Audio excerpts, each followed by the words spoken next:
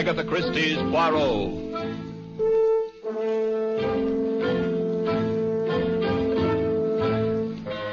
From the thrill-packed pages of Agatha Christie's unforgettable stories of corpses, clues, and crime, Mutual now brings you, complete with bowler hat and magnificent mustache, your favorite detective, Hercule Poirot, in Murder Wears a Mask.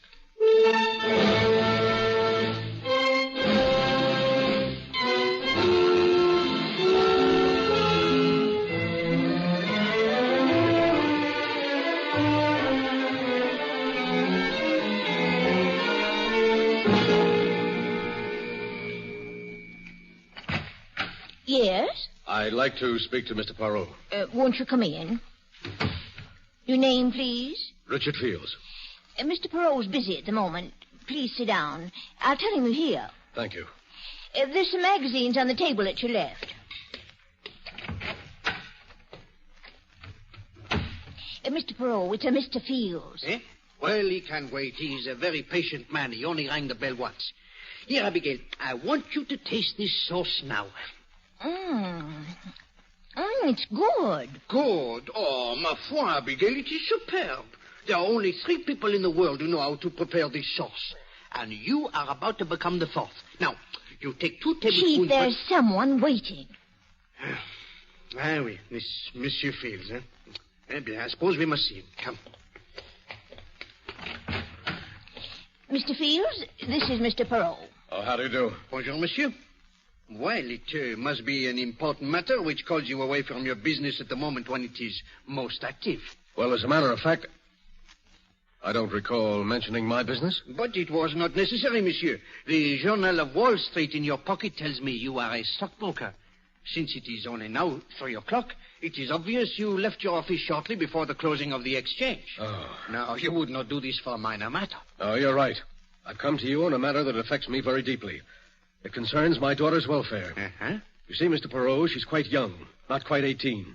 And at that, she's rather immature for her age. Yes, monsieur, but let us come to the point, please. I have a sauce cooking, important business waiting for me. Well... Now, what is the young lady's difficulty? She met this ham actor when he went up to her school to address the Dramatic Society. He's still quite distinguished-looking in a dissolute sort of way, and she promptly became infatuated with him. It's partly his reputation, I guess. He's been a matinee idol for 20 years. Well, that seems very normal behavior for a young girl of her age. Yes, but the horrible part of it is that he became equally interested in her. Why, the man's old enough to be her father. Oh, you must have heard of him. His name... Wait, monsieur, please. I should prefer to hear all the facts before you mention any names. I never like to engage in idle gossip. This is no gossip, I assure you. I was up at this man's apartment only an hour ago. He was showing my daughter a necklace he had bought her as a wedding present. Oh, monsieur, he woos her with diamonds. It is not illegal. In this case, Mr. Poirot, it's immoral. She's too young to see through him. Uh-huh. But why do you come to me? I want you to help me break up this affair. Oh, monsieur, The man has led a sordid life. You're an investigator. If you dug around, you could produce proof of some of the things he's done. Proof that even Laura would have to believe. I'm sorry, monsieur. You've come to the wrong person. My talents, such as they are not available for such enterprises. Good day, sir.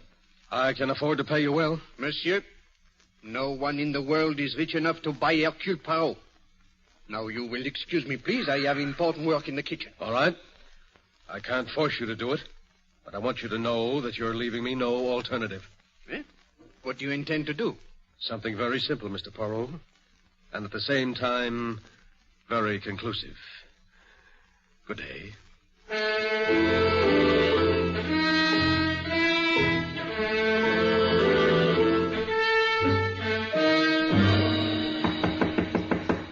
Come in.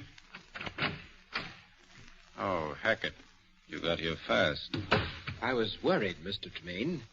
This is the first time you've ever called me back on my day off. I suppose that's a pretty reckless thing to do to a valet these days. No, sir, just startling. Is anything wrong? I'm afraid so. You ever seen this before? Why, yes, sir. It's the jewel case you had out this morning. I gathered it contained a pearl necklace which you bought for Miss Fields. Yes. $10,000 necklace. A wedding present. Yes, sir. Open the box, Hackett. They're very lovely, sir. Are they? Oh, yes, sir. Very lovely. Hackett. You're a liar. I beg your pardon? You're a liar. You know perfectly well these are not real pearls. Mr. Tremaine, surely you're jesting. You've made a mistake, Hackett. You thought I was a complete fool, didn't you? You waited till Laura and I left for the theater at 2 o'clock and then substituted these cheap, cultivated pearls for the real ones, hoping I'd never find out until it was too late. I couldn't do that, sir. The pair of pearls were in the safe, and I don't know the combination. Who put them in the safe? I did. You asked me to. But I didn't ask you to leave the safe open, did I? I remember now that I didn't hear you twirl the knob. What did you do with those pearls? I never touched them. Very well. Give you your chance. I'm turning you over to the police. Don't touch that phone, Tremaine. Oh, you cheap, bungling thief posing as a valet. I should have realized what a bad performance it was. Well, I'm sure your experience will come in handy in prison. Drop that phone, Tremaine. Get your hands off me. All right, Tremaine, you asked for it. What are you? Put down that knife. Put down that... No!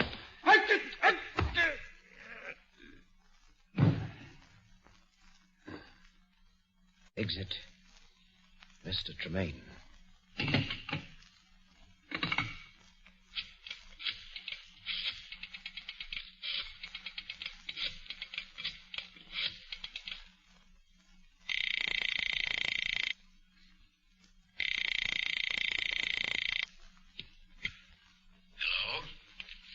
Hello, Mr. Fields. Yes. This is Archie Tremaine. Tremaine. Where's Laura? Right here at my place. You filthy swine. I told you this afternoon I wouldn't have her seeing you. Well, I don't see how you can stop her. We're getting married tonight. Married? Yes. We'd like to have your blessing. Why don't you come down? I wouldn't come down. Yes. Yes, maybe I will. Sure. I'll give you my blessing, Tremaine. Wait for me. I'll be down in 20 minutes. Don't worry. I'll be here. And so will the police.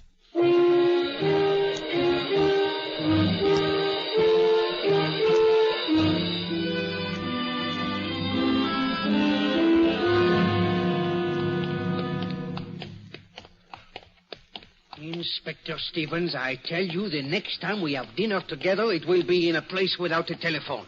Then I will be certain at least we can finish our dessert without interruption. All right, here we are. This is the place. You could have stayed and finished your dessert, Poirot. I didn't take you by force.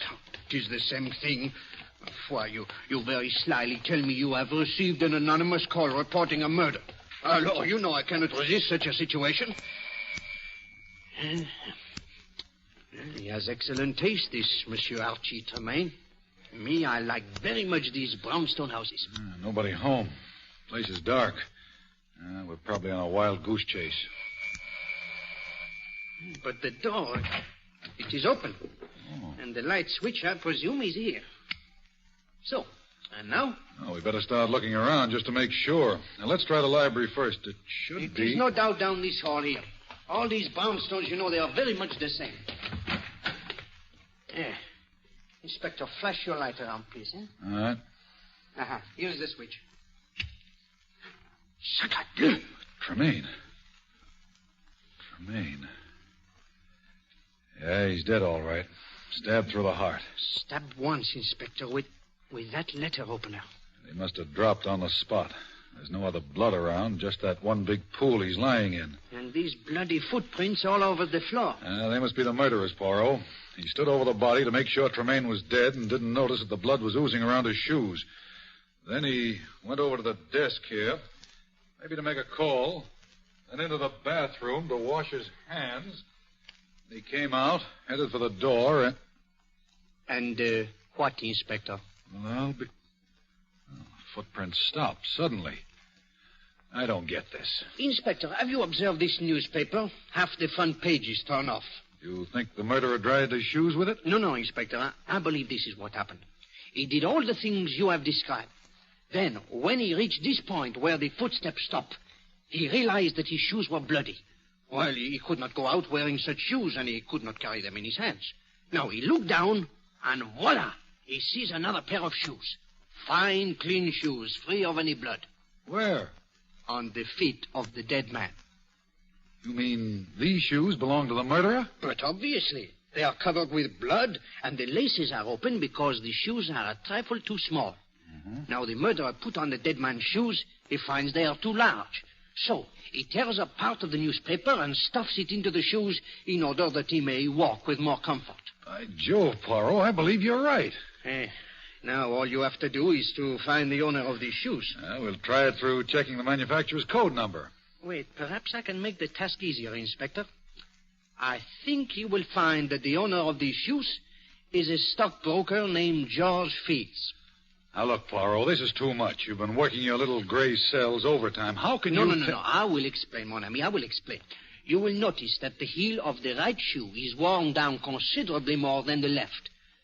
Earlier today, this Monsieur Fields, who limps rather badly, came to see me. He uttered dire threats against someone who fitted the description of poor Monsieur Tremaine here. So you see, Inspector, I employ the sharp eyes and the ears rather than the little gray cells. And they tell me that you had better question this Monsieur Fields at once.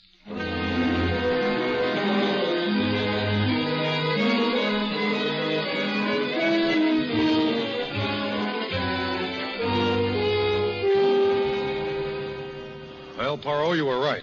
We've got Fields here at headquarters under lock and key. He's our man, all right. He was trying to burn Tremaine's shoes when we called on him. You are sure he is the guilty man, eh? Of course. He tried to tell us some cock and bull story about getting a call from Tremaine and finding him dead when he got there. Says he got his shoes all bloody before he saw the body, and then he became panicky and changed them. Just as I thought. Mm-hmm. But he's the killer, all right. You said yourself he threatened Tremaine.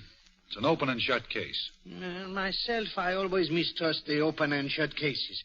Tell me, what of the anonymous telephone call you received? Well, the way I figure it, Poirot, Fields called us himself, and then he thought maybe he could beat the rap, so he wiped off all his fingerprints, changed shoes with the dead man, and ducked.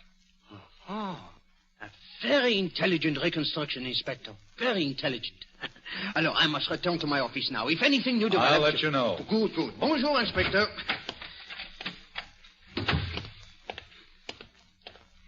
Mr. Poirot. No. Oh, Mademoiselle Fields. Mr. Poirot, may I please talk to you for just a moment? Oh, but of course. I know how distressed you must be. Here is a bench in the corridor. I don't think we will be disturbed here. Thank you.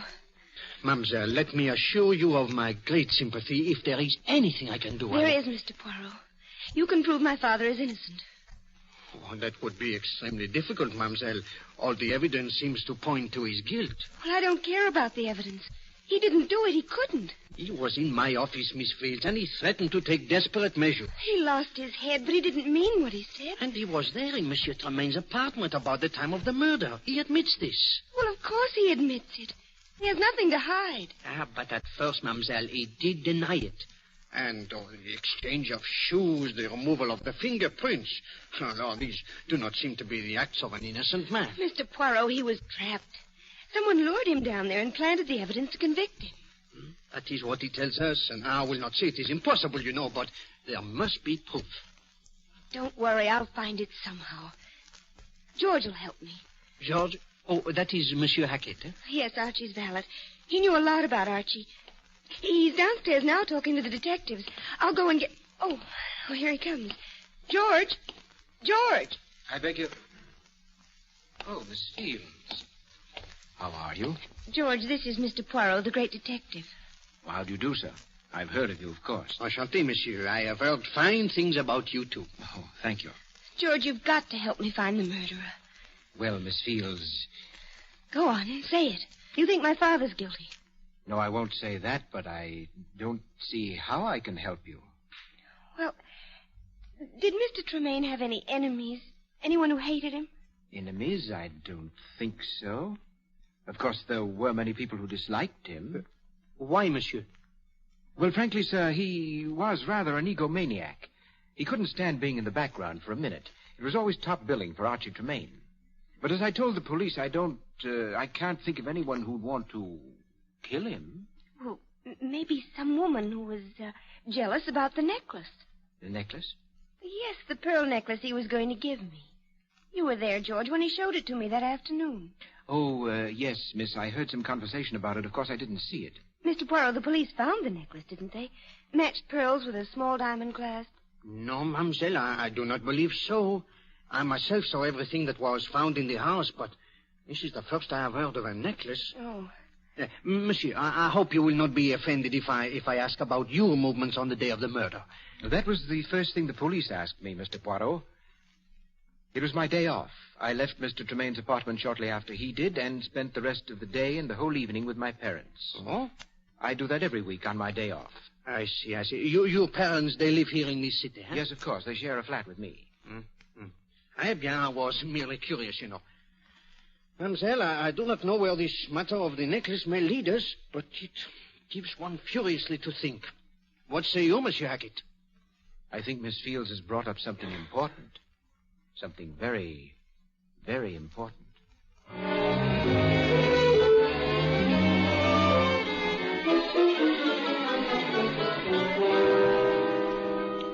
Now listen, you two. You live with me, do you understand? The date was April 5th, Thursday, and I was here all evening. Were you, George? That's interesting. I don't like your tone, Daisy. And I don't like getting the short end of the deal all the time. What? What is this, Peter? Hold up? No, Hackett, I wouldn't say that, but we do all the dirty work as a rule, and you get most of the dough. Well, this time I've done all the dirty work. And you just have to be smart. That little chubby Frenchman or Belgian or whatever he is doesn't look like much, but don't let his accent and that phony-looking mustache fool you. It's going to take great acting to make him believe that you are my parents. And it's going to take a great deal more money to make us try it. We don't want to All right. I'll double your share on this job, but watch yourself. That may be him now. I'll wait in the next room. Just in case. No rough stuff, Hackett. Now, we'll handle it with kid gloves. Yes? Bonjour, madame. My name is Poirot, Hercule Poirot. May I have a few words with you? Well, yes, come in. What is it, Mama? A gentleman, Pa. Man named Peril. Yes, and my secretary, Miss Thatcher. How do you do? Howdy. Excuse my shoes being off. We wasn't expecting any callers. Oh, no. Do not be deranged, monsieur. We will be here only a few moments. Will you have some cherry cordial, sir? I made it myself. Madame, you are too kind. No. I wish only to ask a few questions about your son. George, what about him? Well, you know, I presume that his late employer was found murdered. Oh, yes, poor Mr. Tremaine. A kinder man there never was. Every Thursday, George would come around and talk about nothing but his wonderful Mr. Tremaine. Every Thursday, madame? Yes, sir. His day off. Tell me, on April 5th, the day of the murder, he was here that day too, huh? Why, what do you mean, Mr. Perot? Of course he was here. All day? Oh, from, about 2:30 on. He was teaching us to play gin rummy.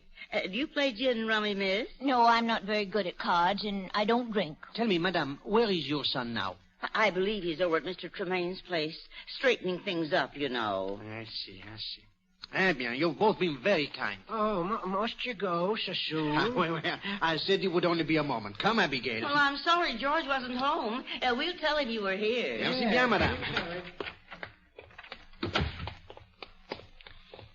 Lovely old couple, aren't they? I don't see how their son could do anything wrong. I do not see how he can be their son. What? Did you not observe, Abby, that the kindly old gentleman and his wife, they both have fair hair and blue eyes? Yes. But Monsieur Hackett, his eyes are dark brown. It is impossible, Abigail, for two blonde, blue-eyed parents to have anything but blue-eyed children.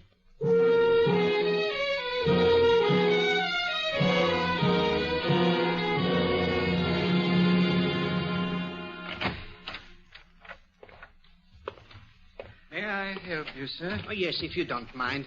I am interested in a necklace which you recently sold to a Mr. Archie Tremaine. Really? May I ask what your interest is? Oh, my name is Hercule Poirot. I would like to... Hercule Poirot, the brilliant Belgian detective. Oh, monsieur, I am flattered. Most people take me for French. We've heard of you, the diamond people in Antwerp. They speak your name with reverence. Well, thank you. Now, about this necklace. Oh, yes. You did sell a necklace to Monsieur Tremaine, eh? Yes, a very fine pearl necklace. See, it was delivered to him on April 3rd. April 3rd. 2 days before he was murdered. Yeah, this puts a new light on everything. How so, Chief? Well, the motive, Abbe. If the motive was robbery, Monsieur Fields is clear. He himself is very wealthy. He would not kill for jewels. But it's gone, Chief. Who took it? I do not know, Abby. But when we find the person who has the necklace, we will have the murderer. Why, in that case, Mr. Poirot, you'll have to arrest me. Eh? You? I have the necklace right here. Mr. Tremaine returned it on, let me see, on April 5th, last Thursday. Monsieur Tremaine himself returned? Yes, Mr. Poirot. He'd bought it on the understanding that he could return it within 10 days. He walked in here last Thursday, said he'd changed his mind about the lady and the necklace. And you refunded his money? Yes. As a matter of fact, we gave him the cash. It was just after 3, and the banks were closed. He said he was leaving town that night. Well, there you are, Chief. That brings Mr. Fields right back into the picture. Monsieur, you are quite certain that it was Archie Tremaine who was here? Positive. Well, his picture was in the papers every other week. I imagine everybody knew what Archie Tremaine looked like. The silver hair, the monocle. No, then it must be so. Come, Abigail. There is still one small matter about which I must satisfy myself. Where are we going, Chief? To the library, Abby, to do some research. The library? What do you expect to find there? The biography of a murderer.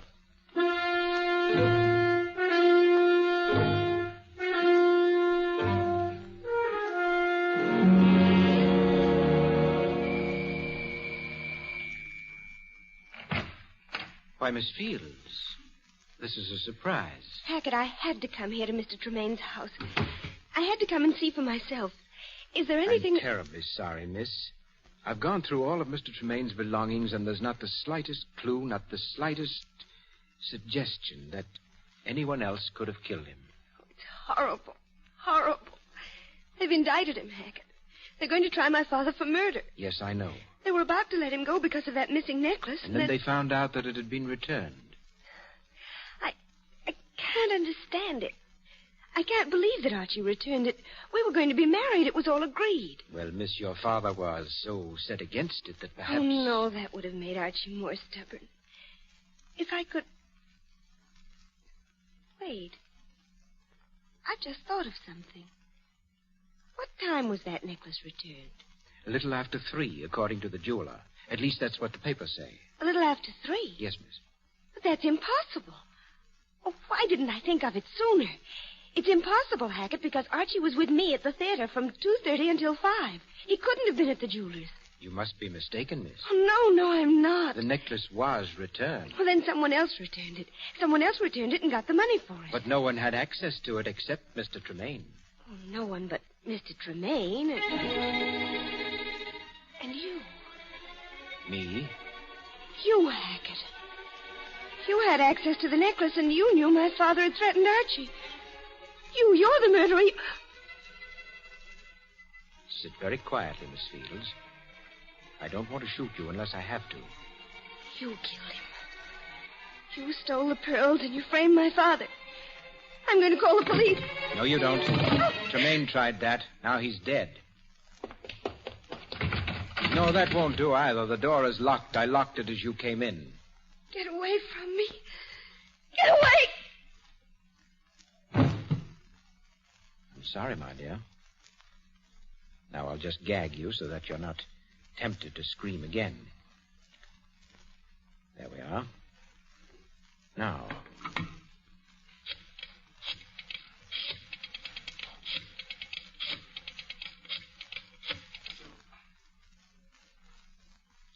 Hello, Daisy. I have a little job for you. No, it's not as hard as the other one. Doesn't require as much talent. Is that laundry wagon still available? It is. Have Pete drive it down here to Tremaine's place. I'll have a bundle ready for him.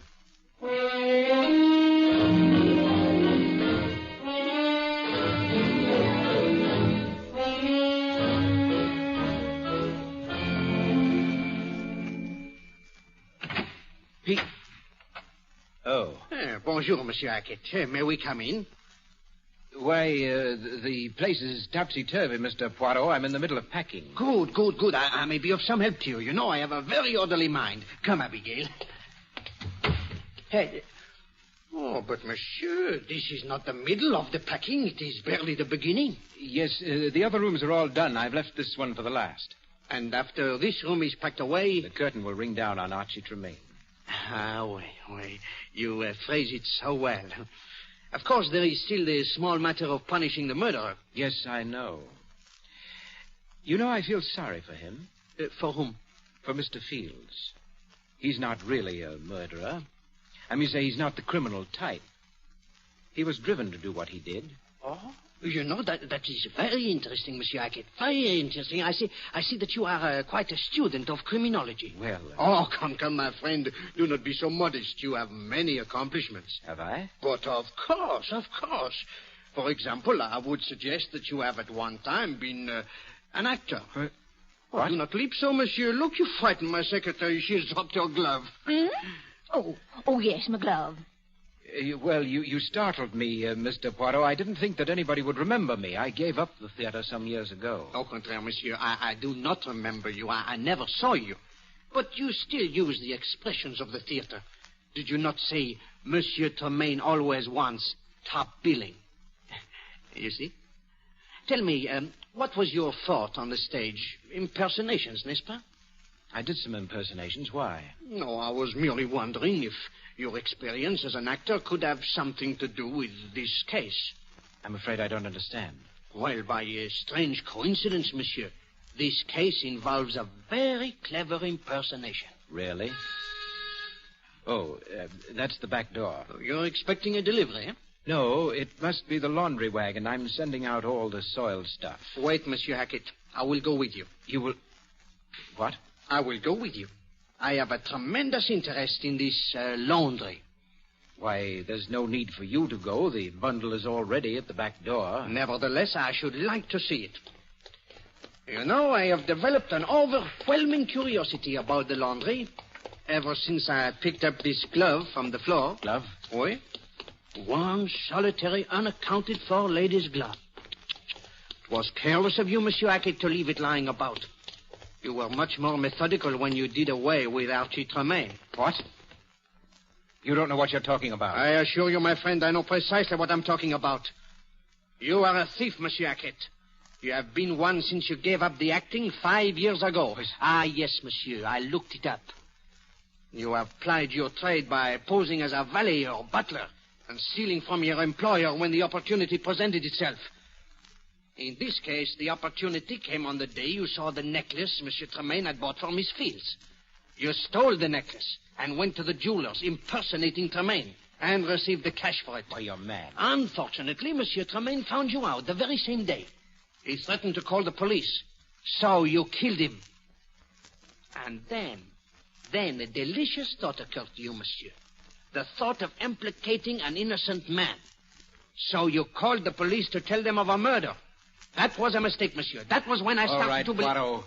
You're clever, but you talk too much. I guess Pete will have 2 more bundles to take with him. Okay, Pete. Pick him up, Hackett. But I thought... Where's Pete? Don't worry. We've got him nice and safe in a patrol wagon. Right where you'll be in just a minute. You see, monsieur? Your goose is boiled.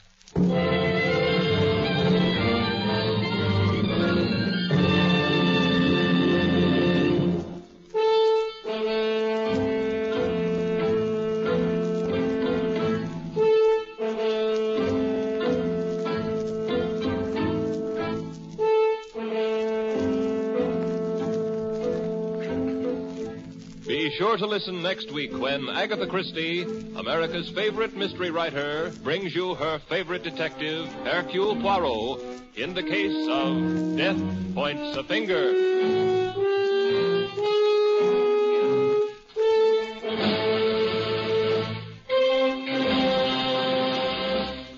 Agatha Christie's Poirot is directed by Carl Eastman. This is the Mutual Broadcasting System.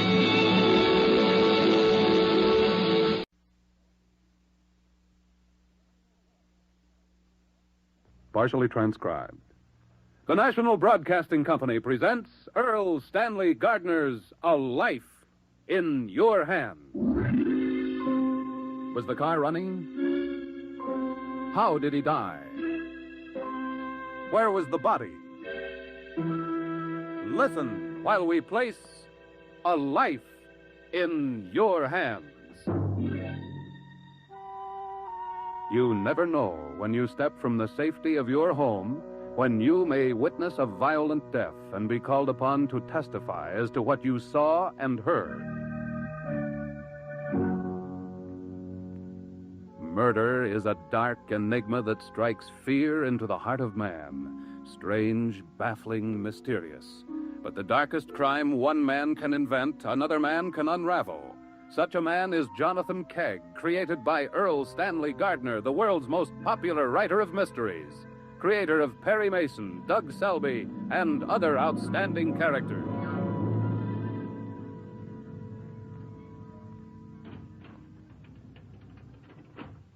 Good evening, Mr. Kegg. How are you? Fine, thank you, William. And you? Up and down. You know how that is. I haven't seen you around the county building lately. Been busy catching crooks, have you? No, I let the authorities catch them, William. That's their job, not mine. Hey, Mr. Kegg, just what do you do anyway? I see your name in the papers all the time, but, well, I don't quite get it. The Latin name for my work probably throws you.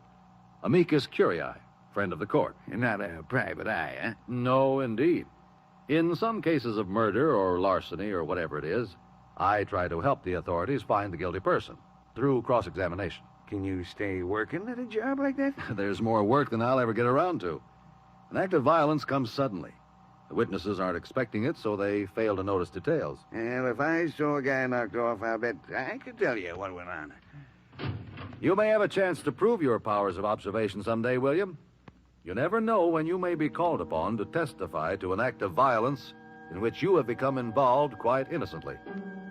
Even now, somewhere in the city, there may be a crime in the making. Get out of my house, Lorray. Get out. Bart, listen to reason, will you? We used to be friends. I started you in the construction business. Yeah, you made the dough and I did the work. Now I'm squaring. There's enough building going on in this county for both of us. Your bids are so low, you're losing money. What's the idea? Okay, I'll give it to you straight, Lorray. I'm going to run you out of business. That's the idea. I'll undercut every bid you make until you have to fold up. And that goes for the Tahoma River Bridge, too. You've never done a bridge job in your life. After the meeting in Humboldt tonight, I'll do one. I'm offering them a bridge for less than you'd take to build a house. You're through, Jack. Washed up. I teach you the business. I bring you up from a pup. I told you to get out. Go on. I'm leaving. Sure. You might as well stay out of the bidding tonight. I'll be there, Clayton. I'll be at that meeting. Leave your boys at home if you know what's healthy for you. What's that mean? This busted nose. I know who paid those goons to rough me up last week. Not me, Bart. I wouldn't pay anybody. No, we're pals. That's all I'm going to take from you. Oh, Bart, listen. You're ruining my company. I've had to lay off men, my foremen, my best truck drivers. Now you're saying I had you beat up. You can't touch me as a businessman. Your reputation. Ha! Don't push me too far. I'm warning you. Get out. I didn't tell you to come over here and cry.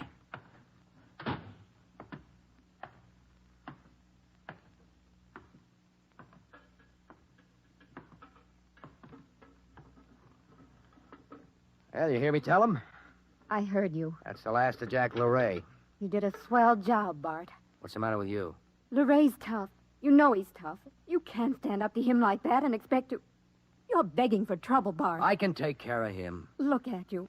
If somebody hadn't come along, those men would have killed you the other night. Bart, you told me so yourself. I was doing all right. I knocked out 2 of them. There were 4. Quit worrying about me, kid. Jack Lorray hates you, Bart. I can't blame him. I'm wrecking his company. He has reason to hate you. He did teach you the business. You were friends, and now you're... Oh, sounds like you're on his side. I'm just trying to make you be careful. A man like Lorray, when he knows he's been double-crossed, really double-crossed, he might do anything and think it was right. Okay. I don't want to hear any more about it. Don't bid on the Tahoma Bridge. Stay away from that meeting in Humboldt tonight. Let him have the job. You don't need it. I need the work. I need work so Jack Lorray won't get it. I'm going to smash him, hit him where it hurts. His precious reputation, his company. Watch Bart Clayton go, baby. Ha, ha, ha, ha. Your supper's ready. Go ahead and eat. Yeah, big-hearted tonight, huh? Don't I have to wait around for your kid brother to show up? You might be late for the meeting in Humboldt. Yeah. Hey, it's 8 o'clock. Where is brother Joey boy, anyway? I don't know. You're gonna wait and eat with him, huh? Our big happy family. I'm not hungry. Doris, when's Joe gonna move? Get out on his own. He's been hanging around here 2 years, ever since he got out of college. He's been helping you with your work. That's what he thinks, him and his engineering degree. Joe does it college style, and I go along behind him, patch up what I can, junk the rest. He's costing me money. I'm telling you, Doris, get that punk kid out of our house, or so help me, I'll... Hello, sis. Hi, Joe. Give me some more coffee. Supper's ready, Joe. Sit down, Joey boy. Sister's waiting for you. I've got to wash up first. Here's a towel. Thanks, sis. How's things out on the job? Rain held us up. We may have to lay off tomorrow. What's the matter? Didn't the professors let you work in the mud? No use to pay men for standing around in the tool house. Nobody stands in the tool house when Bart Clayton's around. Sure, Bart. Sure. Yeah. Oh, I drove one of the trucks home. It's in the garage. I'm catching cold and didn't want to stand around and wait for Limey to come pick me up. The trucks stay on the job. I told you that. I want them ready to go when the drivers get there in the morning. I'll have it back by then. Since when do you get to work on time? I'll drive it and leave it on the job tonight on my way in from Humboldt. You're going, huh? Who said I wasn't? I didn't think you'd take another job. We're behind on this one. I'll get the bid. We start building that bridge the first of the month. Eat your supper, Joe. Okay, sis. The boys are complaining we're driving them too hard. Complaining. Tell them to go to work for Luray. You, too. I wouldn't mind losing you. I'll tell them, Bart. You want some more potato? I lost my appetite. I better get started. Maybe you ought to leave the truck here. It was missing when I drove it home. I'm going to take it back to the job. Bart, if the truck doesn't work right, drive our car. It'll be dark in an hour. I'll fix the truck before I leave here. I don't mind getting grease on my hands. I'm no college boy. I'm a mechanic. I'm a ditch digger. I'm a truck driver. I did it the hard way. I was just trying to save you trouble. I'm not going to have trouble. I'll fix the engine before I leave. How many times do I have to tell you? Stop it, both of you. I can't stand it anymore. You pick at each other like... I'm going out. It's raining, sis. Where you going? Out to the store. I don't care. Maybe you'll be gone when I get back. Both of you. Now, take it easy, honey. Leave me alone. I hope you get to build your bridge. I hope hurting Jack LeRae makes you very happy. I hope... Goodbye.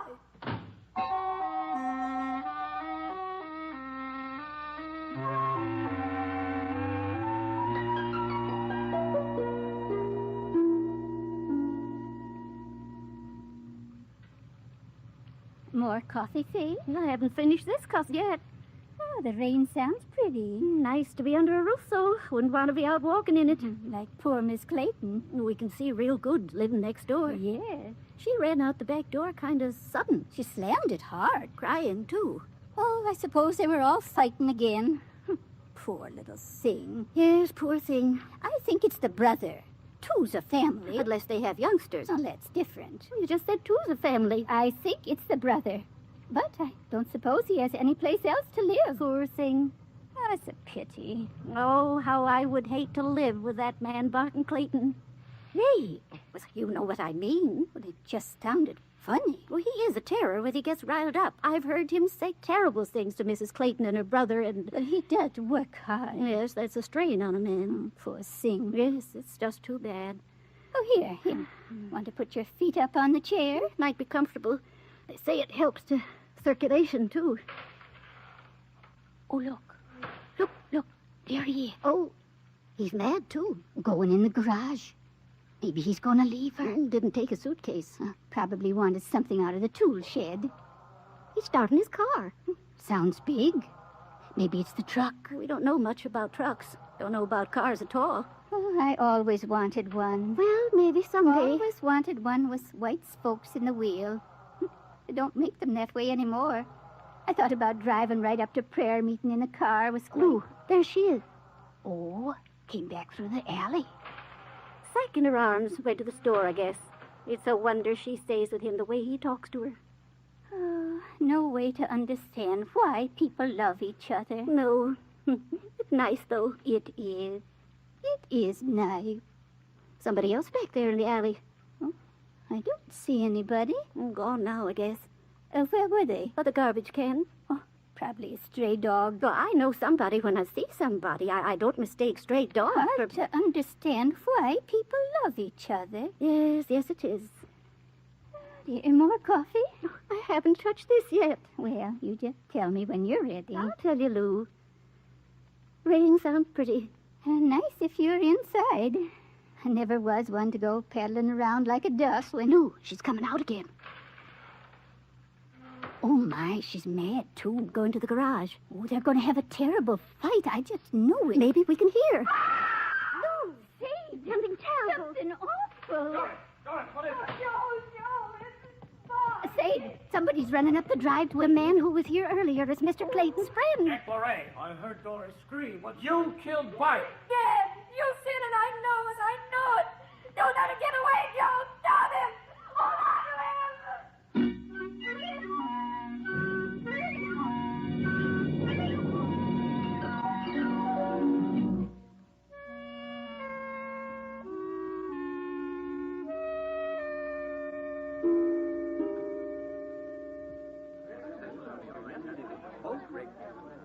Sit right here, Mr. Kegg, behind the desk next to me. Thank you, Coroner Willett.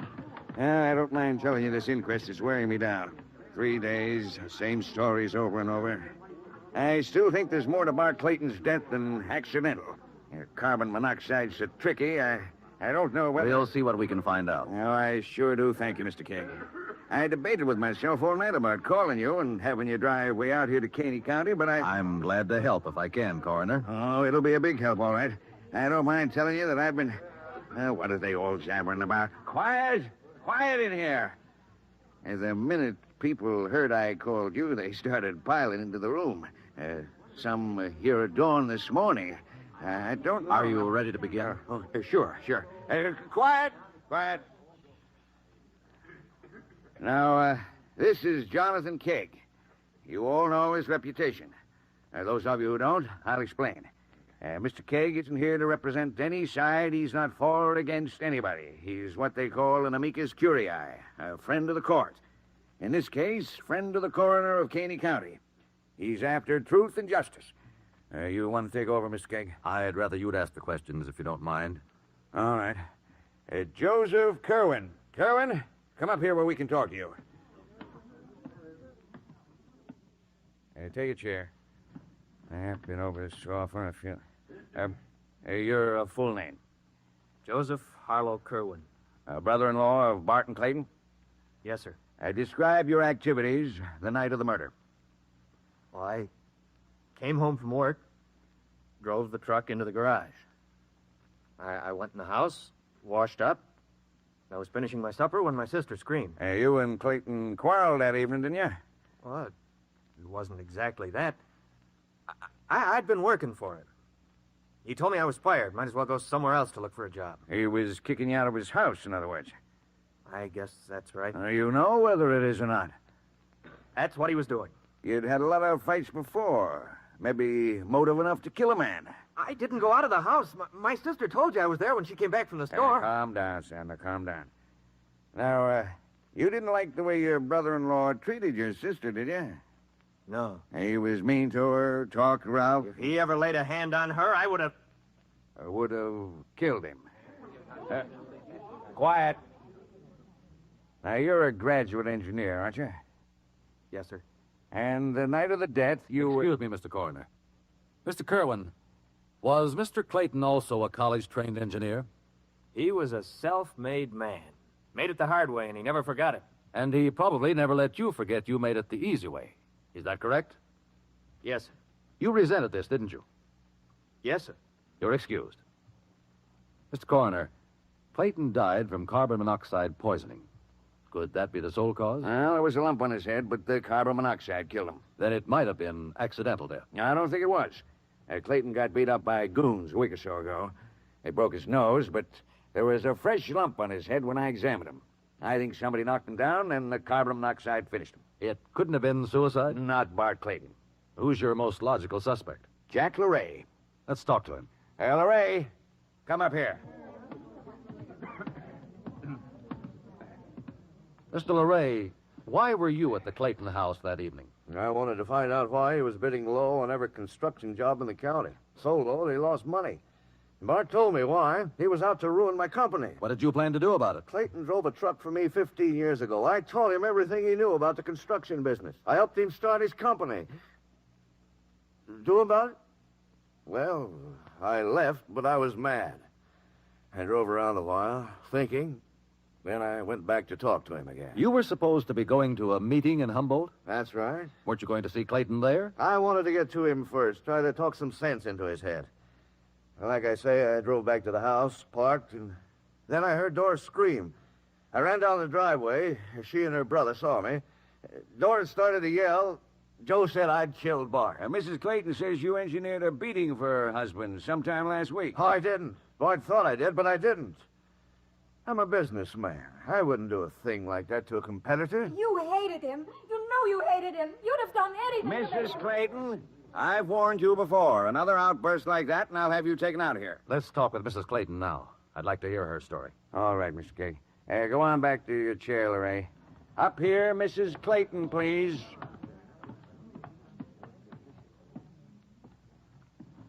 Mrs. Clayton, I want to make this as comfortable as possible for you, but you'll have to help me. I'm very tired. I've answered questions for days. Go on, Mr. Cade. You understand that it's quite possible that your husband was not murdered, that he met his death accidentally. He was killed. I know he was. How do you know? Larray threatened him. They quarreled not more than an hour before. Your brother admits he didn't like Mr. Clayton either. Joe was in the house all the time. Bart was killed in the garage while trying to get the truck fixed. Somebody came up behind him and... What was wrong with the truck? I don't know. When Joe came home, he told Bart it wasn't working right. I tried to talk him into driving the car, but he... Didn't you drive it to the store? No, I walked. Do you often walk in the rain? The store's only a block away. How did you happen to go out to the garage after you came home? Joe told me Bart was going to make him leave the house. That made you angry? Yes. So you went to the garage? Yes, I found Bart lying on the floor. Was the truck engine running? No, I heard him trying the starter when I came back from the grocery store. Were the garage doors open? They were all closed. The door to the tool shed, the small door into the garage, and the big doors were all closed. You didn't hear an engine running? No. Yes. Yes, I did. It must have been when I came back from the store. But you just said you heard the starter as you returned from the store. I'm confused, but I did hear the starter, and I think the car must have started. Oh, I don't really know. Then you believe your husband died between the time you came home from the store and went out to the garage? I don't know what happened, except that Jack Larray killed him somehow. Well, now, Mrs. Clayton, what did you do after you discovered the body? I called Joe. And what did he do? Well, he stopped to talk to Larray. Did you see Larray? I saw him running up the driveway. If your accusation is correct and Jack Larray did murder your husband, why did he return to the scene of his crime a few minutes later? Well, he... Had that question occurred to you, Mrs. Clayton? No. Can you prove you didn't quarrel with your husband in the garage and... Stop it. You're trying to confuse me. That man steals Bart, Jack Larray. He did it. He threatened my husband. Bart kicked him out. Larray came back to the garage and... Maybe he was hiding. Oh, that's it. He tried to get away. We saw him running and they... Quiet. Quiet in here. Coroner Willett. Quiet, everybody. Yes, Mr. Keg. Coroner Willett, I would like to request a recess until tomorrow morning. At that time, I would like to cross-examine an innocent bystander. I can't stand any more questions. He's guilty. I want Larray punished. I'm running this inquiry, Mrs. Clayton. In compliance with Mr. Kegg's request, this coroner's jury is now adjourned and we'll meet again tomorrow morning at 9 o'clock.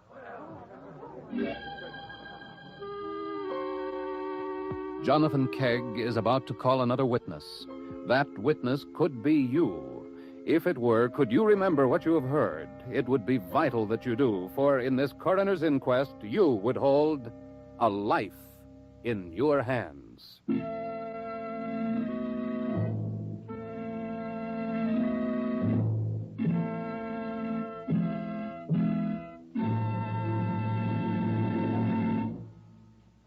Are you going to Chicago to attend the Democratic Convention?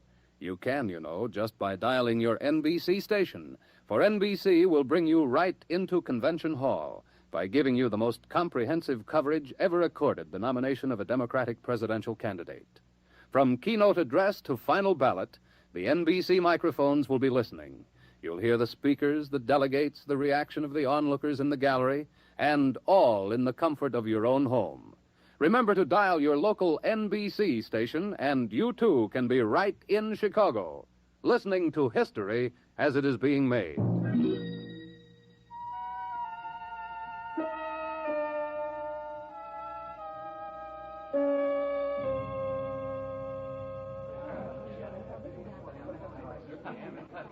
Jonathan Kegg has called his next witness. Two witnesses, in fact. Two old-maid neighbors of the Clayton family, Sade and Lou Trescott. The coroner jury is in session. The sisters are before the coroner.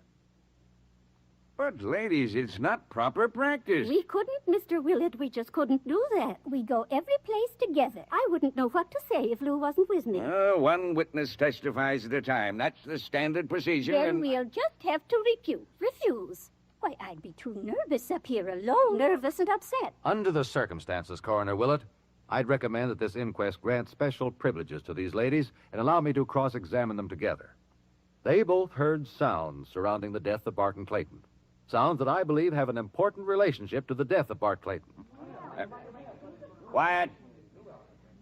Under the circumstances, Mr. Kegg, we'll waive our rule and grant your request. Please go on with your question. Bring another chair over here, Jones. If you will take your seats, please. Yes, sir, certainly. Now, you ladies, Lou and Sarah Trescott, live next door to the Clayton home. Is that correct? We're neighbors on the east. Where were you between 7 and 8 o'clock on the evening of Barton Clayton's death? On our back porch. It's screened. Will you describe in your own words what transpired during that time? Go on, Sade. You start, Lou. Well, I'd rather eat... Well, all right.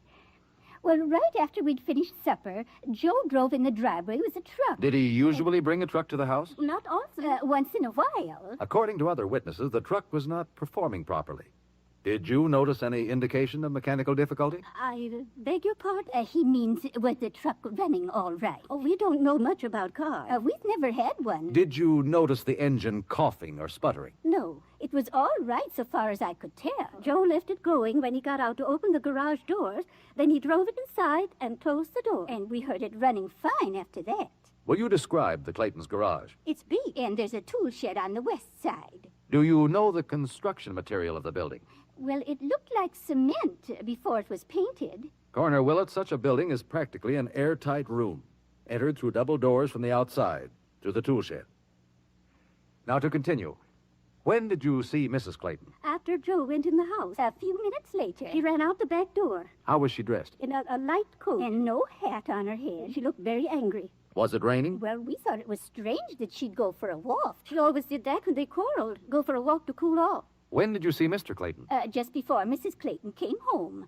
She'd been to the store. She was carrying a grocery sack. You saw Mr. Clayton go into the garage? Yes. Oh, he looked mad, too. We heard him trying to start his car. Are you sure whether it was the passenger car or the truck? Well, Lou said at the time she thought it was a truck. I did say that, but I couldn't be positive. Did you hear an engine running? Well, I'm not sure. No, just the starter going round. Mrs. Clayton? Yes? Did you hear an engine running? Yes, I did when I came back from the store. Are you sure it was not running when you left the house before you went to the store? Now remember, you were angry. You might not have noticed as you walked out. I don't know. Leave me alone. I believe we have a clear picture of what happened up to the time Clayton entered the garage. I saw somebody in the alley by the garbage can. Oh, it was a stray dog. I told you that, Sadie. I know a stray dog when I see one. I didn't see anybody. Too late. Oh, there wasn't anybody in the...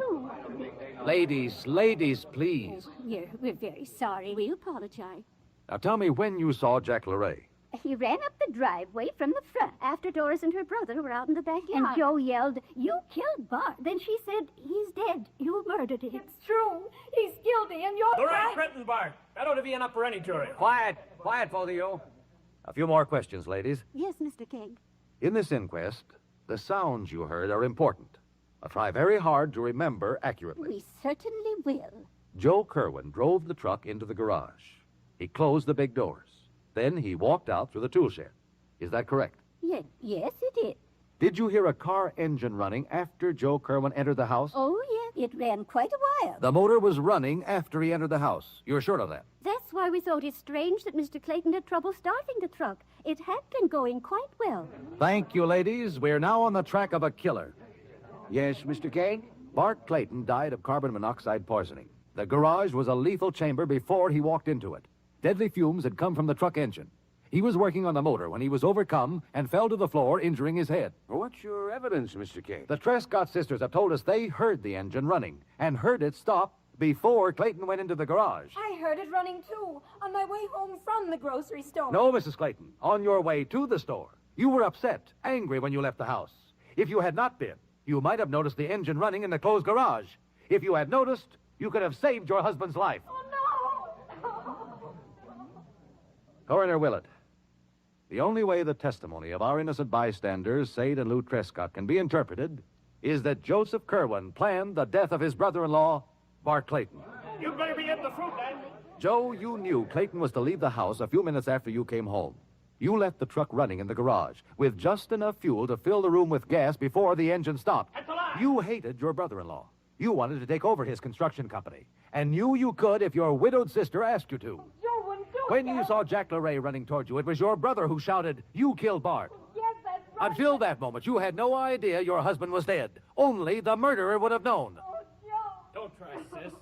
I thought you'd be better off. I thought... Coroner Willett, I recommend that your jury find that Barton Clayton died at the hands of Joseph Kerwin.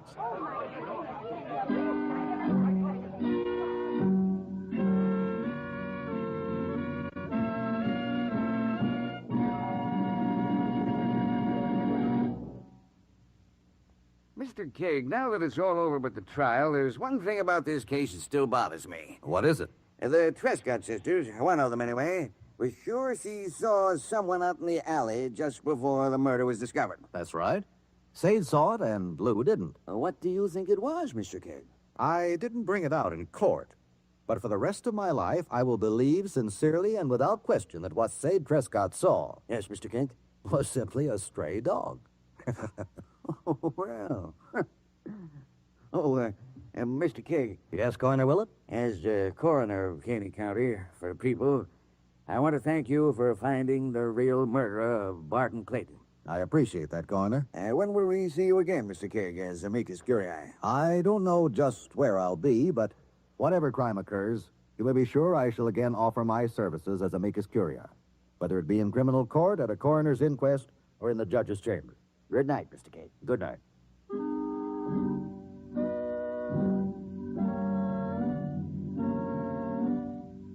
A Life in Your Hands is created by Earl Stanley Gardner with script by Doug Johnson, directed by John Cowan. Jonathan Kegg is played by Carlton Cadell, with musical effects by Adele Scott, conducted by Whitey Berkworth. Engineering by Bill Knight.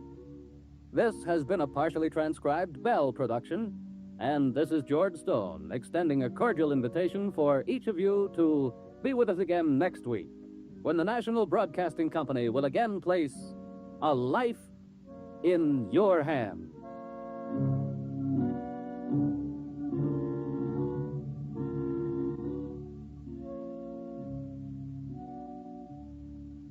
Tonight, join The Chase on NBC.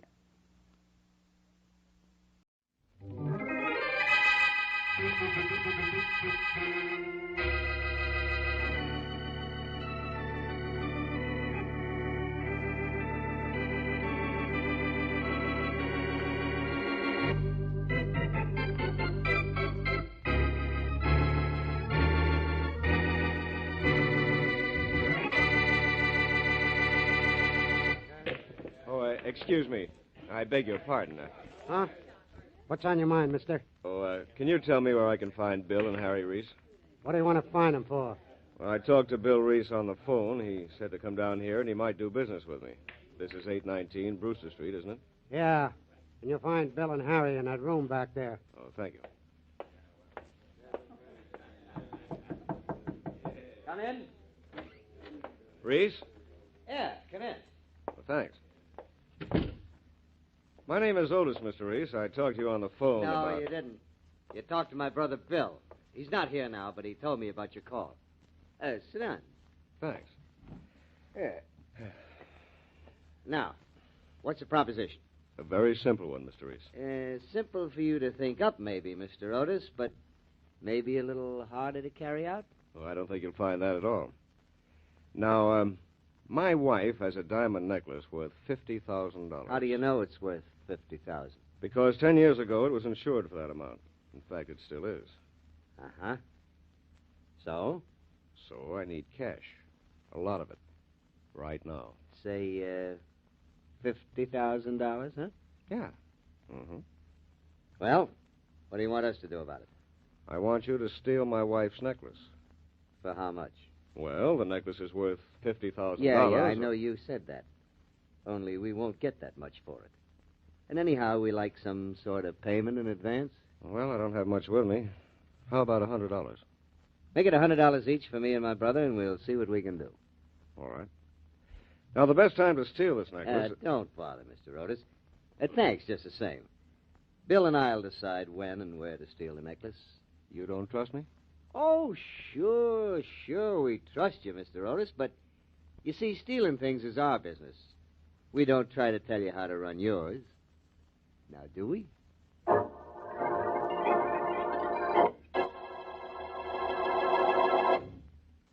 And now on to Dick Calmer as Boston Blackie.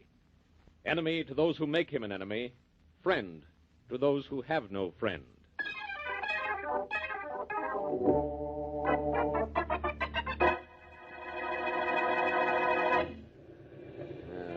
You must have a good show in that nightclub there, Bill.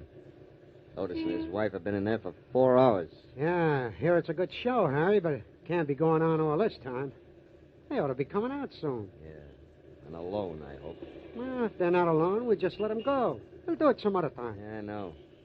If we don't do something soon, Otis will think we're not keeping our promise and come back for his $200. Yeah, we're going to keep our promise and the wait a minute. 200. There's Otis and his wife now. Oh, yeah, and they're alone, too. Go on, get up there to them. I'll pull up alongside you in a few seconds. All right. Well, Jim, this air certainly feels good. How long were we in that club? Oh, quite a while, dear. But I felt a I little... hope you don't feel like yelling, mister. Huh? Jim, the man has a gun. Sure. But if you behave yourself, I won't use it. What do you want? Nothing much. Get in the car that just pulled up. Come on, both of you. Why, you ought to Jim, don't argue with them. They won't harm us if we do as they say. Now, that's what I call being smart. Now, get in, both of you. Come on, come on. Well, we're getting in as fast as we can. Well, not fast enough to suit me. You have to shove. Yeah. I want to get this over with. Okay, step on it. You bet. What do you men want? We'll talk business when we're around the block. Anybody following us? Nah, nobody in the street knew what was happening. Well, will you tell us what's happening? Sure. Bill. Yeah? Turn left at the next corner. Stop down the block. Okay. All right. Now, let's have that necklace the lady's wearing. Oh, Jim, my necklace. You better give it to him, dear. Jim. Look. You told him not to argue. Now, don't you start it. Now, give me that necklace and we'll let you go. All right. I guess there's nothing else I can do. Oh, yeah. There's one thing more. When we let you out, you can forget to call the police for 30 minutes. But the next thing you'll call is an ambulance.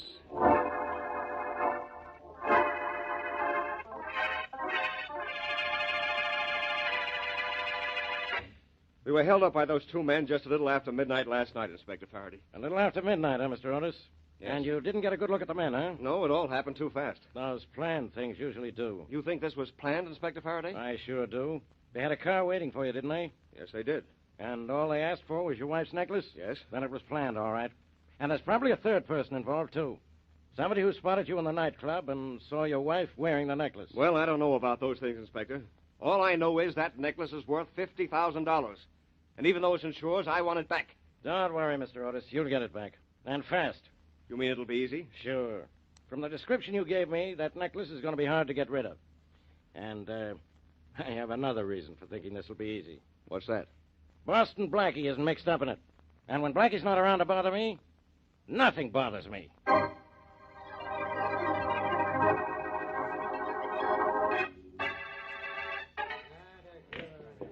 Five ball next. That's a money ball. Back up, boys, and watch your man shoot. Hi, Harry. Hey, Harry, what's your hurry? Hey, you're flowing here like a shot. My brother in the back room? Sure, Harry. Bill's back there. Hey, what's the rush? Who cares? I got me a 5-ball to make. Bill.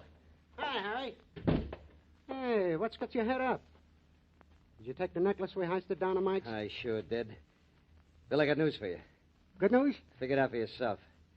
You got to double-cross from here to China. Huh? Hey, what are you talking about? You go down to a fence to get rid of some rocks and you're nice and calm. You come back and you're ready to eat iron. What gives? You'll find out. Give me that phone book. Yeah, sure. Here. What are you looking for? What? I said, what are you looking for? 2 things, Bill. A certain party's address and Boston Blackie's phone number.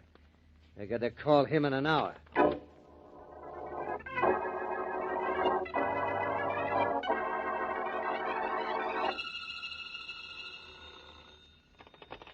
Hello. I want to speak to Boston Blackie. Well, go ahead. This is Blackie. Good. Look, Blackie, I want to explain something about that diamond necklace. What diamond necklace? The one you have. Sorry, pal, but I haven't worn a diamond necklace in years. You don't understand, Blackie. This necklace isn't yours. And maybe this phone call isn't mine either. Who are you? That doesn't matter. I just don't want you to get excited when she brings you that necklace. All you have to When do she is brings me that... Who's she, and what necklace are you talking about? the necklace stolen from Mrs. Jim Otis last night. And the she is your girlfriend, Mary Wesley. What? I said don't get excited. It's okay. Miss Wesley has stolen the necklace, and you say it's okay. Sure it's okay. We just gave it to her. She had nothing to do with stealing it. A pal and I stole it. But now we don't want to have anything to do with it either. So? So you take over from here, Blackie. My pal and I are going to take off.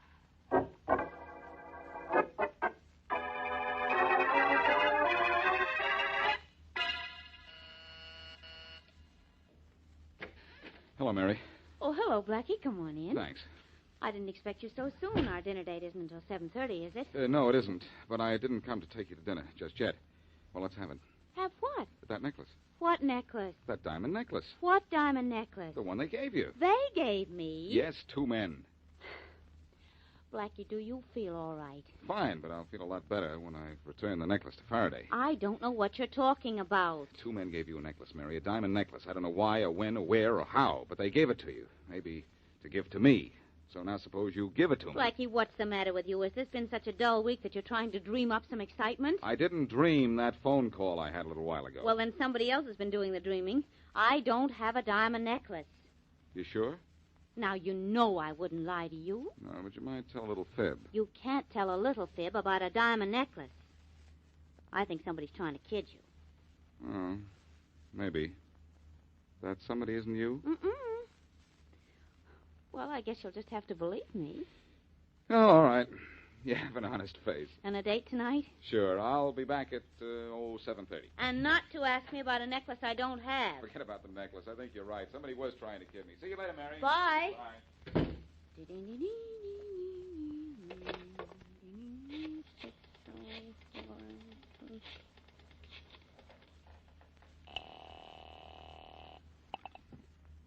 Faraday speaking. Hello, Inspector Faraday. This is Mary Wesley. And this is police headquarters.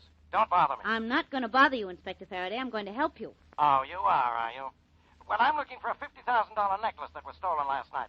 I suppose you know who has it and where it is. Yes, I do know, Inspector. I have it, and it's right here in my apartment.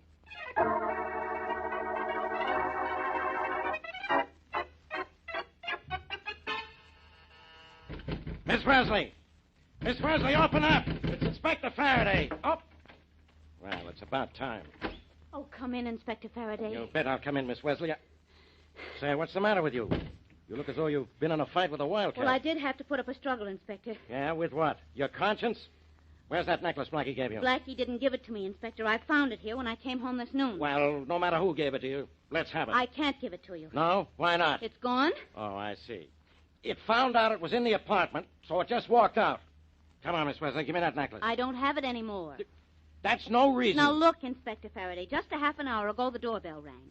I opened the door because I thought it was you. I had the necklace in my hand because I wanted to get rid of it right away. Uh-huh. Go on, make it good. Well, I did get rid of the necklace, all right. There was a man at the door with his collar turned up to his chin and his hat way down over his eyes. Uh-huh. This is getting better every second. Well, what happened didn't last more than just a few seconds. I tried to close the door, but the man was too fast. He forced his way in, he grabbed me, and then he grabbed for the necklace. Oh, come on. You can do better than this. Well, I didn't do so well as a fighter. The man was too strong for me. Before I knew it, he had the necklace and was out the door again. When I got out into the hall, he disappeared. Just like that, huh? Just like that. Well, let me tell you a little story, Miss Wesley. I think you're lying. Just like that. But, Inspector Faraday, it's the truth. That's what Blackie told you to tell me, isn't it? You don't have the necklace. You never had it. And this is all a big thing you and Blackie cooked up to annoy me. That is not true. I did have the necklace, and I did try to keep the man from getting it, only he got it just the same. I'm getting it, too. Only it's nothing but a gag. You and Blackie are just Hey, what's that on the floor there? Where? Here, this shiny piece of stuff here on the rug. Hey, look. It's a small diamond. Oh, yes, it is, isn't it? Well, there. Doesn't that prove my story? That diamond must have fallen out of the necklace when I was fighting with that man. It proves something to me, but not your story. It proves you did have the necklace, and that's all I need to put you in jail. In jail? That's right. Come on, Miss Wesley. You're under arrest.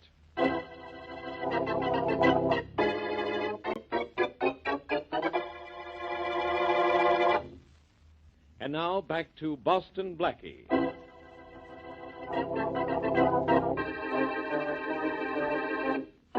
Jim Otis hires Harry and Bill Reese to steal his wife's $50,000 necklace. They steal it, but for a reason not apparent, they give it to Mary Wesley, whom they think will give it to Blackie so that Blackie will give it to the police. But Mary tells Blackie she doesn't have the necklace. Later, when Inspector Faraday comes to Mary's to get it, she tells the inspector it was just stolen from her. But Faraday finds one of the diamonds in Mary's apartment and arrests her. As we return to our story, Blackie is in Faraday's office. Faraday, you let Mary out of jail. Will you quit pounding my desk, Blackie? You let Mary go, you'll be pounding a beat. Oh, you will you? Yes, and if your feet are as flat as your head, you'll be a flop at that, too. Well, I'm not letting Miss Wesley out of jail. But you can't hold it just because you found one tiny diamond in her apartment. No? Why not? She admits it was part of the stolen necklace. She says a lot of crazy things. She told me she didn't even have the necklace. She told me she did, until it was stolen from her. I don't care what she told you. You've got to let her go. I can't let her go. Why not? Because, well, she isn't even in jail. She's not? No. I'm just holding her here to teach her a lesson. Just for a couple of hours. You're not smart enough to teach anyone anything in 20 years. Now, I want to know why, if that diamond was part of the stolen necklace, why didn't you arrest her? Because it wasn't part of the stolen necklace. How do you know? Because I know a phony diamond from a real one. The diamond you found at Mary's was phony? Yeah. And the necklace stolen from Mrs. Otis was real. Insured for $50,000. Very interesting. Very interesting. Yeah? What's interesting about it? Oh, nothing much, Faraday. But if you'll just tell me where I can find Mary, maybe I'll tell you where you can find that stolen necklace.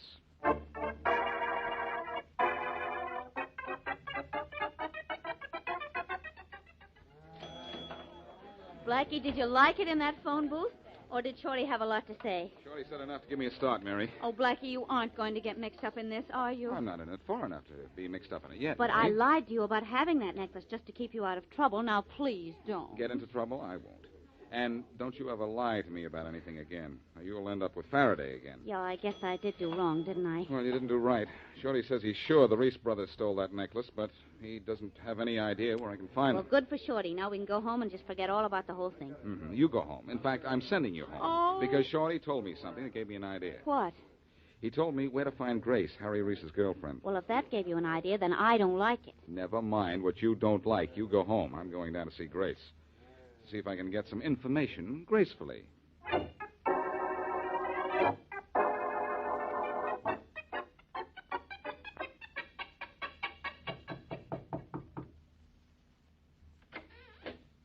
Yes? Hello, Grace.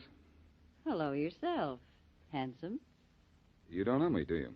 No, but I think I ought to. Then you ought to let me in. Sure. Why not? Come in. Thanks. We'll get acquainted faster if I tell you I'm Boston Blackie. Boston Blackie, huh? Aren't you sort of on the wrong side of the tracks down here? I don't pay any attention to tracks except when I hear trains coming. Yeah. You look like an all right guy. But you didn't come down here to talk trains to me. What do you want? I want to find Harry Reese. And why come to me?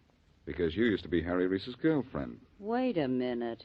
Where do you get that used to be? Well, I don't think Harry has two girlfriends at a time, or have you always shared him with somebody else? I don't share anything with anybody. I'm strictly for Grace, and so is Harry. Or I'll know the reason why not. Well, I'll tell you the reason why not. It's Mary Wesley. Who's she? She used to be my girlfriend until Harry came along. Are you on the level? Sure. And I'm also on the lookout for Harry. So he's gone for your girlfriend, huh? Why, that Look, you let two-timing me double... take care of him, will you? Okay. You look like the guy who can do it, too. I can. But I've got to find him first. I'll tell you where you can find Harry. At 819 Brewster Street. Just ask one of the boys in the pool room in front where the Reese brothers are. They'll tell you. Thanks a lot. Okay. But look, don't tell Harry I tipped you off. I want him back when you get through with him. Don't worry, Grace. You can have him back. What's left of him.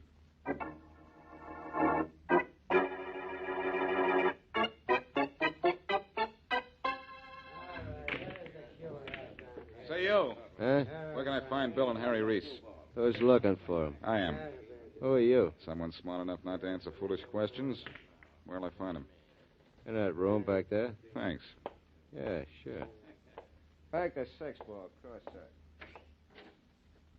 Hello, boys. Hey, don't you know how to knock? Sure, but I didn't want you to hop out the back way. Well, I did. Hey, Harry. Who's this guy? I don't know, Bill. But I got a pretty good idea. I'll save you the embarrassment of guessing wrong, Harry. I'm Boston Blackie. I thought so. How'd you find us? I just followed my nose and somebody else's news. Boston Blackie, huh? What do you want? Maybe your brother Harry can tell you that, too. Guessing your business is a little out of my line, Blackie. That's odd. You ought to know why I'm here. You telephoned me. I telephoned you. Hey, Harry, what's this guy talking about? I doubt if he knows himself. Oh, you fellas don't understand, huh? One of you phoned me this morning about a necklace. What makes you think so? Oh, come on, kid. Stop clowning. All right. So I called you about the necklace. So what was wrong with that? I wanted you to give it back to the police. That's what you wanted when you called me. But a little later, you changed your mind. But I haven't changed mine. What are you talking about? About how one of you took the necklace away from Miss Mary Wesley. What? Are you crazy? No, just a little confused. What made you change your mind? We didn't change our minds. We planted that necklace on your friend Mary Wesley because we didn't want it anymore. We knew she'd give it to you, and you'd give it to the police, and the police would give it back to the owner. And that's exactly where we wanted it. Only we didn't want to take it back. Why did you want it returned? Because it was hot? No, because... Never mind that, Bill. Well, I was... Oh, shut up. We've answered enough questions. You haven't answered one important one. Which one of you went to Mary Wesley's and took back the necklace? And where is it now? Well? Look, am I going to have to beat it out of you? Ah, get out of here. I'll handle him, Harry. Oh, yeah?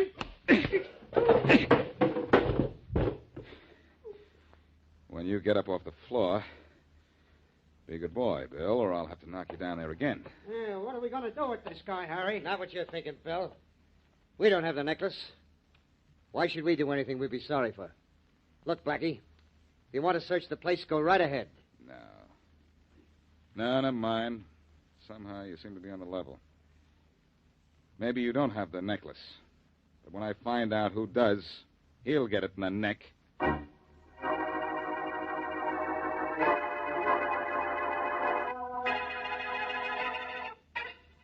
Get out of my office, Blackie. I'm not holding Miss Wesley now. I know that, Faraday. And don't hold your breath until you find that missing necklace.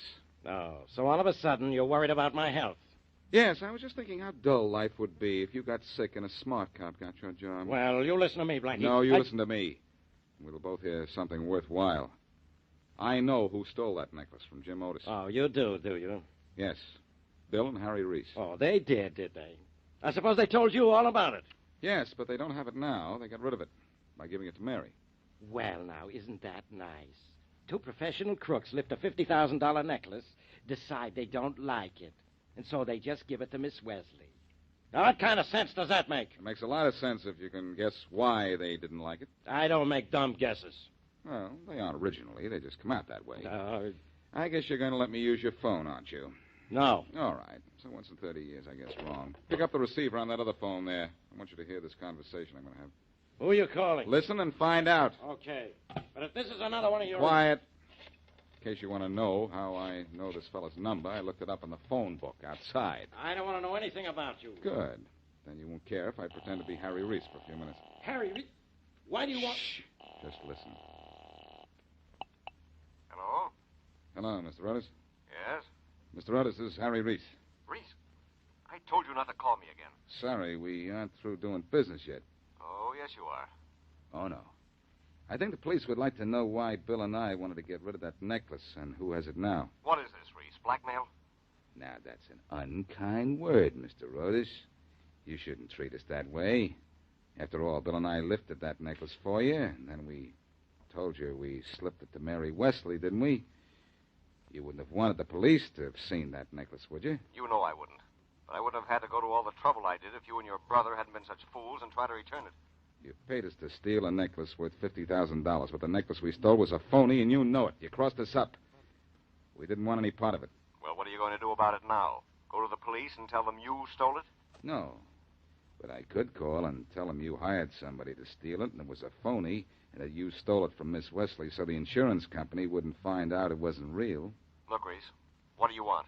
You get $50,000 from the insurance company if they don't find out what you've done, don't you? Yes. All right. Bill and I will take a half of that $50,000, that's all. I'll let you know when and how. Goodbye. Well, Faraday, what do you think? Hey, where are you going? Where do you think I'm going? Otis hid the real necklace, hired the Reese brothers to steal a phony, and he's trying to collect $50,000 insurance on it. I'm placing him under arrest. I just figured this whole thing out. Well, what are you laughing at? My own stupidity, Faraday. I thought I figured it out.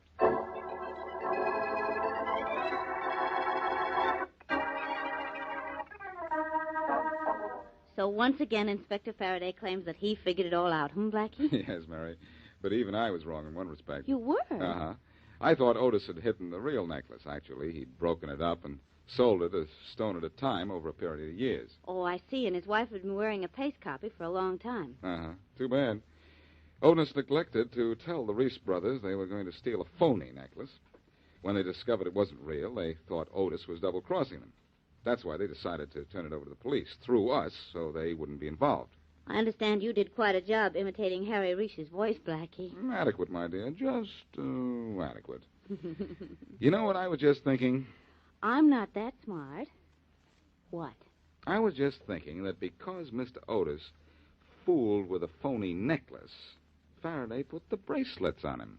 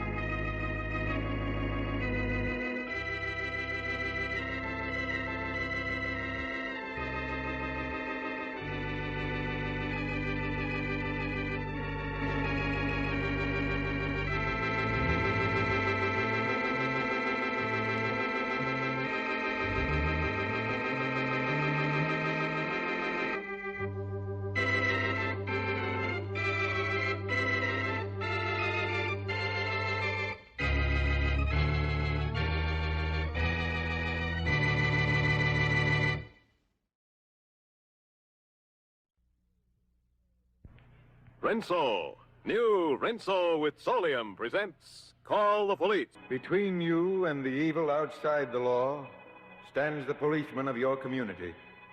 He gives up his safety that you may be safe. And sometimes he gives up his life to protect yours.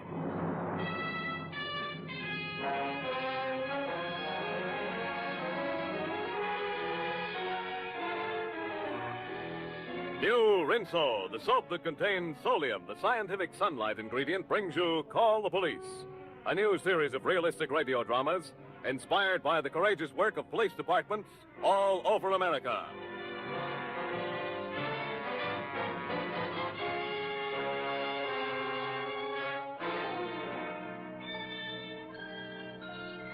This is Commissioner Bill Grant.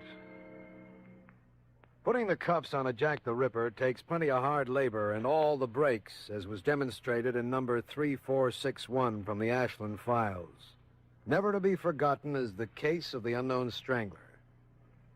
The opening of this giant-sized comedy took place at 7:15 on the evening of July 2nd in a third-floor flat. Miss Francie Abley, 47-year-old spinster who earned a small living teaching singing, was making herself a bite of dinner in her modest 2x4 kitchenette. Oh, dear.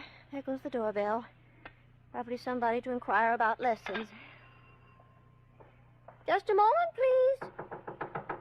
Just a moment. I hear you. I'm coming. Won't you step in? I'm preparing a little food in the kitchen, so if you'll excuse me. Let me by. Will you let me by, please? I'm going to scream for help. Do you hear me? I'm going to scream for...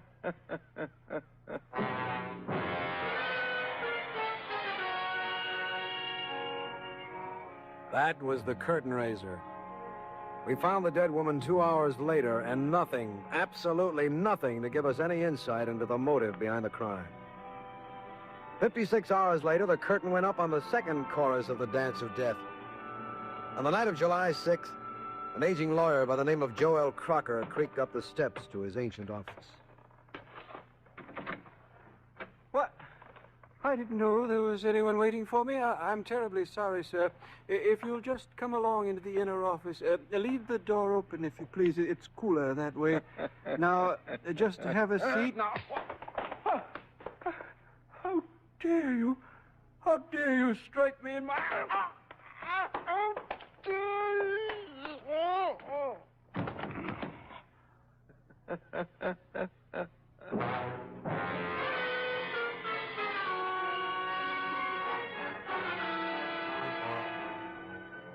And now there were two. Two crimes as alike as a pair of peas in a pod. Illogical death without reason or motive. The newspapers didn't catch on for 12 hours.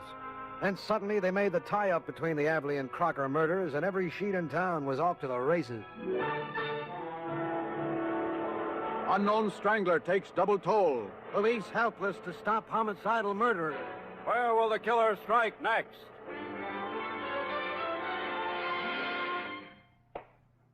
Bill, stop pacing. Bill, please. Take a gander at those papers, Libby. A banner day for the press. This photo layout looks like a remake of The Cat and the Canary. May I say something? Say what? This is really the criminal psych department speaking, Bill, but you're dealing with just what the papers say you are. A homicidal murderer. So, why? Murder is always on the verge of insanity, or, as we say, pre-psychotic. But murder without motive, pointless, disconnected, profitless killing, is psychotic. Whoever the man is, Bill, he's insane. Hold it a second, Libby.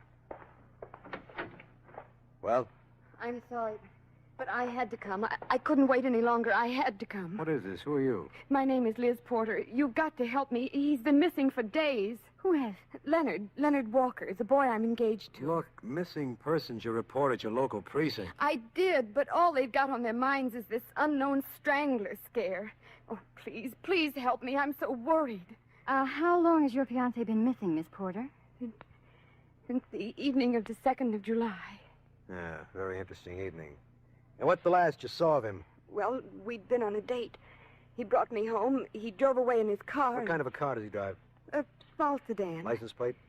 It's, 201 G. Oh, I don't know. I just don't know. My mind's in such a fog. Have a chair, miss. Thank you. Hello? Maggio. Well? Don't blow your top. Thanks for carrying, but it's already blown. What's the news? Bad. Another strangler victim. Another? The strangler again, Libby. Oh, Bill. What address? No address. This one was staged in a car on a side road off Highway 11. Young guy about 25. No identification. Young guy killed in this car. What about the license plate? 201G48N. Just a second. Miss Porter. Yes? Could your boyfriend's license have been 201G48N? Miss Porter. She recognized the numbers when I said them. And she was right to faint. It was Leonard Walker, all right. He'd been sitting up straight in his sedan for 4 days and nights, with the strangler's fingerprints around his throat.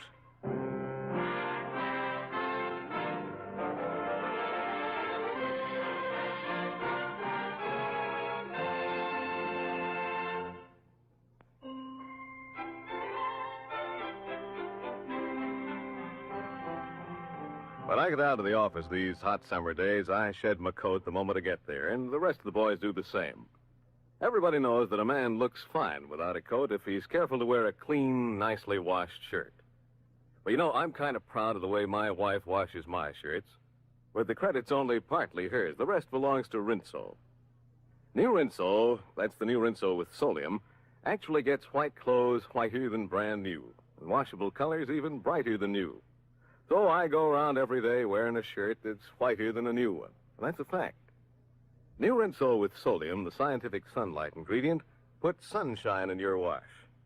And I think it sort of puts sunshine in a man's whole outlook, too, because he knows he looks so good in a Rinso washed shirt. Now, ma'am, how about it? Why don't you wash your husband's shirts and all the rest of your wash with safe, soapy-rich New Rinso?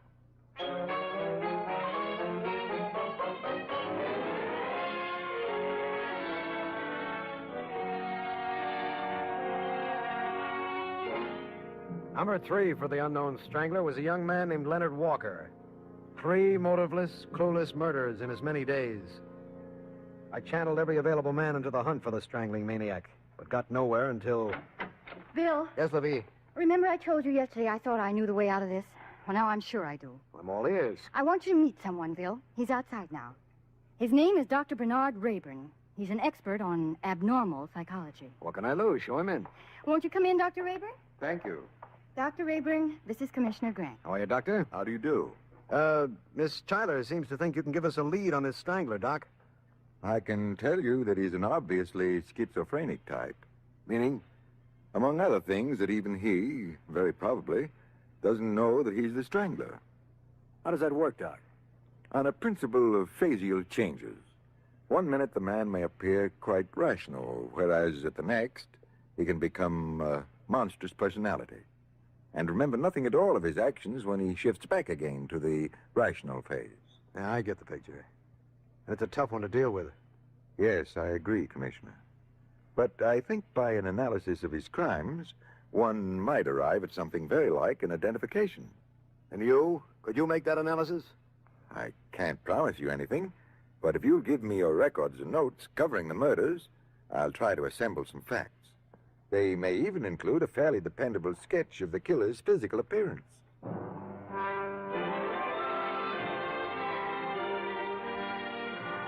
By now, I liked the man.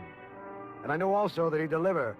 So I gathered together our meager records and packed him off to do his work. An hour and a half later, the tireless Sergeant Maggio walked into the office. Here's a little jigger to add to your collection. What's that? I took a last look at Leonard Walker's car and found it stuck under the front seat cover. It's the cap of one of those newfangled dry-point pens. Maybe it belonged to Walker. I'm going to check on that. I called Miss Porter, and she's coming over after work to see if she recognizes it. Uh-huh. They tell me you had an interview with a nut doctor.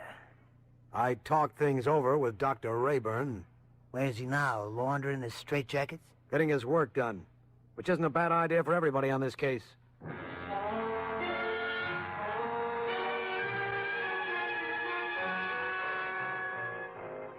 The next day was the 8th of July, and a very eventful day it was, because at a little after 7 that evening, a school teacher named Miss Rosie McMahon was hurrying across the lonelier stretches of Burgoyne Park to beat an oncoming storm. Who are you? What do you want? No. No. Come here. Go away. Come here. Let me alone. Let me alone. Help! Help! Okay, boys, that's him trapped. Take it easy now, Bo. You make a mistake. Let me loose. Let me loose. Sorry, but you tried it once too often, Strangler.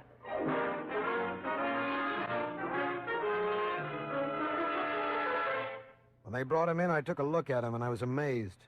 A little thin-faced man with steel-rimmed glasses and tobacco-stained mustache. No, you are wrong. I no do something, only stop nice lady to ask for cigarette. Hinderman do no harm. No, too bad about Hinderman. Sugar wouldn't melt in Hinderman's mouth. But take a look at what we found when we went over. What's that? Key ring. Man can carry key ring? Man can also explain why his ring features this particular key. Look at the tag on it, Chief. Huh? Key to the basement of 894 Tyson Street. 894 Tyson? Well, that's the address of the Abley woman. Strangler, victim number 1. And maybe you also remember the address of Lawyer Crocker, number 2. Oh, sure. 54 Fulham Street. Exhibit B from the same key ring. Hinderman make no harm for somebody. Hinderman What are you only doing with these keys? make a living. Only make a living. He says he works as a part-time janitor in both buildings. Kinda coincidence, huh, Commissioner? Wait a minute. 894 Tyson, 54 Fulham. And where does Leonard Walker's girlfriend live? That Miss Porter? Dale Avenue, the Horton Apartments. And this last chivalry takes place in Burgoyne Park. So? Libby, give me a map of Ashland. There's one here on the wall. That'll do. Thanks. Well, what are you doing, Chief? Plotting a new civic project? I'm drawing. What? The area of the Strangler's activities. Bounded on the north by Fulham Street. On the south by Tyson Street.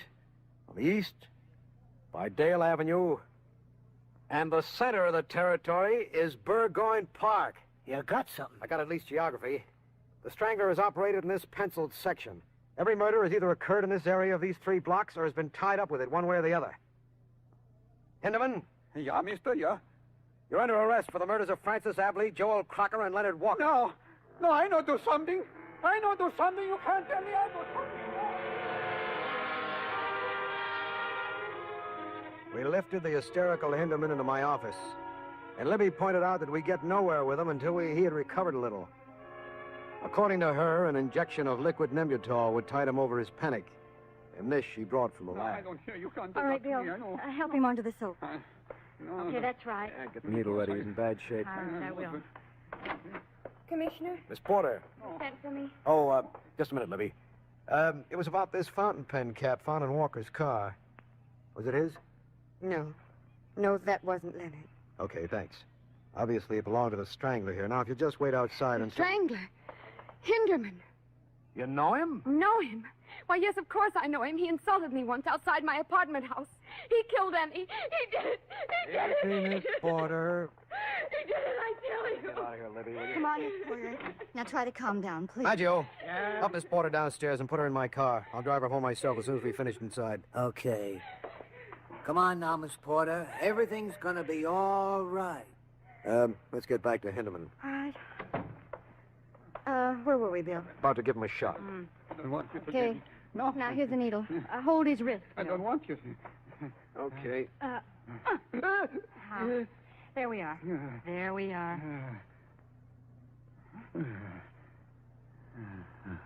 All done. All done. I'm going to get the desk at City Hospital and have him taken to the ward, Bill. He'll be better off there until he's well enough to answer questions.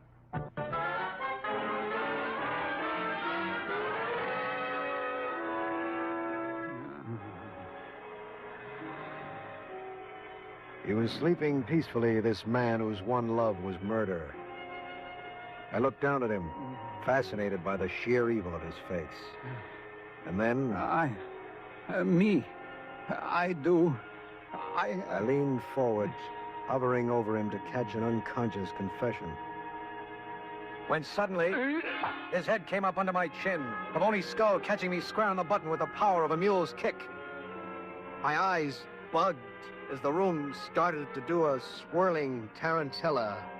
And then... down I went, swaying off into Never Never Land, without a care in the world.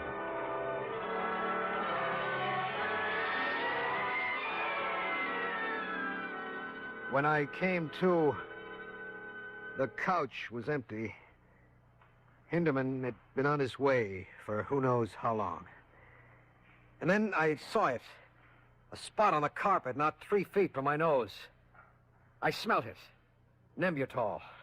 In those few minutes while we were lugging Liz Porter outside, Hinderman had emptied the needle and filled it again so that we gave him an injection of Aqua Pura, H2O, water.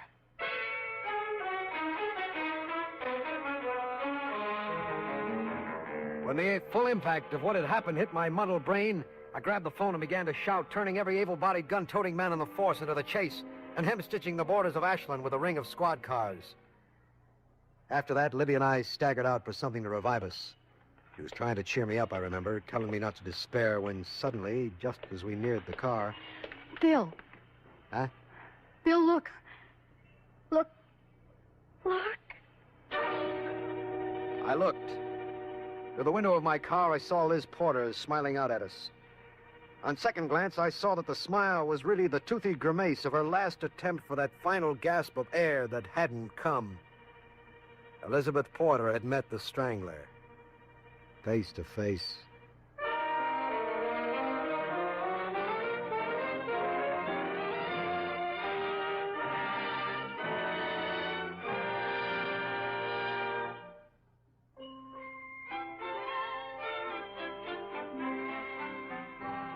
You know, getting the whitest, brightest possible wash you can is much more important than ever these summer days. That's when it shows up the most in women's dresses, men's shirts, and children's play clothes. Well, new Rinso with Solium gives clothes a brilliance that you've never seen before. And if you'd like to prove it, try this. Do your next wash with Rinso. Then compare it with any other wash you've ever seen. You'll find that your white clothes are actually whiter than brand new, and your washable colors even brighter than new. That's because of Solium, the amazing scientific sunlight ingredient that's in new Rinso and in no other soap. Rinso with Solium is an entirely new idea in washing clothes. It really gets them whiter and brighter than brand new. See for yourself. Do your next wash in new Rinso Soapy Rich Suds. Rinso is so safe and so kind to your hands. Find out for yourself how new Rinso with Solium, even on rainy days, puts sunshine in your wash.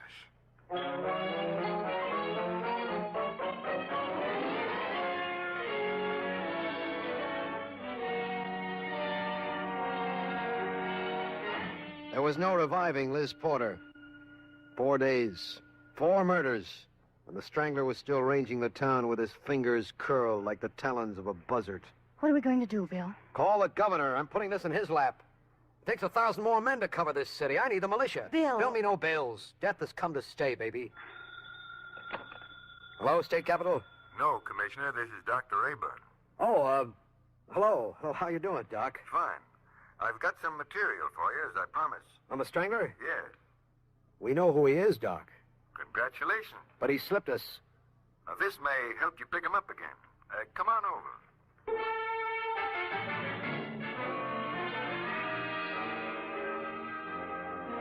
Rayburn lived in a comfortable brownstone on Chestnut Street. We sat over his dining room table drinking cold beer and examining what amounted to the work of genius. Now, take a look at this sketch, Commissioner. Yeah. Who is this, Doc? It's a picture of the Strangler. Huh? It's not exactly a camera portrait, Grant, but it's been discovered recently that all mental illnesses have similar physical correlatives. In other words, this is what the Strangler must look like based upon his symptoms. I get it. You're okay, Doc. You're okay. You can study it for a moment while I get my other notes. I did study the sketch. And the longer I looked at it, the more I realized that it looked nothing like Hindeman. But I had the strange feeling that it looked like somebody I knew. Now, here are the balance of the notes. I want to jot in a couple of remarks, then you can have them. He took out his fountain pen and began to make additions in the margins.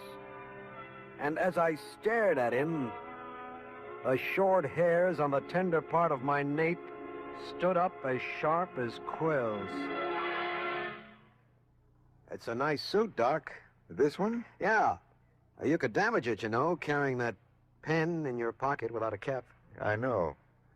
I'm a careless man at best. I lost the cap the other day. Where? Why, I don't know. I think I do. You think you do? Yeah. You lost it, Doc, where it was found, in Leonard Walker's car. Leonard Walker? He was one of the victims, wasn't he? Number 3, to be exact. How could I have lost it in his car?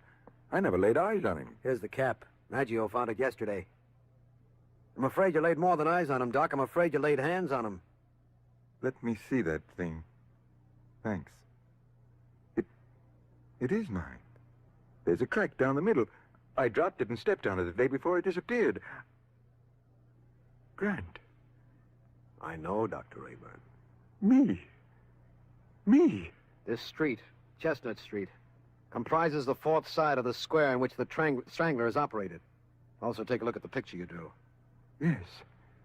Yes, it does look like me. How could I have missed it? So, diagnose for me, Doc. My diagnosis stands. Advanced schizophrenia. And who's my strangler?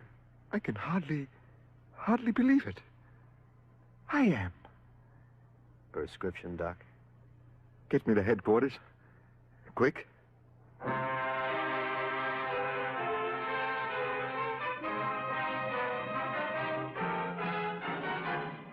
We said nothing on the way downtown. We said nothing as we started up in the elevator. I looked at him, feeling sorry for a nice guy who was very, very sick. And what I saw as I looked meant nothing to me. I'd never seen a facial change occur. And it's difficult for anyone to see, so I wasn't prepared when the elevator stopped.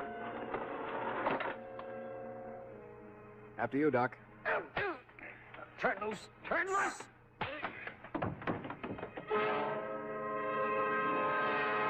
I went down, falling across the elevator entrance. I didn't know that Livy was in my office. And she didn't know Rayburn is anything but a nice guy. Oh, hello, Doctor. Where's Bill? Bill? Bill Grant. Commissioner Grant. He was with you, wasn't he? Yes. He was. Oh, well, I hope he hurries. I've got news for him. Maggio just called. They've picked up Hindeman. Hindeman? Yes, Hindeman the janitor. The Strangler. They found him hiding in the basement of an old house. Oh, don't you realize what that means, Dr. Rayburn? Everything you and Bill have been through, it's all over. Finished. Finished? No more murders, no more terror, no more innocent victims. They've got the Strangler. What are you laughing at? You trying to make fun of me? Dr. Rayburn, what's the matter? What's the matter? Doctor! What brought me to the surface was... And that same force dragged me out of the elevator. And down the hall, I saw the glass door with my name on it. William Grant, police commissioner. Ashland. Not strong enough to open it. I lunged forward and fell through.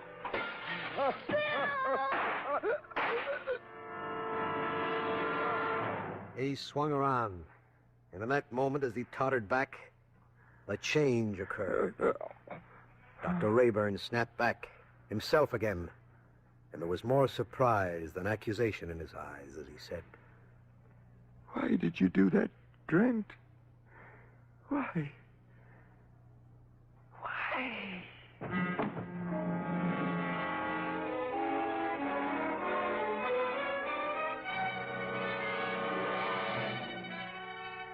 And the terror was over. And Libby and I, we tried to forget. So, Hinderman was all coincidence. Sick enough, but definitely not the killer. That's about it. Now let's not talk about it, huh? This thing. It can happen to anybody, and you never know a thing about it. It doesn't happen unless you're the type, sweetheart. And you get warnings, don't worry. Such as? Well, you take me. The last year or so, I've felt a peculiar sort of thing. Tightening of the pulses, heightening of the blood pressure, quivering around the heart. Really, Bill? Yeah. It comes on at certain times. What times? Times when I look at you, baby.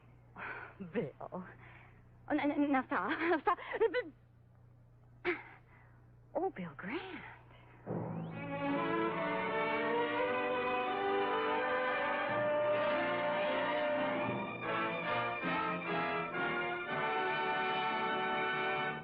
In just a moment, Commissioner Grant will return with the Call the Police Plaque of Valor. This week presented to a police officer who single-handed captured a group of armed bandits. But now, you know, millions of women say that there's nothing like Rinso's safe, soapy-rich suds. So safe for clothes, so easy on your hands. Next time you go to the store, be sure that Rinso heads your shopping list. Remember, the Rinso you get today is new Rinso, the only soap that contains the scientific sunlight ingredient solium. Rinso with solium puts sunshine in your wash. And mark this, Rinso is used by more women than any other wash day soap in the world.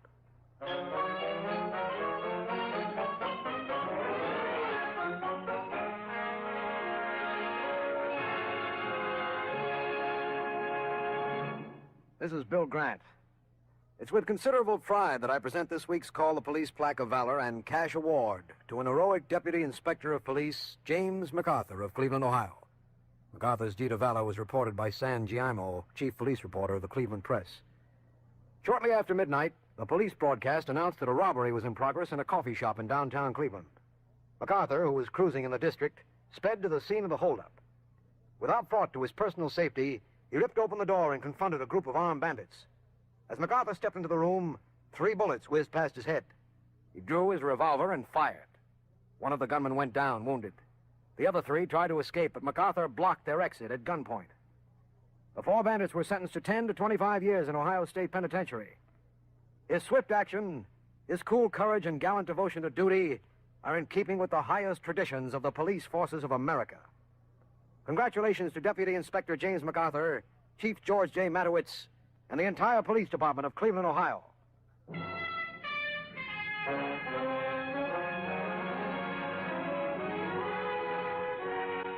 George Petrie was starred in the role of Bill Grant. Music was arranged and conducted by Ben Ledlow.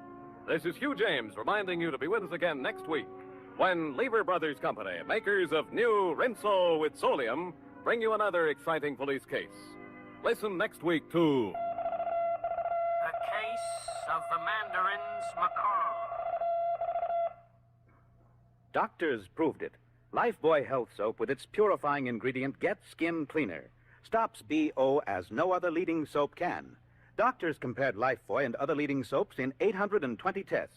These tests prove a daily Lifebuoy bath gets skin cleaner. Gives top 24-hour protection against VO. Refreshing, mild. Lifebuoy gets skin cleaner.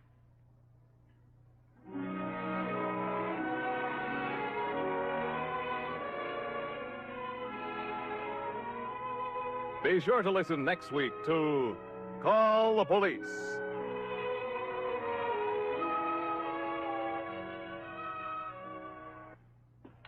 This is NBC, the National Broadcasting Company.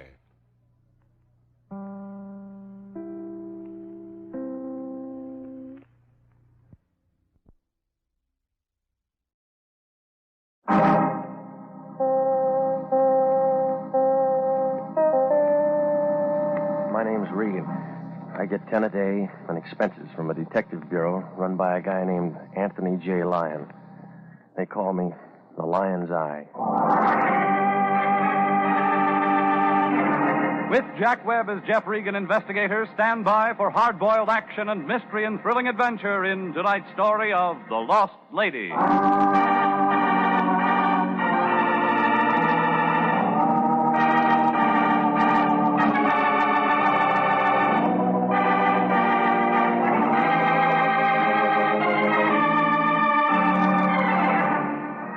You'll find it in Hollywood. Jammed in between Van Ness and Wilton, right off the boulevard. Taft Avenue.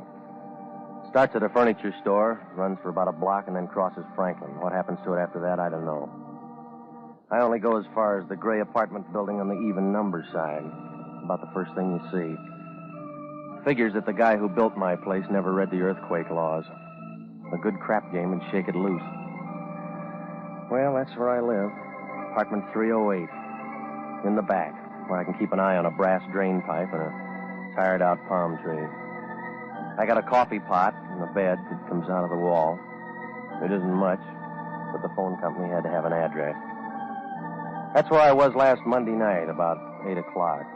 Some Cleveland fans were running up a house tab in the apartment above me when the phone rang. I thought it might be somebody from Boston. It was the Lion. Regan, I'm calling you from the office. I stayed late tonight. You should have joined the union. We got a new client.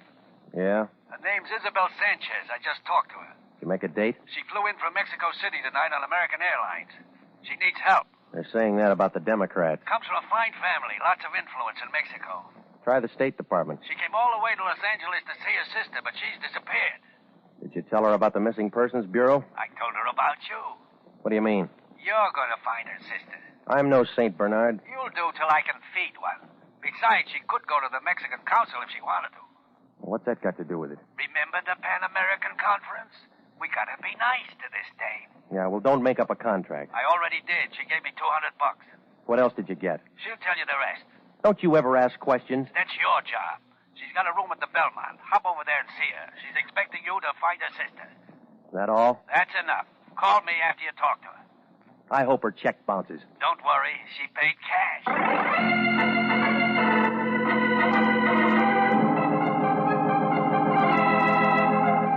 Well, you can tell that the Lion only stayed in school long enough to learn how to spell dollar. It took me about 20 minutes to get over to her hotel. Isabel Sanchez had a room on the 6th floor. I found it on the Wilshire side. 610 it was. She was a tall, blonde girl, not the least bit pretty. She had a mouthful of good-looking teeth, but she never learned how to use them in a smile. No, Mr. Regan. That's right. Come in. Please excuse me. I'm still unpacked. Come in. All right. I'm so glad you're here. I suppose Mr. Lyon told you everything. Your sister's missing. You want to talk to me? Yes. Oh, it's terrible. An awful vacant feeling. I was so looking forward to seeing Carmen again. We were very close. You talk like you don't expect to see her. Something might have happened to her. Like what? I don't know. She's always been so independent and, well, strange. Well, a lot of people have their own ideas. I'm embarrassed telling you this. You've got to tell somebody. Well, Carmen left home against my father's wishes. How old is Carmen? 22. What was the guy's name? What do you mean? Oh, come on. I got to have it all, lady. There was a man in it. Yes. Martin Chambers. From here in L.A.? Carmen met him once in Mexico City. Thought she was in love with him. When was this? A year ago. She followed him back. Yes. You took a long time to catch up. I've been very concerned about Carmen. I received this letter from her a few days ago. It was the first word since she left home. Here. You can see it's not much. She asked me to come here. I took the first plane. Mm-hmm. What about this address? There's no such place. I went there right from the airport. Who sent you to us? You're in the phone book. Is that all you got? Well, I have a picture. It isn't very good. Just a snapshot here. Mm-hmm. Blonde, huh? A little darker than mine. The same height. We wore each other's clothes. Who else did she know? Just Martin Chambers. Oh, no. Now, wait a minute. She mentioned a Dr. Menlo in her letter. Did she need a doctor? She just said he'd been very kind to her. That isn't very much to go on. I know, but you will follow every lead. Yeah, sure. What are you scared of? Why do you ask that? It's a warm night. You got the shakes. I had a long trip. Oh, yeah, I forgot. You know this Chambers? Yes? You like him? No. What's that you got there in your hand? An evening gown. Why? You didn't bring that for me.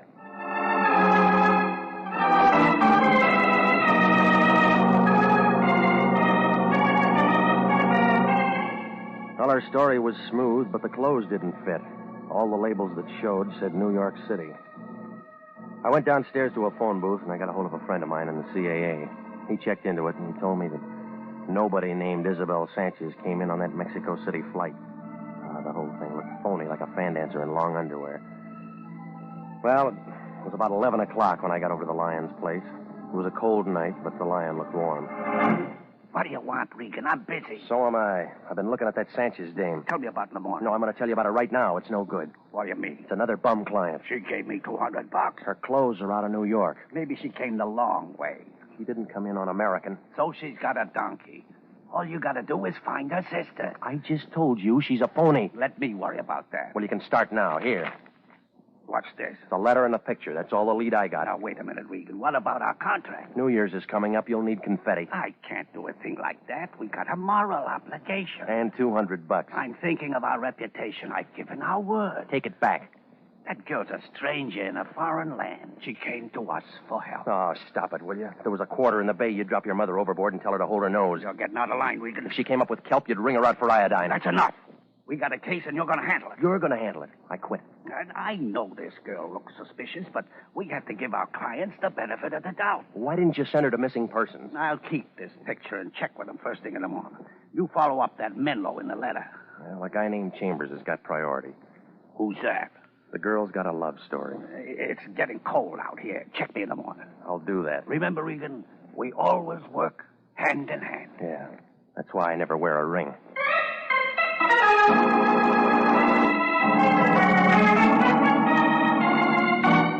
Well, it was too late to do anything else, so I went home and pulled that bed out of the wall. The next morning, I found a Martin Chambers listed in the city directory with an address on Laurel. Turned out to be a 2-story apartment building about the color of a bride's blush. And it was wrapped around a swimming pool the size of a bird bath. Chambers' name wasn't on the mailbox, but a skinny guy with a load of bed sheets told me I could find the manager in apartment 15. When she answered the door, her voice sounded like a beer truck in low gear. Hello, Sonny. Looking for an apartment? You got one? Nope. Come on in. Having some coffee. You want some? No, I'll pass. You don't know me, do you? I just got here. I played the Palace in 26. Ah, them was the days. Write it up and sell it to the movies. Damn slobs. Central Casting had called me in 4 years. You got a card? AFRA, SAG, and the Musicians Union. I play French horn. None of them call me. I figure it's a record band. I'll talk to Petrillo. I hate this dump. My third husband gave it to me. By the way, what are you doing here, Sonny? I'm looking for a man named Martin Chambers. What do you want him for? Talk to him? Cop? No. The day that guy moved in, I had him pegged for a gigolo. His hair was too curly. Some women like that. Not me. I used to have to chase him around the swimming pool to get his rent. You're using the past tense. Where is he now? Forest lawn. That's one way to break a lease. He got boozed up about 6 months ago and drove off Malibu Pier. Took him 3 days to fish him out. Straighten his hair? Yeah, it sure did. Oh, wait a minute here. I kind of like you, Sonny. You get around, don't you? Well, when the weather's good. Ever run into Louis B? No, not yet. If you do, mention my name, will you? What is it? Just say that Goldie McMasters was asking for him. He'll remember old Goldie. How could he forget? Palace in 26. Let's back to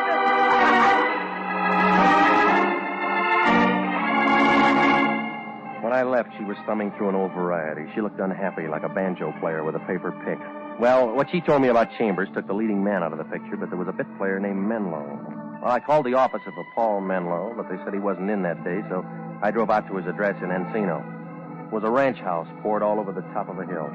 From the looks of the place, Dr. Menlo must have been getting oversealing for his cough drops. I parked my car by the gate and followed the flagstones up to the front door. When I pressed a button, I heard something that sounded like chamber music. The door opened in the middle of the second chorus. Good morning. I want to see Dr. Menlo. Your name, please? Regan. You'll have to call the doctor's office, Mr. Regan. I already did. And they must have told you the doctor doesn't see any patients at his home. Yeah, well, I'm not sick. Keep it up and you will be. Beat it, Pilgrim. No, I came here to see the doctor. He don't want to see you. All right, get your hands off me, punk. Once I hit a guy in the ear, it busted his leg. I can handle this guy, Vicky. Stop that. Get out, Max. I'll be in the back if you want. You ever been a referee? I've been a lot of things. Come in, Mr. Regan. I apologize for him. He's so eager. Isn't this better? No, everybody's eager now. Anxious is a better word. I like Blue Surge. Has an effect on me. You the doctor's helper? I hold his stethoscope. My name's Vicky Starr. I'd like to see him. He's busy. Where do I wait? Might be quite a while. He just opened the bottle. Well, then I'm right on time. Paul's not sociable like me. He drinks alone. He gets more that way. Let me entertain you. What can you do? Watch. Oh, no, easy, baby. I don't know how to fix a fracture. I've already got a man that can do that. I want one with brains. What's the matter with the doctor? He keeps his in cold storage. Hasn't used him for a long time now. Oh, I don't know. He's done all right. This place? He'd be selling papers if his wife hadn't left him a good insurance policy. Don't you like his money? Don't get me wrong. I like being secure, but the girl has feelings, too. Mm-hmm. They're beginning to show. I'm glad I met you. Why? We're going to have some nice afternoons. It's football season. I have some free time. Want to hear me on the piano, for instance? No, I don't sing. I'll teach you.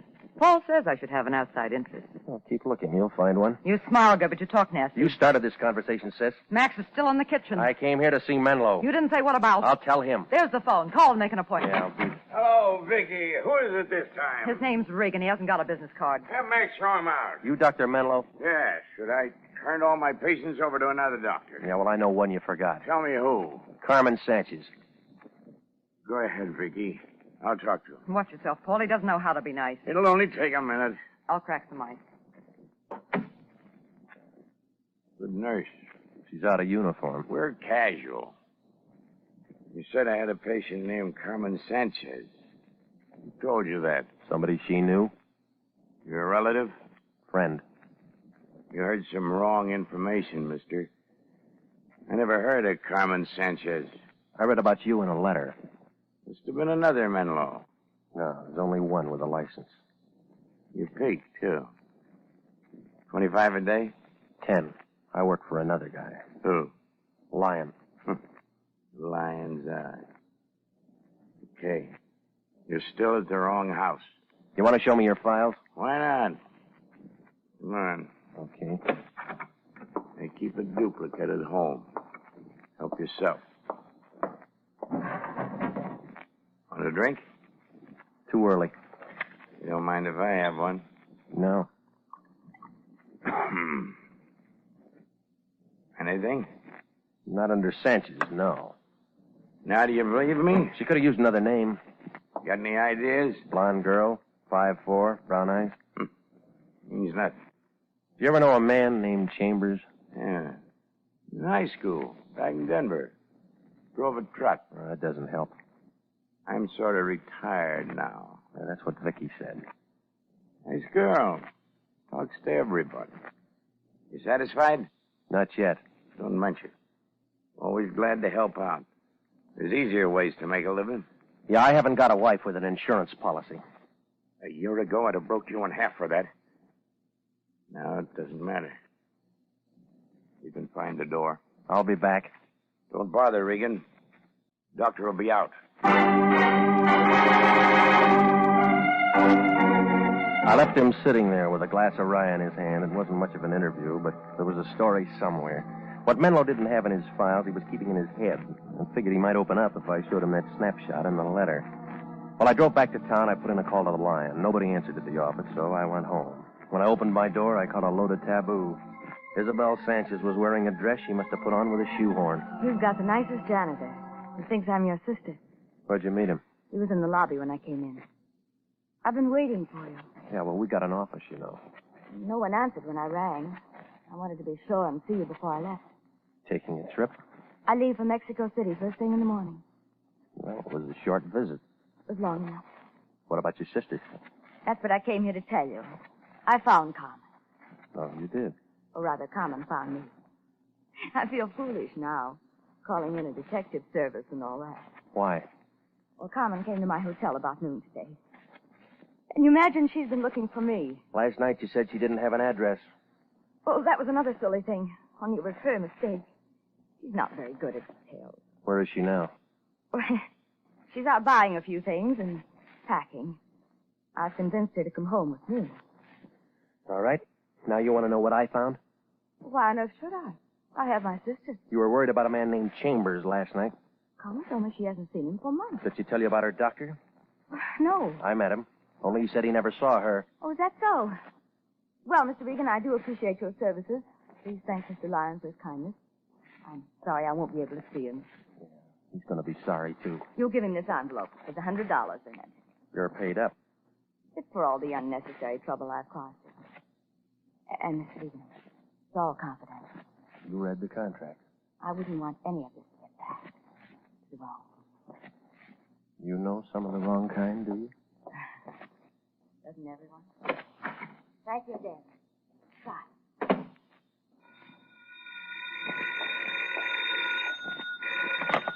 Hello? You run any expenses on this thing today? No, I didn't. Good.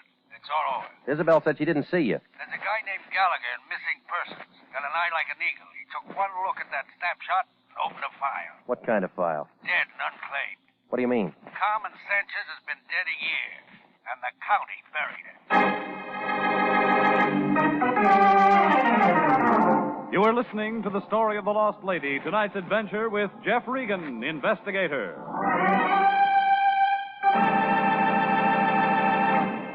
Before we continue with tonight's story, here's an important message from the Adjutant General's office. The Army Nurse Corps Reserve still has commissions available for graduate registered nurses between the ages of 21 and 45.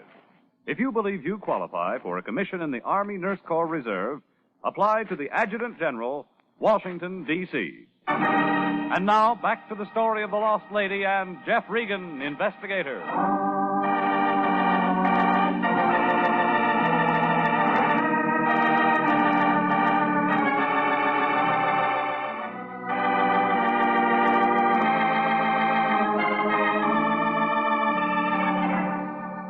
Well, there are enough angles in this thing to write a new geometry book. Isabel Sanchez came to Los Angeles to find her sister, Carmen. She called in the Lion, who started me digging. A doctor named Menlo out in Encino used a milk bottle for a jigger. He was heavy on green stuff, but light on memory, and gave me nothing but an ice cube. His girlfriend, Vicky, was a little different. She gave me a warm glow, but I still drew a blank on the missing sister. Then Isabel walked into my place and said she'd found Carmen and called off the chase. That's about when the Lion rang and said that he'd found her, too, only his version was a little different. She was holding down a plot in the county cemetery, been dead a year. Well, I caught a cab and I went over to her hotel. A small man with a bald head opened the door and looked at me like I was trying to crash a coming-out party. Yes? I'm looking for Isabel Sanchez. Are you a friend? She won't think so. She's not available. All right, I'll wait. What I mean is, could you come back later? What's wrong with her now? Oh, well, you see... All right, come on, Buster. Let's throw it in gear. Are you a guest of the hotel? No. Could you please tell me the nature of your business? I want to see Isabel. I'm sorry. I can't let you in until you tell me who you are. Regan, International Detective Bureau. She's a client. Oh, come in. I'm Dr. Stanwyck, the house physician. She need one? Not anymore. Look for yourself. Well, how long's she been this way? 2 hours, I'd say. Bellboy found her a few minutes ago. She drank a lot. Alcoholic poisoning. Yeah. Oh, Mr. Regan, when a thing like this occurs, naturally, we don't like it to get around to the other guests. You'll use discretion, I presume. I'll be as quiet as she is. Thank you, Mr. Regan. We appreciate it. Mm-hmm. The elevator's to your right. I got a good memory. Regan, What are you doing here? I come to talk to our client. You'll need a Ouija board. What you mean? She's dead. Why'd you let that happen? She wouldn't have done you any good. What you talking about? Yeah, all right. You go to Isabel. You say her sister's buried on the county, but it'll take a little cash to keep it out of the newspapers. Not so now. Go back to your contest blanks, big shot. That Sanchez dame didn't come from Mexico, and she wasn't rich. You mean she's been lying? I told you that yesterday. All right, we'll close the Sanchez case. Oh, no, we won't. It's still wide open. Where you going? To buy an air wick.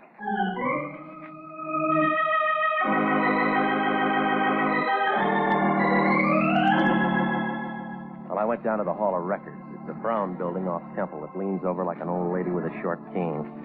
I took the elevator upstairs, and I walked down to vital statistics. The place was empty, except for a guy sitting behind the desk. He had on a black suit with dust on the shoulders. His fingernails were dirty, and he was reading a dictionary. He must have been at a good part, because he looked mad when I nudged him. Nada de tas. Quick shove it. I want some information. That's what I'm here for. I'm a public servant. Now, let's get to the death files, will you? You're a morbid guy. You got a lot of stuff on births and marriages. Ask me something about that. Carmen Sanchez. Died a year ago in August. Tell me what from. Okay. How'd you spell it? Just like it sounds. Sanchez. 17. Solas. Sanaki. Santa. Oh. That's what happened to old Sandy. No wonder I ain't seen him around. Get the Sanchez. All right. I got the Sanchez. Carmen. 22. Date of death 8/30/47. Alcoholic poisoning. She drank a lot. Who signed the certificate? P.E. Menlo, M.D. Thanks. Next time, make it something hard. All right. Try this. Menlo's wife died about the same time. Masters, Marie, Melbourne, Babbitt, Menlo. Sylvia, 34/9/2/47. Alcoholic poisoning. Certification? P.E. Menlo. That guy can't keep a patient.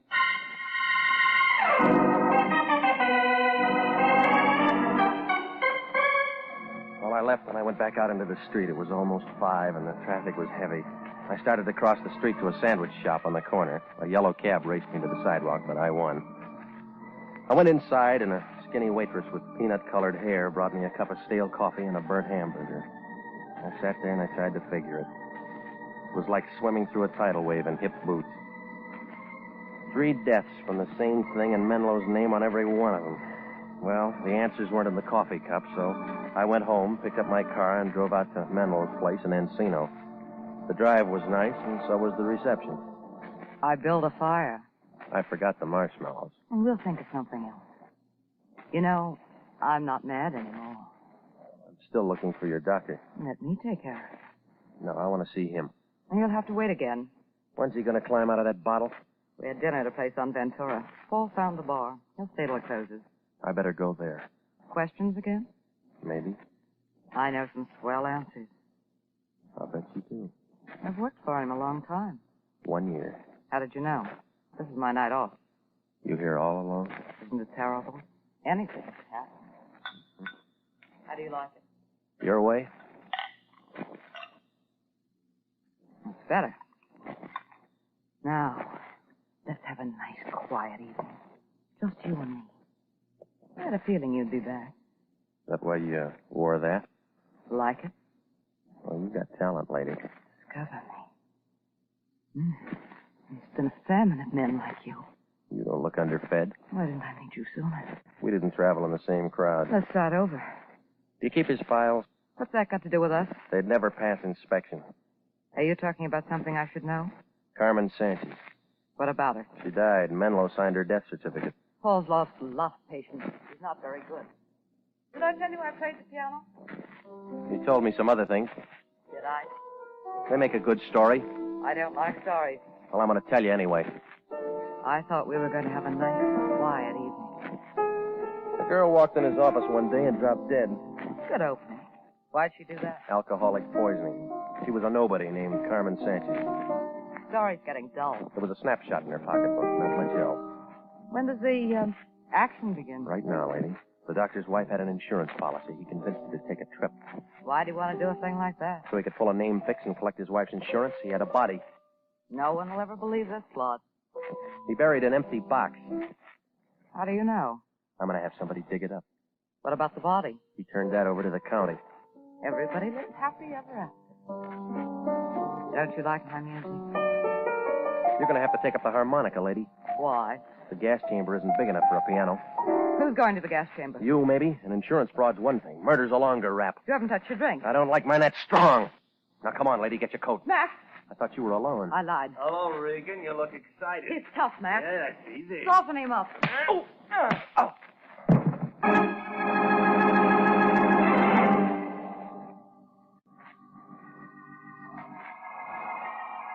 I was in a white room when the trip ended. I tried to move my head, but it felt like a grand piano. So I just lay there. Pretty soon somebody put something damp on my face, and I began to see things. Vicky was there, Max. So was Menlo. If I'd have had a deck of cards, we could have played a pinochle game. Menlo looked kind of upset, like an ostrich with a sore throat. He had a needle in his hand. I get the shakes. You're all right, Paul. Now go ahead. just like Isabel. You should have stayed out, Regan. Oh, I wanted one more look at you, baby. I hate to see the nice ones go, but it'll all be over in a minute. All right, Paul. Give me a drink, Vicky. Never mind. Hurry up. Gonna have a drink. Oh, you're too slow, Max. Yeah? Keep away from me, Max. I'll tell you. Put down that Keep gun. away from me, I swear. Oh, I told you to keep away. Oh. Menlo slugged took care of Max, but Vicky shot Menlo twice. And his knees knocked together. He began to pitch around like a toy balloon in a hurricane. He dropped his gun, but he held onto the needle. Then he slumped forward and made a grab for Vicky, and they both went down. He jammed the needle into her arm. Regan. Come here. Same stuff you used on Isabel? Yeah. They'll call it alcoholic poison. I'll straighten him out. Regan. Hold my head. Yeah. Here. Call a doctor. He'd never make it. Please, Regan. Call a doctor. Give me 5 good reasons. 5 good reasons. I got Vicky. I'll never use a needle again. And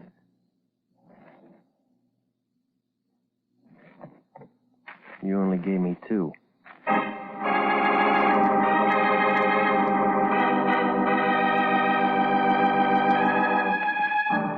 Well, we didn't hear from the suburbs, but there were enough ballots to make it an election. Homicide got the insurance commissioner down there, and he threw in a vote. Seems that Isabel Sanchez was Menlo's wife, only her name was Sylvia. When a dame named Carmen Sanchez dropped dead in his office, Menlo got kind of ambitious. He talked his wife into the switch, and, well, everything might have worked out. Except one night when he was seeing elephants, he told Vicky the whole thing. She set the squeeze play with Max in the dugout. When Sylvia got back and saw how things were, she called herself Isabel Sanchez and went to the Lion with a story about a lost sister. I was hired for scare work, and when she figured they had enough, she called me off, but it didn't take. And you know the rest. Well, the insurance company issued a fee for exposing it to fraud, and the Lion got his picture on page 1. It was right next to Vicky's.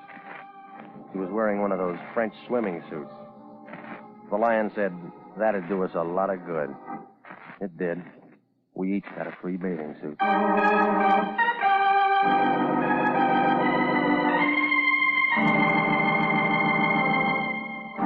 Jack Webb is featured as Jeff Regan with Herb Butterfield as Anthony J. Lyon. It's CBS at the same time next week for more hard-boiled action and mystery with Jeff Regan, the investigator. Written by E. Jack Newman and Larry Roman.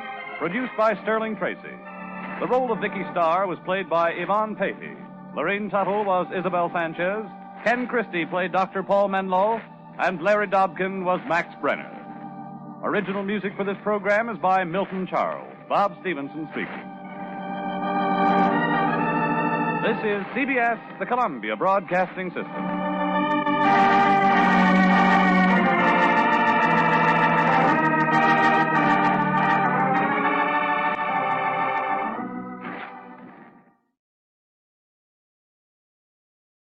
In just a few moments, The Man from Homicide, starring Dan Duryea. Henry J. Taylor, author, journalist, and ABC commentator, whose commentaries on world affairs are heard each Monday evening on ABC, is on a fact-finding tour of European countries. Periodically, Mr. Taylor takes trips abroad to examine activities at first hand. During the weeks he's in Europe, his Monday evening commentary, Your Land and Mine, will be broadcast each week from a different European capital. He speaks tonight from Heidelberg. So listen for Henry J. Taylor's penetrating analysis on Your Land and Mine. A Man from Homicide. According to Webster's dictionary, homicide is the killing of one human being by another. According to Lieutenant Lou Dana, it's the beginning of a dirty, dangerous job that doesn't end until the killer is found. I don't like killers.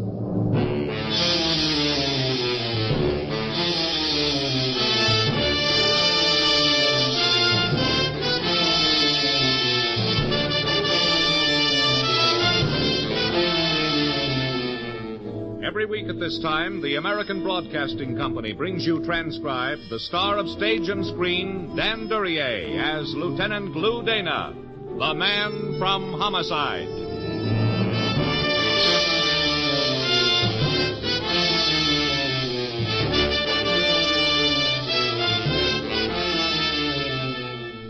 One way or another, people keep dying all the time. That interests doctors, insurance companies, and statisticians. But sometimes people are helped to die, and that interests us. In homicide, we work at it. The death that comes because somebody was afraid, because somebody hated, because somebody killed. Pretty clear case of suicide, Lieutenant. The place was a pier jutting out into the bay. The time was 2 a.m. The occasion? You don't often get an eyewitness to suicide, Lou, but this time we've got one. A cop, too. The girl they'd fished out of the bay was young. At one time, she might have been pretty. But that time was before the waters of the bay got at her. Yes, sir, one of our men saw her go in. They were working on her with a pull motor. What they needed was a miracle. Yeah. Uniformed man was maybe 50 yards from her when he heard her scream. He started towards her. She was easy to see on account of the lamppost right near the spot she jumped from. By the time he got there, she was under. Lou? The sergeant was fat. Probably made getting clothes to fit him tough. I thought it was a good thing he didn't have to wear a uniform anymore. Lou! Sorry, Dave. I guess I was dreaming. Stick of gum, Pappy? No, thanks. Lou, okay if the boys remove the body? She's dead? Yeah, it's okay. All right, boys, get her out of here, huh? There was no identification on her, Dave? No. No labels on her clothes and no purse, huh? How about a hat? She was wearing one when she went in. Where is it? The hat? The hat. Well, I guess nobody bothered fishing for it. I want somebody to bother. Well, okay, Lou. I'll put a couple of the boys on it. But call it attention to detail, Dave. I don't like it. Don't like what? That girl dying the way she did? She was young, Dave. Pretty. Death by drowning hurts. She picked it for herself. Maybe. She was too alone, Dave. Suicides don't usually look for company. They don't bother dying incognito either. Well... Sure, I know. It could have been that way. Did you notice her hair, Dave? Was blonde. She'd had a permanent. Even the bay water didn't bother it much. A recent permanent. Nah, something's working on you. Yeah. Suicides are tired and worn, bitter sometimes. This girl's face was untouched. She hadn't lived long, Dave. She hadn't lived much. Not nearly enough to find out what life was. Not nearly enough to ask for death. And Dave, she screamed. I went back to headquarters and waited. I wondered how it felt to breathe water instead of air. I wondered why any man chose to be in homicide. After a while, I stopped wondering and just waited. Lou? Yeah, Dave? No sign of the hat. You know, the bay is kind of big. Autopsy in yet? I got it. Thanks. Anything? Sure. She was drowned. Water in her lungs. Water that tested out as bay water. Well, that cleans it up, don't it? I don't know. Dave, get a hold of the copper so I'll go in. Have him describe the hat to one of the lab men and have the lab man make a sketch of it. Sure, only... Why? I'm trying not to believe that life's so lousy a girl like that wouldn't want it. Her clothes were cheap. It's been a warm night. Why was she wearing a hat? Maybe you got something there. A bad taste is what I've got. Get me that sketch, will you, Dave? If nothing else, it'll look good in her file.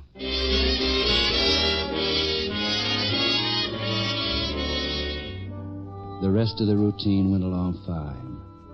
pictures of her would go to the papers, and the request for identification would go with them. There might be trouble, though. The people who'd known her hadn't seen her dead, her lungs filled with bay water. It makes a difference.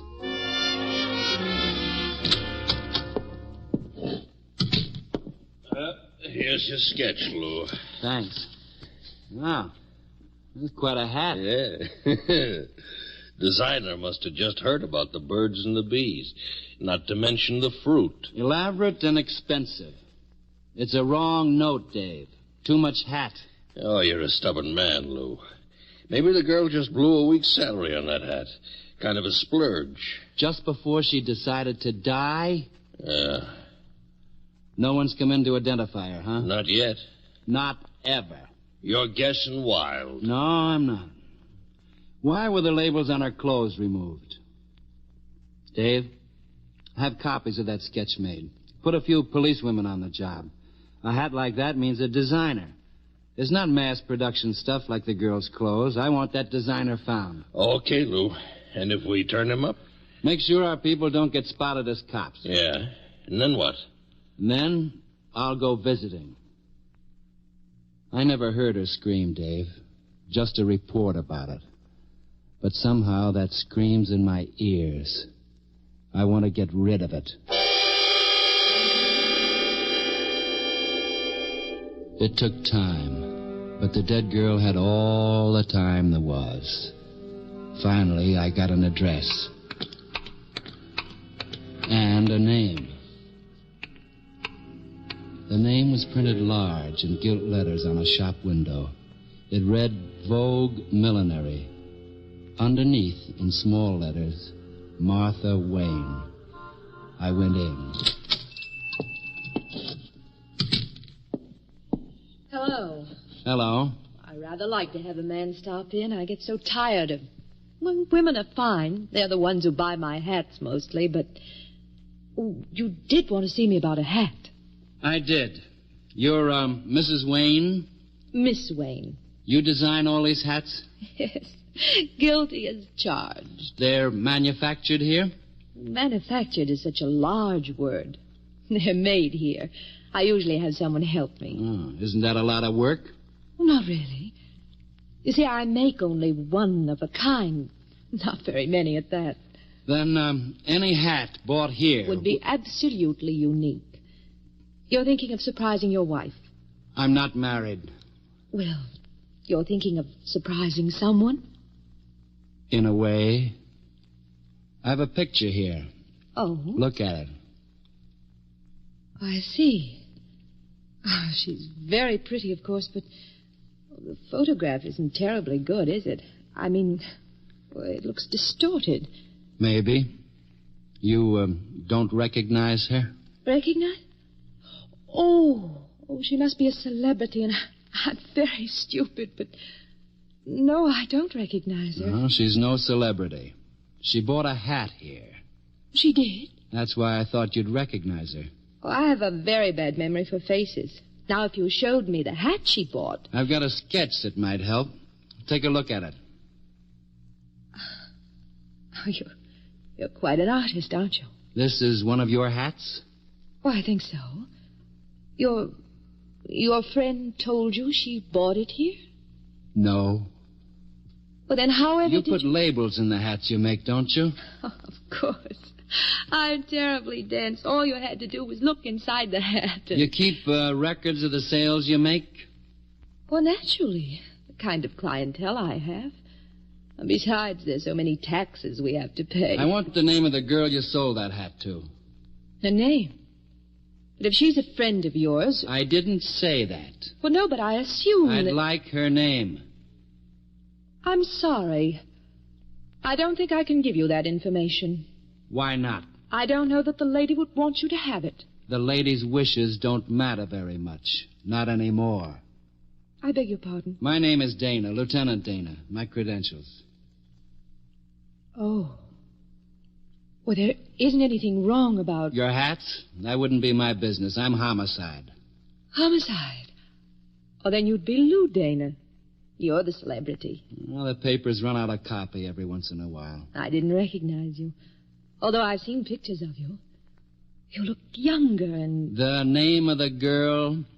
Oh, I'm sorry. My record's in the back room. If you'll wait a few moments. I'll wait. I'll be right back.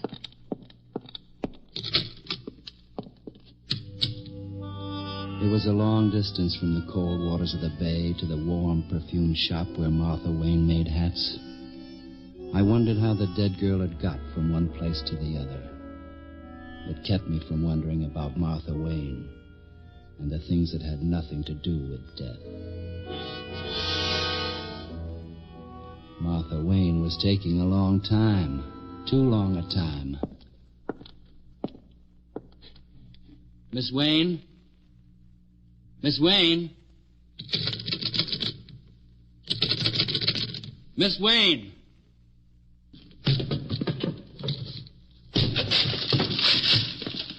There was a back room. It held a couple of sewing machines, odds and ends of equipment, a desk, a chair, and an open window. The window looked out onto an alley leading to the next street. It was empty as the room I was in.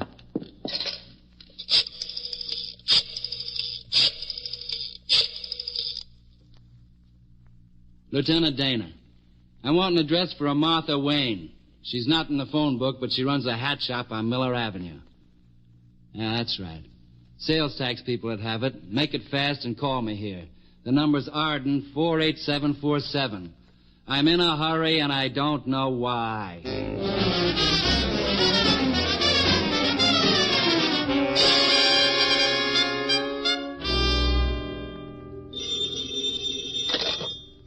Dana. Uh-huh. 39 Carlisle. Thanks.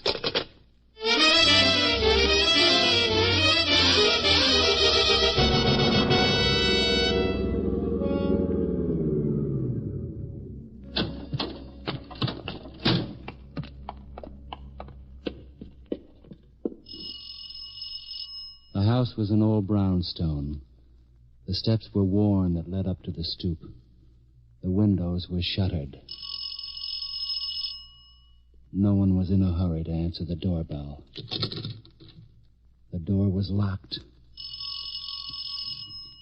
The neighborhood wasn't good. Streets littered, sidewalks cracked, doors sagging. I tried a few keys. One of them worked. The lights weren't on. That figured. No one was home. I was wrong.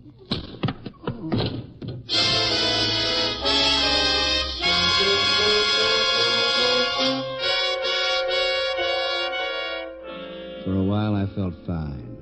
Things were soft and dark and warm. Nothing mattered. That was the way it would be when you died, I thought lazily. But I was wrong. It didn't last. Light came back, and sound, and pain. Lou. Oh. Lou.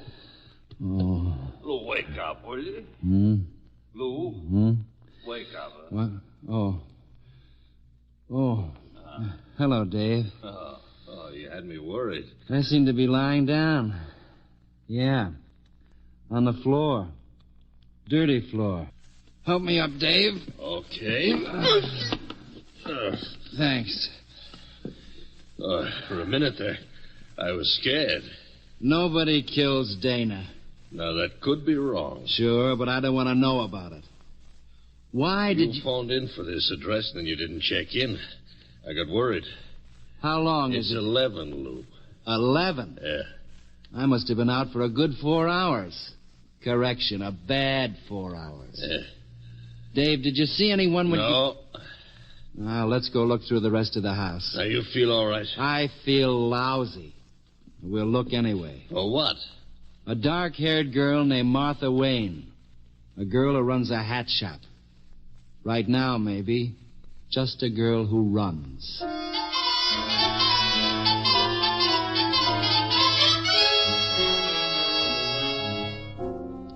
We looked through the rest of the house. We didn't find Martha Wayne. I hadn't expected to. We found lots of other things, though. Well, that's it, Lieutenant. That's it. House full of antique furniture, old silver, paintings. Very high class. Very expensive. Also too much. A lot too much. Yeah, not a house for a family to live in. A warehouse, Dave. What I was thinking. A warehouse for stolen goods. We'll get the burglary detail on it. They'll love us for finding the merchandise. Now, what does all this make Martha Wayne, Lieutenant? A receiver of stolen goods, at best. And at worst? A killer.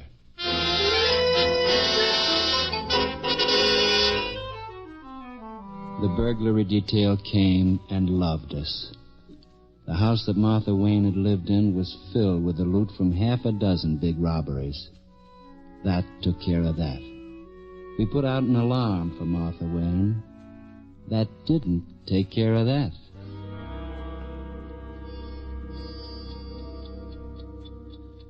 What's that thing you're fiddling with? Oh, this? Yeah. It's something I picked up in the room Martha Wayne lived in. It's a medal, Dave. Medal? Yeah. She'd been a Girl Scout. Also a senior lifesaver. What flavor? Trying to be funny. Relax, Pappy. I don't bite. I hope that's for me. Dana here. Yeah? Uh-huh. Yeah. Good. Thanks a lot. Goodbye. What was that? Burglary detail. Good old routine. The cop's best friend. Yeah. I'm not only getting fatter, I'm getting stupider. They've been worried about a cat named Barlow. A lot of burglaries bore his trademark the last few months, and they haven't been able to get anything on him, though. Well, what good is that? I don't know yet. I'll go ask Barlow. But if burglary already worked on They him... were gentle. All they had to worry about was stolen property. I won't be gentle. Lou, you better take it easy. Dave, there's nothing in my life except what? Death, killers, pain and violence. I'll take it as easy as I know how, but I'm not worrying about stolen property. I'm worrying about murder.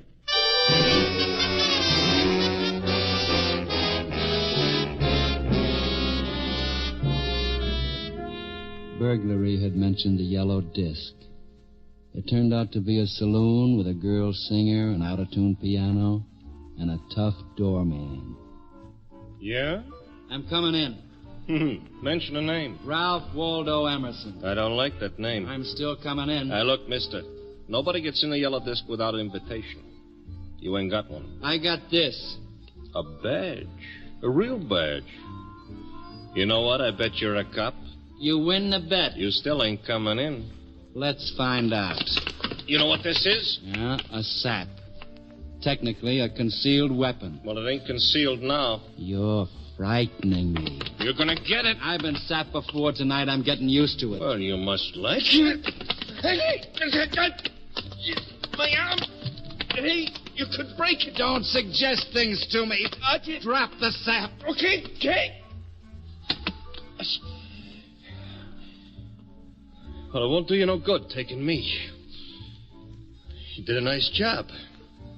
Walk in there, you got trouble. Maybe I like trouble. Okay, I'm out of your way. You're tough, sure. You could handle me. There's half a dozen guys in there. Open the door for me, huh? Oh, sure. Thanks. Suppose you announce me. Oh, okay. What name? Lou Dana. No wonder you took me. You heard what I said. Yeah. Lieutenant Lou Dana. That's this guy. Now get back outside. Yeah? A saloon. The girl singer left quick. A small combo played background music. A handful of men sat around at small tables. They all bulged at one place or another. Shoulder holsters or hip pocket rods, concealed weapons. Most of them had a girl at the table with them. Their weapons weren't especially concealed. Dana. Make it lieutenant. I feel formal tonight. What do you want here? Not a thing. Then get out. You worried about what? Something happening to you. Thanks. Let's not play games. I run this place. I run it without cops. Keep right on running it. Which one is Barlow? I don't hear a word you say. Which one is Barlow? You got a warrant for him? All the mugs in town are turning legal. I never heard of anybody named Barlow. Which one?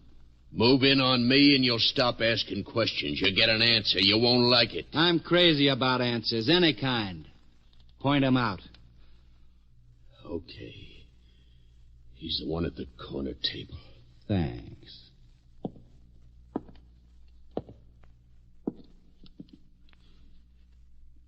Hello, Barlow. Hello. Let's go for a walk. Okay. You're coming easy. Why not? I wouldn't know. How about your little playmates? You must have been reading the papers about you. Convenient. Come on. Since when you doing burglary, Lieutenant? I'm not. Hey, no, wait a minute. Oh, no. We keep right on going. Or don't you believe what you read in the papers? We keep on going. Thanks, Mr. Barlow. Thanks.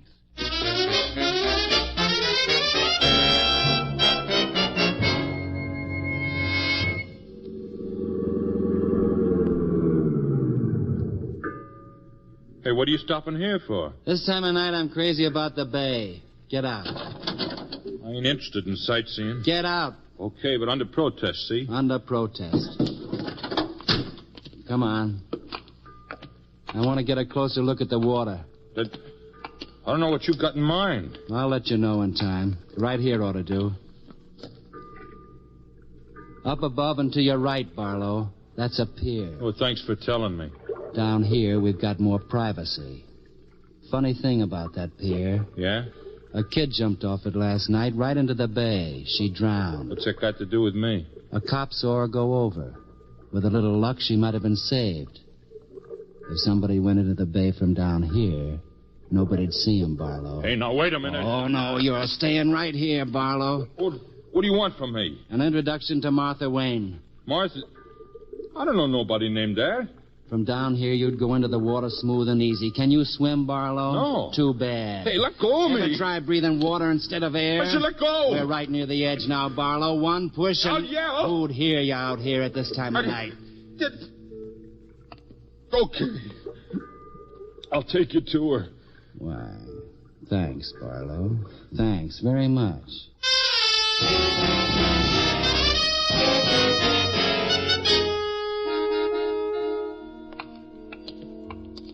I don't know what you think you're doing. Very simple. You're a burglar. Martha Wayne's a fence.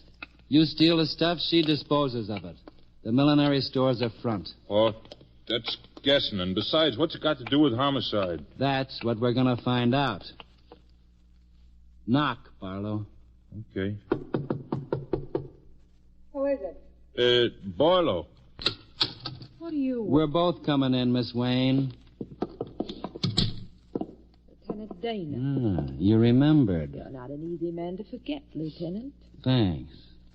This, apartment's a lot nicer than the brownstone. What brownstone? You're listed as the owner. But there's no law against having more than one place to live. Tonight, everybody's quoting the law to me. Why did you bring Barlow here? He brought me. I had to. He would have drowned me. Shut up. Okay, I'll shut up.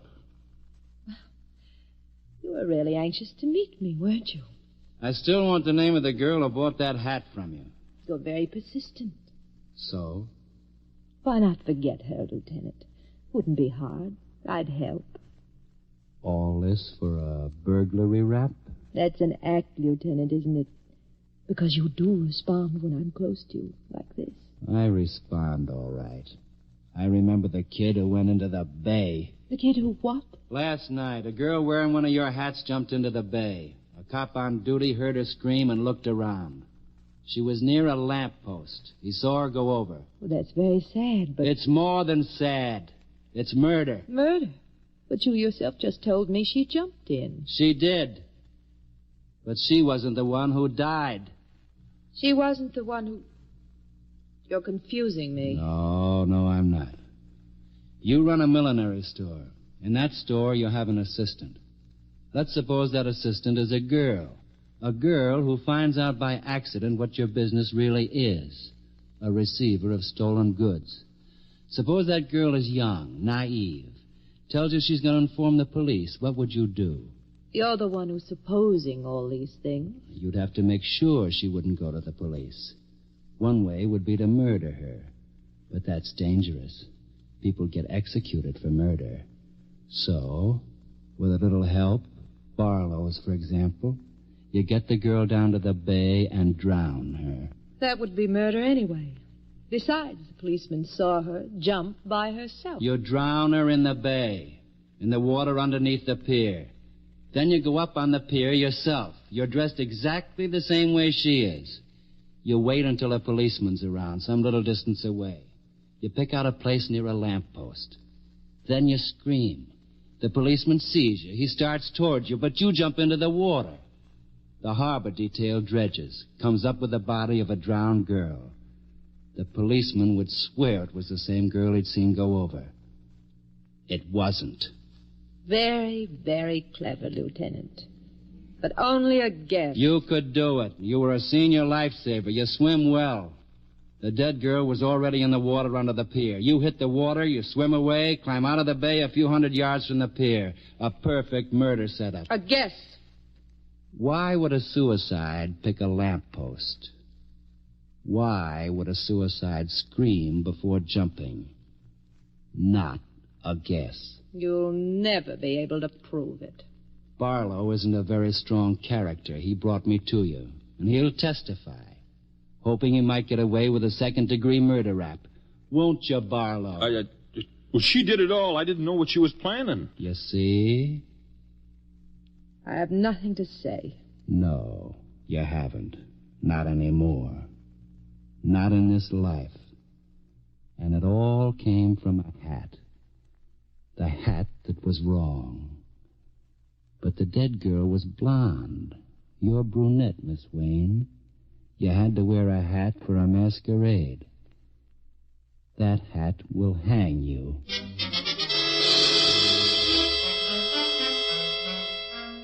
That was all. They were booked, they'd be tried, and in due time they'd die. I finished my report and signed it. I didn't see the paper I was writing on. I saw a young girl with an untouched face and all of her life before her, lying dead and watery on the rough wood of a pier. I don't like killers.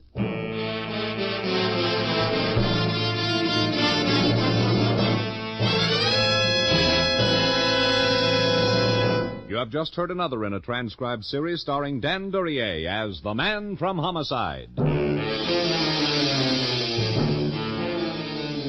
Man from Homicide is written by Lou Vittes, directed by Dwight Hauser. This program came to you from Hollywood. America is sold on ABC, the American Broadcasting Company.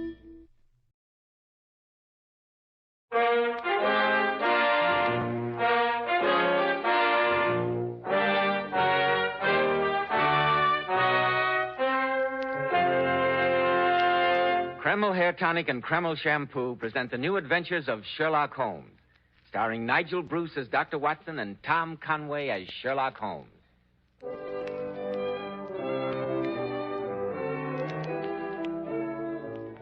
Now suppose we begin by calling on Mr. Holmes' biographer and friend, the genial Dr. Watson. We find him in his comfortable firelit study, leaning back in his easy chair, ready to begin his story. The fire feels good tonight, doesn't it, Dr. Watson? Indeed it does, but sit down, Mr. Bell. Sit down and let's get on with the story. You are in a hurry, aren't you? Well, I suppose I am. As a matter of fact, the adventure I'm going to relate was one of the most gruesome experiences I ever hoped to encounter. Perhaps I'd better not tell it after all. It brings up memories Oh, that... come now, Dr. Watson. You're not going back on us now. You promised last week to tell us... what was the name of the story? The Adventure of the Devil's Foot, or the Cornish Horror. The very thought of it makes my blood run cold. I can hardly wait, Dr. Watson. But first, men, I'd like to remind you about this famous modern trend in hair grooming, which is preferred among top-flight executives and America's most successful men. It's called Kreml Hair Tonic. One of the many reasons Kreml has become such a nationwide favorite is that it never plasters the hair down with sticky goo, which makes your hair and scalp feel so dirty. It never gives hair that old-fashioned, greasy, patent leather look. You see, Kreml is a very highly specialized hair tonic. It contains a unique and utterly different combination of hair grooming ingredients, which is found in no other hair tonic. That's why Kreml keeps unruly hair so neatly in place longer, with such a handsome, healthy-looking luster. What I especially like about Kreml is that after you use it, you can run your hand back over your hair and your hair never feels sticky or dirty. No greasy film comes off on your hand. Yet Kreml hair keeps hair in perfect order throughout the busiest day, always looking so handsome and well-groomed. K-R-E-M-L, Kreml Hair Tonic. Now, Dr. Watson, how about the Devil's Foot or the Cornish Horror? It was the spring of the year 1897. Holmes's iron constitution had shown some signs of giving way due to a particularly arduous and nerve-wracking winter. In March of that year, Dr. Moore Agar of Harley Street gave positive injunctions that Holmes get out into the country for a protracted rest. Well, the third week in March found us settled in a small cottage near Poldhu Bay at the further extremity of the Cornish Peninsula. Isn't that rather a bleak country for convalescent, Dr. Watson? Bleak is putting it mildly. I've never known such grim surroundings, but it suited Holmes admirably. He seemed to blossom in that weird and foreboding fog-swept district. Just his natural perverseness, I suppose. Oh, I dare say. Our little whitewashed cottage stood on a grassy headland. From its windows, we looked down upon the whole sinister semicircle of Mounts Bay, that old death trap, with its fringe of black cliffs and surge-swept reefs. In every direction, there were traces of some vanished race which had left as its sole record strange monuments of stone. Holmes spent most of his time pottering round these weird ruins. Everything was going along peacefully until one morning our simple and healthy routine was violently interrupted, and we were precipitated into the middle of a series of gruesome and nerve-shattering events. Quite a surf this morning, eh, Watson?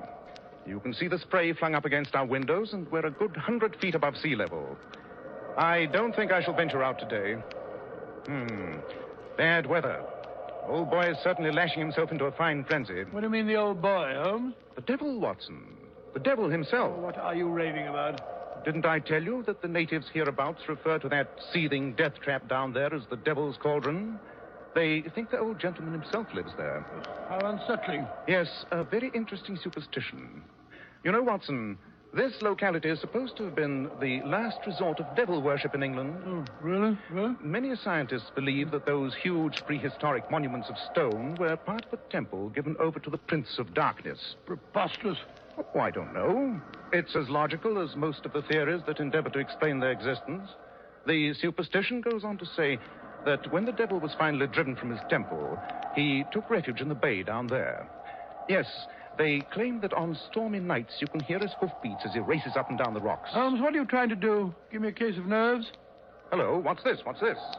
Someone is running up our path, his cloak flapping about like a giant bat. Why, it's that Tregennis fellow, the one who boards with the vicar. Mortimer Tregennis, eh? I wonder what's happened. Face as white as a sheet. Couldn't look more upset if he'd seen Beelzebub himself. Open the door, Watson. Mr. Holmes, thank heaven I find you at home. The most terrible thing has happened. I can scarcely believe it. Oh, sit down, my dear fellow, sit down. That's better. Now, perhaps you can tell us what has happened. My family, my sister, we were playing cards. Oh, slowly now, take your time. My family, my sister and my two brothers. It's too terrible. Why, just last night I was with them at the house. Tridanic warfare, it's called. All well and happy. We played cards, and now, without warning, I can't believe... Easy, Tregennis, easy. There's a good fellow. I left them last night. My sister Brenda, my two brothers, Owen and George. What time was that? The clock in the church steeple over at Polo was chiming 10 o'clock as I closed the front door behind me. I'd left them all in the card room, laughing and in good spirits. And? This morning, being an early riser, I was out taking a walk before breakfast when Dr. Richards overtook me in his carriage with the news that he'd been sent for on a most urgent call from Tridanic warfare. Something terrible had happened to my family. I jumped in beside him and he whipped up the horses. And what did you find? Oh, Mr. Holmes, it was terrible, ghastly. My 2 brothers and my sister, there in the card room just as I'd left them. But what a change. What a ghastly change. Yes? Brenda lay back stone dead in her chair. And my 2 brothers sat on each side of her, laughing and shouting and singing. The senses stricken clean out of them. And all 3 of them, my poor dead sister and my 2 demented brothers, retained upon their faces an expression of ghastly horror, a convulsion of terror. How terrible. Yes. Dr. Richards was so overcome at the sight that he fell fainting into a chair. Anyone else in the house besides your sister and brothers? Only Mrs. Porter, the old housekeeper. I presume it was she who found them this morning. Yes. She always goes through the house in the mornings, adding it out before the family comes down. When she reached the card room, the shock was too much for her. She's had a nervous collapse. We had to put her to bed. No wonder. An exceptional case. Most exceptional. That's what we thought. We could find no traces of strangers in or around the house. Nothing was stolen, nothing touched. The vicar believes you are the only one who can solve the case, Mr. Holmes. He insisted I come to you. I shall be only too glad to handle the matter, of course. But first I must ask you a few questions. Anything, Mr. Holmes, anything. To begin with, Mr. Tregennis, why do you live with a vicar, separated from your family? Well, as a matter of fact, we had a slight argument a few years ago about some property it was. But that was all settled long ago. We were on the best of terms. Now, Mr. Tregennis, about last night. Do you recall anything at all that was out of the ordinary? There was one thing that occurs to me. As we sat at the card table, my back was to the window. George was facing me. Suddenly, I saw him look hard over my shoulder out of the window.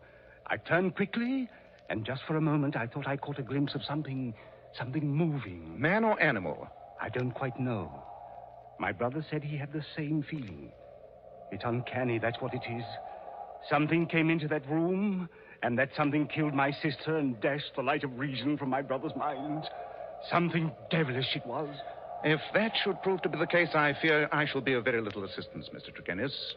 But short of wrestling with his satanic majesty, I think perhaps we can solve your problem. Come, Watson. We'd best go down to Tredanic Water at once.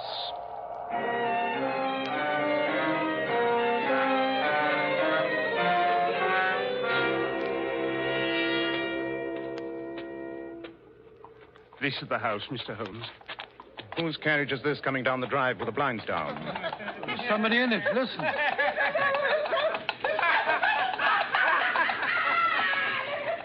My brothers. My poor brothers. It's Dr. Richards' carriage.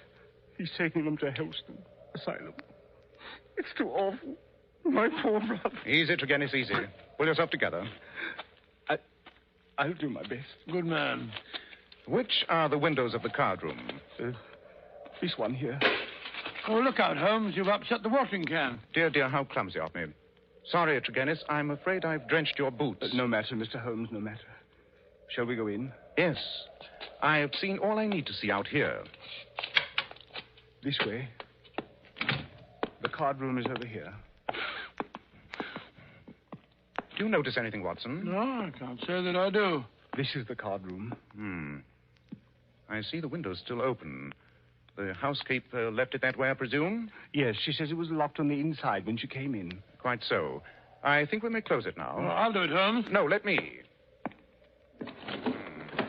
Candles quite gutted out. Yes, cards still on the table. They have not risen from their chairs, I take it, and you left at 10. That sets the hour of death at some time before 11. Fire burned out. Why a fire?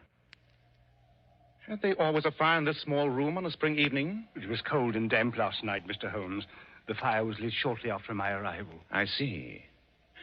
Well, that seems to be about all. No disturbance of any kind. Strange. Oh, come along, Holmes. Come along. The room gives me the jumps.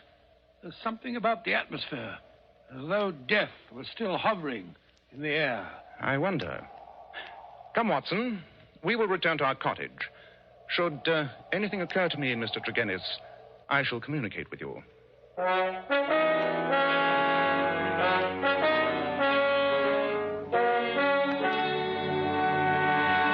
It won't do, Watson. It won't do. All the facts are negative. Well, do you think Mr. DeGennis' account of his actions last night was truthful? Quite, Watson. Quite. You remember the incident of the spilt watering can? I did that to obtain an impression of his foot. I take it you succeeded? I did. With that print as a sample, I was able to trace his movements last night. His story is correct. He left the house at about 10, went straight back to the vicarage and did not return. Nor did anyone else enter or leave that house. Then it must have been the man or animal they thought they saw in the bushes. He must have returned and frightened them to death. There was no such man or animal, Watson. Last night was a dark night. Anyone who had the wish to frighten these people would be compelled to put his face against the glass before he could be seen. Well? There is a 3-foot flower border outside the card room window. But there are absolutely no footprints there. Yes, but that means Mr. Tregennis' sister and her 2 brothers were alone when death struck the sister down and drove the brothers insane. But Holmes, that would be supernatural. I hope not, Watson. Look, here comes another visitor up our path. Stranger this time. Big, savage-looking fella. That, my dear Watson, is none other than the famous Dr. Leon Sterndale. Sterndale, the lion hunter and explorer? Exactly. Oh, what's he doing in this neighborhood? Oh, I've heard he owns a little cottage about 5 miles down the coast. They tell me he lives there absolutely by himself when he isn't off on one of his expeditions. Never mind, Watson. I'll do the honors myself. Come in, Dr. Sterndale, come in. Mr. Holmes? Yes, and this is my friend, Dr. Watson. How do you do? How do you do? Mr. Holmes, I've come to you about the tragedy at Dannywater. The police are utterly at a loss. You have a keener brain. Pardon me, Dr. Sterndale, but why are you so concerned in this affair? Well, you see, during my many residences in this locality, I've come to know the family of Tregennis very well. I see. Their horrible fate has been a great shock to me, Mr. Holmes. I'm so sorry. As a matter of fact, I was on my way to Africa. I got as far as Plymouth when the news reached me this morning. I came straight back to help in the inquiry. But that would make you lose your ship. One sailed for Africa this afternoon, if I'm not mistaken. I can take the next. When did you last see the Tregennis family, Dr. Sterndale? I saw Brenda, Miss Tregennis, 3 days ago, just as I was leaving for Plymouth. Oh. So you have been in Plymouth for the last 3 days? Yes, in Plymouth. But how did you get the news so quickly? Surely the Plymouth papers didn't carry an account of the matter in this morning's edition? I received a telegram. Telegram? Might I ask from whom? You're very inquisitive, Mr. Holmes. It is my business, Dr. Sterndale. Very well. The telegram was sent by the vicar, Mr. Roundcay. I see. And now, Mr. Holmes, have you reached any conclusions? Conclusions? No. That would be a trifle premature. But I have every hope of bringing this matter to a satisfactory termination. Satisfactory to me, that is. Would you mind telling me if your suspicions point in any particular direction? I do not feel that this is the moment to answer that question, Dr. Sterndale. Oh, and I see that I've been wasting my time. I need not prolong this visit. Good afternoon, gentlemen. Close-mouthed fellow, Dr. Sterndale, isn't he, Holmes? He told me more than he realized, Watson. But he knows even more. How could he if he was in Plymouth? But was he, Watson? That statement is something for us to look into.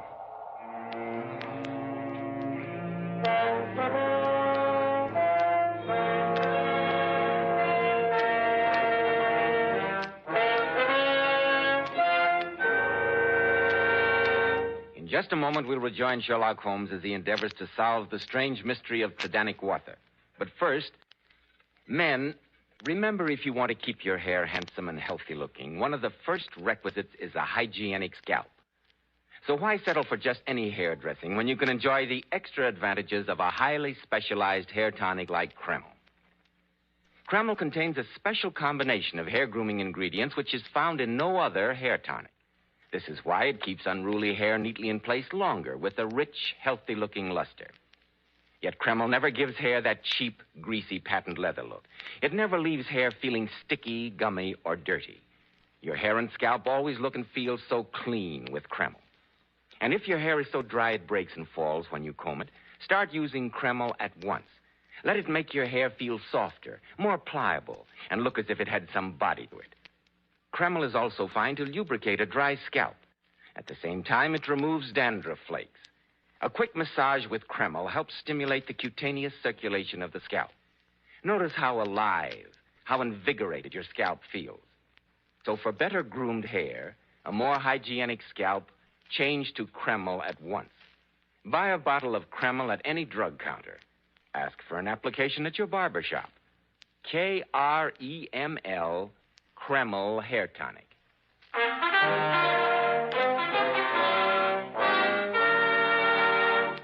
I say, Holmes, must you go on smoking that foul pipe? The atmosphere's so thick I can hardly see across the room as it is. Oh, dear, I feel depressed. Who knows what evil thing is stalking abroad in this neighborhood? Light the lamp, Watson. It's the gathering twilight that makes it gloomy. Rubbish. Look here, Holmes, what about that Dr. Sterndale? Do you think he did it? No, Watson. I've been in communication with his Plymouth hotel. His story was correct. He had been there for the past 3 days, and he did receive a telegram from the vicar this morning. Oh, and he couldn't possibly have had anything to do with the Turgenev tragedy last night. Quite. I didn't think he had a connection with the tragedy. But there is a connection with... Now what? Mr. Holmes! Oh, Mr. Holmes! Open the door, Watson. Ah, my dear vicar, come in, come in. Dear me, you look as though you'd seen a ghost. It's tracked him down. The curse of the family. He's dead. Dead with that same look of terror on his face. Who's dead? Mortimer Turgenev.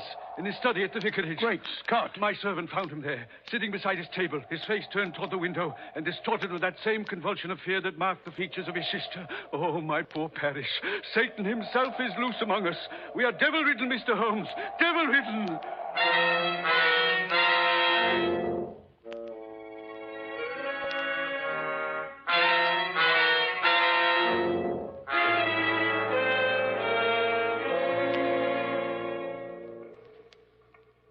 This was his study, Mr. Holmes.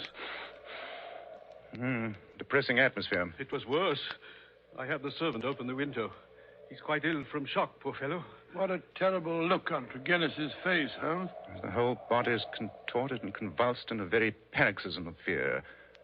You've never seen death in this form before, Watson? No, never. You know of no poison that would have this effect? Good heavens, no. The lamp is lit. It was burning over an hour. Notes the oil consumed. Yet darkness has just set in. Did anyone call at the vicarage this afternoon? No. I was out myself, but my servant says he let no one in. Then Turgenev was alone when he... I wonder. The window was shut at the time of his death, but the lamp was lit. Curious. The window. Let's see. The window. Yes, by Jove, I think I found something. What's that you're putting in your pocket, Holmes? And the lamp. Of course, the lamp. Notice this powder which has been spilled on the base of the lamp? Red-brown powder. Give me an envelope, Watson. I must have these specks of powder. Why are you so excited about the powder, Holmes? Because it contains the solution of our mystery, Watson. It is the source and the solution.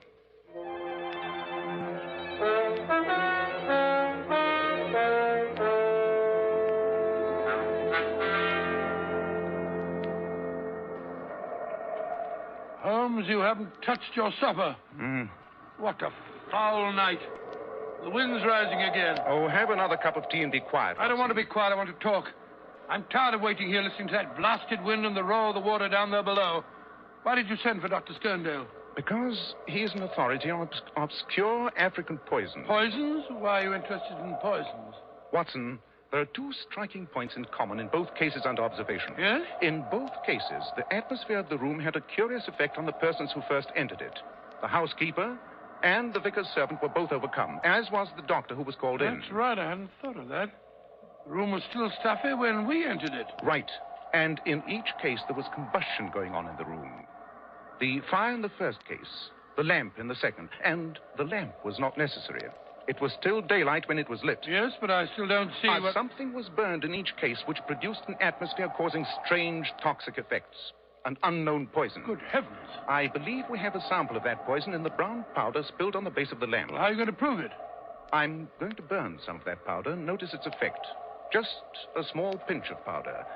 Yes. Perhaps you'd better leave the room, Watson. Leave you alone in here? Certainly not. I warn you, it's risky.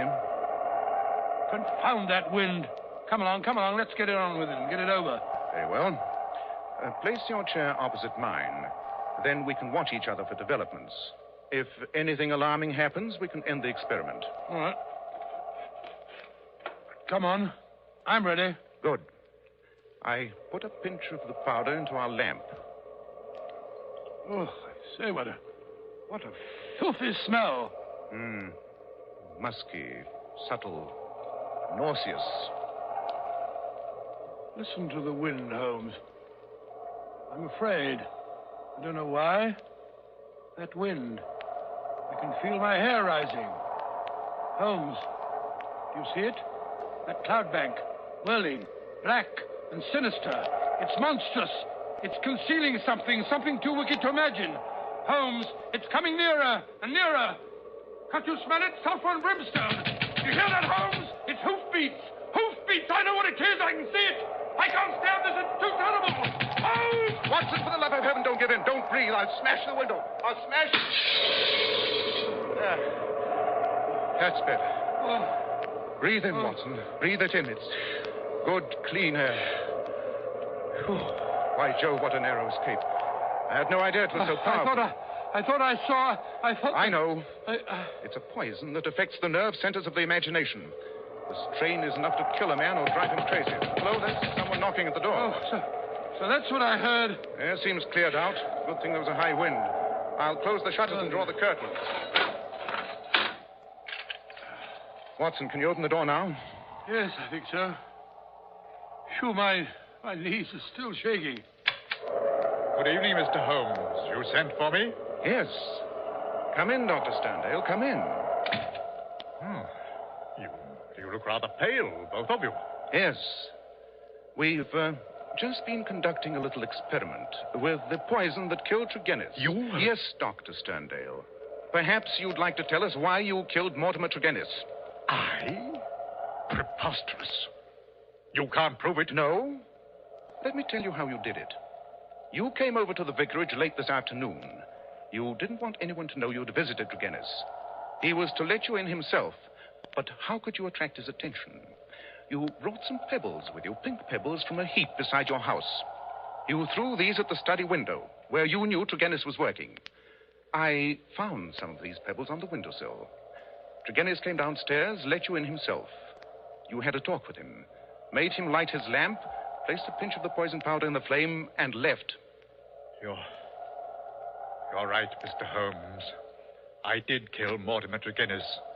But I'm not guilty of the other atrocity. I swear I'm not. I believe you, Dr. Sterndale. But you know who did it. Perhaps you'd better tell us about it. Very well. It was Mortimer Tregennis. What?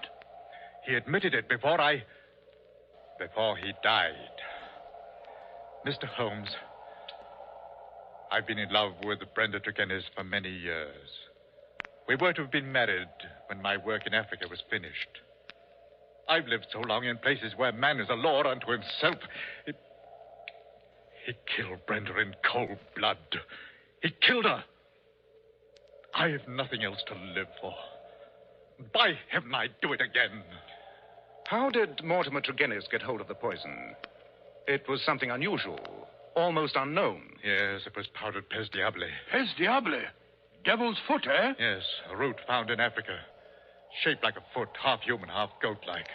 I have the only specimen in England. And you showed it to Tregennis? Yes. He came over the other afternoon when I was packing. He was interested in my African curiosities, particularly this powder. How he took it, I can't say. I thought no more of the matter until I had received the vicar's telegram and learned how they died. I returned at once. Looking into the tragedy, I was convinced Mortimer Tregennis was the murderer, that he'd done it to gain control of the family fortune. There was the crime, but what was to be his punishment? What jury would believe such a fantastic story? No, I decided to take the law into my own hands. Perhaps if you ever loved anyone, you'll know how I felt. Dr. Sterndale, what were your plans when you set out for Plymouth? I had intended to bury myself in Central Africa. My work is only half finished. Go and finish the other half, Dr. Sterndale. I do not feel called upon to prevent you.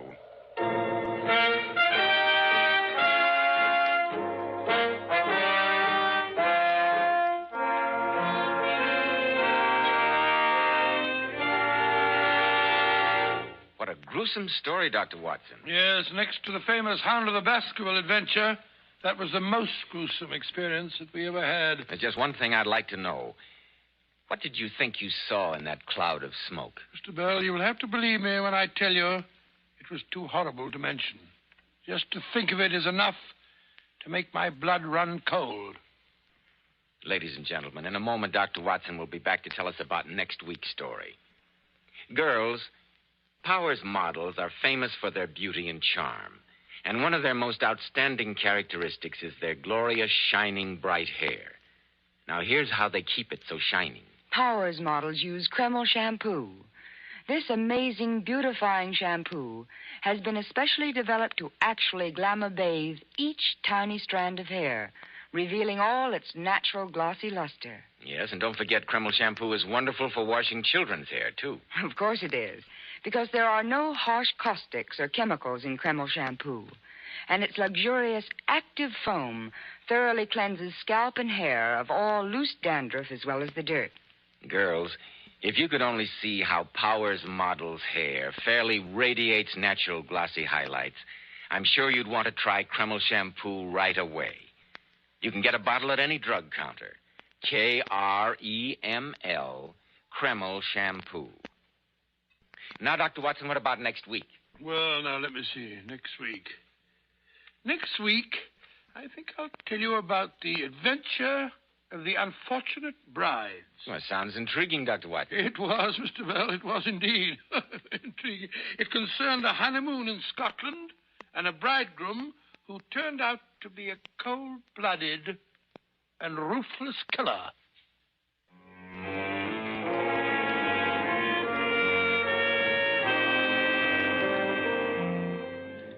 Tonight's Sherlock Holmes adventure was adapted by Edith Meiser from Sir Arthur Conan Doyle's story, The Devil's Foot. Nigel Bruce appeared by permission of California Pictures. Tom Conway through the courtesy of Eagle Lion Pictures. The Sherlock Holmes series is produced by Tom McKnight.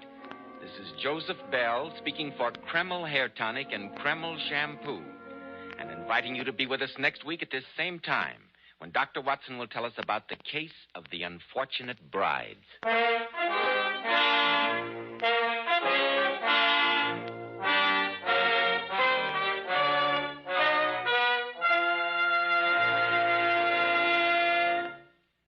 This is ABC, the American Broadcasting Company.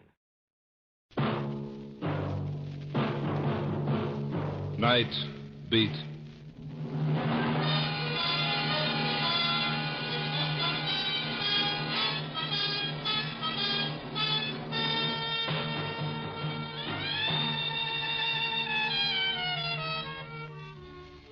Hi, this is Randy Stone. I cover the night beat for the Chicago Star. Stories start in many different ways.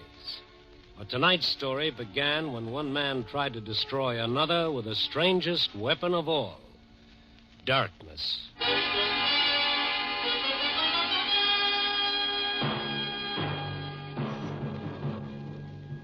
Night Beat, starring Frank Lovejoy as Randy Stone.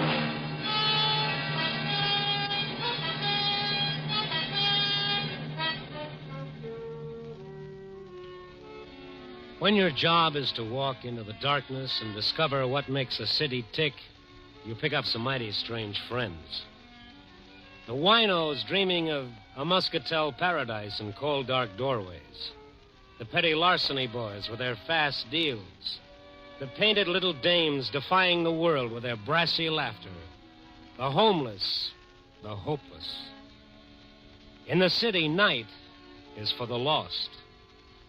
And sometimes you feel a hunger to be with someone of the everyday world, some nice, well-adjusted soul who's got a reason for waking up tomorrow morning. I guess that's why I dropped in to see Bessie Chatfield tonight. Bessie's a little gray-haired librarian who has charge of a small storefront library on Huron Street. No one around this time of night but Bessie and a young fellow in a gray raincoat alone at a reading table. Mr. Stone. Well, we haven't seen you, in such a long time. Well, since Forever Amber, you haven't had the kind of high-type literature that interests me. And when you finally do drop in, look what time you get here. 10 o'clock. Right when I have to go over and start turning out the lights. I timed it that way so I could get you behind those bookcases, away from that fellow with the reading desk. Well, I'm afraid your timing is about 35 years off, Mr. Stone.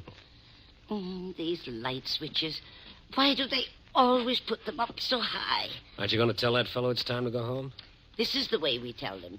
We flick off the lights and then flick them on again. First off, like this. No, don't do that. No! What? Turn the lights on quick. Let me handle him. What's the idea of doing that, mister? That's supposed to be smart or something. Oh, take it easy, fella. Take it easy. Or did he pay you to do it? Is that the deal? Huh? You tell George Brewster that the game doesn't amuse me anymore. You tell him if he keeps that up, I'll kill him. Oh, wait. I turned the lights out. It's closing time. What? Closing time? Oh. Yes, of course. What's wrong with you, buddy? You sick or something?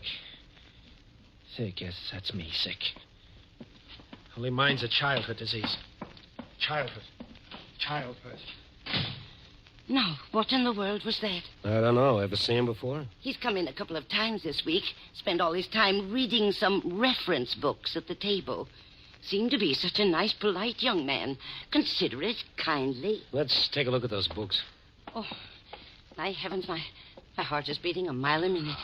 And did you see his face? It frightened me. He was even more scared than we were. Of what?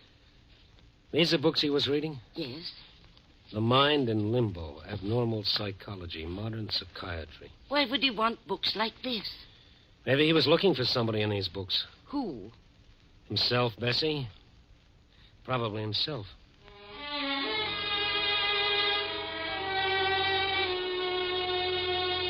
Bessie was pretty upset, so after she locked up for the night, I started walking her toward the elevated station over on Lake Street.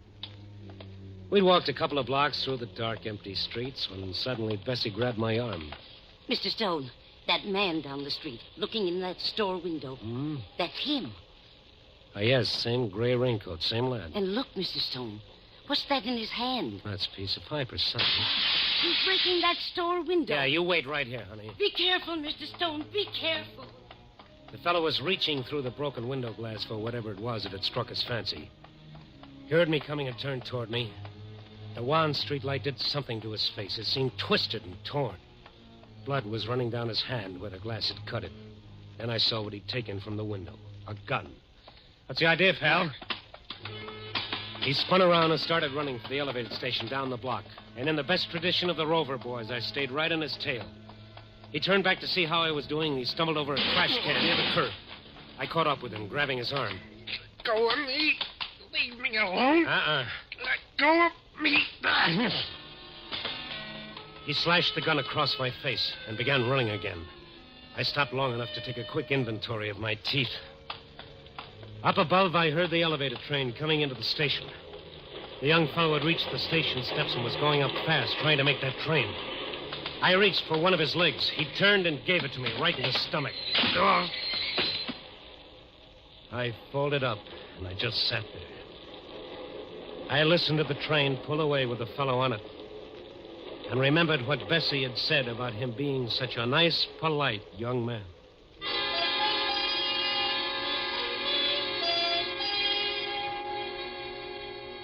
After a while, I began to feel somewhat human again. I notified the police what had happened, and they sent a squad car out. After they left, I remembered something, a name this nice, polite young man had been throwing around. George Brewster. I found a phone book in a cigar store. There were 3 George Brewsters. The first number didn't answer. I tried the second.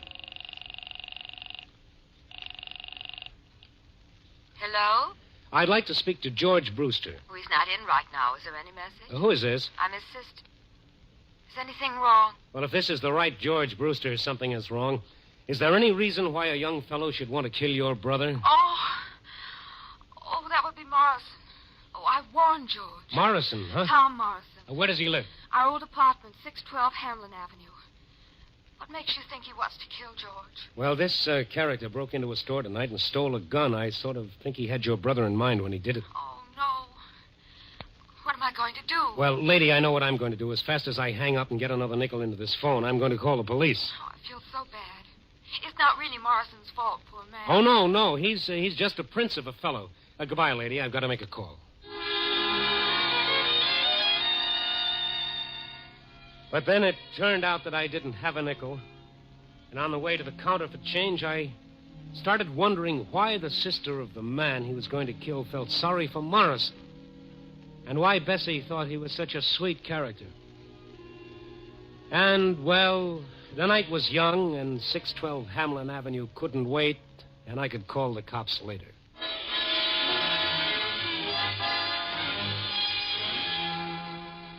.612 North Hamlin was a second-floor flat on the north side. I got there a few minutes after 11 that night. All the windows were lit up.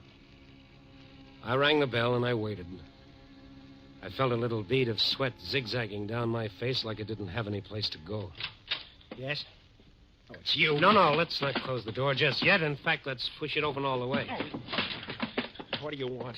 My 2 front teeth and a few ribs. Get out of here. Now, look, pal, don't tempt me. I came against my better judgment to listen to what you've got to say. If I leave now, the only place I'm going is the nearest police station. Police station? I guess maybe that would be the best. What? Otherwise, I don't know what's going to happen. Yeah, I guess you better call the police, mister. What do you think you're doing, calling my bluff? The phone's right behind you. Okay, buddy, you asked for it. Sure this is the way you want it? It's better this way. I'm at the end of my rope. I don't want to kill him. George Brewster? Yes, George Brewster. I know how it'll end if he doesn't stop. Stop what? Call the police, mister. You'd be doing me a favor. Since when have I got to do you favors? Well, why aren't you calling? I'm an Eagle Scout in good standing. I haven't done my good deed for today. You can't help me, mister. Stone is the name. What makes you so sure I can't? Well, thanks for even wanting to. After that bad time I gave you. Bad time? That's the understatement of the year. Well, I was panic-stricken. He got me half crazy. Well, what have you got to lose if you tell me about it? No. Okay. Wait. I don't know. I'm like a drowning man grasping at straws. Look, maybe if you talked to Brewster, told him what he's doing to me, maybe he'd leave me alone. Well, you never can tell. But I'd have to know what I'm talking about. It's quite a story, mister. These lights. Look at them. Bright as the sun, aren't they? Lamps. Overhead chandeliers. Look at them. I'd hate to see your light bills.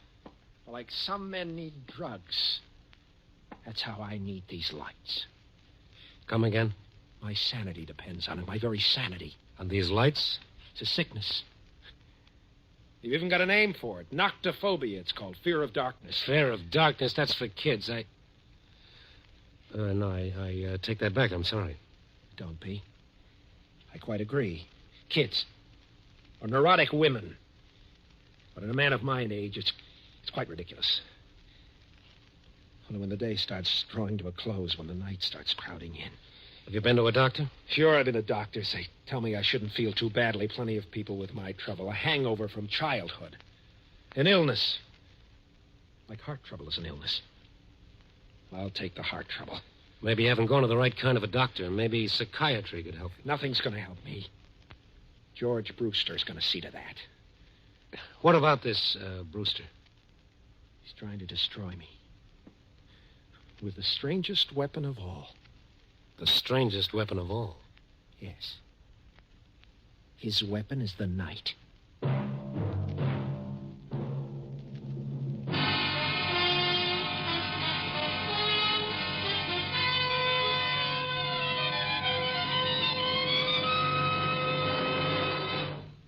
You were listening to Night Beat, starring Frank Lovejoy. In a moment, we'll return to Night Beat and Randy Stone. But first, we'd like to call your attention to another great NBC mystery adventure program. Every Sunday, you'll want to hear the exciting new Christopher London series with screen actor Glenn Ford in the title role. Stories for Christopher London are furnished by Earl Stanley Gardner, one of the most famous mystery story writers in America. There is no doubt about the greatness of Gardner's stories, and with the superb acting of Glenn Ford, Christopher London should be must-listening for every mystery fan. Make a listening date now to hear the exciting adventures of Christopher London every Sunday over most of these same NBC stations. And now back to Frank Lovejoy as Randy Stone in Night Beat.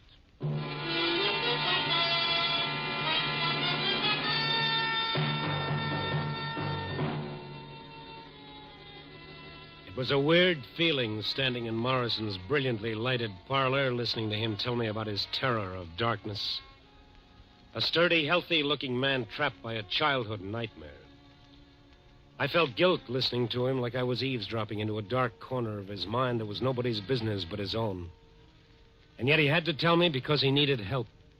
Because George Brewster was using Morrison's fear to destroy him. I was sent to Chicago by our company to replace Brewster, Stone. Till he found out why I was here, he couldn't do enough for me. He even got me this apartment. Greater love hath no man. Then he found out what the setup was. He changed fast enough. How did he find out about this fear of yours? Well, I'm telling you how. The other night, the two of us were working alone in the big vault down at the office, working on some old account or other. The overhead light, it blew out. Uh-huh. Well, it was so sudden, I couldn't help myself. I tried to keep calm, but... Well, it's like something tearing me to pieces inside. I couldn't breathe. I couldn't... Finally, I had to run. So he found out about... No, he wasn't sure, but it started him thinking. Yes, I see. Next afternoon, he came over to my desk. He was jovial, friendly, like he'd been in the beginning. Saying we'd been at each other's throats long enough. Inviting me to have dinner with him that night. Right from work, we went to his favorite spot on the north side, a place called the Catacombs. I began feeling uneasy the moment I entered.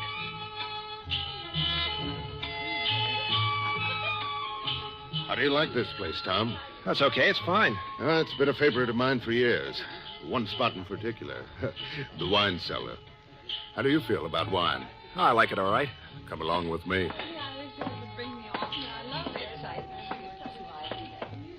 I'm a wine man from way back. Say, George, I wanted to talk to you about that little outburst last night. They have a different wine cellar here with a different temperature for each type of wine. I haven't been sleeping well, you see. And... Me, I prefer Riesling myself. Well, here we are. Huh? At the white wine cellar. We'll select our own brand for our supper. Here, I'll open the door.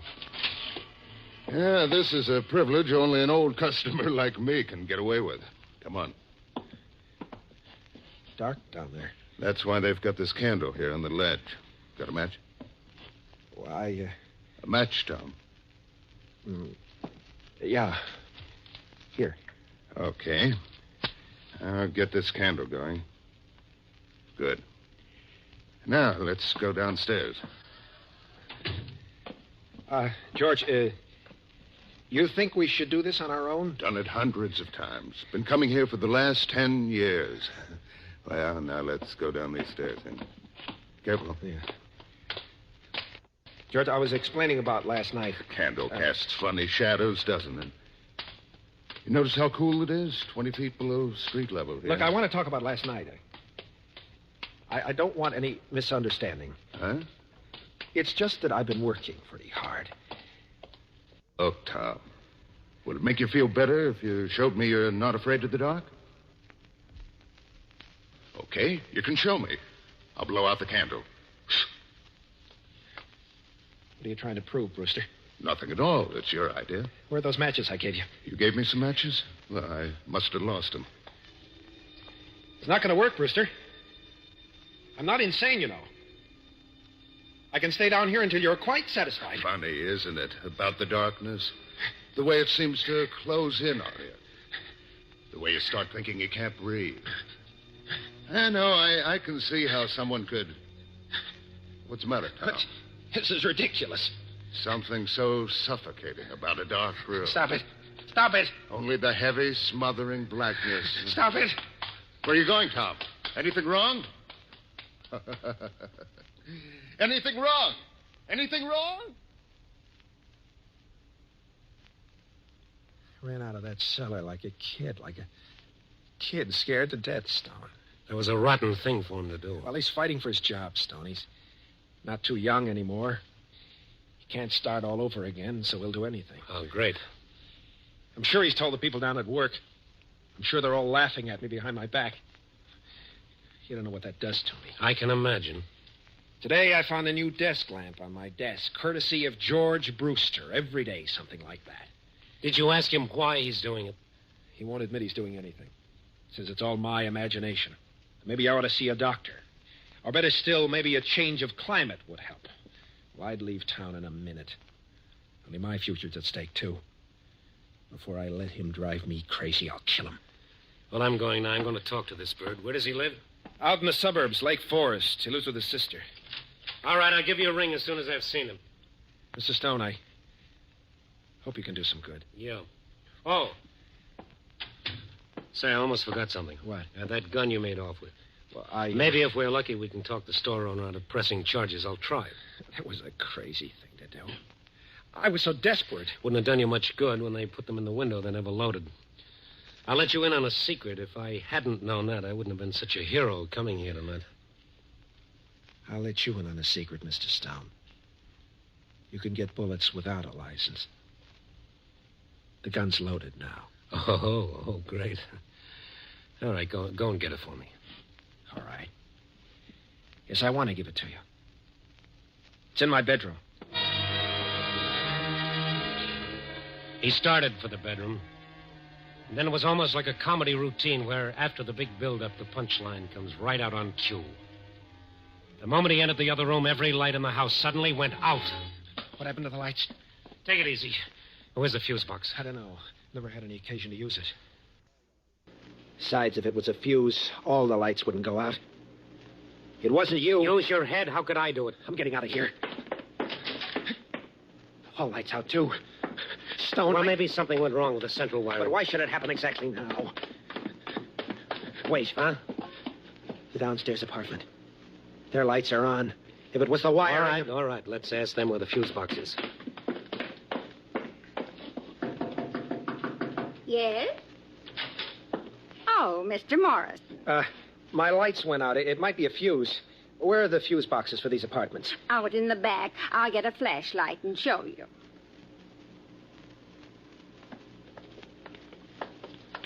Here we are. The fuse box is right here below our meters. Whenever the people from the light company come out, they have a dickens of a time finding it. Will you hold the flashlight steady and let me take a look? Wait a minute, Stone. Lower the flashlight just a little. Huh? It's not the fuse. Look at the master switch on my meter. Look at the one of Mrs. Graham's. Why, somebody pulled your switch down to off. Yes. Yes, someone surely did. Well, here, let me push it up. There. And look upstairs. All your lights are on again. That's probably some kids playing a joke. Now, how do you suppose the rascals ever found it? It's so well hidden. I've got a theory that all kids come equipped with a special radar for finding things like this. Mrs. Graham, tell this gentleman who used to live in my apartment before I did. Why, Tell him. why, you know. He even got the apartment for you. Your friend, Mr. Brewster. But what is that? Tom. That doesn't prove he did it. For me, it does, Stone. For me, it does.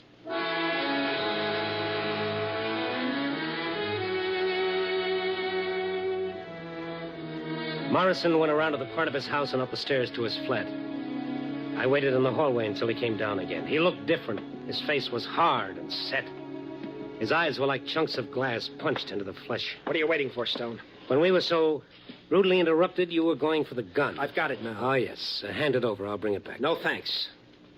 Now, where are you going and what are you going to do? I'm fighting for my sanity, my life. He's never going to do this to me again. Never. I can't let you do that. You're not going to have to. The minute you leave, I'm going to call every cop in the book.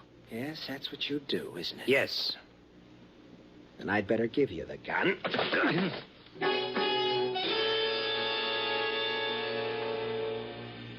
This could become habit-forming. I dropped to my knees in the hallway, and then the hallway subdivided like something under a microscope, and there were 2 hallways, and then there were 4.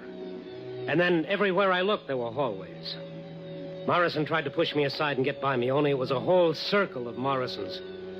I grabbed at his legs to hold him back, and it was like grabbing at a centipede. Then all the Morrisons in all the hallways brought all their guns down on my one poor head. And that was it, brothers and sisters, that was it. Feeling better, Mr. Stone? Oh, if I felt any better, I'd call an embalmer. Oh, what a business. I heard a commotion, and I came out, and you were lying here. Oh, this my head or is it a cantaloupe? Oh, how did it happen, and where's Mr. Morrison? Oh, Morrison, yes. How long ago did you hear this commotion? Oh, just a couple of minutes ago. You came out of it real fast. Yeah, I've got an iron constitution. Have you got a phone? Well, yes, but don't you think you Come better... on, lady. Grab my head, put it back on nice and neat, and let's get to that phone.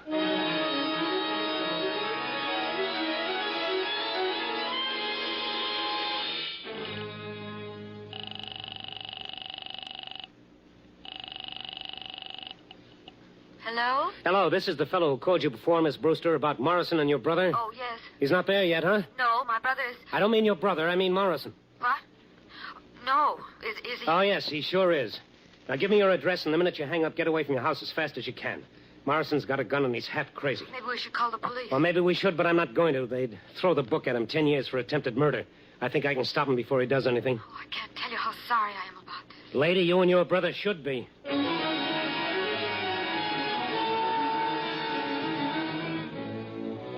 The cab got me out to their Lake Forest house in less than 20 minutes. The house was on a hill, and a flagstone path wound round and round for a city block until it reached the front porch. As I ran up the walk, my head started rattling like a handful of pennies in a tin cup. I felt weak and tired. All the time, I tried not to think about what I'd find when I reached the house. And now I was at the end of the path, walking toward the front porch. A nerve deep in my throat started jangling like a burglar alarm. The house was in darkness, and Morrison was standing beneath a little porch light, his gun pointed right at me.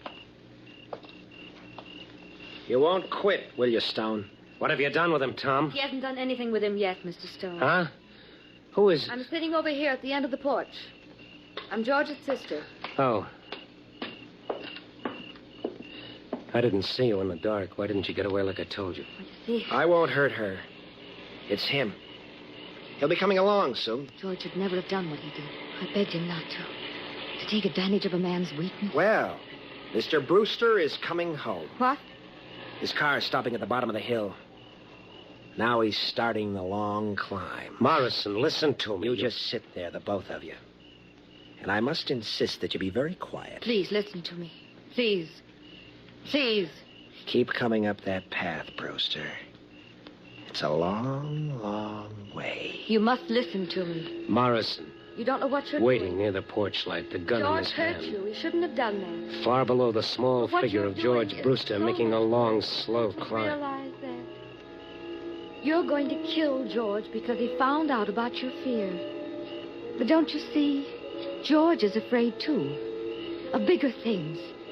Of being 53 and seeing his whole life going down. Brewster had stopped at the first landing to That's catch why his he breath. hurt you. Now he was climbing up the path again. He was fighting. Maybe 100 steps from his death. I found myself counting the steps. Why are you afraid of Close. the dark, Mr. Morris? Don't you see? If you weren't afraid, George couldn't hurt you anymore. Please, listen to me. Keep your voice down. If you try to warn him, you both die, too. Keep coming, Brewster. Yes, he kept coming. No more than 70 steps now. What is there to fear about the dark? The girl's voice going on and on. Nothing in it. Brewster getting closer. All it does is hide the world. Less than 50 steps now. 40 steps. 30 steps. If you believe in God, if you believe in your own soul, how can you fear the night? What is there in the darkness that can hurt you? There's such peace in the darkness. After the heat of day is gone, rush, the tumult, the struggle, you can breathe easy again. You can let the tightness inside unwind. He's almost closer. Listen to me. Please listen. It's not going to work, Miss Brewster. I'm going to try and run. Wait. Miss Brewster. There we are, Miss Brewster. No. You must see me in the light. I tell you, stay where... Tom. Look at her. I didn't realize. I'm not afraid. What right have you to fear? Julie, is that you on the porch? What right have you to fear, Mr. Morrison? What right? Oh, what a long climb. Must be getting old. Well, what are you doing here, Morrison? And who's this? Don't mind me. I just came along for the ride. What's this all about? I just came to say goodbye, Brewster. You're leaving? Yes. I'm going back and tell them you've done a good job here. It's not fair to replace you after so many years. You sure nobody scared you away, Morrison? Look at him, Brewster. Does he look like he's afraid?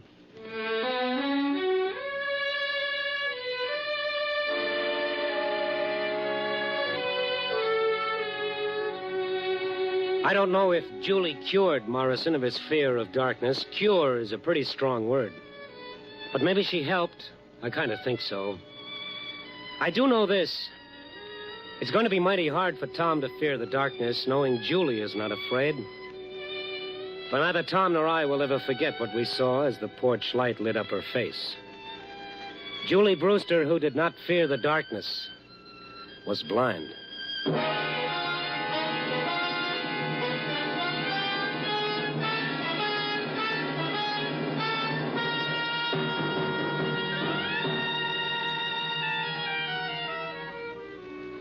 And now that part of the story they always print in heavy type, the moral. And don't smile so indulgently. Morals are very nice things. Some of my best friends have morals. You know, seriously, Julie's whole life is a moral in itself. And trying to top it is like trying to follow Al Jolson with a Mammy song. The best you can do is tip your hat to the fellow who wrote, "Out of the night that covers me, I thank whatever gods may be for my unconquerable soul." He must have had someone like Julie in mind. Well, 4 o'clock in the morning, a stale cup of coffee, a tired sandwich, and a story to dictate, and I worry about my unconquerable soul. Ah, me. Give me a rewrite.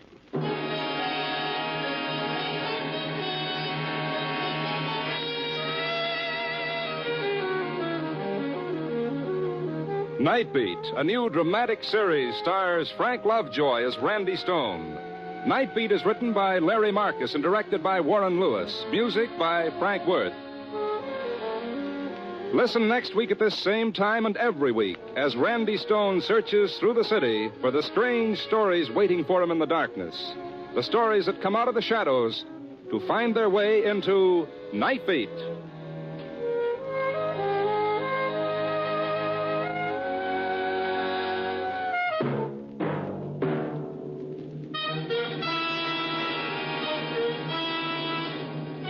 Stay tuned for Brian Donlevy and Dangerous Assignment on...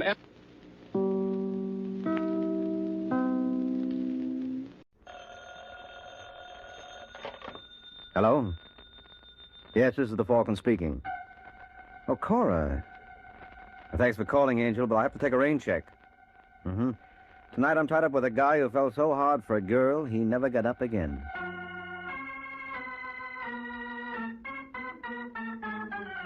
The Adventures of the Falcon, starring Les Damon. You met the Falcon first in his best-selling novels. Then you saw him in his thrilling motion picture series. Now join him on the air when the Falcon solves the case of the Invisible Thug.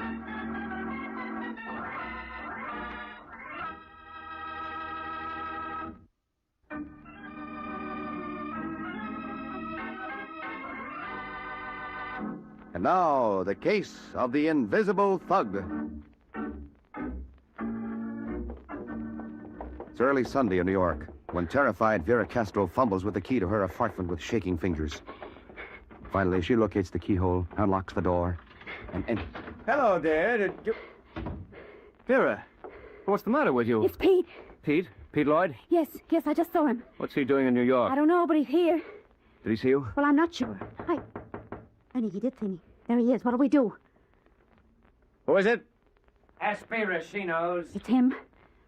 I she can open the door for an old friend? Honey, we've got to get out of here. Oh, it's 2 floors to the street. Looks like I'm gonna have to invite myself in there. He's trying to break in. Honey, do something. He'll kill us. I know he will. Pete, please leave us alone. Shaking, baby. I'm not going to touch you. It wouldn't dirty my hands. Your husband, I come to see. Put away the gun, Lloyd. Hey, funny boy. What do you want? Yeah, Castro, what do I want? You run off with my girl. You ask, what do I want? Well, you don't want me. You just said Yeah, so. I don't want you. Not now. All I want is payment. And I'm taking it. We don't have much. You're living. That's much. No, Pete. Shut up, Vera. Please. Shut up. All right, Castro. Lloyd, listen, give me a chance. Don't.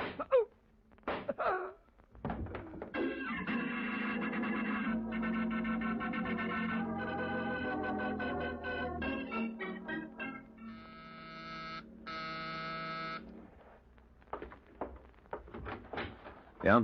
Hello, my name's Pete Lloyd. I'm looking for Mike Waring, the detective. You found him. Oh, good. I want to hire you to do a job for me. In that case, come in. Right. I want to be sure I have the right boy, though. You are the one they call the Falcon, aren't you? Mm-hmm. I try to find your office. Don't you have one? Don't even have a trench coat. Hope I'm not making a mistake hiring you. You already made a mistake, or you wouldn't be needing a detective. I suppose you tell me about it. Well, Waring, I picked up the paper this morning, and what do you think I see? I don't know, fair and warmer. Says I'm wanted for murder. For murder! Well, nothing like starting the day off on a cheery note. I used to go with a girl in Pittsburgh. We break up, and she marries a guy named Castro. Mm-hmm. Well, last night somebody shoots Castro. Vera, that's the girl, tells the cops it was me. How do you like that? I like it fine. Huh? Well, it brought me a client. You have an alibi, no doubt. Well, I wasn't even in town. That's how come the law hasn't picked me up yet. Well, it's going to pick you up. What? I'm not shielding you. Oh, no, sure not, Waring. Yeah, I'll give myself up. They can't hang this on me. Only, I wanted to hire you first. Mm-hmm. You got to prove I didn't do it. I suppose I proved you did. I'll take my chances. Oh, fair enough. I'll work on it. At $50 a day in expenses. Yeah, sure. But I can't figure. Why'd Vera do a thing like this to me? Why? Well, maybe she killed Castro. Thought you'd make a good patsy. Hey, let go. Take that back, Waring. Huh? Vera wouldn't kill nobody. Not Vera. You're not going to say... All right, chum, but let's call off the dance. I said let go. She didn't do it, Waring. I know Vera. All right. You didn't do it. Vera didn't do it. Nobody did it. But the guy's dead. I'm sorry, Waring. It's kind of edgy. You don't say. The paper says it happened fast. Maybe Vera didn't get a good look. Maybe she really thinks it was me. I don't know. Well, there's one way to find out. Yeah? Yeah, I'll ask Vera. Of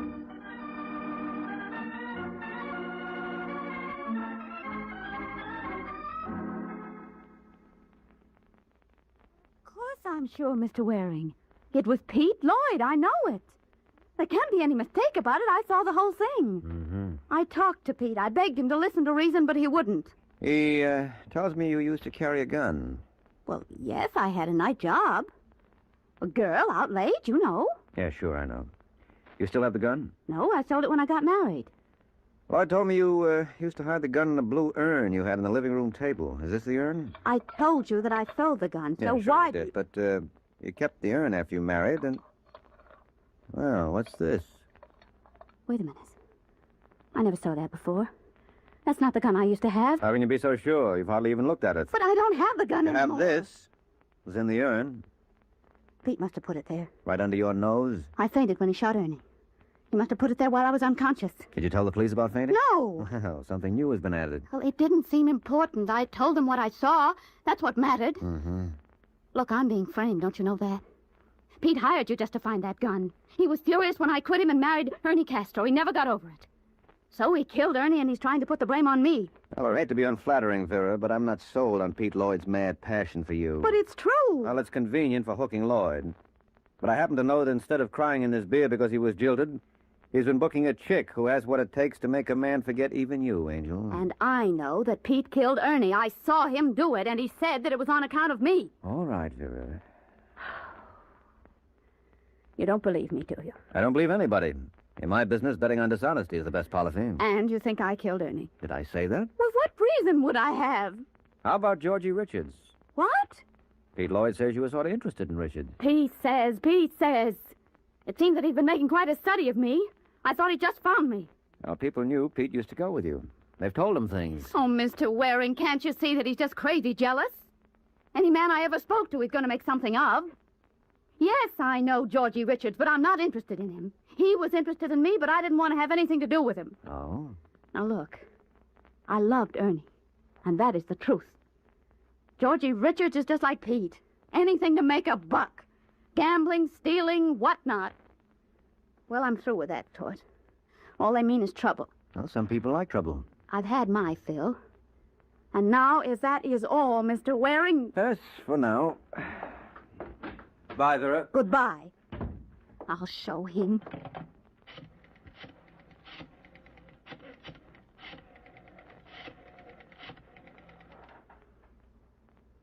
Hello. Georgie Richards, please.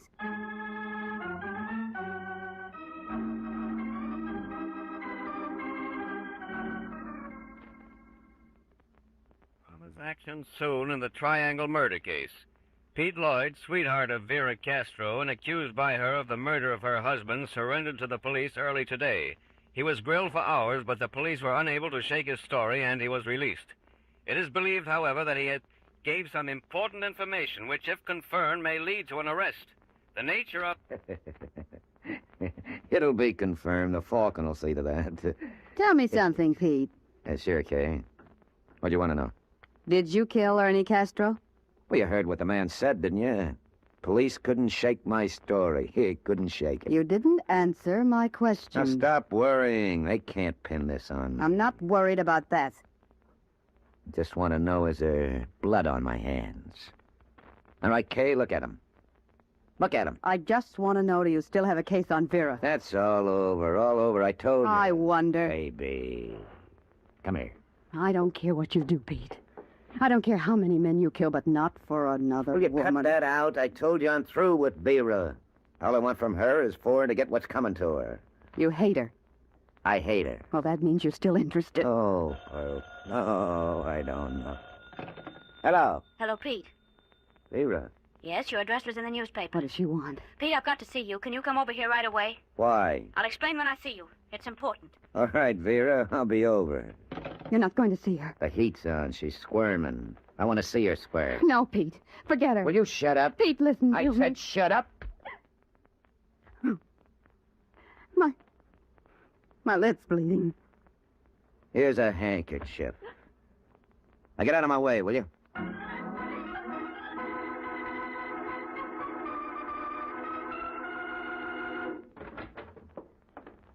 Come on in, Pete. Yeah, sure, baby, sure.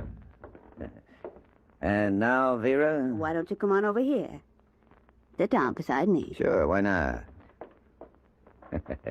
Back that, Vera. Turn on the glamour. See how far it gets you. All right, Pete. Isn't it enough that you killed Ernie? Can't you leave me alone? Leave you alone? You asked me over. It was your idea. I mean the gun. And hiring Mike Waring. Telling him there's something between me and Georgie Richards. You're trying to put the blame on me for Ernie's murder. Like you tried to put it on me. Well, could we make a deal? If I change my story? Couldn't we make a deal? All right, laugh. Just laugh. But you had your chance. Remember that. I'll remember. I'll prove you killed Ernie. Is that a fact? Because you did kill him. You did. Relax, You baby. killed him. You're a murderer. How many times are you going to say that? Until you admit it. What's to admit? I killed him. You know that, I know it. But if you expect I'm going to admit it to anyone else, what are you grinning about? I'm not grinning. Where? What is it? Why did you make me... The other room. You got somebody in the other room, haven't you? Ow, you hurt me. Answer me. The other room. Maybe the law, huh? Will you answer me? Well, I'll find out. Hey, you come back here. Well, what do you know? Georgie Richards, huh? Let go. So this is your witness, Vera. Some witness. What are you going to do? What am I going to do? I'm not going to do anything. Vera thinks your word's going to help her. She punk like you. And for a minute, she had me worried. Leave him alone, Pete. Sure, baby, sure. I wouldn't think him less than a pretty boy. All I'm trying to figure... Just what were you trying to pull here, anyway? Nothing. But that's all it's going to amount to. You can bet on that. Just a great big zero.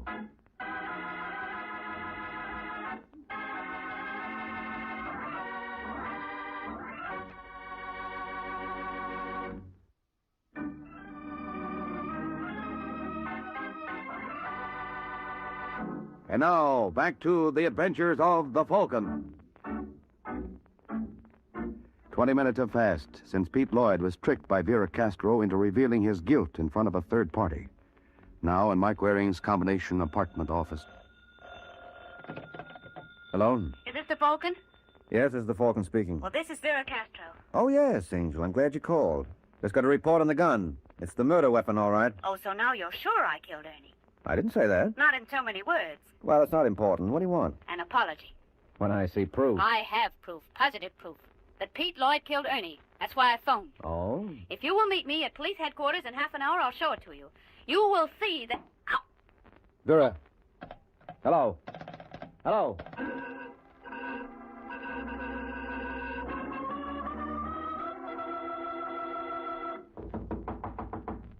Who is it?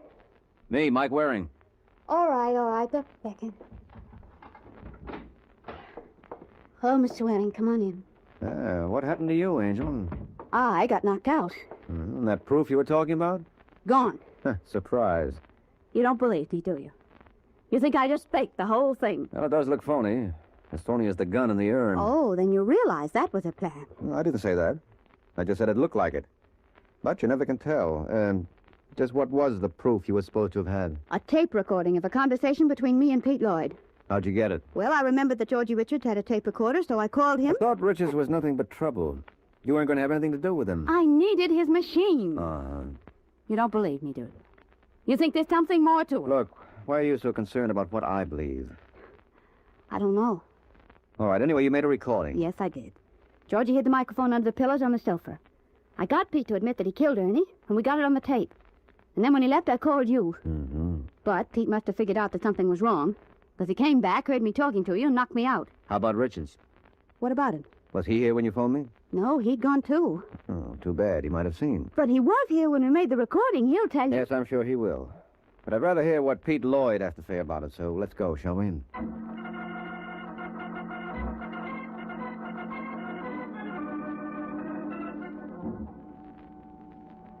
What are you going to say to Pete, Mr. Waring? Oh, just check his story against yours, Vera. And look, don't you think it's about time you started calling me Mike? Could be. Well, here's his floor. Except that you're still working for him. What's that? I think that came from Lloyd's apartment. The door locked? Yeah, I'm going to break it in. Wait a minute. I think someone's coming. Yeah. Oh, hello, Angel. What happened? It's Pete. Where is he? Right there. On the floor. Oh, my. I see him, Angel. Oh, no wonder she screamed. Is he dead? Yes, Vera. Somebody knifed him. He's very dead.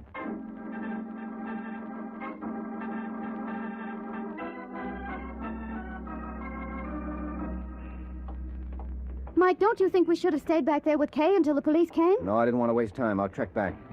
How do I get in? What's the hurry? Where are we going? To see Georgie Richards. Said you wouldn't take his word. No, I won't. Well, then why? Now, you'll see. Mike, Yeah? I didn't kill Pete. Mm-hmm. You don't believe. I wish you'd believe me. Where does Richards live? Kyburn apartment. But I still don't understand. Look, you borrowed his recording machine. Now it's my turn, that's all. Well, what do you want it for? You didn't notice me pick this up at Lloyd's, did you? What's that? The tape! A tape. Whether it's the tape remains to be seen. It was lying on the floor. Well, that must be it. Well, we'll see. And if it is, will you help me? If it is, will you need help? Well, it'll prove that I didn't kill Ernie, but I may be accused of Pete's murder. So will you prove that I didn't kill him? Do you want to hire me, Angel? Yeah. Well, I just lost one client, so I'm available. But considering what happened to that client, maybe you'd better think it over.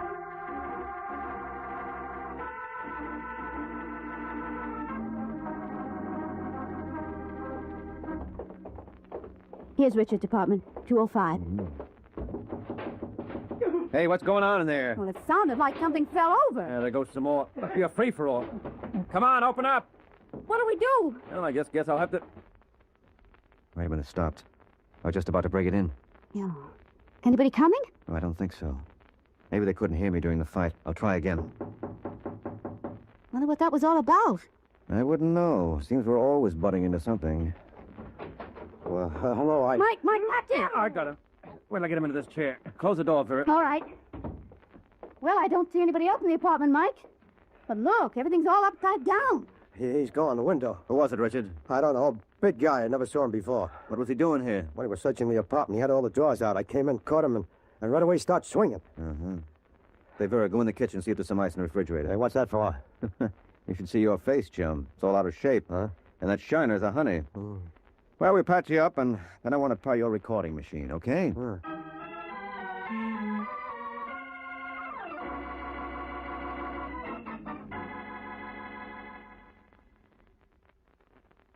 prove you killed Ernie. Is that a fact? Because you did kill him. You did. Relax, baby. You killed him. You're a murderer. How many times are you going to say that? Until you admit it. What's to admit? I killed him. You know that, I know it.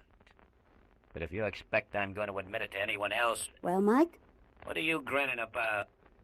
Well, I guess that does it. now you see that I've been telling the truth. All right, Vera. Lloyd killed your husband. But who killed Lloyd? Well, that's what you're supposed to find out. Hey, maybe it's the character who beat up on me. Yeah, maybe so, Richards. What did he look like? Well, he's a big guy. Yeah, so you said.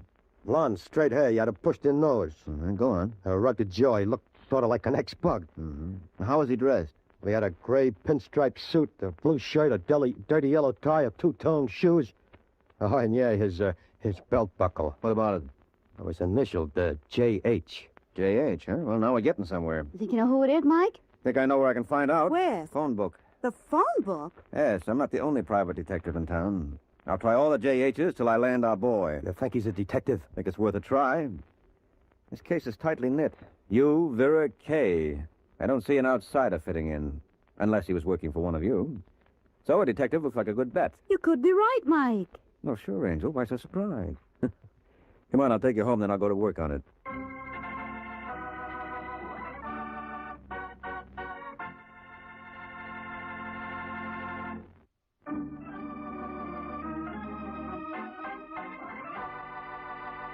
Now, back to the adventures of the Falcon. 10 minutes have passed, and the Falcon is fulfilling his promise to drop Vera at her house on his way to solving the case. Well, so long, Vera. I'll let you know how I make out. All right, Mike. Good night. I've been waiting for you. This. Hey, stop it! And you're right, thou. You'll have to clear out mine first, okay? That's a good idea. Come on, break it up. Break it up. She killed Pete. She killed him, and now I'm gonna kill her. You're not going to do anything. Ow, you're breaking my arm. Let go of her. Let go of her. Ow. You all right, Vera? Yeah. Good. Now, you, Kay. No use making like a maniac. That won't help anything. You don't understand. I loved him. Sure. Well, everyone to his taste. Why, you... Ow! I don't like to hurt you, Kay, but I can't let you go till you calm down. Now, come on, Kay. You better go with me. So long, Vera. Goodbye. Sorry if I hurt you, Kay. I don't like to rough a lady, but you haven't exactly been a lady, Angel. Now, come on.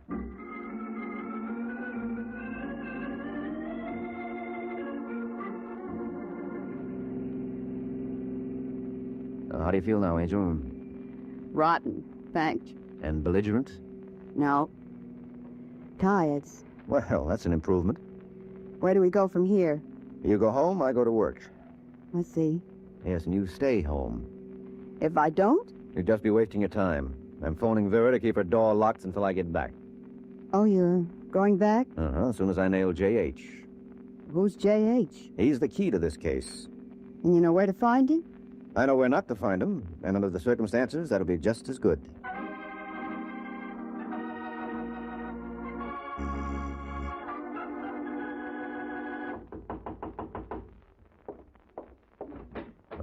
Oh. Hello, Waring. Did you find J.H.? I have a lead on him, Richards. Oh, good. Come in and tell me, huh? Yeah. If you saw him again, Richards, could you identify him? Sure. Well, maybe I can arrange it. But I want to be sure I'm not making a mistake. Now, you said he's a big guy. Well, at least 6'2". Mm-hmm. Now, how'd you say he was dressed? Pinstripe suit, gray. Gray? Thought you said it was brown. Did I? I'm pretty sure you did. Vera remembered. Yeah, well, wait a minute. Hmm? Yeah, that's right. It was brown. Brown pinstripe. I forgot. Mm-hmm. You should have kept notes, Richards. Oh, so I made a mistake. Yeah, it's a big mistake. Because you did say gray before. Well, okay, then. I told you. Yeah, sure. And you switched when I bluffed. Because you weren't sure. Because you weren't describing J.H. from memory, you were describing him off the cuff, because there isn't any J.H. Are you nuts? Now, that's been so rumored, but verification is lacking. You think I busted my face out of shape like this myself? No. Well, I think Pete Lloyd busted it for you. Lloyd? Yeah, when you tried to blackmail him. What are you talking about? After you and Vera made the tape, you returned to Vera's. You conquered, you swiped the tape, and tried to blackmail Lloyd with it. He offered to pay, but when you produced the tape, he made a grab for it. There was a fight, and you knifed him. I suppose you can prove that. Now, come on down to police headquarters, and I'll show you. Well, I have a better idea. Glad you decided to put up a fight against me a chance. It's like your other eye. Oh, no, you don't. No, I thought so. The knife. Come on, let's go. Let's sure, when you drop that knife, go ahead, drop it. All right. There.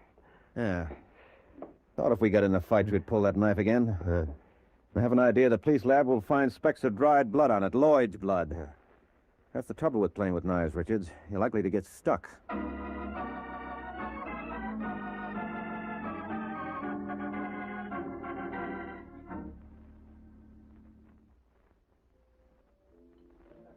For a detective who operates out of his hat, you do all right, Mike. Oh.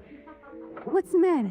Yeah, it's bad enough my setup isn't according to Hoyle, but on top of that, do you realize the awful faux pas I pulled on this particular case? No, what? I went all through this case without once getting knocked out.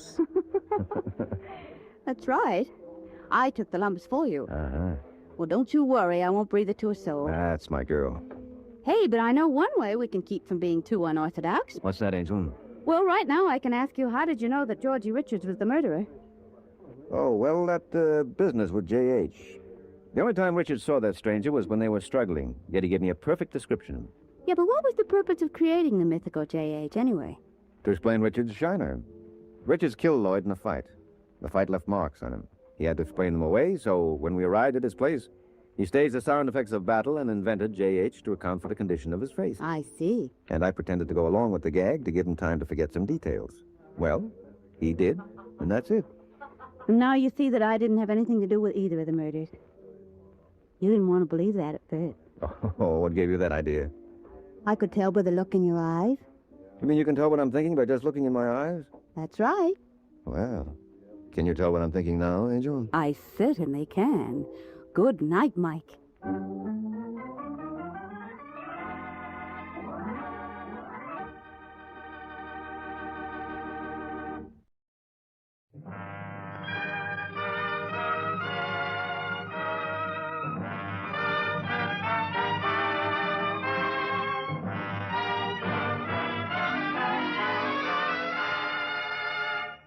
Post Coasties, or Host Posties, or that is Roast Coasties, Toast Posties, present. Hey, get that name right, my confused friend. It's Post Toasties. Post Toasties.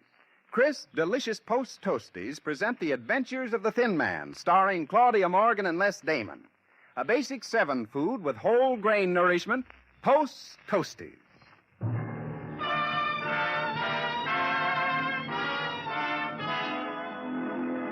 It's early evening, and we find our old friend Sheriff Ebenezer Williams ringing the doorbell of Nick and Nora Charles' apartment.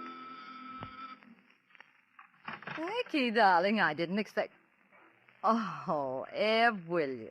Howdy, Norrie. Eb, darling, come in. Well, Where's Essie? oh, she's coming on a later train. And don't let Essie hear you call me darling. Everybody's a darling tonight, Eb. This is going to be the most wonderful anniversary Nicky and I ever had. If he remembers about it, the big goon. Well, did he forget? He didn't mention a word about it all day. Oh, well, I reckon he's trying to tease you. You look lovely, Eb. Yeah, I got on my best bib and tucker. I saved these clothes for funerals and weddings. You look mighty spruce yourself, Norrie. Do you really think so, Eb? I got this evening gown especially for tonight. Yeah? Do you like it? You seem to fill it out fine. Oh, that must be Nicky now. Eb, don't you remind him that this is our anniversary. I want to see if he forgot. What'll you do if he has? Well, I can't make up my mind. Shall I blow his brains out or slit his throat? Oh, slit his throat. 'Cause if you try to blow his brains out, you might miss the target. It being so small, you know. Nicky, darling. Hello, baby. Didn't you forget something, dear? No, darling. Here's the half-pound of butter you asked me to bring home. Oh. When I promised the grocer I'd marry his daughter, he let me have it. Oh, hello, Ed. Howdy, Nick. Oh, awfully nice to see you again. What brought you to town? Steam cars? Oh, I thought there was something up. Well, there is. What? Oh, I come in to see a fellow's throat slit. Oh, whose? Friend of mine. Oh, well, Nora and I haven't seen an interesting throat slitting in a long time. Can we come along? Yes, be glad to have you. Say, Nora, what are you all dressed up for? And Ed, you're all dolled up, too. Why? For the funeral of the fellow that's going to get his throat slit. Oh, well, I guess I better change. I'll see you in a minute. Oh, Eb, he completely forgot. Oh, I don't think so. See if that package really has got butter into it. Oh, I didn't think of that. Oh, Eb, Huh? it is butter. Well, what you crying for? Butter has its fines. Oh, that big goon. He'll see if I'll ever marry him again. Oh, why do I love the husband I hate so much? Oh, just a minute. Mrs. Charles? Yes. I'm Mr. Squiller of Squiller Incorporated. Flowers for the dead, dying, and married. Where shall I put this? Oh, the flowers. Oh, over there. Very well. Do you have a cold? No, I'm allergic to blossoms. Miss Charles. Yes. May I extend my deepest and heartfelt condolences on this occasion? Oh, well, thank you. What did you say? I saw you crying when I came in. Perhaps he's happier in another world. Who can tell? My deepest sympathies, madam. My heart bleeds for you. You'll get my bill in the morning. Goodbye. Allergy in a country churchyard. Look at that bunch of posies he sent. Wonder if I'm celebrating an anniversary or winning a horse race. Let's see what the ribbon says. Darling, how do you like the flowers? Aren't they lovely? Beautiful, dear. I'm just mad about the inscription. Rest in peace. Huh? So appropriate for an anniversary. What are you talking about? That there ribbon, Nick. Couldn't they get you one that said success? Here, let me see. Lilies. This is a funeral bower. Where are the jewels? What jewels, dear? I bought a necklace and told him to send it with the flowers. You expect me to believe that? But I did. You forgot our anniversary entirely. Oh, darling, don't you see? I did send you flowers. They were delivered here by mistake. But I bought a gift for you, too. You're just making that up. You don't love me anymore. But I do love you. You hear that, Abby? He's shouting at me now. Oh, I'm going back to the flower shop and find out what happened. You mean you're running out to buy me something? Oh, I know all your little tricks. All right. You can come along. And you can come, too, Eb, as a witness. Maybe that funeral wreath isn't so inappropriate for our wrecked marriage. Rest in peace. Oh, Eb.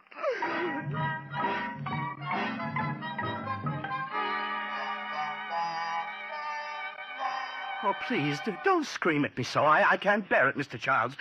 It drives me mad.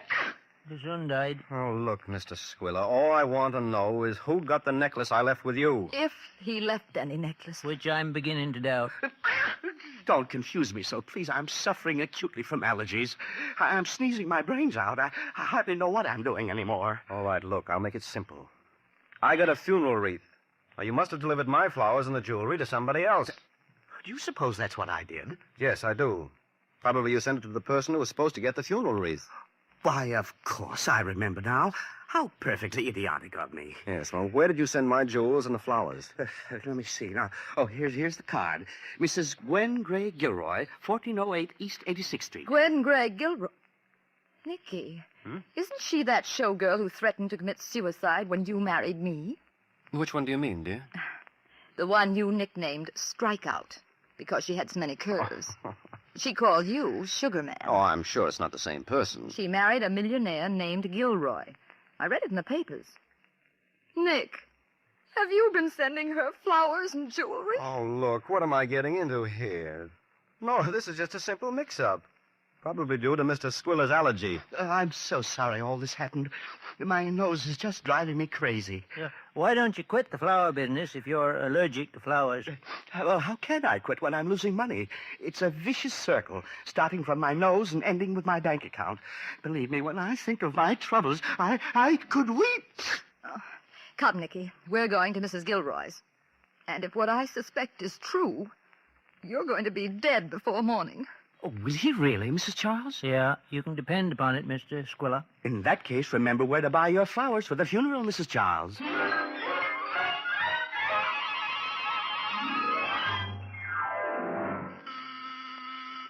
Just a moment.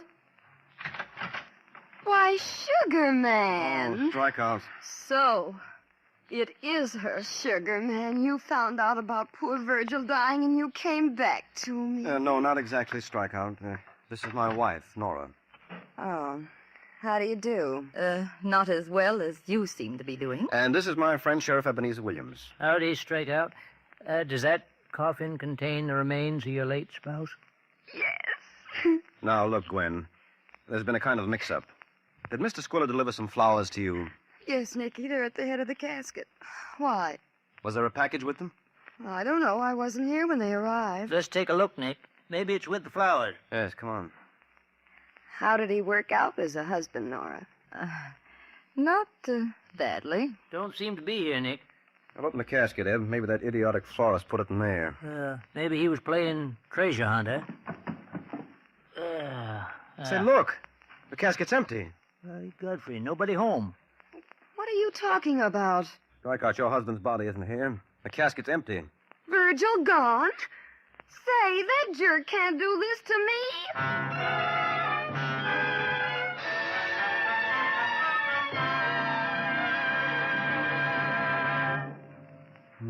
Too bad Nick didn't send that package by post. Toasties, Ted. Huh? Whenever you say post, follow up quick with Toasties. Post Toasties. You know, delicious, crisper cornflakes. Oh, yeah, but I'm talking about a package. Large or small. You know, Ted, Post Toasties come in different size packages. Well, sure they do. And, my friend, when you always buy the largest package instead of the smallest size, you save up to 17 cents on every dollar spent per Post Toasties.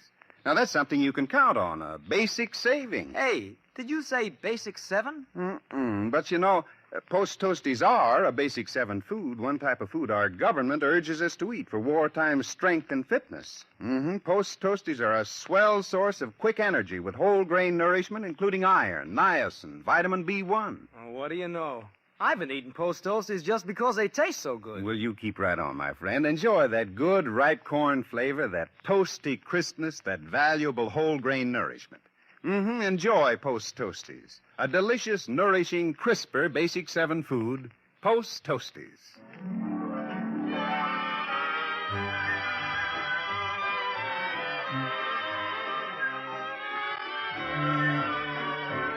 And now, back to tonight's adventure of the Thin Man. Mrs. Gwen Gray Gilroy, known to Nick and Nora as Strikeout, has just found that her husband's body is not in the coffin.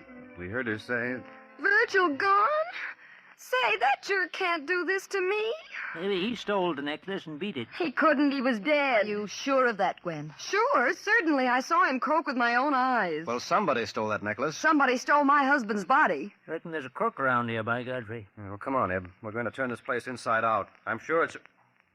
Say, here's the body. Where? Behind the sofa. You must have misplaced it, Strikeout. How did it get there? I reckon he was just hiding to scare us. Say, Strikeout, is that a picture of the deceased? Yes. And he didn't die of disease. Heart attack, the doctor said. Looky, Nick. That there ain't a picture of the corpse. Let me see. Oh, Gwen, is that Virgil? no, it's somebody else. Where'd you get him, Gwen? I don't know. Oh, this is awful. Hey, wait a minute. I found something here. What is it, Nick? Another cadaver? No. It's a bill from the Luxury Deluxe Hotel in this fellow's pockets. For $1.25 for a week's board. Reasonable. Yes, this hotel's down on the Bowery. Sugar Man, won't you find poor Virgil's body for me? The funeral's all arranged, and I have a lovely black dress already. Never mind about that body, Nick. You'd better find that necklace, if there was one stolen. Nick, do you think the same crook that stole the body stole the necklace? You've got something there, Eb. We're going to the Luxury Deluxe Hotel right now. Oh, this is awful. This is terrible. No. Don't take it too hard, Strikeout. Your husband had to go sometime. That's not why I'm crying. Suppose Virgil is alive, I won't collect a penny. Oh, he's just got to be dead.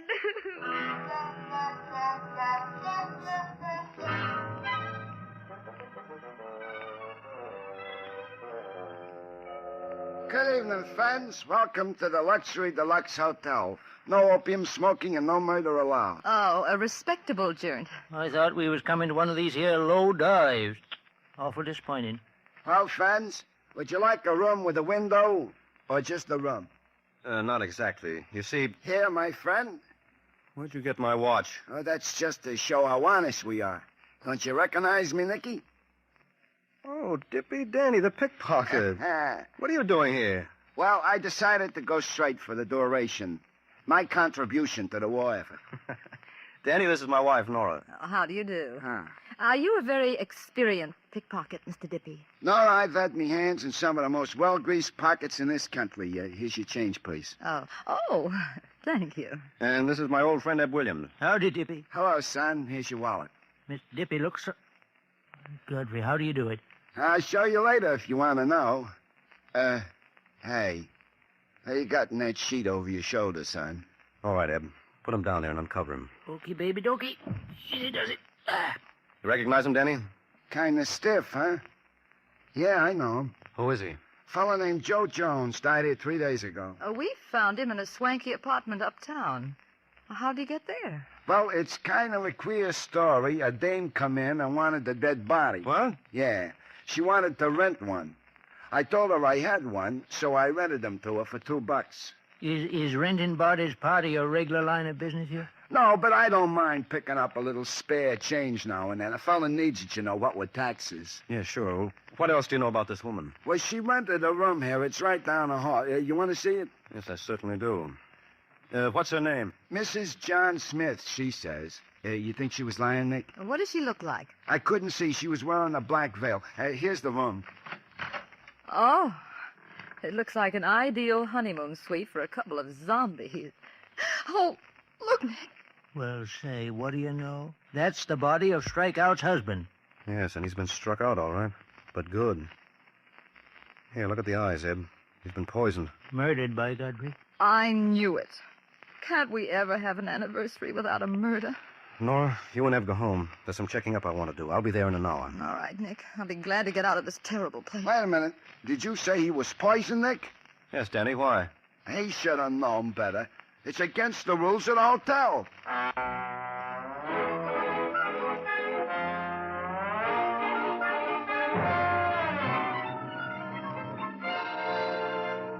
The only way we'll find out who stole that necklace is by solving this murder.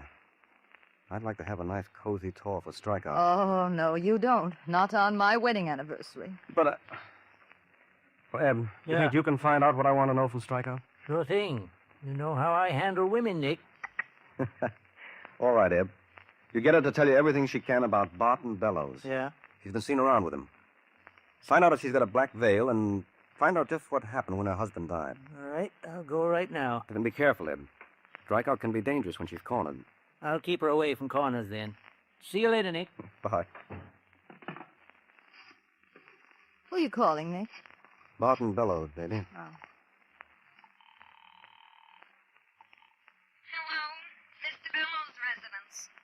Oh, are you Mr. Bellows' maid? Yeah. Are you happy working for Mr. Bellows? Well, I don't know. Why?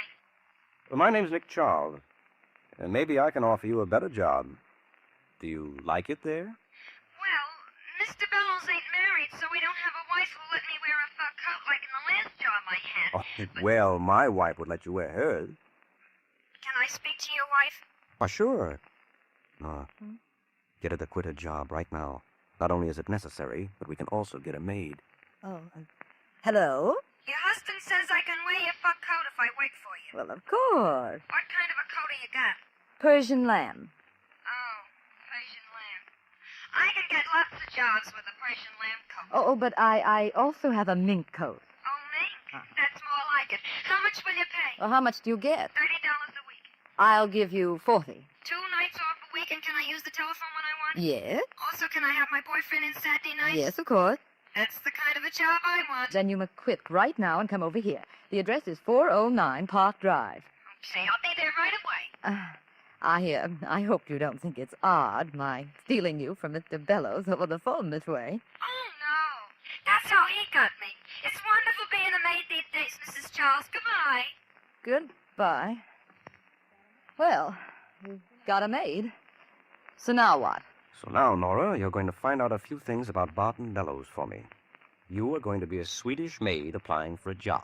Oh, you mean a Dane girl who scrub clean like anything by Jumpen Kimini?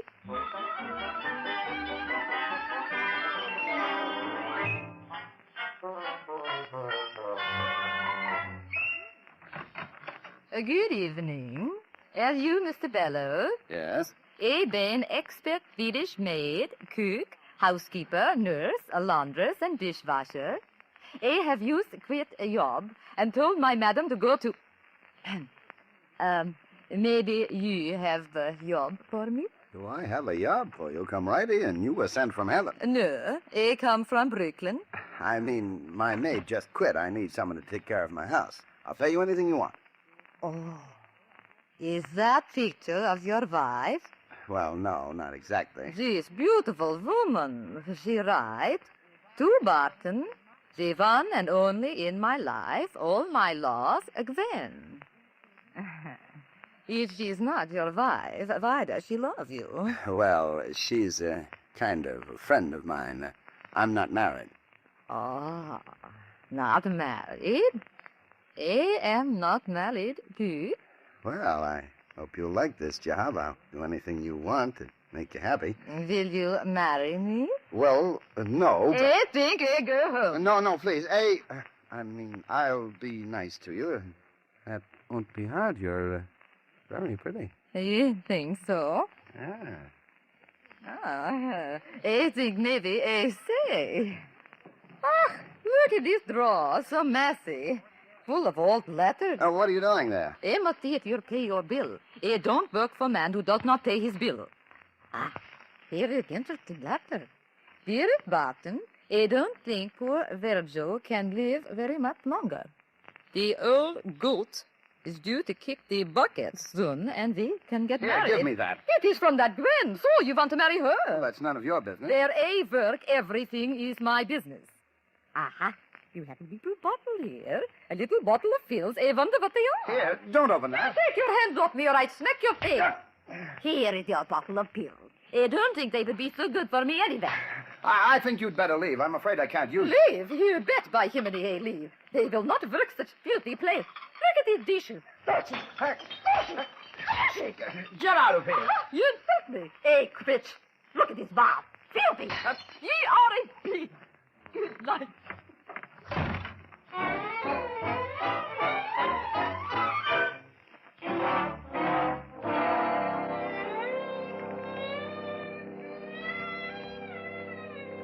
But, Evie, are you sure he was poisoned? Yeah. Now, you better tell me all you know about it, Strikeout. This is murder. You can go to jail for that, by Godfrey. Have you told the police yet? No. Don't tell them, Evie. I'm sure they'll suspect me. You will be a nice little boy and not mention a word about it. Well, it ain't easy to keep a thing like this secret. I know, but won't you do this for poor little me? If you kept the thing like... Ain't you misplaced your arm, Strikeout? Oh, don't misunderstand, Evie. I'm just telling you because I'm frightened. You're just like my daddy. You know what he used to do when I was frightened? Don't knock my derby off. What? He used to hold me in his arms like this and then kiss me like this. Your daddy done that. Mm-hmm. Sweet papa. You're sweet too, Evie. You won't call the police. Will you, Daddy? Well, I reckon I'll think about it. Where's your clothes closet, Strikeout? There. Why? I just want to take a look. Oh. You wear this black veil very much? What do you want with that veil? Hello, darling. Oh, I see you have company. Barton, I didn't hear you come in. Eb, this is Barton Bellows. Howdy, Barton. Hello. Gwen, I've got to talk to you. And I got to see you, too. They found Virgil's body. I'll open it. Oh, hello, Eb. Why, Nori Nick. Come in, Gwen. Eb, your lipstick smeared. Well, I reckon I got that comforting Strikeout here. Sugar man, you won't let him call the police, will you? Just wait a day until I see my lawyer. Strikeout, is that man Barton Bellows? That's him. The Swedish maid. Say, what is this all about? You'll find out in a minute. Mr. Bellows, you better sit around. Sugar Man, what are you going to do? Strike out. Who was here on the night that your husband got killed? Just Barton and me and Virgil. Why? When did he die? About 9 o'clock. We had brandy in this very room. Then Virgil stood up and collapsed. What did you do with the body? Barton put a sheet over him. I was hysterical, so Barton gave me a sedative, and I had to bed. I see. Ed, did you find anything here? Yeah, this black veil, Nick. Just like the time that your pal Dipper see. Nicky, Sugar Man, what's the veil got to do with all this? Gwen, the person who murdered your husband tried a very slick trick. The killer obtained the body of a man who died naturally and put it under that sheet to deceive the examining doctor. Your husband's body was hidden in the luxury deluxe hotel in the Bowery. It was hidden there by a woman who wore a black veil, Gwen. The killer had only one problem. The bodies had to be exchanged again. The poisoned man's body would have been buried, and nobody would even know your husband was murdered, Gwen. Isn't he brilliant? Only one thing went wrong with this almost perfect murder, Gwen. The killer planned to change the bodies tonight. But after the corpse of the Bowery derelict was removed from the coffin, there was an interruption. Flowers arrived. The flowers that were sent here by mistake. So the killer quickly hid the corpse behind the sofa. Well, how do you know that? I checked with Mr. Squiller, the florist. He heard something being moved about just before he came in. Now, whoever moved that corpse is the killer. Now, Gwen, the elevator boy said you left word when you went out to let Mr. Squiller in with the building pass key. That sounds like a good alibi, but can you prove you were out of the house at that time, Gwen? You're not going to get away with this. Grab it, Nick. She's going for that drawer. Strike out, don't Get try her it. up. Gun by God. Stand back, all of you. First one who makes a move to touch you, he's going to get killed. I'm getting out of here. All right, so turn out the light. Nick, you're going to get away. You let go. Eb, light a match. Okay. Nora, turn on that switch. That one over there. All right. Eb, take this gun and cover Bellows. Shoot the kill if he tries anything. Are you crazy? She was trapped and she committed suicide. The gun's still in her hand. She shot herself. Nicky, is she dead? No, baby, it's just a flesh wound. She'll be okay. Phone the police and tell them to send an ambulance. All right. Bellows, you're under arrest for murder. You don't know what you're talking about. Her attempt to kill herself proves she's guilty. You see Gwen's wristwatch? The crystal doesn't get crushed when you try to commit suicide. It got crushed when you grabbed her arm in the dark and twisted it and turned the gun on her. You murdered her husband. Nora got one of the poison pills you used when she went to your apartment. You'll never be able to prove this. I got the proof already, pal. For instance, you're the only one that would be familiar enough with this room to know where the light switch is. And what's more, you left fingerprints all over that room at the Hotel Luxury Deluxe when you come down there in the dress and clothes that you stole from Gwen. Yes, what else have I done? She stole your necklace, Nick. Here it is. Where'd you get that? Out of your pocket. Why, Eb, I didn't know you were a pickpocket. Oh, I got Danny the Dipper to show me how to do it. Well, that about clinches it, Bellows. That proves you were here when the flowers arrived. You murdered Virgil Gilroy because you wanted to marry Strikeout after she inherited his doles. And stop shivering, Bellows. You'll be warmed up soon enough.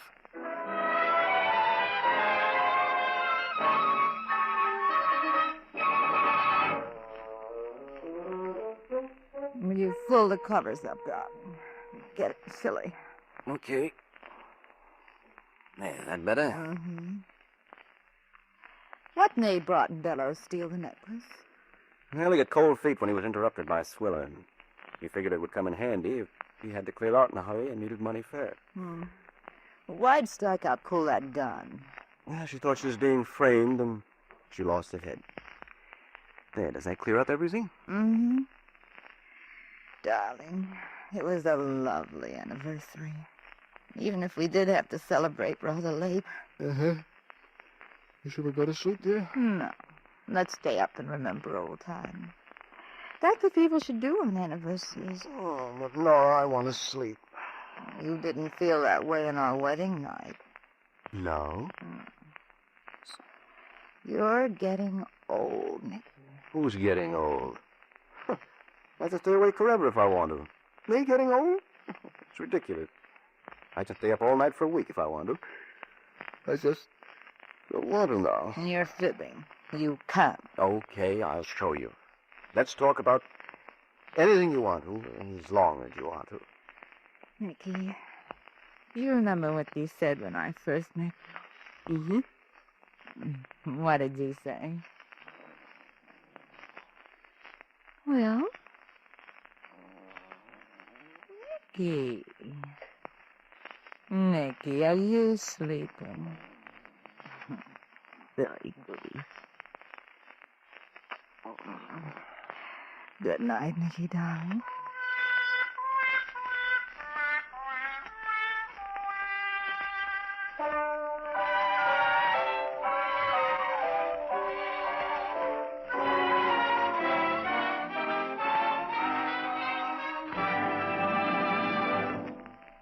Now, when that sleepy pair wake up in the morning, they'll be ready for breakfast, so I'll just slip out the kitchen and see what's there. In the icebox, there's cream, milk, pears. Oh, yeah, there it is, right up there on the pantry shelf. Post Toasties, all the makings for a swell breakfast dish. Crisp Post Toasties with juicy, ripe sliced pears on top and rich milk over all. Boy, these delicious cornflakes taste so good and stay so crisp. Why, there's a wake-up smile in every tempting spoonful. Yes, and Post Toasties are a swell source of quick food energy and valuable nourishment. Whole grain nourishment, including iron, niacin, vitamin B1. Post Toasties are one type of cereal nutrition we should be sure and eat every morning. Yes, the breakfast including fruit, milk, toast, the beverage, and a generous helping of Post Toasties is a nourishing, adequate breakfast. One that'll help prevent mid-morning fatigue, help promote good spirits and real working efficiency. So keep that in mind, won't you? And tomorrow, well, every morning, help yourself to get off to a good start with a really good breakfast, including Post Toasties, a delicious, crisper, Basic 7 food. Post Toasties. Tune in next week to radio's most popular mystery comedy, The Adventures of the Thin Man, brought to you by Chris Post Toasties, the Basic 7 food. Listen next week when Nick and Nora investigate the stolen jewelry racket and discover it's a short step from hot rhinestones to cold tombstone.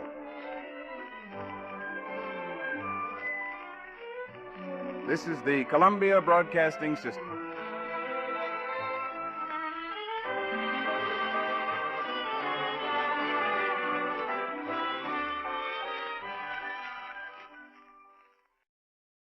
One more letter, Miss Rogers, and then you may go home. Thank you, Mr. Kegon, in no hurry. We've had a long day. This will be the last.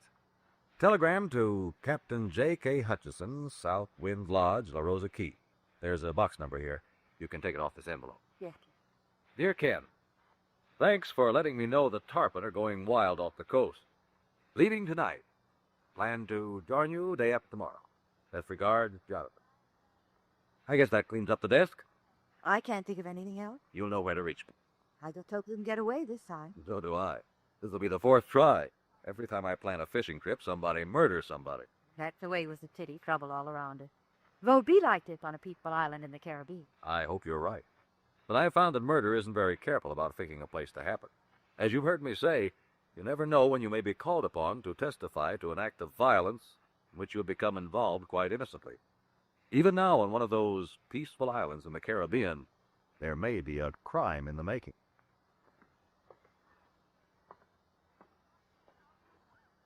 What a crummy place.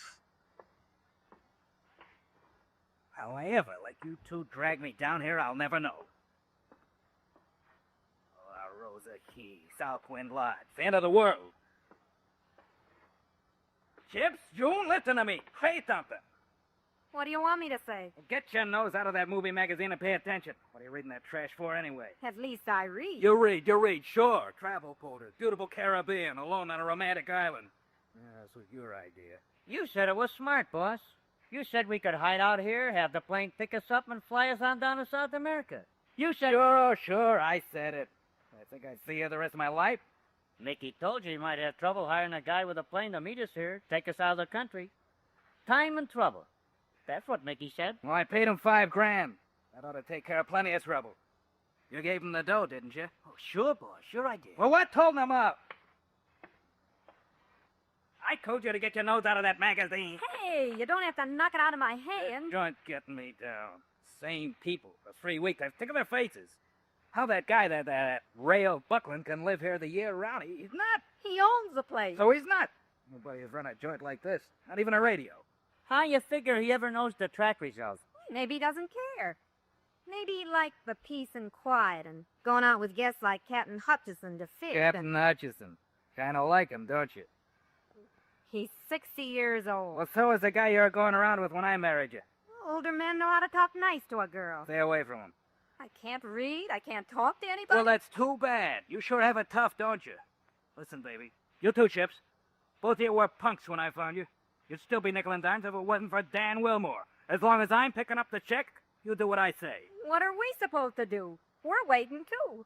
No use to get yourself steamed up, Danny. Well, look, I'm trying to get out of the country. If the Fed get to me, I'm good for 20 years. The plane will be here. When?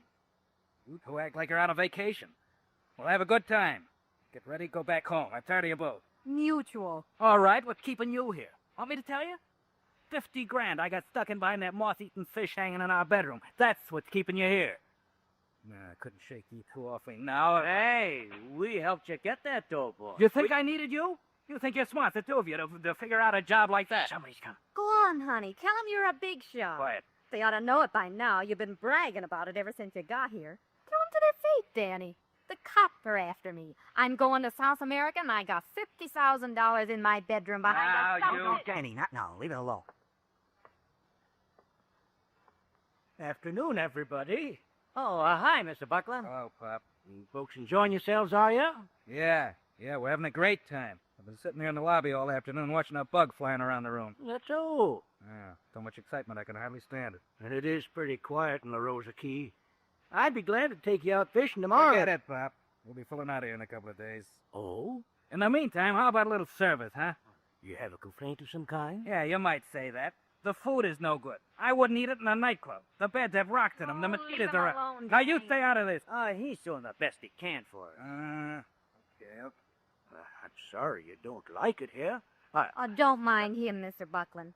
He's had a lot of very nervous tension lately. That's why we're here. My husband needs rest from his chosen profession. Yeah, it's important to his health. And continued well-being. Well, I can understand that. A lot of men work too hard. Oh, everything's all right. I sure hope so. Well, Captain Hutchinson will be up from the dock before long. I'd better go see about some supper. I'll call you in time to watch up. Oh, okay, Mr. Buckland. Okay. Now, what a deal. That old buzzard, you two, and talk your arm off Hutchinson. You, forgot to tell him about your money. Forget it, will you? I didn't bring it up. You did. You've been shouting about it ever since we got here. Here, read the magazine. Maybe you'll keep your mouth shut. I'm going for a walk. I'll be back later. No bother on my account. Tell me an apple tip, please. Oh, for sure. Here you are. Thanks. Foss is kind of worried. Yeah. Getting on his nerves, all this waiting around. Not too bad. Shame. Such a sweet guy. Nice to everybody. Talks like a gentleman. It'd be terrible if anything happened to him. Yeah. You know, sometimes I think to myself, June, honey, wouldn't it be too bad if anything serious happened to Danny? Like he got sick, or the Federals kicks him off, or, He, got himself killed? yeah, that too. Almost anything. Wouldn't it be just too bad?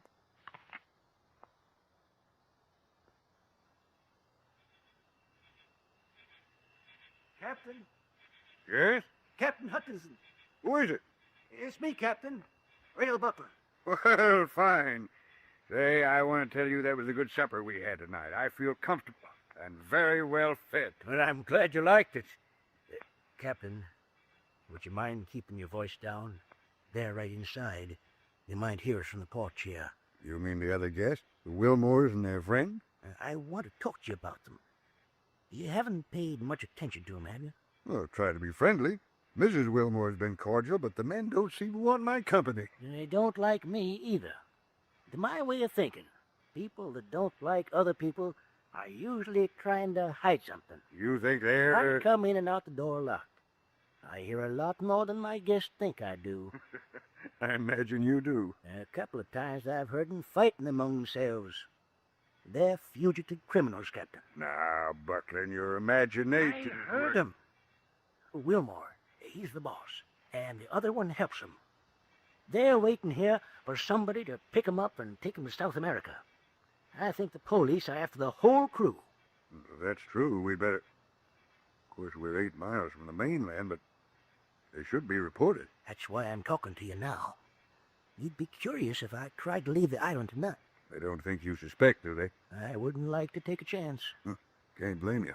Tomorrow morning, we'll put out at dawn and act like we're going after Tarpoon. And when we get out of sight, we'll head for town and come back with some other men. Tomorrow morning. That's soon enough, if we act natural and don't let on we know who they are.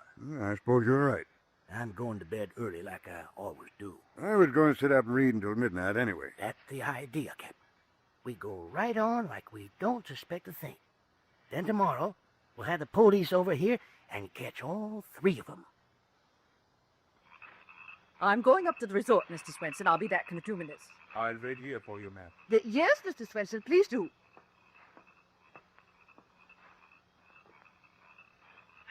Oh, dear.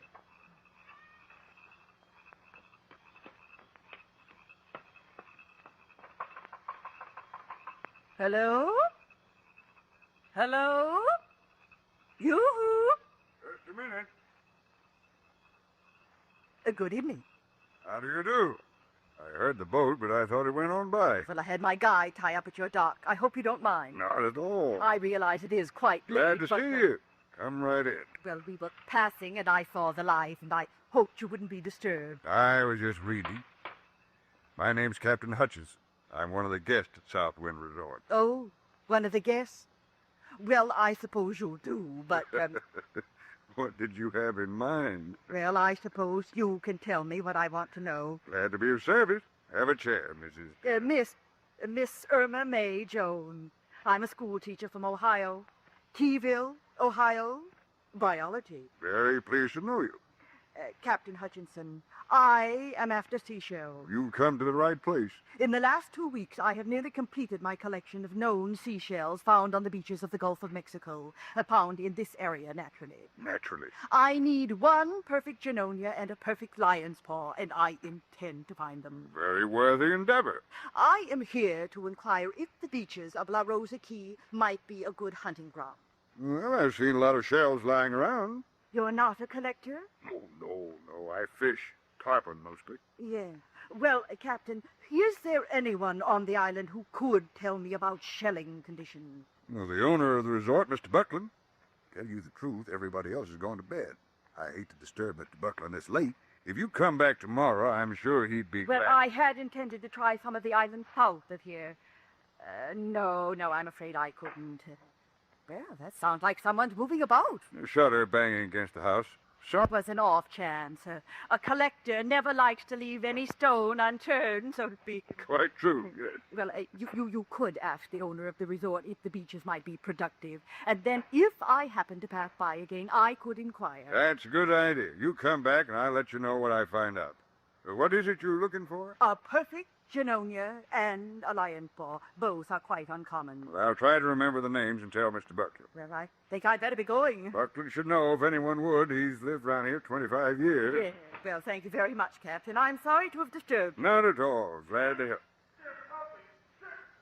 Oh, my goodness. Somebody's calling for help. Yes, I hear them. Sounds like Dan Wilmore. I'd better be leaving. Who's that yelling? It woke me up. Dan Wilmore, Buckland. Oh, I knew something would happen. Those criminals... He's in trouble.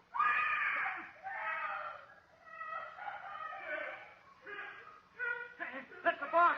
Come on. He's calling for you, Jim. Yeah, I heard him. Man might have the decency to wear more than shorts. I've seen enough.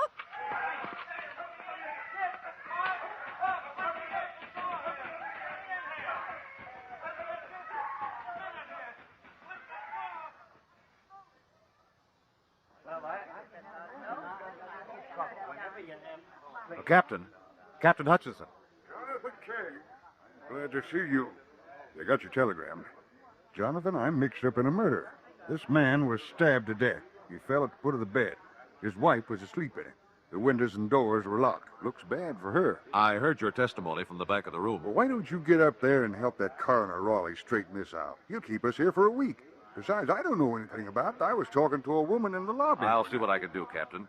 If I can get through the crowd. Oh, excuse me? Certainly, sir. Pardon me, please. Oh, why, sure. Can you let me by here? Yeah. thank you. Coroner. Coroner Raleigh. Yes? What is it? My name's Jonathan Kay. I'm a lawyer. Nobody needs a lawyer. No one's under suspicion. I understand that. You see, sir, I often have the privilege of serving as an amicus curiae. Oh, yes. Yes, I've... Serving only the court. Seeking the truth is my sole interest. Oh, yes, I've heard of you. Glad to have you, Mr. Kay. Ladies and gentlemen, an amicus curiae is a friend of the court. He does not represent anyone involved in the crime. He's not paid either. And this Kegg uses his expert ability to cross-examine witnesses to discover the truth. Mr. Kegg, call anyone you want to. I've been talking to Ray Buckland here. I'd like to ask him a few questions. Mr. Buckland, where were you when Daniel Wilmore called for help? I just told the coroner. Please answer my question. Well, I was in bed, half asleep. It was hot, and I'd been up to get some water out of the pitcher. When I heard the yelling, I put on the bathrobe and ran to the room. We broke down the door. Where did you find the body? A few feet inside the door. Where was Mrs. Wilmore? Sitting up in bed screaming her head off.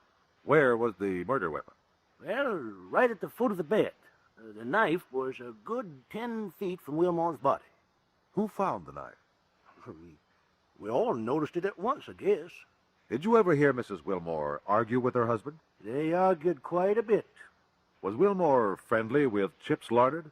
All three of them fought like tomcats. That's how I knew they was criminals. Heard them yelling at each other about going to South America to get away from the law. Why didn't you report this to the police? I was going to take my boat in the mainland the next morning. I just didn't like 'em.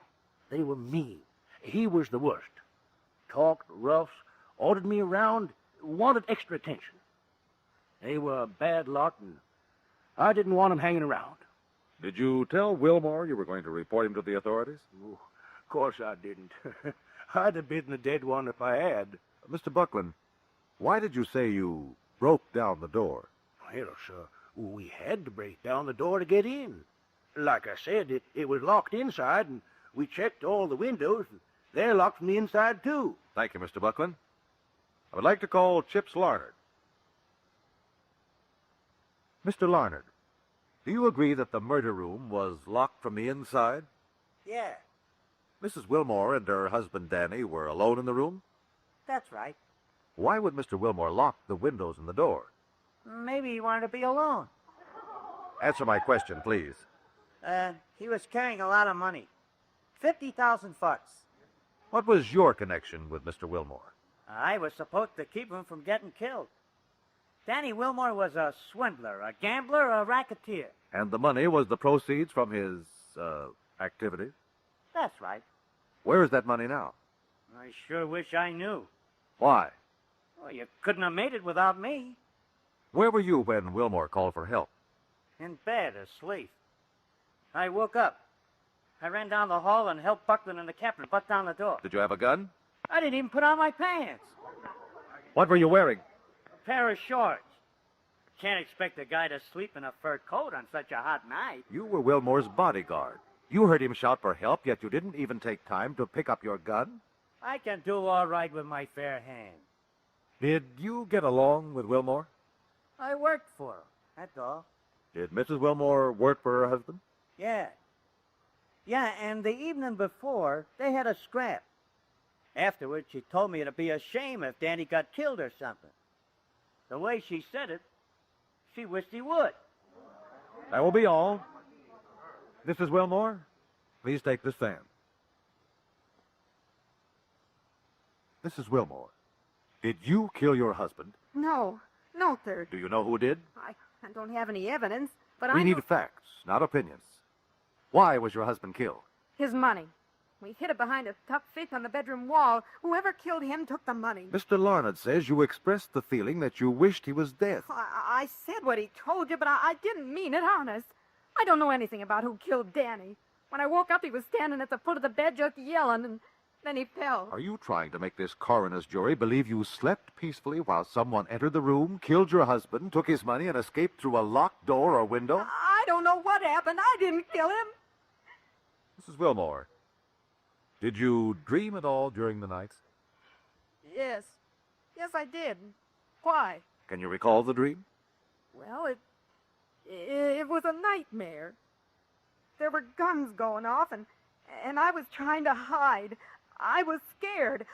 Coroner Raleigh, I wish to point out that one sound may stimulate a dream. The nature of the sound may not be interpreted accurately. It may be confused in the dreamer's subconscious mind. This is an established scientific fact. It's possible that Mrs. Wilmore actually heard a sound, like a shot being fired while the murder was taking place. Mr. Keg, Yes? could I ask a question? Go on. I've been around cop guys a long time. I've been around when people got killed and when people were planning to kill people. I read detective stories and I go to the movies. Now, maybe I don't act very smart, but with what I know, first and second hand... Is this your question? With what I know, would I kill my husband in a locked room with nobody else around to get blamed for it? Tell me, could anybody think I'm that dumb? Not unless they thought you were very clever, Mrs. Wilmore. Coroner Raleigh, I would like to request a recess until day after tomorrow. I wish to locate an innocent bystander, a person completely unaware of what took place that night, yet might have been close enough to help us learn the truth. All right, Mr. Keg. Until I call you together again to continue the inquest, this jury is excused. Well, now,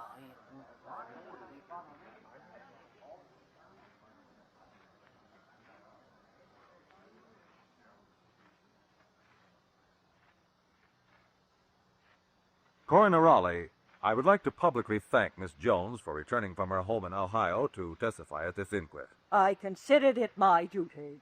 We're grateful to you, Miss Jones. Proceed, Miss Keg.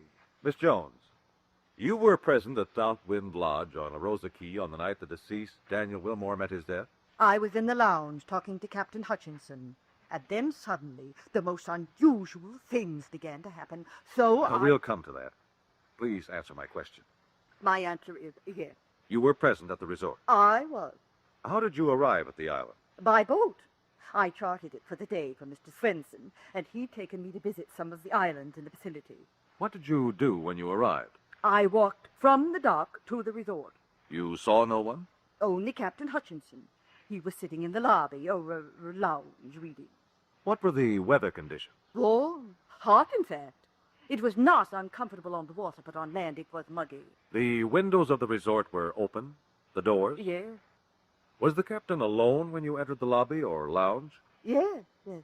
He told me everyone else had gone to bed. Did you have reason to doubt this? Well, he may have thought they were in bed asleep, but while we were talking, I heard a window open. You're sure it was open? Oh, absolutely. And a few seconds later, it was closed. Bang down. You heard the window open, naturally, then slam down? Yes, sir. Go on, please.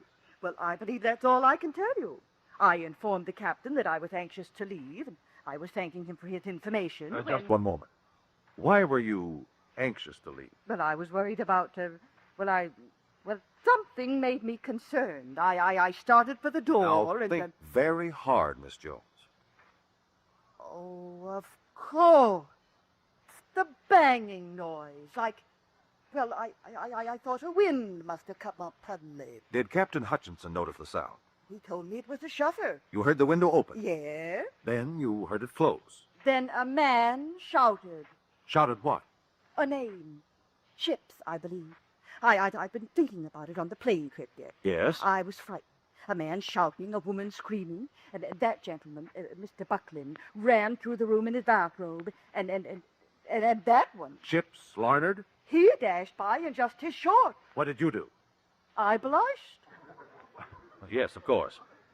What happened next, Miss Jones? Well, the entire experience was shocking. I felt faint for a moment.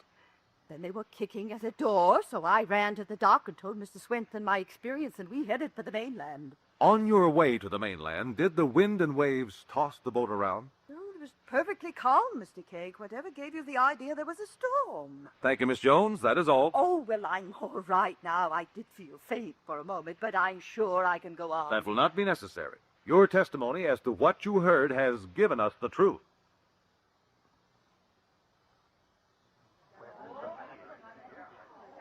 Quiet, please. Quiet, everyone. Please, quiet. Quiet.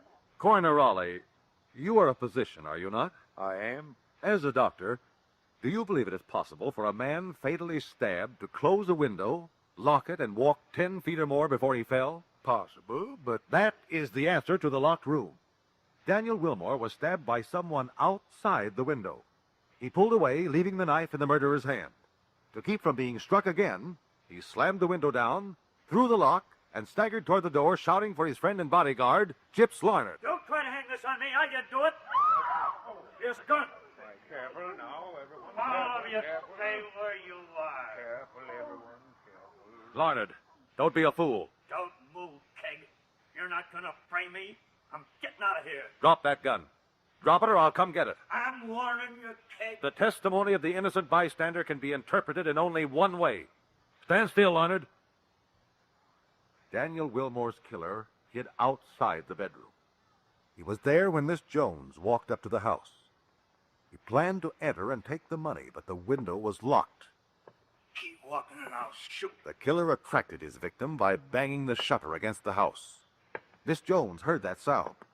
The sound that awakened Wilmore made him go to the window and open it to fasten the shutter. If you're saying that was me, I'll... The killer struck, but the window was slammed and locked in his face. He ran inside, helped break down the door, and dropped the knife at the foot of the bed. I was wearing shorts. I couldn't have carried a knife or they'd have seen it. Keg, I didn't kill Danny. I know you didn't. Give me your gun. Okay. Okay. Coroner Raleigh, who could have hidden outside the window without being seen? Who could have carried a blood-stained knife without it being noticed? Well, I don't... A man who was wearing a black bathrobe, maybe? I own the place. I don't need to kill and steal. Maybe you're tired of taking orders, cooking meals, carrying suitcases. Nobody will believe that. You wanted the money and you have it. You returned after the murder, before the police searched.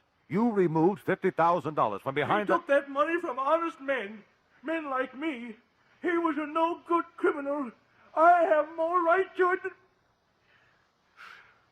Yes, Rail Buckland. You killed Danny Wilmore. Coroner Raleigh, thanks to the testimony of a completely innocent bystander, Miss Irma Mae Jones, we have learned the murderer of Daniel Wilmore. You did it, Mr. Keg. Solved a murder by questioning an innocent bystander. The honest people of the county thank you. Coroner Raleigh, our system of justice is based on the ability of witnesses to testify accurately. Because of this, we can usually learn the truth. When will we see you again, Mr. Keg, as amicus curiae? Whenever I'm needed, I'll be here. Good night, Mr. Keg. Good night.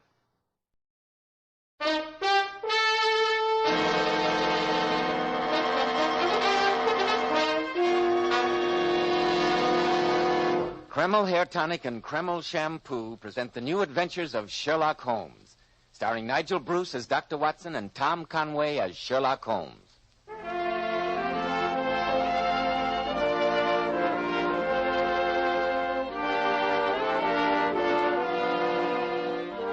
Well, once again, it's time for that weekly visit with our good friend and host, Dr. Watson. Let's join him, shall we? Ah, there you are, Mr. Bell. Good evening, Dr. Watson. Well, have you quite recovered from your holiday festivities? I think so, my boy, and I was particularly flattered by the number of friends who were kind enough to remember a rather elderly and lonely doctor at this time of year. Well, as long as you keep telling those swell Sherlock Holmes stories, you'll never be lonely, Dr. Watson. Then I'd better get on with tonight's new adventure. It involved us in one of the most shocking scandals of the 19th century. A scandal that, had it ever emerged in the light of day, might easily have brought ruin and disgrace to one of the most famous men who ever came a member of the House of Lords. Well, this one I've got to hear. But first, I have a message for our listeners. Today, more than ever before, I think men realize how important it is to keep their hair neatly groomed. And men, may I ask you this about the preparation you use? Does it give your hair that old-fashioned, greasy, patent leather look? When you run your hand back over your hair, does your hair feel greasy, sticky, or dirty? Does grease come off on your hand or hat band? If it does, then be smart, men. Change at once to Kreml Hair Tonic. This highly specialized hair tonic contains a special combination of hair grooming ingredients which is found in no other hair tonic. That's why Kreml keeps your hair in place longer with such a handsome, well-groomed look. When you use Kreml, you can run your hand back over your hair, and, men, it's really a pleasure. No grease comes off on your hand. And I'm sure you'll enjoy the way Kreml always looks and feels so clean on your hair and scalp. Let it keep your hair looking handsome at all times. Buy a bottle of Kreml at any drug counter. Ask for an application at your barber's. Kreml, Kreml Hair Tonic. Now, Dr. Watson, how about the 19th century scandal in which you and the great Sherlock Holmes became involved? Well, Mr. Bell, that adventure began in the very early days of the great man's career. World acclaim and handsome fees were some years ahead of him, and in those times we spent many long evenings discussing whether a decent living could be obtained by the practice of criminal detection. On the day that this particular story began, we just finished our breakfast. Holmes, a curved pipe clenched between his teeth, was scanning the personal columns of the morning paper. I can almost hear him now, as he said... Dear me, Watson, the agony column of the Times is more than usually barren this morning. Are you looking for a possible client, Holmes? Naturally. Since we already owe Mrs. Hudson for 2 months' rent here, and our doorbell has been frighteningly silent during that period, I must see what possible service I might render these unhappy correspondents. Well, I glanced over the column, but I couldn't see anything very promising. No, Watson, it's a rag bag of bizarre happenings. What a chorus of groans, cries, and bleatings. One skims through them, and what does one glean? Lady with a black boa at the Princess Skating Club wishes to meet gentleman who was kind enough to... That we may ignore, I think. Yes, she doesn't sound as though she needs your services. Now, here's an item.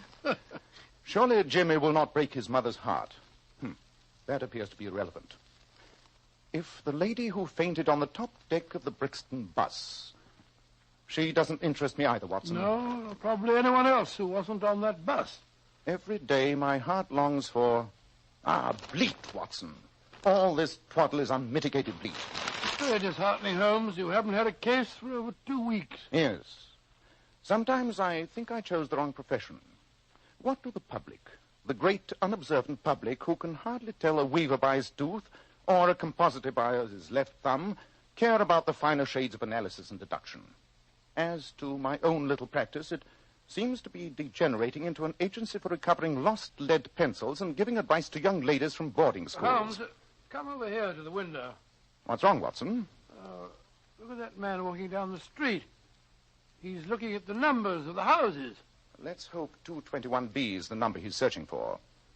What do you make of him, Watson? Oh, let me see. What do I make of him? Well, I'd say that he is a foreigner. Yes, foreigner. Look at those flashy clothes and his pointed moustache. Oh, don't be misled by externals, old chap. Observe the steady, controlled gait. No trace of the light agility of the Latins, or the military heaviness of the German. No, Watson. I think an English gait in foreign attire would suggest an expatriate Englishman, only just returned from a stay abroad. He is coming here, Holmes. Meet him on the stairs, Watson. It'll save Mrs. Hudson a trip. Yes, all right, you are. It's all right, Mrs. Hudson. How do you do, sir? How do you do? Would you please come along up? That's right, sir. Straight up here. In here. Which of you fellows is Sherlock Holmes? I am, sir. And your name is... Tremaine. Reginald Tremaine. I'm Dr. Watson. Sit down, won't you, Mr. Tremaine? My business won't take long. Holmes, I need protection, and I'm prepared to pay for it. Protection from what? My life's been threatened. The police wouldn't do a thing for me, so I've come to you. I'm told you detective fellows will do anything for money. Oh, really? Then you've been misinformed, sir. My friend... Your friend is very interested in Mr. Tremaine's problem, Watson. Pray continue, sir. Holmes, I want you to warn my cousin. Tell him you'll get nowhere by threatening me. Frighten the wits out of him if you can. I'll give you £20, and another 20 if I need you again. And who is your threatening cousin? Lord Darlington. Oh, really? Charming fellow. He's a scoundrel. But his title impressed Scotland Yard. That's why they wouldn't help me. Well, even a title can be vulnerable. A public scandal would shake him. And that's what is going to happen if he threatens me any more. And you can tell him so from me, Holmes. I've always heard of Lord Darlington as the very model of an English aristocrat. Why should he threaten you, Mr. Tremaine? That's none of your business. Your job is to see that he doesn't carry out his threat of thrashing me within an inch of my life. Very well. For £20, I shall warn Lord Darlington that I stand between you and a thrashing. The fee will be paid in advance, please. I have it in this envelope here. And I expect immediate action, Holmes. You shall have it, Mr. Tremaine. Holmes, the man's insufferable. Why'd you take on the case? He's a bounder. Let him get thrashed. These 4 crisp £5 notes persuade me otherwise, Watson. We owe money to Mrs. Hudson, and your medical practice shows little signs of picking up. I must take what fees I can. Oh, how can my practice pick up when I spend half my time chasing all over the country with you? In any case, Watson, ask yourself why such a man as Lord Darlington should threaten Tremaine with physical violence. Obviously, only because Tremaine is himself in some way a threat to Lord Darlington. There may be yet another fee in this case, and a much fatter one. You're going to see Lord Darlington at once? Yes. I'd ask you to come with me, old chap, but after your remark about chasing all over the country, I hesitate to waste your time. Rubbish. I was only joking, and you know it, you silly fellow. Of course I'm going with you, Holmes. Get your coat and hat. The game's afoot.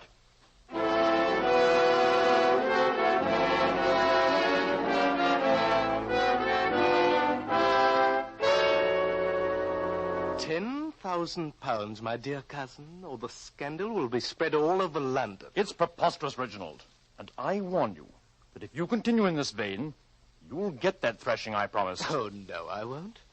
I've engaged a detective fellow by the name of Sherlock Holmes. He's going to act as a bodyguard, so you'd better not try any tricks. He should be here any moment. How dare you bring a stranger into this mess? How dare you? That's right, my dear cousin. Bolster up your courage with the brandy bottle. Be quiet, Reginald. It'll cost you £10,000 to keep me quiet. I won't pay it. The scandal will make pretty readings in the newspapers. Before we go any further, Reginald, I insist on one thing. I shall bring Lady Darlington to here, and you must make this shocking accusation to her face. I shall be delighted to. Yes, Jenkins, what is it? Excuse me, Your Lordship, but there's a Mr. Sherlock Holmes and a Dr. Watson to see you. I told them that you were engaged, but they seem most insistent. Better have them come in, my dear cousin. We may need independent witnesses. Oh, very well. Show the gentleman in, Jenkins. Yes, Your Lordship. And then if you'll ask Lady Darlington to come here, I'll be very glad to make my accusation in public. It's blackmail, Reginald.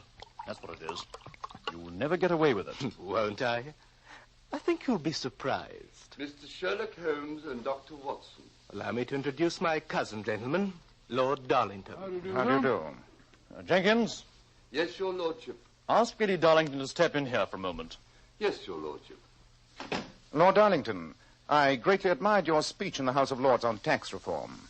I only wish we had met under different circumstances. As it is my duty to that's inform... all right, Holmes. I've already told my dear cousin that I'd engaged your services. I want you both here as witnesses. Witnesses? To what? Reginald has made a shocking accusation. As soon as my wife comes here, I'm going to insist that he repeat the statement to her face. Now, there you are, Clara. I just put Gordon to sleep, dear. Hello, Reginald. How are you, Clara? My dear, I want to introduce Mr. Sherlock Holmes and Dr. Watson. How do you do? Well, do sit down, won't you? Albert, what's wrong? You all look so dreadfully serious. Clara, my dear, Reginald has made a shocking accusation. It concerns you, and I insisted that he repeat it in your presence. An accusation against me? Yes, Clara, my dear. You see, I'm requesting a paltry sum for concealing my knowledge of the Darlington substitution scandal. Substitution? What on earth do you mean? Well, who should understand me better than you? The baby asleep upstairs, the supposed heir to the Darlington title, is not your child. That's a lie. How dare you say that, Reginald? Lord Darlington, surely you were present at your son's birth? Well, as a matter of fact, I wasn't. I was abroad on government business at the time. My wife went to the country with a paid companion. My son was born there. Oh, no, my dear cousin. A son was born there, and then it was passed off as yours. That's a foul lie. Albert, make him leave this house. I'm afraid, Clara, my dear, that, well, he's threatened to go to the newspapers. We must hear him out. Lord Darlington, surely the matter is not hard to settle. You say your wife had a companion. Confront her with a story. She can establish the truth of the matter. Yes, of course she can, but where is she? I haven't seen Maud Harris since she left me a year ago. Then I have a surprise for you, Clara. She's waiting in my cab outside now. I'll tell Jenkins to send her in. Jenkins, Yes, sir? ask Miss Harris to join us. She's waiting in my cab. Yes, sir. Albert, I don't know what devil's work Reginald's up to, but you don't believe him, do you? Of course not, Clara, darling. Mr. Tremaine, how did you get in touch with this Miss Harris? For an employee, you ask a lot of questions, Holmes. I met Maud Harris at Brighton last week. As soon as she knew I was the black sheep of the Darlington clan, she thought we might profitably put our heads together. And so you organized with the idea of blackmailing this poor lady. Such a valuable secret is surely worth a few £1,000s, Dr. Watson. Maud. Yes, Lady Darlington, it's me. You're just in time to settle a most important truth. I'll handle this, Reginald. Young lady, as I understand it, you claim to know that the boy lying upstairs is not my son. Who should know better, your lordship? He's mine. Maud, how can you tell such a lie? It's no lie, and you know it, Lady Darlington. Your child was born dead. Albert, make her stop saying such things. Clara, my dear, control yourself. Let's hear this shocking tale to the end. Well, go on, young woman. You were abroad, Lord Darlington. When her ladyship lost her child, she was terrified. She knew how much you longed for a son, and she made this plan. Oh. I was a widow, and I was going to have a child, too. We fooled the villagers, even the doctor, by giving each other's names. And so my son was born as the Darlington heir. Maud, that's the most shocking lie I've ever heard. I can't stay here and listen to any more of it. Mr. Holmes, I understand you're a man of discretion and ability in such matters. What am I to do? I would like to ask this young lady a few questions. Miss Harris, why have you chosen to reveal the supposed truth now? I thought that money could compensate me for the loss of my boy. But I was wrong. A mother's love can never be stifled. Indeed, and I suppose Mr. Tremaine's plans for blackmail are purely incidental. You keep out of this, Watson. It's no affair of yours. Establishing truth and justice is anybody's business, my good man. Mr. Holmes, I'll pay you any fee you name to disprove this monstrous story. Oh, no, you don't, my dear cousin. Holmes is employed by me. Mr. Tremaine, I've undertaken to protect your physical safety. That pledge I will keep. Otherwise, I'm a free agent. Then you'll accept my commission? Yes, Lord Darlington, on one condition. And what's that? You have asked me to disprove this story. I would prefer that you ask me to establish the truth. Of course, Holmes, and spare no expense. Remember, the honor of the Darlingtons is at stake.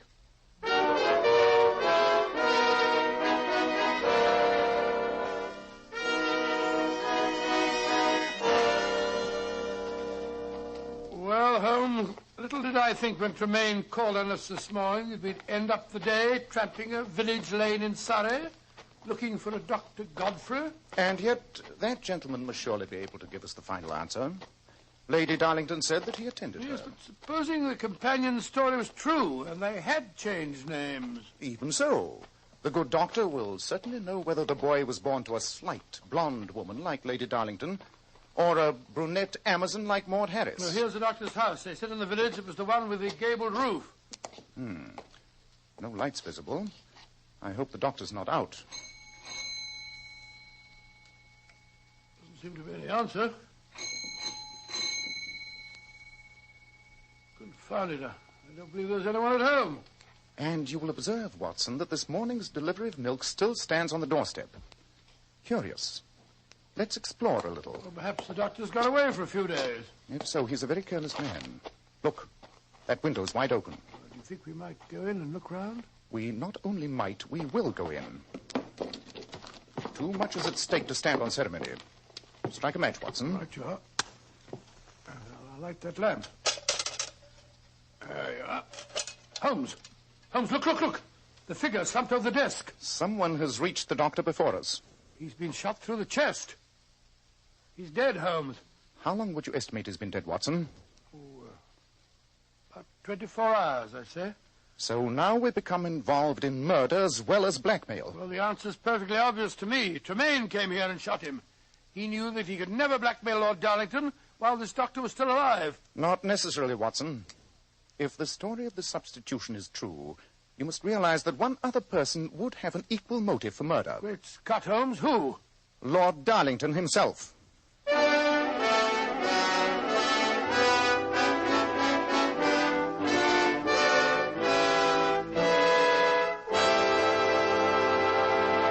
just a moment, we'll rejoin Dr. Watson and Sherlock Holmes as they endeavor to solve the mystery. But first, they say New Year's resolutions are made to be broken. But here's one which should pay you big dividends to keep. Resolve to take better care of your hair, to keep it better groomed, your scalp hygienic. Start using Kreml Hair Tonic at once. You see, Kreml is a highly specialized hair tonic. It contains a special combination of hair grooming ingredients which is found in no other hair tonic. That's why it keeps hair neatly in place longer and gives the hair such a natural, well-groomed appearance, never greasy or sticky. But men, Kreml does lots more than keep hair looking attractive. Its light oils have a fine lubricating effect on a dry scalp. At the same time, it removes loose dandruff. And a quick massage with Kreml stimulates the circulation of blood in the surface of the scalp. Notice how alive, how invigorated your scalp feels. And men, you like to rub Kreml on your scalp because it's such a clean hair tonic. Never feels greasy or sticky. And if your hair is so dry that it breaks and falls when you comb it, Kreml actually helps condition the hair, in that it makes it feel softer, more pliable, and looks as if it had some body to it. So men, for better groomed hair and a hygienic scalp, change to Kreml. K-R-E-M-L. Kreml Hair Tonic.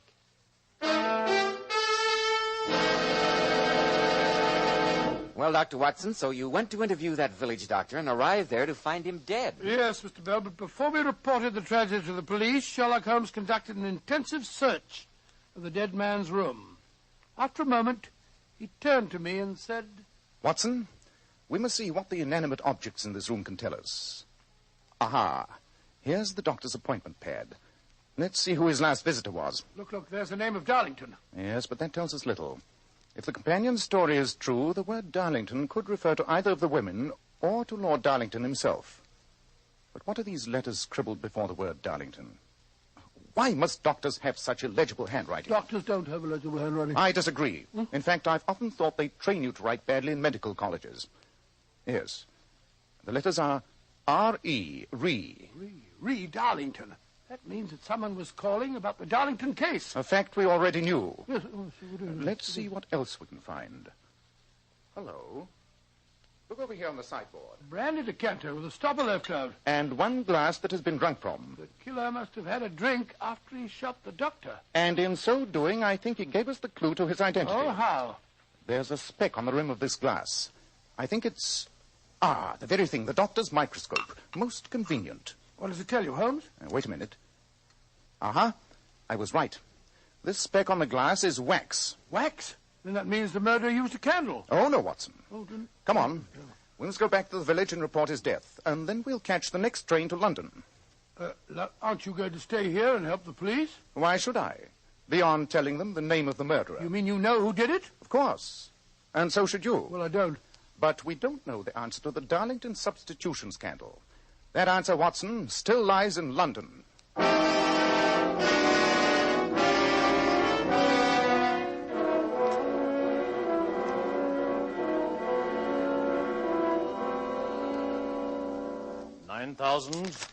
£9,500, £10,000.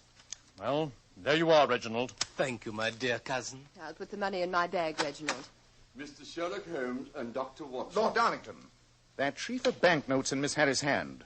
Surely you didn't pay the blackmail. I discussed the matter with my wife, Mr. Holmes. She's deeply upset. We both agreed that the scandal, once started, would cling to us for life, even if it was disproved later. That's why I paid the money. You engaged me as your representative in this case, Lord Darlington. Miss Harris, give that money back at once. It was a gift from Lord Darlington, in front of a witness. If you try to touch it, I shall send for a policeman. That won't be necessary.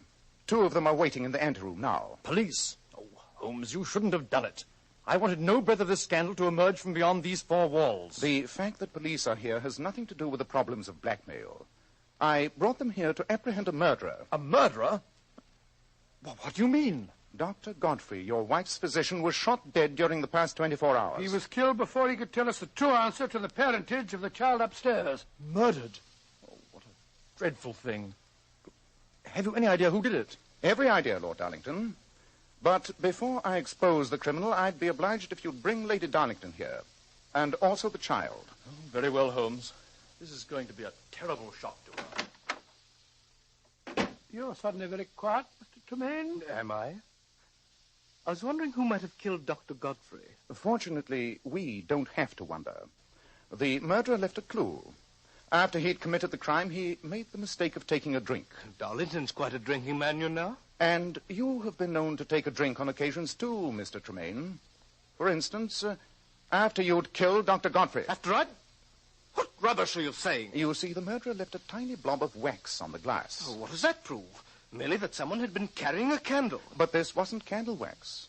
It was cosmetic wax, such as you use to wax that pointed moustache of yours. Reginald. All right, all of you, I'm getting out of here. He snatched my bag. Reginald, come back here. I'll go after them. No, Watson. The police are prepared to arrest him, but not the young lady. We shall need her cooperation in the last act of this little tragedy. Surely the whole thing's clear by now. If Tremaine killed the doctor, obviously the whole story about the substitution is a lie. Not necessarily. Even if it were true, the doctor was still a menace to his plans. How could he and Miss Harris ask the highest price for their secret when the doctor also knew it? No, Watson. Tremaine had a motive for murder either way. In the meanwhile, I must set the stage before Lady Darlington gets here. Where'd I put that parcel? Oh, here it is. What the devil have you got in there, Holmes? A present from a plumber friend of mine. Though the object in this package is only a simple tool of his trade, I feel that it may give us the answer to a peer's inheritance. Upon my soul, you're being very mysterious. In a few moments, I propose to conduct a test. You must hide outside the windows. When I turn down the gaslight over the mantel here, Watson, I want you to strike a match, apply it to the object in this package, and toss it through the open window. At the same time, cry out the word fire at the top of your voice. I remember that. I think the results of the experiment may prove quite startling.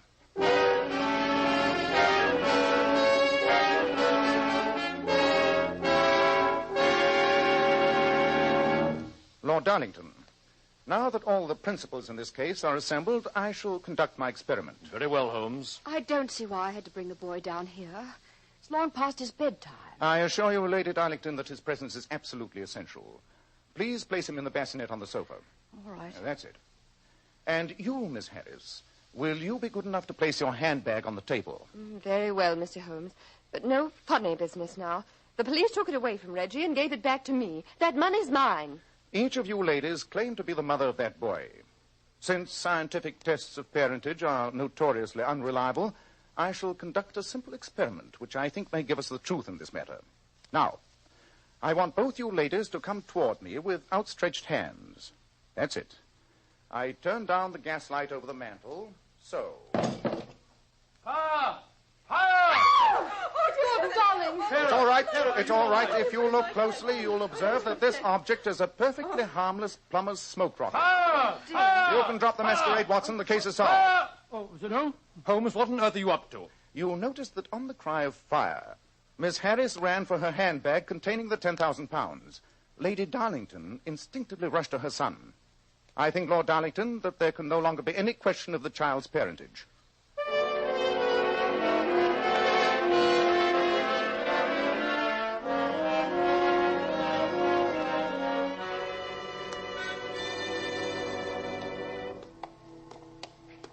Midnight. Been a long day, Holmes. Yes, but profitable, Watson. A very profitable day's work indeed. Here's 1,000 guineas from Lord Darlington. And don't overlook the 20 pounds that Mr. Tremaine I gave certainly me. shan't. He retained you for protection, and you end up by sending him to the gallows. A fate that he richly deserves. I only wish I could have persuaded Lord Darlington to prosecute Miss Harris. Blackmail is a devilish crime. Funny to think that a simple plumber's rocket smoked out the truth. Yes. Though, you'll remember, I've had occasion to use the instrument before. When a woman thinks her house is on fire, her impulse is at once to rush to the thing she values most. It's a perfectly overpowering instinct. Well, you certainly took advantage of the fact. Ah, well, Watson, you may remember the old Persian saying, "There's danger for him who taketh the tiger cub, and danger for whoso snatches delusion from a woman." Oh, really, Holmes? Oh, yes, Watson. There's as much sense in Hafiz as in Horace, and as much knowledge of the world.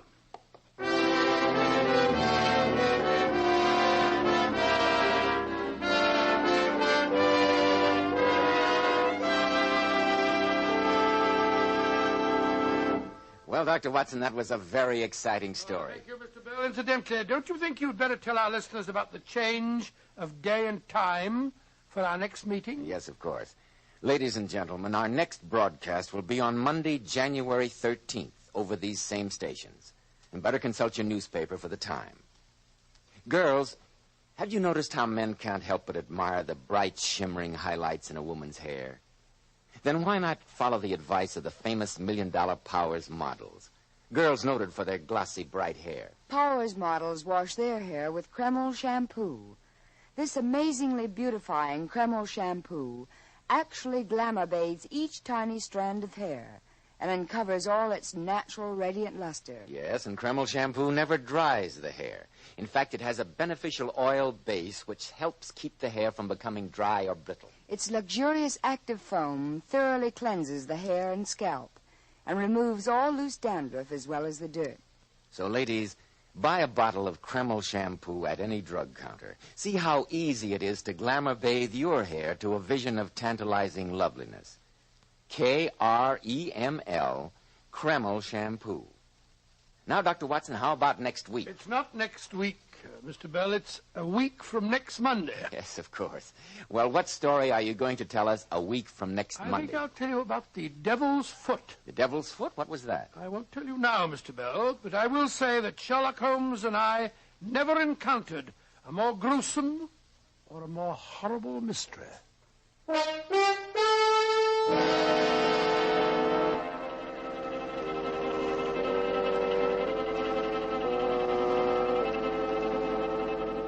Tonight's new Sherlock Holmes adventure was suggested by an incident in Sir Arthur Conan Doyle's story, A Scandal in Bohemia.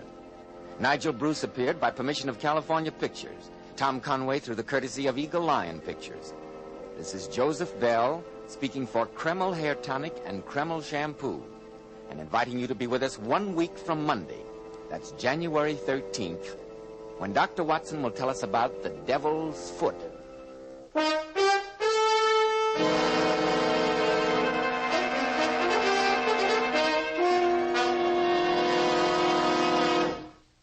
This is ABC, the American Broadcasting Company.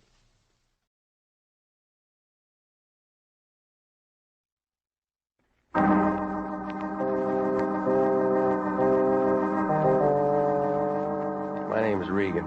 I get 10 a day and expenses from a detective bureau run by a guy named Anthony J. Lyon. They call me the Lion's Eye. With Jack Webb as Jeff Regan, the Lion's Eye, stand by for hard-boiled action and mystery and thrilling adventure in tonight's story of the man who fought back.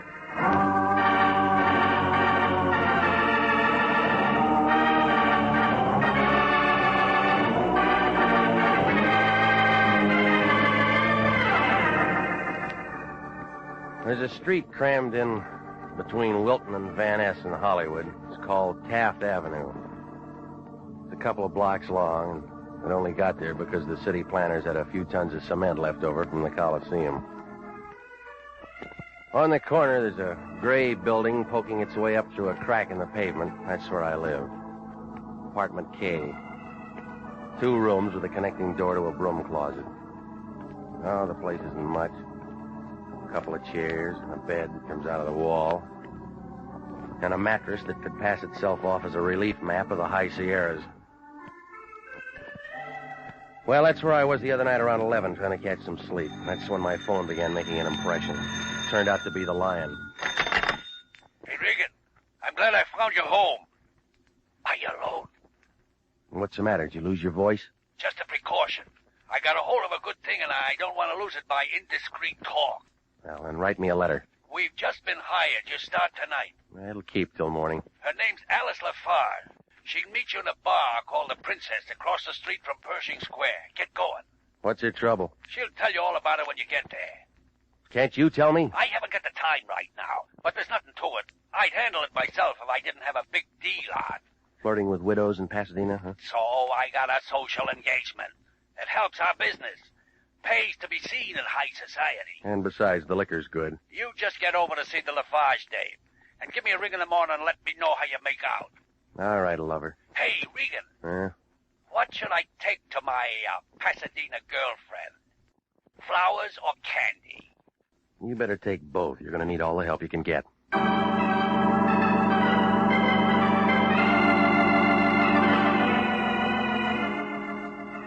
I threw on some clothes and I headed for town. My car found a parking lot off Olive, and I cut through Pershing Square to make it over to Hill. It was after midnight. A sailor was chasing a bow-legged Marine over the grass. He brought him down on about the 40-yard line. The Princess Bar showed up near the corner of 6th, a little place holding up 6 stories of granite. I went inside. A mustache was trying real hard on a piano. 200 pounds of bartender was moving a wet rag over the bar in slow motion. A girl was sitting on the far stool in a black purse with the initials ALF. Alice Lafarge. If you looked real hard, you could find her eyes. I gave up on her lips. I lowered myself onto the stool next to her. She looked tired, like a chorus girl on a Sunday morning. Yes? I'm Regan, international detective. How do I know? You will when you get the bill. You're late, Mr. Regan. Well, I didn't pick up any traffic tickets, if that's what you wanted. Well, it doesn't matter. We have a few minutes yet. What are we waiting for? 12:30. Can I buy you a drink, Mr. Regan? You're calling it. Bartender, What'll it be, miss? I'm not drinking. Serve the gentleman. Scotch? Bourbon and water. Got some pretty tasty scotch, buddy. Bourbon. Just trying. I get a commission on the scotch. All right, lady, now let's have it. You live far from here, Mr. Regan? About 20 minutes. Well, you better run home and throw a change of clothes into a suitcase. Out-of-town job? No, but you'll need a change. Bring along a deck of cards and a thick book. Anything else? Call off any dates you may have. You're going to be out of circulation for the weekend. Here's an address. It's a hotel on North Figueroa. Get there as soon as you can. You still haven't said anything. What's the job? You'll find out when you get there. I'll get tired of waiting. Come on, lady, let's open it up. Here, buddy, scotch. Hey, you leaving us, miss? Next one's free. Thanks, anyway. Okay. Now, look, beat it, you, and take that scotch with you. Okay. Drink it myself. I still get the commission. All right, now, come on, sis. Let's have the rest of it. I'm sorry, Mr. Regan. That's all I can tell you now. Just be at that address as soon as you can.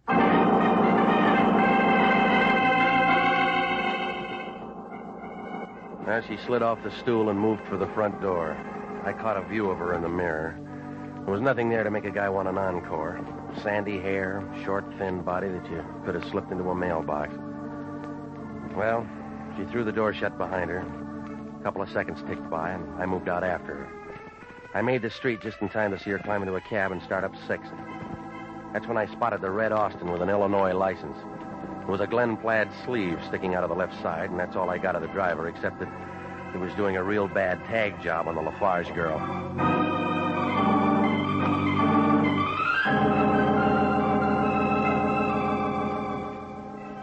The North Figueroa address Alice Lafarge gave me turned out to be the Gladstone Hotel. A 2-layer pile of wood so old that the termites were getting indigestion. A short guy with a shiny head was catching up on his reading in the lobby. He put down the seat catalog long enough to tell me that apartment 3B was upstairs in the back. A couple of knocks on the door, and Alice let me in. Sitting in the corner was a bush of gray hair and a white face. Turned out to be a man with a worried look, like an alligator in a handbag factory. Shut the door, Alice. Yes, Dad. Thanks for coming, Regan. I'll let you know later if you're welcome. Take his things, Alice. No, I'm going to hang on to him for a while. Suit yourself, but your coat will get heavy in a few hours. What says I'm going to stay that long? Me? That's what you're hired for. What else? Well, lots of time to get to that. Let's get to know each other first. You got a name? I'm Bill Lafarge. Sort of fancy, but I like it. Give me some more. Not much more. Just an old joker with nothing left but a few years and a regular dud. Mm-hmm. You know, Regan, this isn't my real address. I just moved here. Yeah, the rent's low. That's not it. Bill Lafarge can handle more. All right, you can skip the bank statement, mister. Will you please try to be civil, Mr. Regan? That's not what you hired me for. It's okay, Alice. Can't say I blame him. All right, then. Let's throw it in gear, huh? Not much to your job, Regan. Just spend the weekend with me. I've had better offers. Yeah, I did, too, in my time. Well, that's the easy part of it. You got something hard? You stay awake the next 48 hours and keep looking at me. Who's after you? Nobody. I figure different. You could be wrong. Shades down, lights out, Red Austin on a tag job. What do you mean? Plaid suit moved out after you when you left the Princess. You sure he was following Alice? Like you said, I could be wrong. Get one thing straight, Regan. I never hire anybody to protect me. Bill Lafarge handles things like that himself. You're here as a witness. What for? Just in case somebody wants some testifying as to how I spent this weekend. All right. Now throw off your coat. Let's play a little cards. Why not? Alice, open the window. It's getting a little hot in here. All right, Dad. Good girl. Gin, Mummy? You're dealing. How high do you want to play? 2 bits if you... The shots came flying in from the alley and didn't stop until they caught Alice Lafarge. They blew her back into the room, and she did a full turn like a ballet dancer showing off. By the time her father and I got to her, it was all over. The old man straightened up and began mumbling something about Red Austin. I stepped for the phone. I put in a call to Sanducci at Homicide. He took down the story and promised to send out some company, and then I cradled the phone. That's when I knew I was alone with the girl. Old man Lafarge had hot-footed it out of the building like a super chief on a holiday weekend.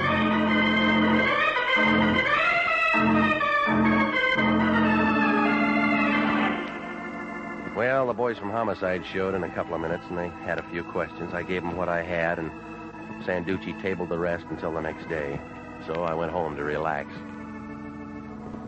You know, the Lion could have made a good detective. He always finds me. Regan, I'm not paying you to sit at home. Get your coat on and explain this. What? This newspaper story. There's a big lie in here about the Lafarge dame getting killed. Now, I know you wouldn't allow that to happen to one of our clients. It was real hard, but I managed. I give you a simple little job and you turn it into a murder. You getting a commission from Forest Lawn? You got your hands full, too. What do you mean? Sanducci will be visiting you with a pocket full of questions. I don't know nothing about a shooting. I was out in Pasadena all night playing a guitar, and I got a sore finger to prove it. Now, you listen to me, big shot. You better start sniffing around and turn up a Red Austin with a plaid suit behind the wheel. Whatever. Get some information on Bill Lafarge, the girl's father. Hey, what's that? You know, I bet if we open it, we'll find out. Well, I better get a move on. Just open the door a little bit, and I'll squeeze by. Yeah. Hello, Lieutenant. Nice to see you, Sanducci. Where's he going? Get in line for Notre Dame tickets. Why did you take up knocking, Sanducci, huh? New directive went through the department. Show a little more courtesy. You don't wear it well. And I figure it's political. They're working on building up a gate for the next policeman's show. Gotta put you on. You're worth a couple of laughs. Yeah, I'll speak to the boys. How did you sleep last night, Regan? Fine. You shouldn't have. The murder should have given you nightmares. There's always Ovaltine. You know, some of the boys down at headquarters figure you know more about this shooting than you're saying. Well, they made mistakes before. No, I'm not saying. I feel like they do. What do you want? Who knocked off the Lafarge girl? You're asking yourself. Wrong answer. How would you know? She got it with a .45. What do you want? You know what I own. But I don't know about Lafarge. The shots came in through the window. Even you can figure that. He could have had help. Talk to him. I will when we pick him up. In the meantime, it's you and me. You got nothing on me. We found a roll of dough in a briefcase in the bottom bureau drawer. What was it doing there? I don't know. All right, Regan. Now let me give you a tip. The word's out Lafarge got a private war on. I don't want any more shooting, so I look at it this way. He's your client. I'm holding you responsible. And Regan. Yeah? Kada what's in a mangiare soldi tutto tu paese, che sei un brisagliere stupidi. What's that mean? Go find out. You're a detective.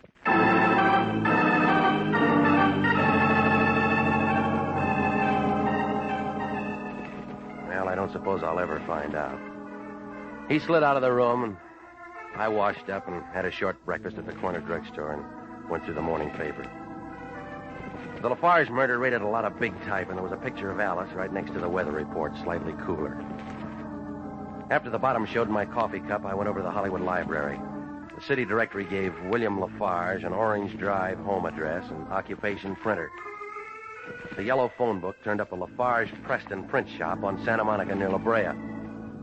It was a small place, the color of stale peanut butter, and it was tucked in between a pet store and a beauty parlor. When I stepped inside the front door, the bell rang, and a couple of pair of tortoise shell glasses covering a couple of deep blue eyes looked at me. She was a brunette with light skin and a voice that sounded like it was diving for sponges. The print shop smell got lost in all that taboo. Morning, sir. May I help you? I'm looking for Mr. Lafarge. There's no Mr. Lafarge here.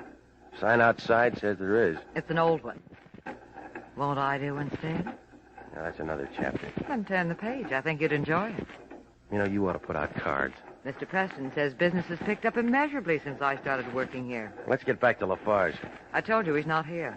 Well, try Preston for me. He's very busy. Well, he can spare a couple of words. Now, wait a minute. Look you can't out. go in there.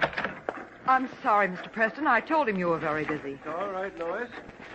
Who are you? My name's Regan. I'm with International Detective. I got some questions about your partner. Of course. Please leave us, Lois. See you later, soldier. Cigar, Mr. Regan? No, I won't be here that long. Naturally, I'll be only too happy to tell you anything I can. It was such a shock reading about his poor daughter's death. A wonderful girl. Lafarge said that. Yeah, you'd say it, too, if you knew her. She was very good to him.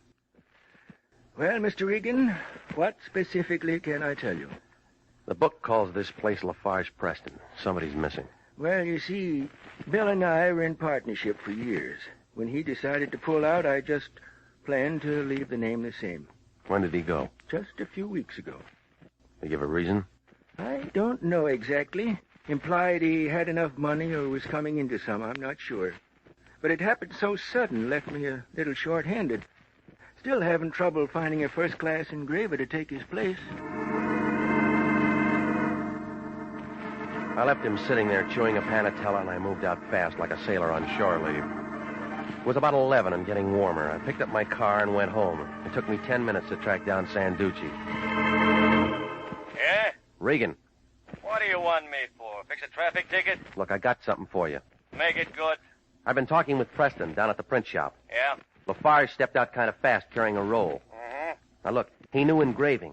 I figure you ought to take a good look at that money. It may turn up phony. I'm not impressed. All right, I gave it to you. Do what you want. Look, we checked into the door already. It's absolutely legit.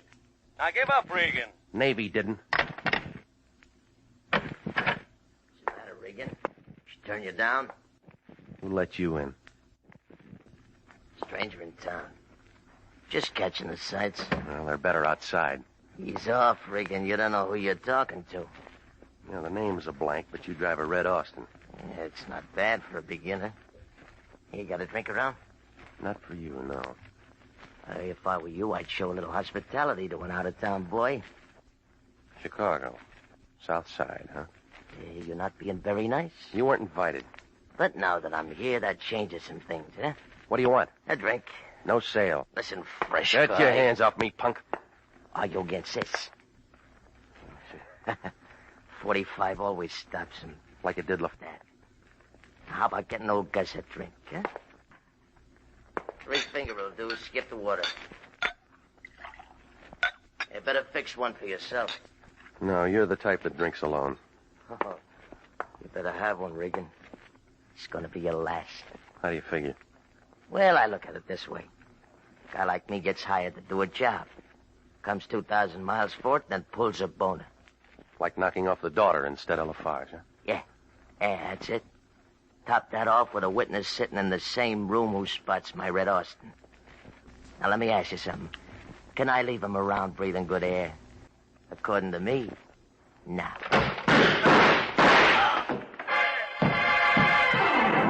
Gus's knees knocked together and he caved in like arches on a fat man. 4 quick steps took me to the door and I looked down the hall. Nothing there. So I made it for the stairway and I looked down the spiral. An old guy was taking the steps 2 at a time and stuffing a gun into his overcoat pocket. It was Bill Lafarge. You were listening to the story of the man who fought back. Tonight's adventure with Jeff Regan, investigator.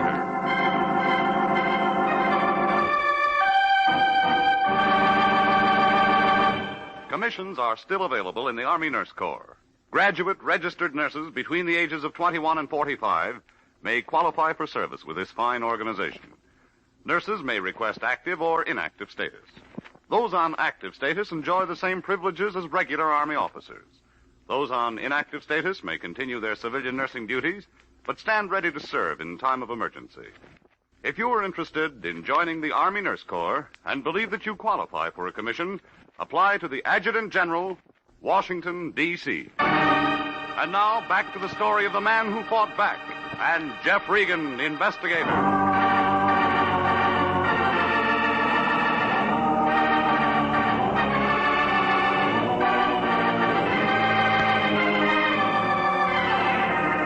Well, things were moving kind of fast.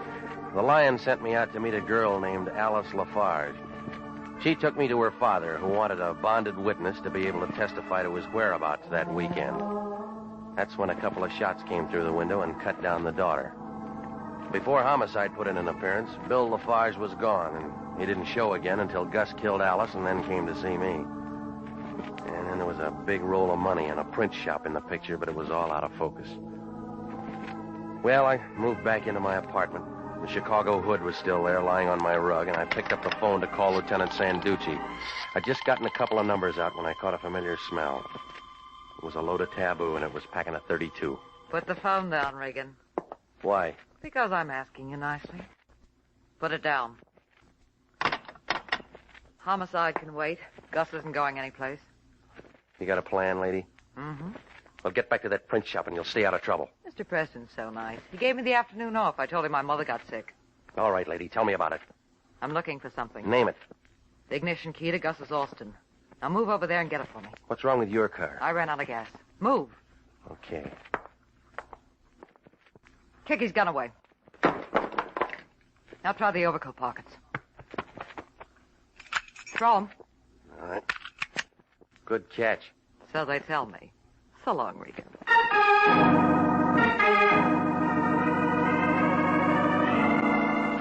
I put in a quick call to homicide, and then I waited a couple of minutes to give her a chance to get a head start. When I stepped out of the building, the red Austin was just turning the corner. I followed in my car. We wound up in Glendale. She pulled into a duplex driveway next to an empty lot, and I pulled in under a pepper tree up the street a ways. And then she got out and unlocked the trunk. She looked inside, ripped up the floor matting and then the boards. When she slammed the trunk shut, it figured that she didn't find what she was looking for.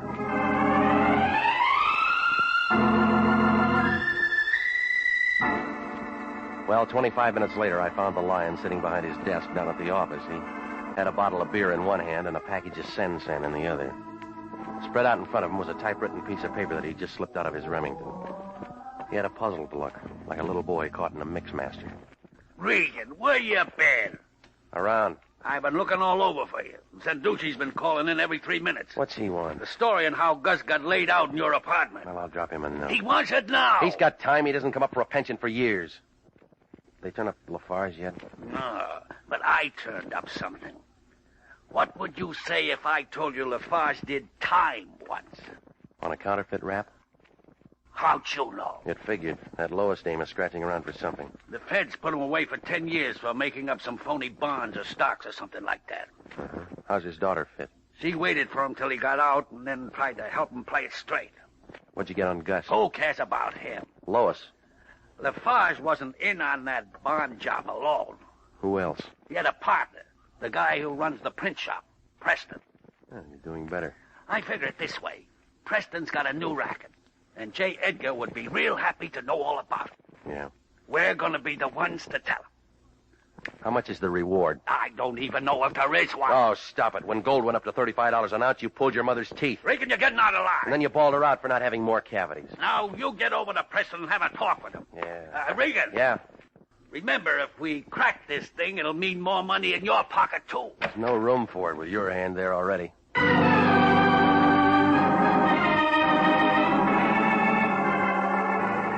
I left him sitting there doodling dollar signs, and I went out into the street. It was turning evening. I picked my car out of the lot, and 30 minutes later, I stopped on the corner of Santa Monica and La Brea. The fog was rolling in by then, and the streetlights were trying real hard. I walked to the front door of the print shop. I shook it a little, but nothing gave, so I moved around to the back. The place inside was as dark as a saloon in Kansas, but somebody inside was handy with a gun.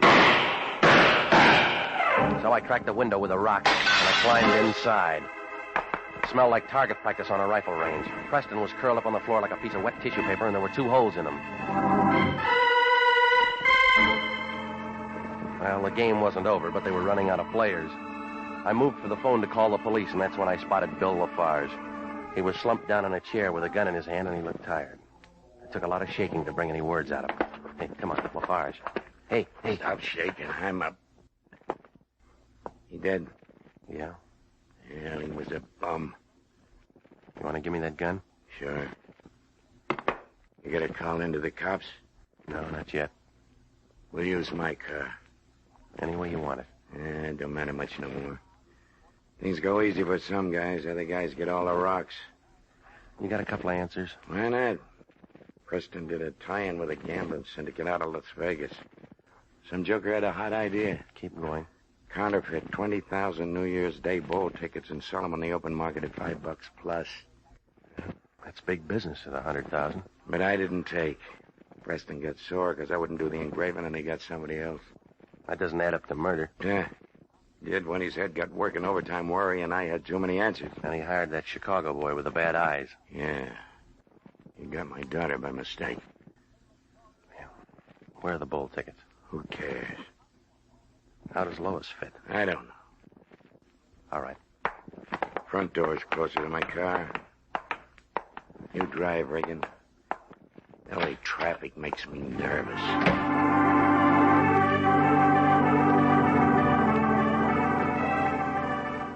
Well, Lafarge was driving a Nash, and it was parked at a filling station. We fought the night traffic downtown to police headquarters and tore Sanducci away from his pinochle game.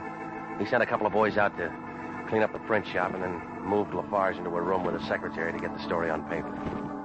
I'd heard it before, so I started for home, but Sanducci had other ideas.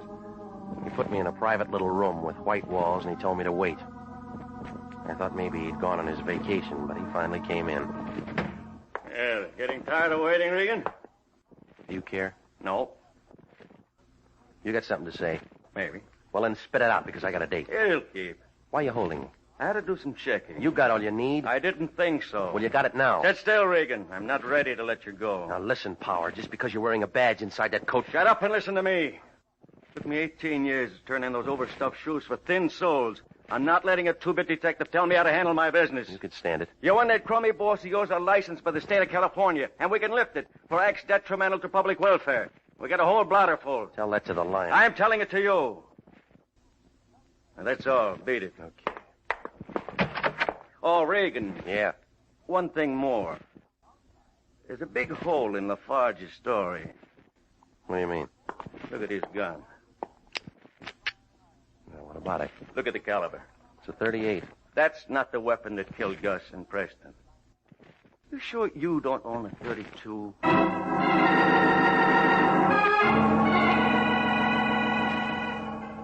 Well, Lafarge was more used up than he figured. He couldn't tell where the dream left off and the murders began. Oh, the whole thing was a screwy picture, but the artist had a woman's touch. 25 minutes later, I pulled my car to a stop in front of a lemon-colored duplex out in Glendale. A high school boy, breathing hard, told me that the good-looking girl lived upstairs. I just hit the top of the landing when the door of her apartment opened and a couple of pieces of airplane luggage moved out. Her ticket didn't show, but it figured to be marked for Las Vegas. When Lois saw me, she looked kind of confused, like a penguin in Death Valley. Regan, Hey, your memory's good. I wish you'd told me you were coming. I'd have dressed for it. Oh, it's better this way. You're fixed for traveling. What do you mean? We talk about it inside, huh? I'd like to. You know that, but I have a few things... Come on, move it, lady. Well, what's come over you? What's inside the suitcase? You can work that out yourself, Regan. You've been by a woman's shop. Throw it open. It'll embarrass you. I'll take a chance.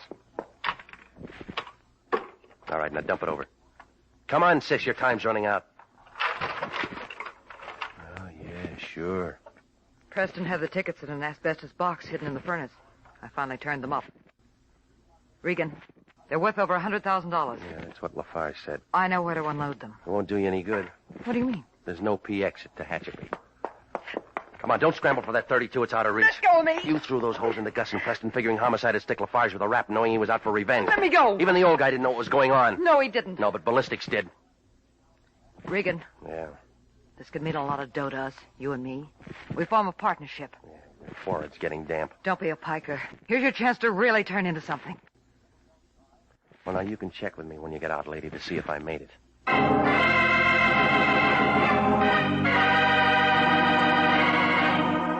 Well, it all blew apart fast like an atom at Caltech. Sanducci came down and picked up Lois. She had herself a pretty good thing for a while. Preston could run off the phony bowl tickets, and all she had to do was to sell them. Even though murder got thrown in, she could have stayed clean if she hadn't got her gun calibers mixed. Well, Lafarge was walking the streets in a couple of hours, and the Lion was real happy the way things worked out. He got his picture in the Police Gazette and picked up 2 bona fide passes to the Rose Bowl game. He promised to take me to the game with him. He did.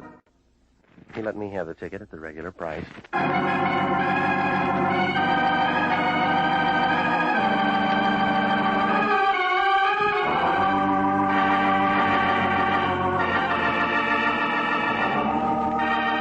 Jack Webb is featured as Jeff Regan with Herb Butterfield as Anthony J. Lyon. It's CBS at the same time next week for more hard-boiled action and mystery with Jeff Regan, Investigator. Written by Larry Roman, produced by Sterling Tracy. Alice was played by Lorette Philbrandt. Charles Seal was Preston. Ken Christie was Lafarge. Jack Petruzzi was Sanducci. Yvonne Patey was Lois. And Sidney Miller was Gus. 29,000 nurses are needed now to join the new Army Nurse Corps Officers Reserve. For the first time in history, qualified nurses have the opportunity of receiving commissions in the regular Army Reserve. These nurses will remain on inactive status, ready to serve their country in time of emergency. 4,000 of them, if they wish, may choose active duty. All nurses who receive commissions will benefit from the opportunity for specialized training offered to them by the Army. Inactive reserve status will not interfere with the nurse's civilian life, but the educational opportunities offered her by the Army Medical Department will be of great advantage in her work. So don't wait. If you're a registered graduate nurse between the ages of 21 and 45, drop a card for complete information to the Adjutant General, Washington, D.C.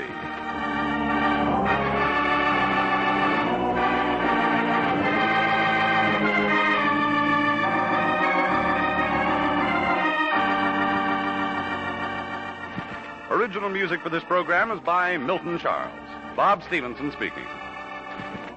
This is CBS, the Columbia Broadcasting System.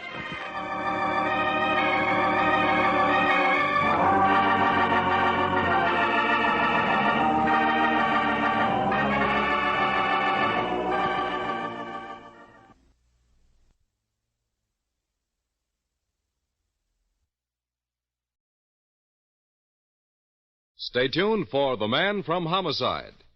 Henry J. Taylor, author, journalist, and ABC commentator, whose commentaries on world events are heard each Monday evening on ABC, is on a fact-finding tour of European countries. Periodically, Mr. Taylor takes trips abroad to examine activities at first hand and to get his own reactions. During the weeks he's in Europe, his Monday evening commentary, Your Land and Mine, will be broadcast each week from a different European capital. He'll speak tonight from Rome, Italy. So listen for Henry J. Taylor's penetrating analysis on Your Land and Mine over your ABC station.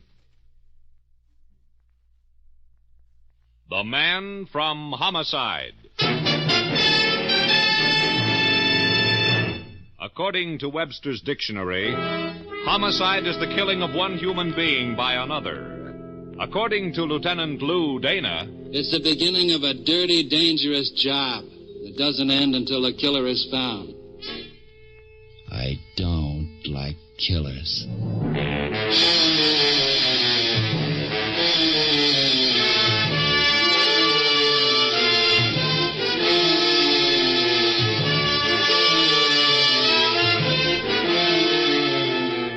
Every week at this time, the American Broadcasting Company brings you transcribed the star of stage and screen, Dan Duryea, as Lieutenant Lou Dana, the Man from Homicide.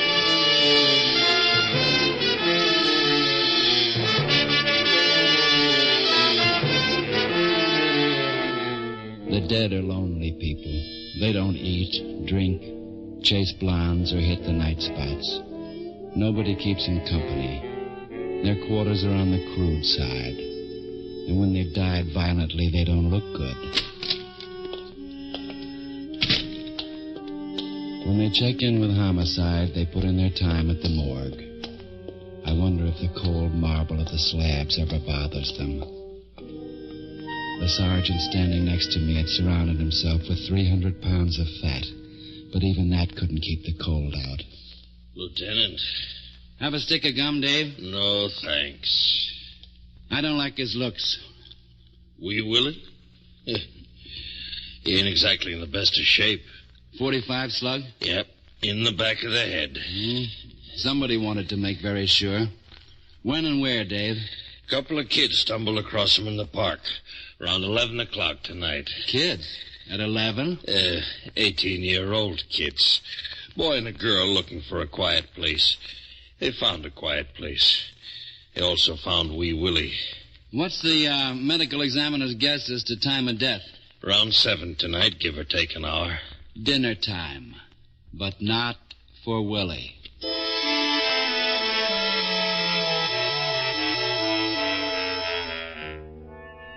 I'd seen Wee Willie. We got out of the morgue. The room I kept my desk in was warmer, but the chill was still in my bones. Dave. Yeah, Lieutenant. What was Willie Baines? 40 years ago, he was a kid in the slums. 10 years later, juvenile delinquent. And since then, petty larceny boy, small bookie, errand boy for the smart ones. Yesterday, the Crime Investigating Committee had him under subpoena. And tonight, under the sod. Who was he working for? We're not sure, Lou. What was the Crime Commission going to ask him about? The weather? Captain Kowaleski checked through on that. One of the men on the governor's staff stuck Willie Baines' name on the list. Well? Yeah, but he had gone home. We'll get hold of him in the morning. Tonight? Lou. Yeah? Man's name is Schuyler. Old family and stuff. I'll make sure my fingernails are clean. Yeah, it's late. He might be asleep. He can be waked. He's political, Lou. I'll try not to hold that against him. Come on. I'll tell you a secret, Dave. I've decided not to run for president. The Schuyler place avoided its neighbors by several acres of manicured lawn and a high fence. The house itself was made of gray stone, and well-trained ivy framed the windows. The front door was so highly polished you could see your face in it. I needed a shave. Yes? No, she didn't need anything. She had it all. What do you want? Mr. Schuyler? It's late. It is? Well? My credentials. Lieutenant Dana. Homicide. Homicide? Come in. Mr. Schuyler's in his room. What did you want to see him about? It might be simpler if I discussed it with him. I suppose you know what you're doing. We'll leave it at that. But I can't understand what connection there is between homicide and... Professional connection. Mr. Schuyler won't be pleased at being disturbed. Wee Willie wasn't pleased either. Wee Willie? A man with a priority at the moment. Well, if it's important... Why not let your husband decide? My... Where's his room? Quick. Down the hall, last door. Thanks.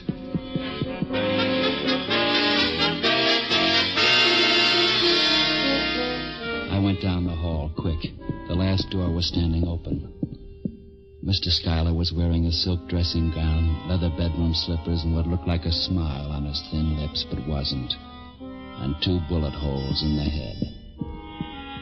An open window gave a fair view of the manicured lawns and the fence at the far end. Somebody was climbing it. He was over before my bullets got there. Lou! That fence is over 100 yards away. Shh, wait. Yeah. Now what? Hey. Schuyler? I'd say so. Dead? He's got a right with 2 bullet holes in his head. Dave, when you came in, did shots figured you might need me. And did you see a woman in evening dress? A woman? No. Come on. Mr. Schuyler will excuse us. Was there a woman here? Yeah, she made light conversation with me. Maybe because she thought I was a good conversationalist, or maybe because she had to give a gunman time to shoot his gun off. I left her here. Nobody around now? No. She must have ducked out when you came in. Who was she? I called her Mrs. Schuyler. It looks like I was wrong. Get on the phone. Notify the department, Dave. What'll I tell him? Tell him Wee Willie's getting company. The technical men showed up and got the routine underway. They found out that the corpse was Schuyler, and they found out that the corpse was dead, and that was all. Dave and I went through the dead man's files and found nothing. Out on the lawn, the noise and the smell of gunpowder faded. He went over the fence right about here. Maybe he dropped his calling card. There's not a thing around, Lou. I better take a look at the fence itself. Shoot your light up here, huh? Okay, Lieutenant. Now, hold it now. Yeah. There's rough stone on top. He must have hit it hard going over with my bullet singing behind him. Yeah. You got something, Lou? Something. Yeah. Hunk of cloth. Half an inch by half an inch, maybe. Jagged edges. Could have been torn off his pants leg. Yeah, hardly enough to identify, Lou. That's for the lab to worry about. Dave, we're dead. I'd say.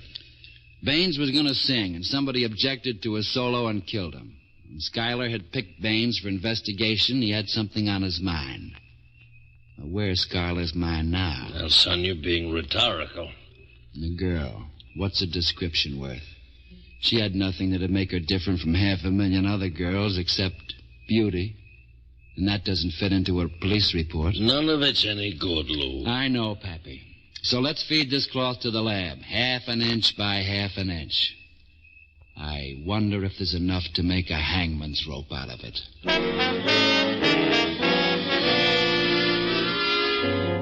The lab was good. They had the cloth pattern tabbed in an hour. It was a tweed, an expensive tweed. Sketches were made up and every local mill questioned. It took them 4 hours to hit the mill that had woven the cloth. 20 minutes for a list of tailors they'd shipped bolts to in the city. By that time, it was the next day, and 12 cops pounded pavement visiting tailors. Maybe I slept while in the chair behind my desk. I must have slept because I saw the girl's face and heard her voice again. It was quite a voice. Hey, Lieutenant. Yeah, Pappy? You ever try sleeping? Sure. Didn't care for it much, though. You got something? Yeah, it's a maybe on one of the lists. Boy by the name of Stan Cochran bought a suit made out of that cloth 2 months ago. Keep going. Well, he's a Detroit boy. Had a little something to do with the Collier gang out there. The question is, what's he doing in this town? Uh-huh. You got an address? Yeah, Slocum Arms over on Van Dyke. That's nice, Dave. Go find a bed and lie down. Now, you've been gone just as long as I have. Sure, Pappy, but I don't have so much to carry around. You're dead on your feet. I'll let you know if Mr. Cochran ripped any suits recently.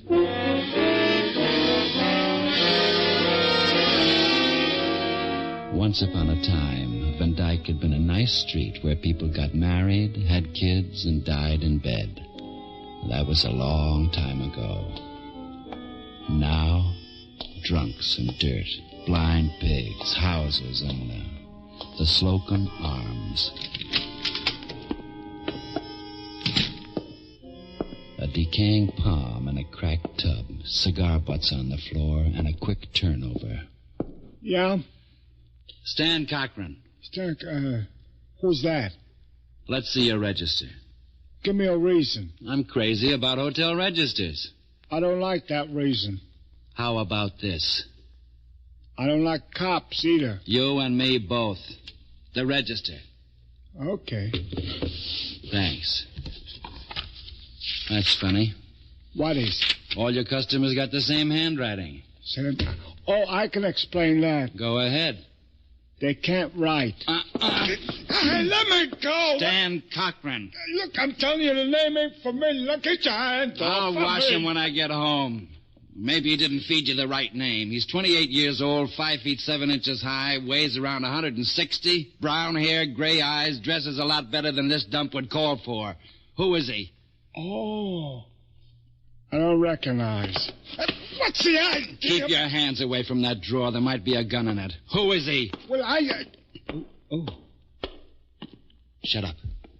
Bend over towards me. We're holding a confidential chat like that. He's on his way out.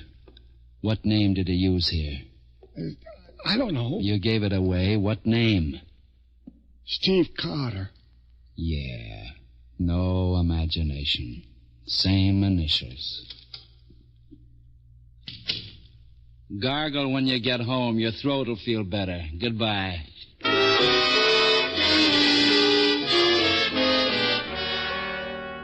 Mr. Cochran was wearing a tan gabardine. I admired it walking up Van Dyke. Half a block, and Mr. Cochran decided his gabardine was worthy of better places than Van Dyke. He hired a cab. I made my car, and Mr. Cochran and I went for a drive.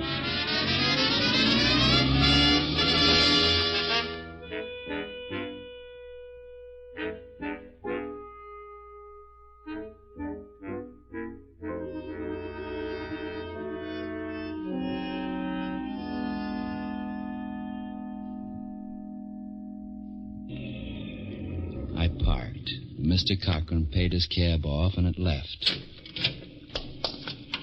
I got out of the car, and Mr. Cochran walked past the entrance to the Orange Turban. I ignored it, too. Mr. Cochran picked out the first alley beyond the nightclub and went down it. I gave him time and sampled the alley myself. A thin trickle of moonlight picked out garbage cans, empty milk bottles, and Mr. Cochran knocking on a door at the end of the alley.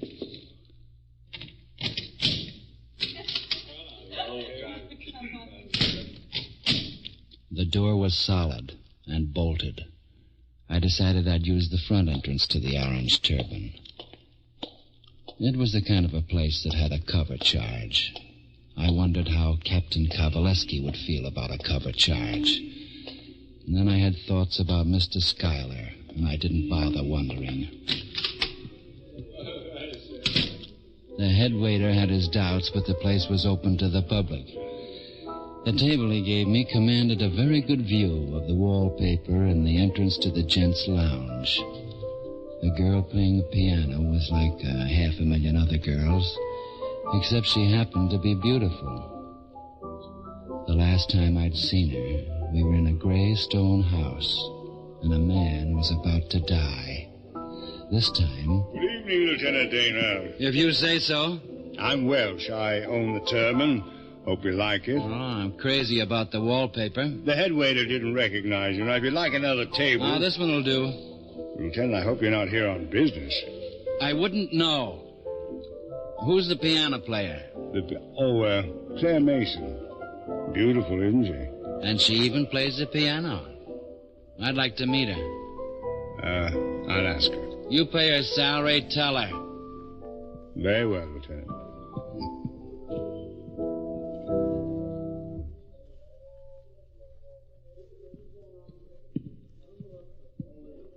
Hello.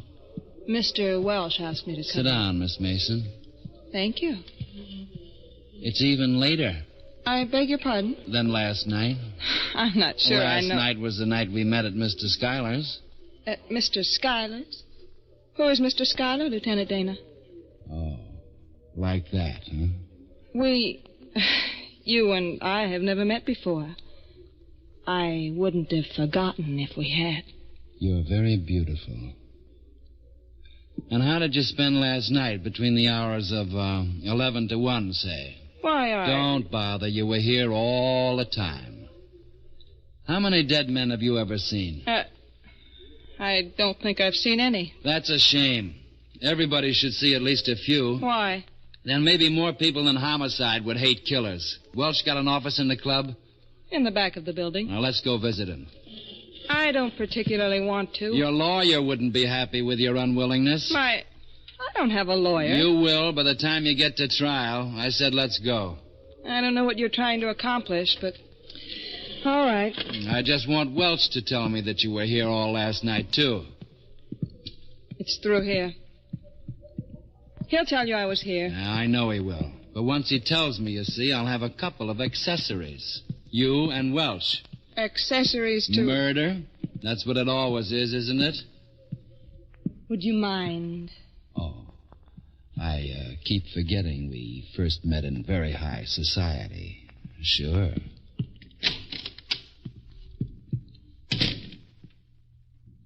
Lieutenant Dana. Yeah? Since Welsh will corroborate my story, What's there for you? Exercise. Look, Miss Mason, if this were a book, it might turn out that you have a wicked twin sister. Or maybe somebody hypnotized you and the game you played at the Schuyler house wasn't your fault at all. But this isn't a book. We both know where you were last night, and one of us knows exactly why. The other has a very good idea. Welch is on the other side of that door? Yes. You're looking at me as if I were a can of somebody's ideal dog food. Am I? Yes, and you're wrong. I'm nobody's ideal, not even a dog's. You sticking to your story? It's not a story, it's the truth. I've got just enough brains, Miss Mason, to know you're lying. I'm just enough of a fool to wish you weren't. Forget it. We go back to the script now. Keeps his door locked? Yeah. Go on, Miss Mason. It's Claire, Mr. Welsh, and the lieutenant. Oh, cute. What do you mean? Never mind. You know the answer to that one, too. Come in. Just doing a little bookkeeping. Make yourselves comfortable. Mm-hmm. Thanks. Welch, where was Miss Mason at 11 o'clock last night? Claire? Why, here at the club, of course. And how do you know?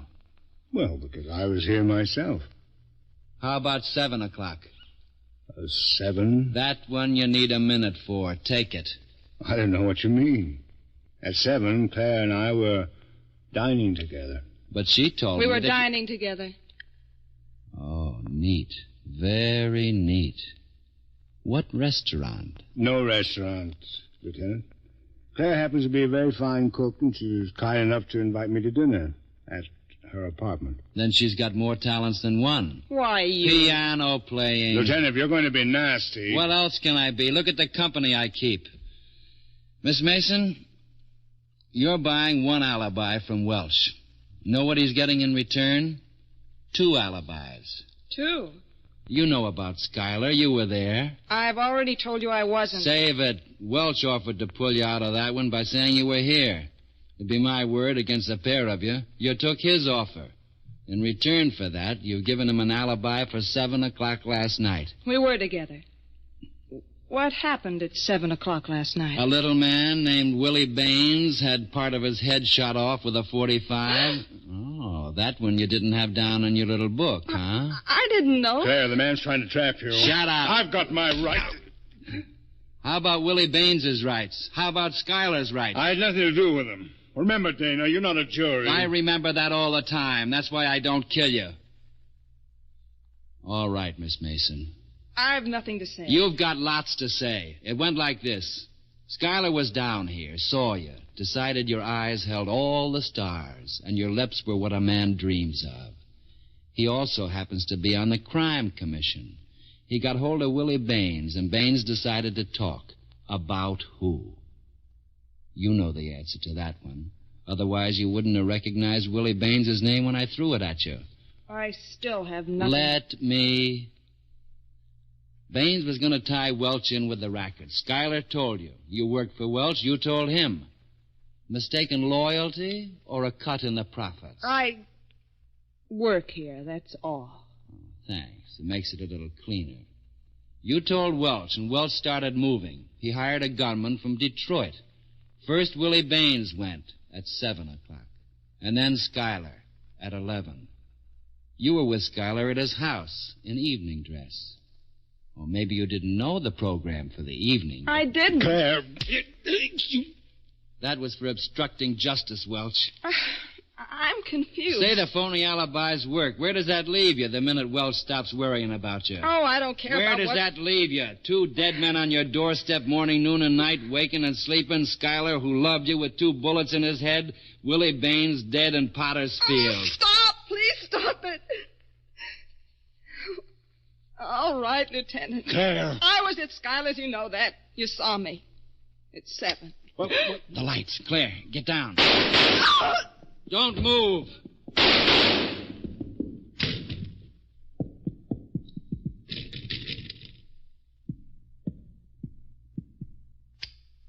The boy from Detroit was around.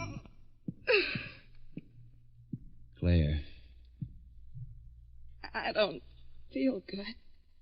Let me look at... Yeah. Don't leave me. I'm not. It wasn't Welch. I had my eyes on him. It was the Detroit gun boy. Emergency. Lieutenant Dana. An ambulance, quick. The Orange Turban Club, back room. Take care of that and then send a patrol car over.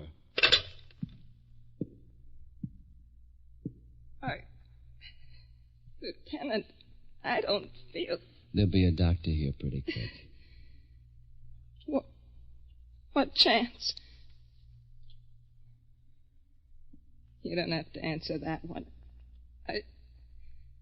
I know. This isn't going to be easy. But, Miss Mason, I'm a cop from homicide. I got a duty to perform. What are you so worried about? I don't like it. There's a gimmick in the law. It says testimony by a witness not alive at the time of trial isn't admissible unless the witness made the statement and signed it at a time when the witness knew he was dying. Then I'll make a very good witness, won't I?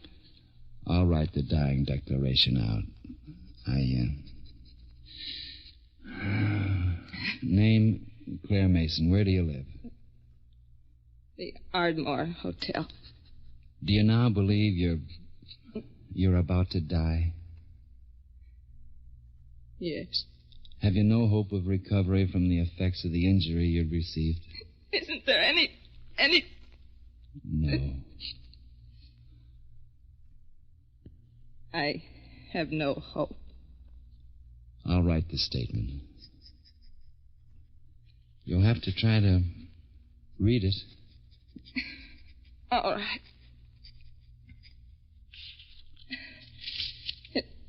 It says what you said before. Yes. Give me the pen.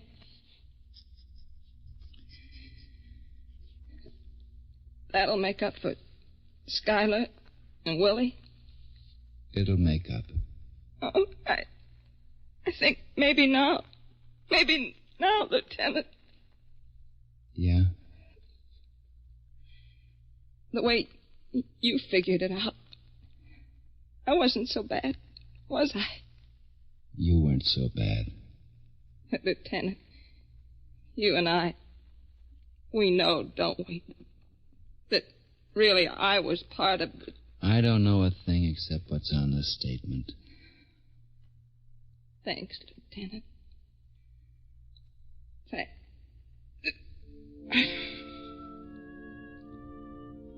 She thanked me, and she died. It wasn't fair. Dead, she looked even more beautiful.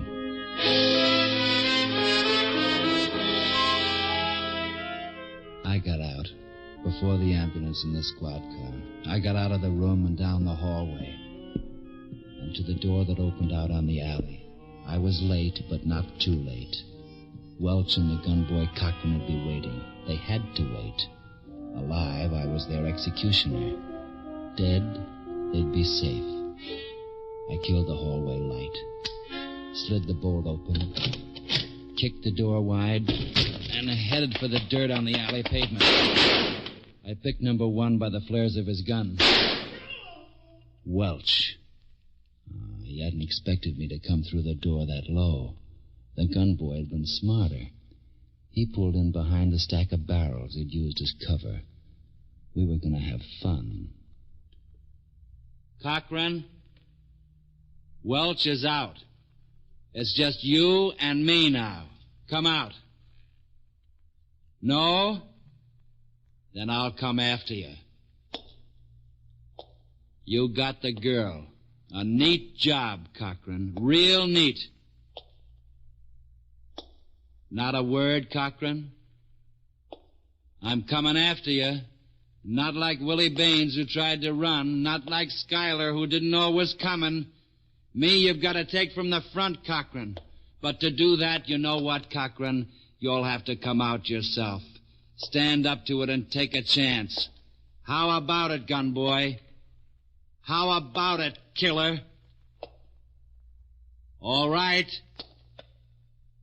I'm on the other side of the barrels. I'm kicking them over, and when they go down, we'll each have a shot apiece. Fair enough, gun boy? Fair enough, killer? No!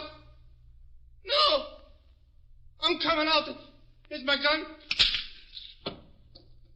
Oh, shoot. Please, please, don't shoot. He crawled out on the dirty floor of the alley and cried. I didn't shoot him. They die harder and more often in the death cell. The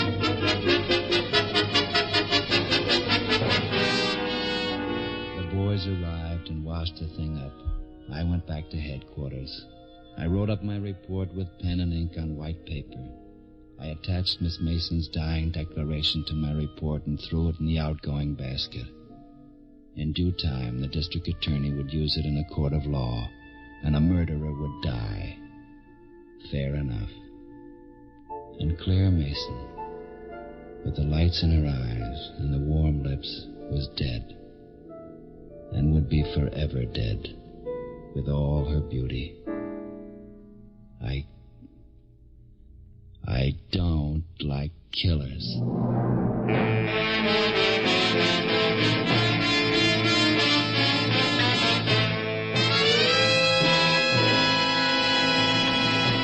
You have just heard Dan Duryea as the man from Homicide with Larry Dobkin as Dave. Ann Diamond was Claire, Jay Novello Welch. Music was by Basil Adlam.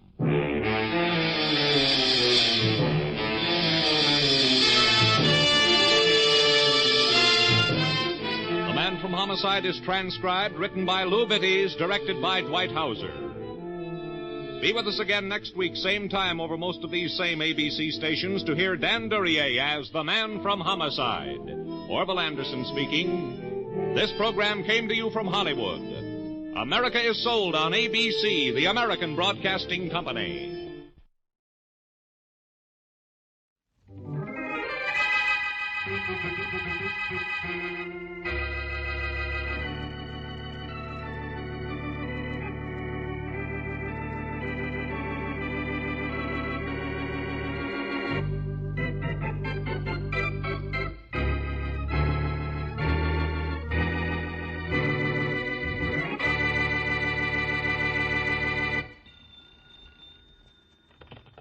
Lincoln Airport. Joe? Yeah, Emily? Did you just call me, darling? No, I didn't, hon. Oh, the phone rang a minute ago, but whoever it was hung up before I could answer it. Oh, well, it wasn't me. Probably one of your boyfriends. Now, is that a nice way for a husband to talk to his wife? Oh, hon, can't you take a joke? Sure, darling. I was only kidding, too. Look, I'm going down to the grocer's. Anything special you want me to get? No, anything you get's okay. All right. I'll get something I know you like. Swell. Bye, darling. Bye, hon. See you at dinner. Well, howdy, Joe. Oh, hello, Tex. Say, I've got look, something... Joe, what's the Aronca out number 2 runway for? You taking a little private trip? No, Tex, I was just about to tell you. I took that offer Lenny Powell made us. I'm going to fly it to Blancheville. Well, boy, howdy, that's all right, son. Did you tell Bill we're getting $5,000 for the whole? No, I didn't, but I'm going to as soon as I see him, which maybe won't be till I get back. Powell's here now. Oh, he is? Where? Over in the administration building, making a phone call, I guess. He's going to be right back. Hey, why is Mike taking the Aronca out? What kind of a freight line are we running? Howdy, Bill. I'm glad you showed up, Bill. I wanted to tell you. I'm taking the Aronca out today, and it's going to save our airline for us. Yeah? What are you going to do, Joe? Sell the thing? No, I'm flying Lenny Powell to Branchville, and we're going to get $5,000 for the job. We're going to get 5 G's? Just to haul a guy to Branchville? What, this guy Powell must be nuts. I don't care what he is. We can use a few more like him. You said it. Oh, but look, don't tell anybody Powell's here or that we're taking him anyplace. I promised him nobody but the 3 of us would know this. But he's carrying $25,000 in cash with him. Wow. $25,000 with him, huh? Yeah. We sure could use money like that. Yeah, Tex, we sure could. Where'd you say he is, Joe? Over at the administration building? Yeah, Bill, making a phone call. Mm-hmm. Well, give him a good trip to Branchville, Joe, and get that $5,000 from him. We need it. See you later. Yeah, bye. I gotta run a little errand. Long, Bill. Tex, you hold down things at the office, will you? I gotta get something over at the hangar. Why, sure, son. You won't be running off now, will you, Tex? No, stay right here, chum. Okay, see you before I take off. Sure, see ya. Well, boy, howdy. Those two aren't leaving old Tex here to answer the telephone. Not when he's got something more important to do.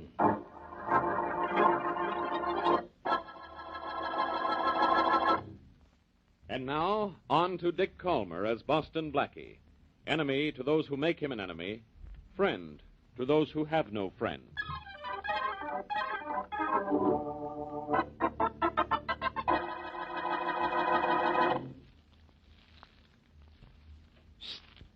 Emily. I'm over here, Tex, darling. Behind the garage. Well, boy, howdy. You sure know the good hiding places around this airport. Are you, honey? Oh, Tex. Oh, baby. Nobody saw you come here, did they, honey? No. As a matter of fact, I called Joe from across the road. Told him I was at the apartment, just leaving for the grocery store. He thinks I'm still in town. Boy, howdy. You sure can give that husband of yours a first-class runaround, can't you? You aren't objecting, are you, Tex? I'm doing it for you. I'm mighty glad you are, sugar. Oh, I'm all for you. Hey, look, I only got a couple of minutes. Oh. I'm supposed to be in the office to answer the telephone. But, Tex, I wanted to tell you, we got a big job, so the airline's going to keep running all right. That's good, but it doesn't help us any, Tex. I'm not going to give Joe the air until we have some money of our own. Don't you worry, sweetheart. We're going to have money, and a lot of it, and sooner than you think.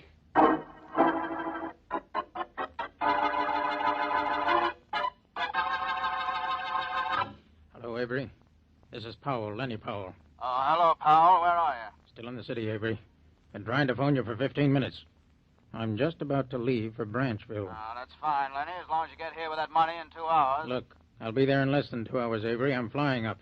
I've chartered a private plane. Fine. Now, don't forget to bring the money with you. Yeah, $25,000. Right here in my briefcase. Well, you put it right here in my hands inside of 2 hours, Lenny. The deal's closed. Don't worry. You'll have it. See you in Branchville, Avery. I'll be looking for you, Lenny. Bye. Bye. Oh, hello there. Just about time to take off? Hey, what are you doing? No. No. No, don't.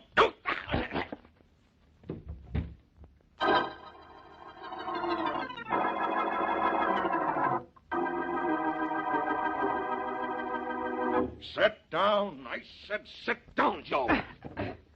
I don't have to push, Tex. I gotta do something. Boy, howdy, somebody's gotta do something. We're in a jam, the three of us. We thought things were tough when we didn't have money enough to keep this airline going. They're really tough now. We've got a murder on our hands. All right, that's what I'm trying to clear up. Now, looky here, you two guys. All three of us are in this thing up to our sombreros. We gotta cover it up somehow. That's no good, Tex, no good. It's like I've been trying to tell you. Sure, that Powell guy was killed out here. Sure, the 25 G's he was carrying is missing, but we gotta turn this over to the cops. You left out one sure, Joe. You forgot to say sure only the three of us knew he was here and carrying that dough. That makes it look like one of us killed him. I say no cops. Sure, you say that. Why shouldn't you say that? You probably knocked him off. That's why you don't want the cops in on it. I said before for you to shut up. Maybe this will help convince you. I meant it. Hey, cut it, fellas. All right. Okay, Tex. This has been cooking for a long while. You want to play, I'll play like this. All right, that suits me if that's the way you want it. Break it up, will you, Tex? Joe, cut it out. I'll cut his heart out. That's what I'll cut out. Why not? One murder more or less? Why, you dirty... Stop. Both of you. Quit it now. We've got enough trouble without fighting among ourselves. Trouble? We don't know what trouble is yet. Bill, look at the facts. Only Tex and you and I knew about Powell. Powell's dead, okay. But if we don't go to the cops, what happens to us? They'll find out he was killed. They'll find out he was here, and we'll all go to the chair. They gotta find out first. They'll find out, Tex. The police always do. I go along with Joe. That's good, Bill. That makes it pretty clear who must have killed Powell, the one that doesn't want the police in. You know, you're just about asking for something, Joe. I'm asking for plenty. I'm asking for the police to be let in on this so that nobody slips me a bum rap. I had nothing to do with Powell's death. I got nothing to worry about if the cops show up here at the airport. None of us has. Except the one that killed Powell. Okay. This kind of looks like a showdown, don't it, boys? All right, it's a showdown. I'm saying go ahead. Bring the cops in if that's what you want to do. Call them, bring them in. They won't prove nothing against me. You're too sure of yourself, Tex. We'll call the cops, all right.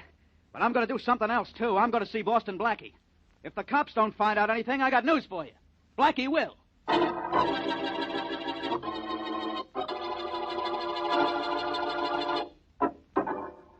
That's the way it was, Blackie.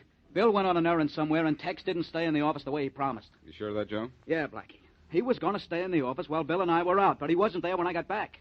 And he wouldn't say where he'd been? No, in fact, he got kind of excited when I asked him. Sort of sore about it. Mm-hmm. I see. So do I, Blackie. And you got to help me. Either Bill or Tex killed Powell, and I've got to know which one it is.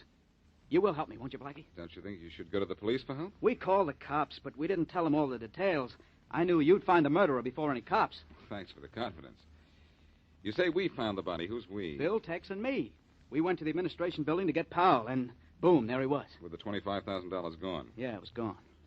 Then Powell was slugged and killed by someone who knew he was carrying that money. Now, who besides you, Tex and Bill, knew Powell had $25,000? Nobody else. That's why I know it's Tex or Bill who killed him. It's got to be one of those two. Yes, that's right, Joe. It has to be Tex or Bill. That is, if it isn't you.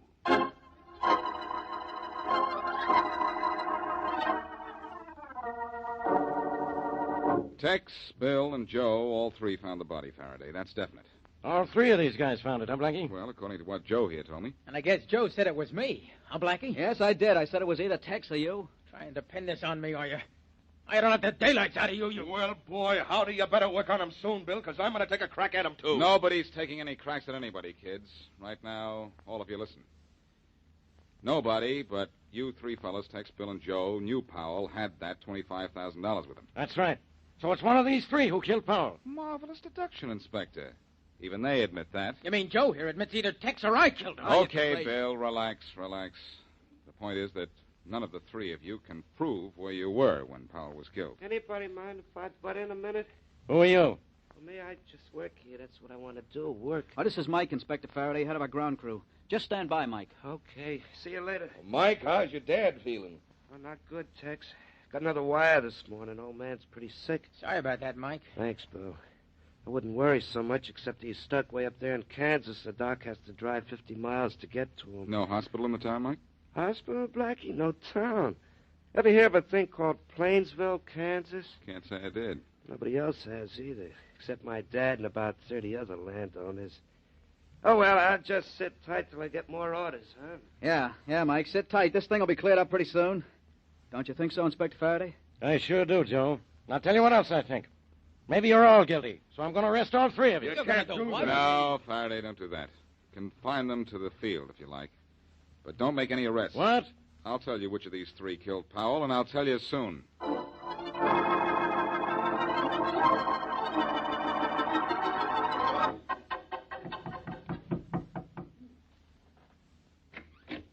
Yes. Mrs. Emily Carrington? Yes. Joe Carrington's wife? Uh-huh. I'm Boston Blackie. You probably know your husband is involved in a murder out at his airfield. And Yes, I know. He called me a little while ago and told me. You want to talk to me about it, don't you? Yes, about it and about Joe. Oh, well, come in then. Thanks. Your husband needed money rather badly, didn't he, Mrs. Carrington? Yes, he did.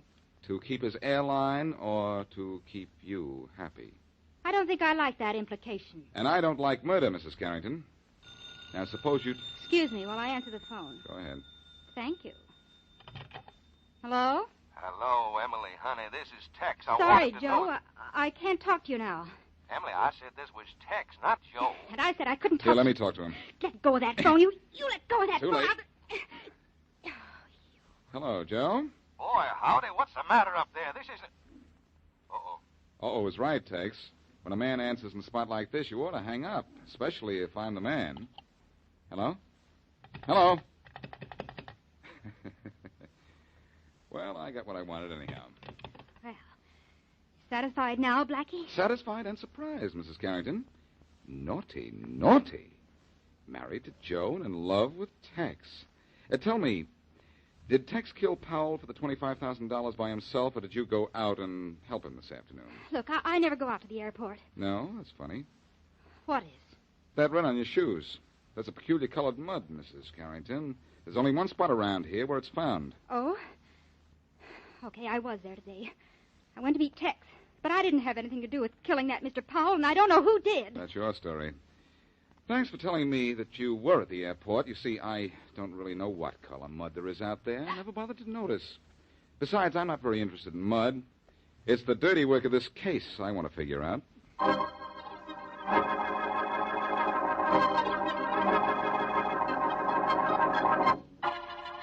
Blackie, for the last time, I'm telling you, get out of my office. Better still, get out of my life. What life? You don't call that thing you're living a life, do you, Faraday? Nothing doing, pal. But there's plenty doing between Tex and Joe Carrington's wife, Emily. You said that. So what? So I know this much. Emily Carrington either killed Powell herself or Tex killed him, and she knows it. You think so, huh? I certainly do. She's the key to the whole thing. Get her to talk, and your troubles are over. If I ever get you to shut up, they'll be over. Inspector Faraday. Yeah, Burke, what do you want? Nothing, Inspector, but here's something I think you'll want. What is it? A report just came in over the teletype. There's been a murder up in Northside. Well, who got it this time? As if I don't have enough trouble with the Powell murder. Well, this has some connection with it, Inspector. Victim's name was Emily Carrington.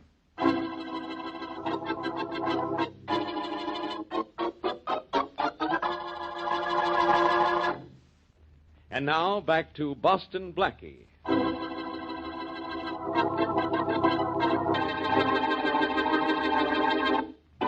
Tex, Joe, and Bill, pilot owners of a small freight-carrying airline, are chief suspects in the robbery murder of the wealthy Lenny Powell.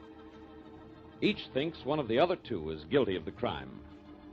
Investigating the murder, Blackie sees Joe's wife, finds she is in love with Tex, and was at the airport at the time of the crime. But later, Joe's wife is a murder victim, too. So, as we return to our story, Blackie and his girlfriend, Mary Wesley, walk into the airport hangar in search of further clues. Blackie, is that the fellow Joe you were looking for? No, I don't think so, Mary. Oh. Looks like Mike, the mechanic. Hey, Mike! Oh, hi, Blackie. What are you doing, Mike? Hammering that plane apart? Me? Nah, trying to hammer it back together. Where's Joe? In one of the rooms in back. He'll be out in a minute. Good. Oh, look, before he comes out, why don't you tell me what you know about Powell's murder? And about Emily Carrington's murder, too, Blackie. Don't forget that. I'll settle for finding out who killed Powell first, Mary. What do you know about it, Mike? For me, nothing, Blackie. You didn't see Tex or Joe or Bill come out of the administration building about the time of Powell's death? No, how could I? Well, if you were here in the hangar, you could look out Well, the what door. makes you think I was here in the hangar? I didn't say you were, Mike. I said if you were. And that's a big if. And you're a little girl, Mary, and little girls... Should be seen and not heard. I know. I'll be quiet. Especially if Mike will talk. Well, me, I ain't got nothing to talk about. Why not, Mike? You're the most talkative guy on the field. Oh, hello, Joe. I want to talk to you. Well, if it's about Powell's murder and Emily's death, you'll be wasting your time. I've already told you all I know. Well, maybe I haven't told you all I know. Oh, yeah? You know something? Uh-huh. Your wife was planning to divorce you and marry Tex. Oh, is that supposed to be news? Well, it was to me until Tex told me. Well, it was to me, too, when I figured it out a couple of months ago. Tex killed Powell to get money for Emily, huh? Or you killed Powell to get money for Emily. Blackie. I'm no killer. She deserved what she got, but I didn't do it. Oh, I see. Then you're not sorry Emily was killed. I'm not glad, but I guess she had it coming to her. Who killed her? Tex? Or you? What about Bill? I think it's a toss-up between you and Tex. Why? Because of Emily? That could be the reason. Well, Bill needs money as much as Tex and me. Maybe so, but Bill didn't have the incentive to get it. But don't go away. I'll answer this. You just take over no matter where you are, don't you, Blackie? I have to sometimes. Funny, the phone only rang once. In the airline office with you, Inspector Faraday? No, he isn't. Who's this? Hey, wait a minute. What's going on here? Is that you, Faraday? Yeah, this is Faraday. Who's that, Blackie? Oh, yes. Well, where are you, Faraday? Up here in the airline's office. Where are you? Over here in the hangar. How did you happen to answer the phone? It rang here, that's why. Why did you answer? Because it rang here, too. Who's on the other end of the line? I am, Blackie. This is Tex. Oh, Tex, huh? Oh, where are you calling from? Lunch wagon across the road from the field. Oh, thanks. Thanks a lot, Tex. Thanks? What for, Blackie? What for, Tex? Well, unless my hunch is wrong, when I answered this phone, I found the answer to who killed Lenny Powell and Emily Carrington.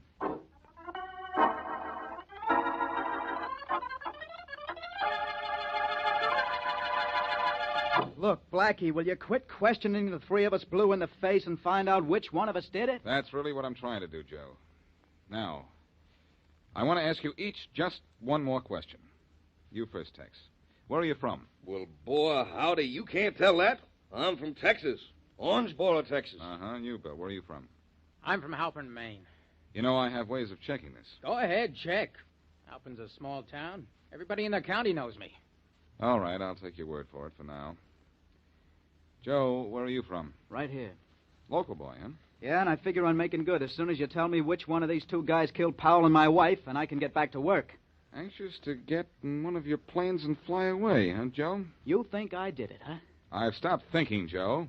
I know who's guilty now. Yeah? How do you know, Blackie? The evidence is graphic, Bill. Geographic.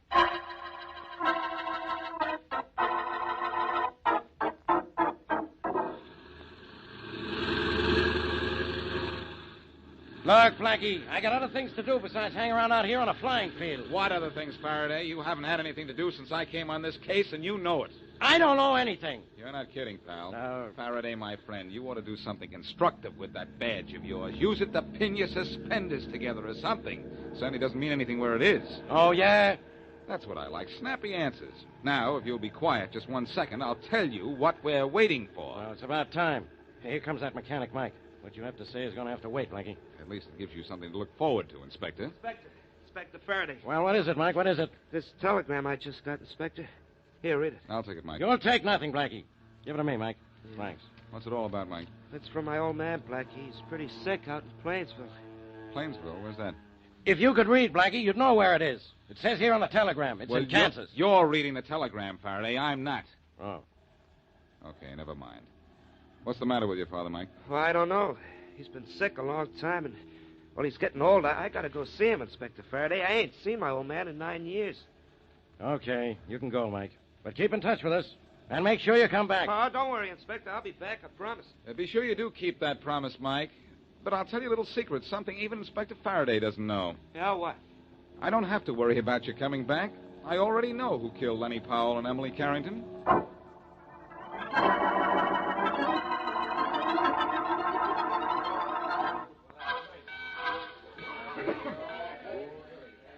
Hey, look, Blackie, you forced me to tell those three partners they could come and go as they pleased. All right. Why wouldn't they fly out of town instead of taking a train? This is a rather odd case, Faraday, so expect a rather odd finish to it. It's odd, all right. I don't even see the connection between the murder of Powell and the death of Emily Carrington. It's just a hunch, Faraday, but I think it's a good one. Emily was at the field when Powell was murdered. Yeah? She saw the killer. She tried to blackmail the killer for part of the robbery money.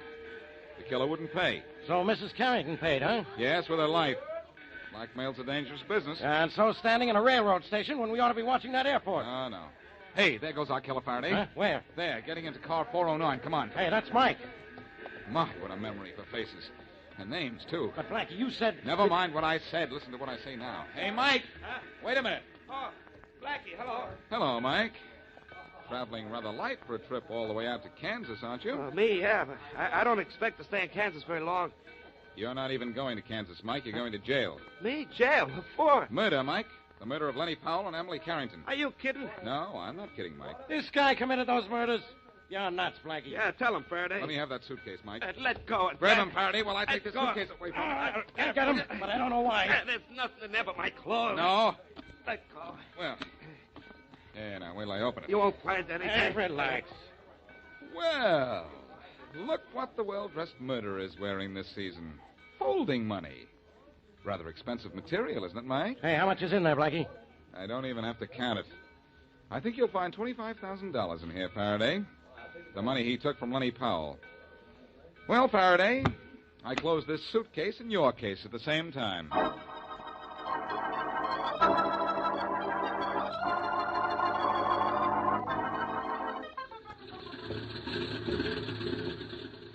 Blackie, why are we taking a plane to Branchville? To close that deal for Lenny Powell's company with this $25,000. And for the ride, too. But why did the Powell's company ask you to go to Branchville for them? Well, I closed a tough case of Faraday. They think I can close a tough deal for them. Ooh, my, aren't you modest? No, just lucky.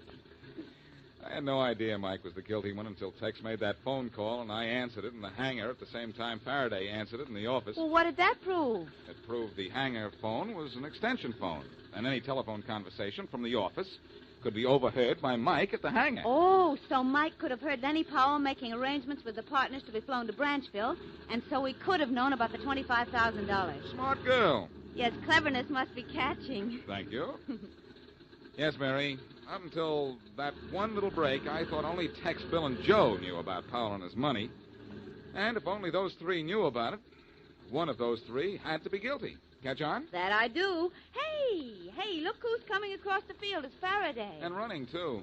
Wonder what he's excited about. Hey, Blackie, I want to talk to you. What's the matter, old pal? You need me to solve another case for you? No. I want to know something. Well, if I tell you, it'll be one thing you know. Oh, look, you.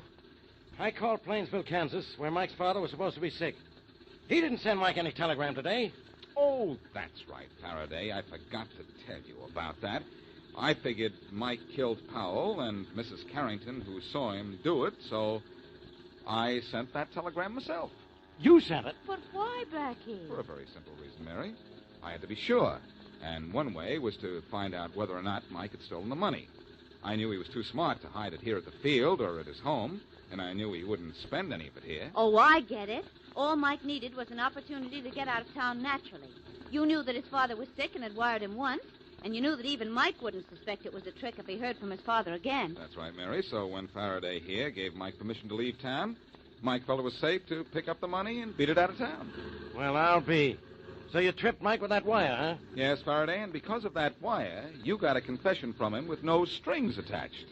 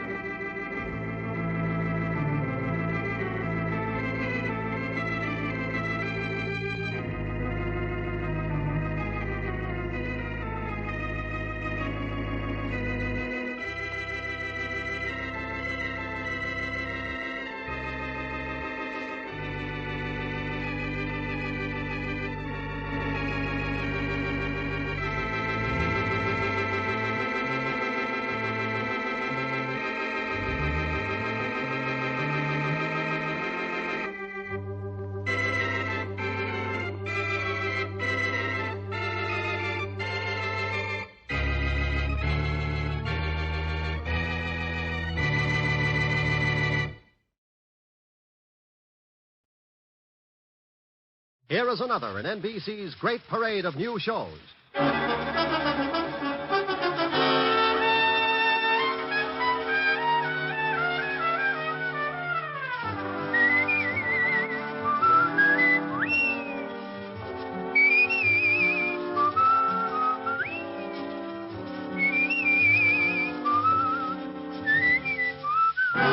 Now, Dick Powell as Richard Diamond, private detective.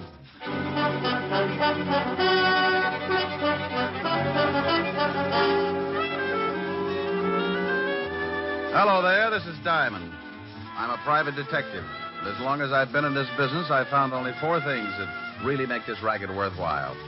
Women, money, women, and more money. Don't misunderstand me. I've got other habits, too. I drink lots of milk, go to the fights, dance meanest rumba west of Ebbets Field, and write fan letters to June Allison. But no matter how you slice it up, it still boils down to the same ghastly facts. To drink the gallons of milk, you've got to have loot. To go to the fights, you've still got to have it. But you add a little something, or a big something, as the case may be. That's right, a woman. Then if you're going dancing, you like to go to a nice place. Nice place? That's an 8x10 dance floor supported by bodies of patrons who couldn't pay the $12 minimum. So now you get into more money, and there you are. Women, money, more women, and more money. About the fan letters to June Allison? No, who knows? She never writes back anyway. To show you how I make this money that gets me into so much trouble, let me tell you about a case I got mixed up in. It all started last week during a seance. Quiet, please, quiet. Now, if you will please place your hands on the table, Mrs. Van Dyke. Lightly, just the fingers touching. Dr. Langley, I'm so excited. Please, Mrs. Van Dyke. Professor must have complete silence. Oh, I'm sorry, but what's he doing? He's going into his trance. Dr. Langley. He's contacted the outer circle. I feel your presence. Who are you?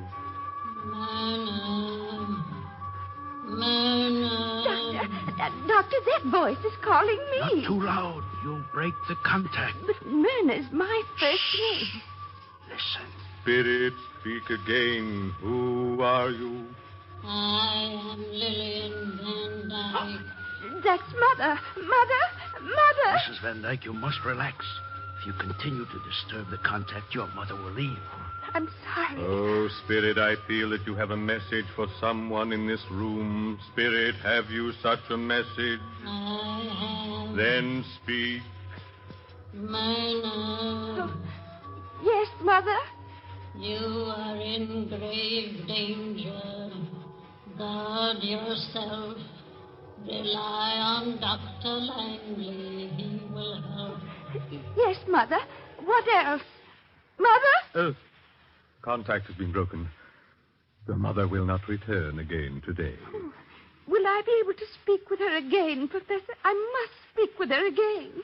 She said I was in some kind of danger. If you will return here tomorrow, Mrs. Van Dyke. Mother said to rely on you, Doctor. I intend to. I assure you your confidence will be rewarded, Mrs. Van Dyke. In the meantime, I suggest you go home and get some rest. Yes, this experience has been rather trying. Goodbye, Professor.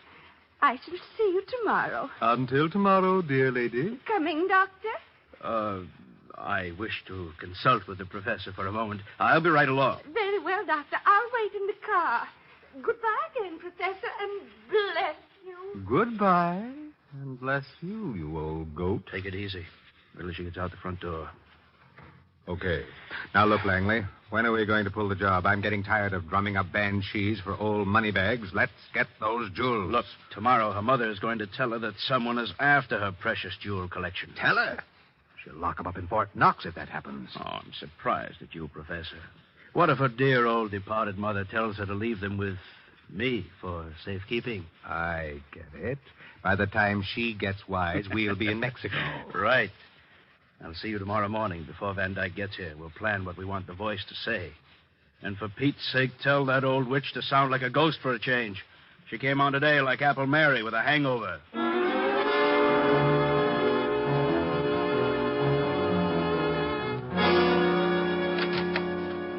Mr. Diamond? That's right. Come on in, but watch the clothesline. Oh, you've been washing. Aren't these a little loud? You should stop around when I'm doing socks. My name is Van Dyke, Mr. Diamond. Nancy Van Dyke. Miss? Mm-hmm. Well, bully for our side. What can I do for you, Miss Van Dyke?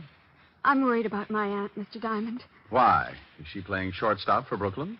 I don't think I understand that. You're not alone, but I have to keep trying. Why are you worried about your aunt, Miss Van Dyke? Well, lately she's been seeing a man who calls himself Dr. Langley. Uh-huh.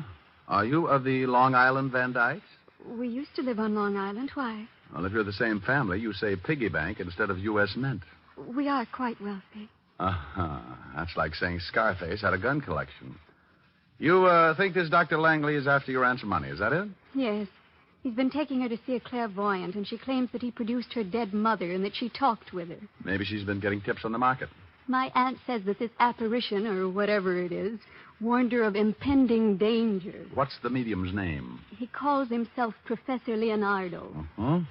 What else did the ghost have to say? Well, she said, or it said, to trust Dr. Langley, and that's exactly what my aunt started to do. She even consults him on matters of business. He's completely sold her on this phony Professor Leonardo, and unless I miss my guess, he's got a wandering eye for her jewelry collection. She had it out, and she was showing it to him last evening. What do you want me to do? I want you to prove that this Dr. Langley and the professor are charlatans. Well, in my business, charlatan is a nice word. These guys are either legit or phony. So if you want me to find out, the fee is $100 a day in expenses. Well, I'll give you a retainer. Is $200 all right? Have you ever seen 200 that wasn't? What's your aunt's name and address? Mrs. Myrna Van Dyke, 326 Park Avenue. There's your $200, Mr. Diamond. Thank you. If you prove these men are phonies, please report it to my aunt. Then stop by my place, and I'll pay you the rest of your fee. 741 Madison Avenue. Miss Van Dyke, did you ever model bathing suits? No, Mr. Diamond. But I have a very nice one.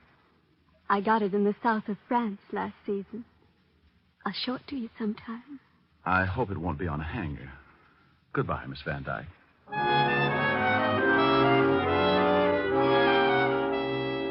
Well, I had 200 fat clams in my little hot hand and an assignment that didn't look like it was going to be too tough to crack. I needed some information on the professor and the doctor, so I headed for the 5th Precinct Police Station and Walt Levinson's office. Yeah, what is... Oh, no. What do you want, Shamus? Why, Sergeant Otis, what will the lieutenant say when he finds your big feet all over his desk? He won't say nothing. He ain't here. Well, how'd you ever figure that out? Where is he? Out of town. Doing what? Doing his vacation, that's what. Don't tell me he left you in charge. Yeah. What's the matter with that? If you've got a few days, I'll tell you about it. Leaving you in charge of homicide is like stopping a leaky faucet with bubble gum. I ain't in charge of homicide, wise guy, but I could do it if I had to. He just asked me to watch his office and take the call. He'd get better results with a parrot. Well, I want some information, Sergeant. Who do I see? Me. I could see more in a barrel of mud. Now, you better lay off, Gumshoe. I got instructions to throw you out if you get out of line. Oh, Sergeant, it's nothing personal. You've got beautiful eyes, and, I love all three of them. It's just that you're obnoxious. Well, okay. But you start calling me any nasty names and you go out of here, Sergeant. Well, you do. Now, what do you want? I want your file on bunco artists. Okay. You gonna look up some of your relatives? Oh, that was a real garter snapper, Sergeant. Yeah, here's the file. You can do me one more favor. Look up Professor Leonardo. He's a spiritualist. Oh, drunk, huh? I'll get the file. Oh, no, Sergeant. In the phone book, he's like a fortune teller. Oh, one of them guys. That's right. Wow. Well. Find something? Yeah, I was looking for this guy, too. Let's see. Dr. R.L. Langley. Alias Dr. Fred Bishop. Alias Dr. Leopold Karnowski. Hey, this guy's been busy. 2 convictions. Bunco artist. According to this, the guy goes after old dames and gives them a good fleecing. You're positively brilliant, Sergeant. It ain't nothing. It is when you do it. Did you find the phone number of the professor? Yeah, right here. Professor Leonardo, fortune teller, and clairvoyant. Okay? Oh, want to use the phone? Sure. Only leave a nickel. I wish I had your nose full of them.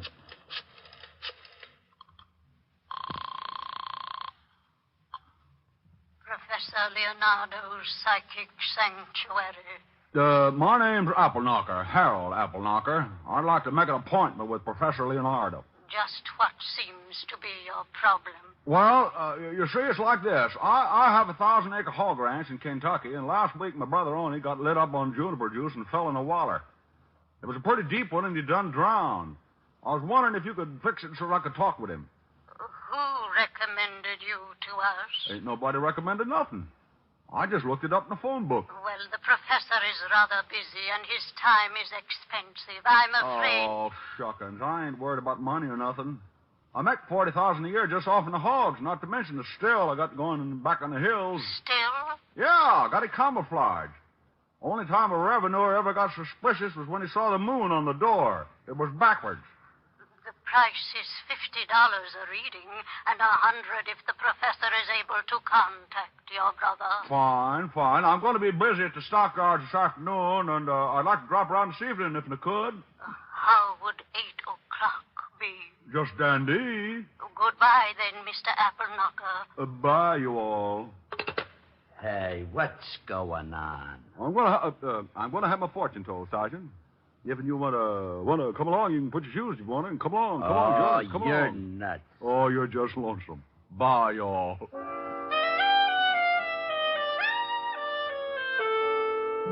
I left the 5th Precinct and headed for 975 Park Avenue. The way the case looked to date, I was going to be working that night, and my lovely redhead would be unhappy if she had to sit home. Sometimes you get a case that's fun, and this looked like one of those times, so I decided to take Helen with me to Professor Leonardo's. Rick, a fortune teller? Yeah, he brings the dead back, too. Want to go? If he doesn't dig up some of your old jokes. Oh, you are a vicious female. Just for that, old Harold Appleknocker is going to show up alone. Harold Appleknocker? Yep, raise hogs. You know, this little piggy went to market. Rick, that tickles. Don't you and Sergeant Otis ever wear shoes? Oh, I like to run around in my bare feet. It's hot. That's only 90. What would you do on the Sahara? Don't answer that. What time will we do at this spook parlor? Oh, 8 o'clock. That's 2 hours. In the meantime, let's start a little seance of our own. First, you start by holding hands. Rick.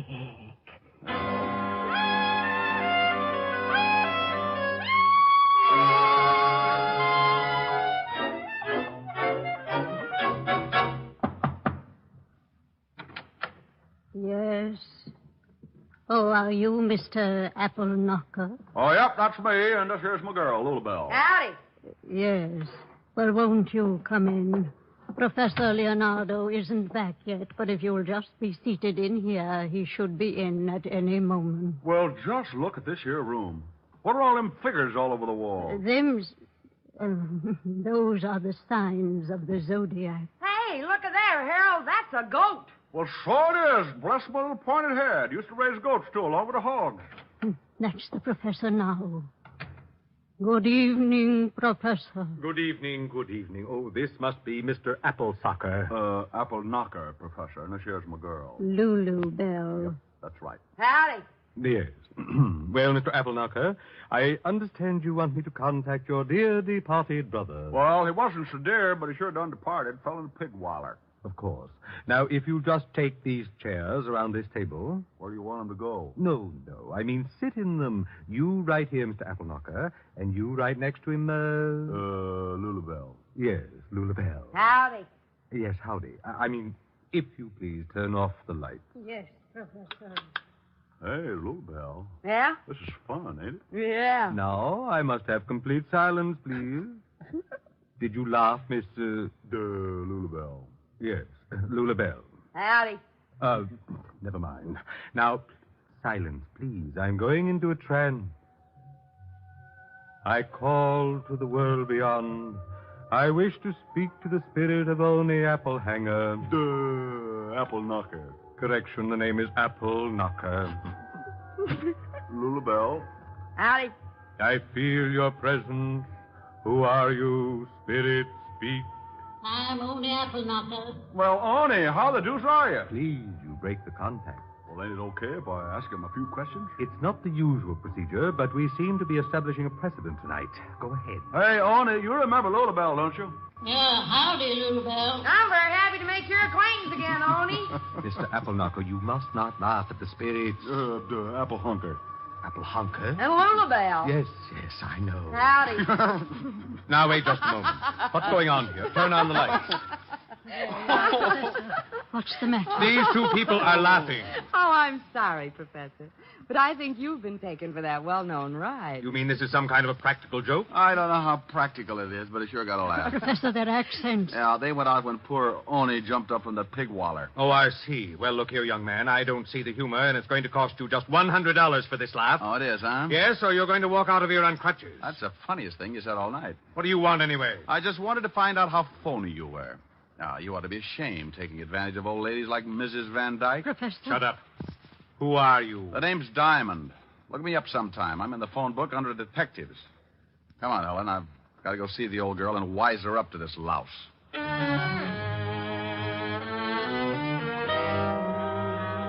Helen and I left the professor and his witch and went out on the street. I hailed a cab and put Helen in it and sent her home to wait for me. 20 minutes later, I was ringing the doorbell of the Van Dyke residence. I stopped ringing and tried my knuckles, and that's when I noticed that the door was ajar. I pushed it open and walked in. I stopped cold in my tracks. The hair on my neck jumped off and hid in the corner. Lying on the bed was what looked like a body. I couldn't tell because it was covered with a sheet. I was sure of one thing. Whatever it was bleeding all over the place, and the first word that came to my mind was murder.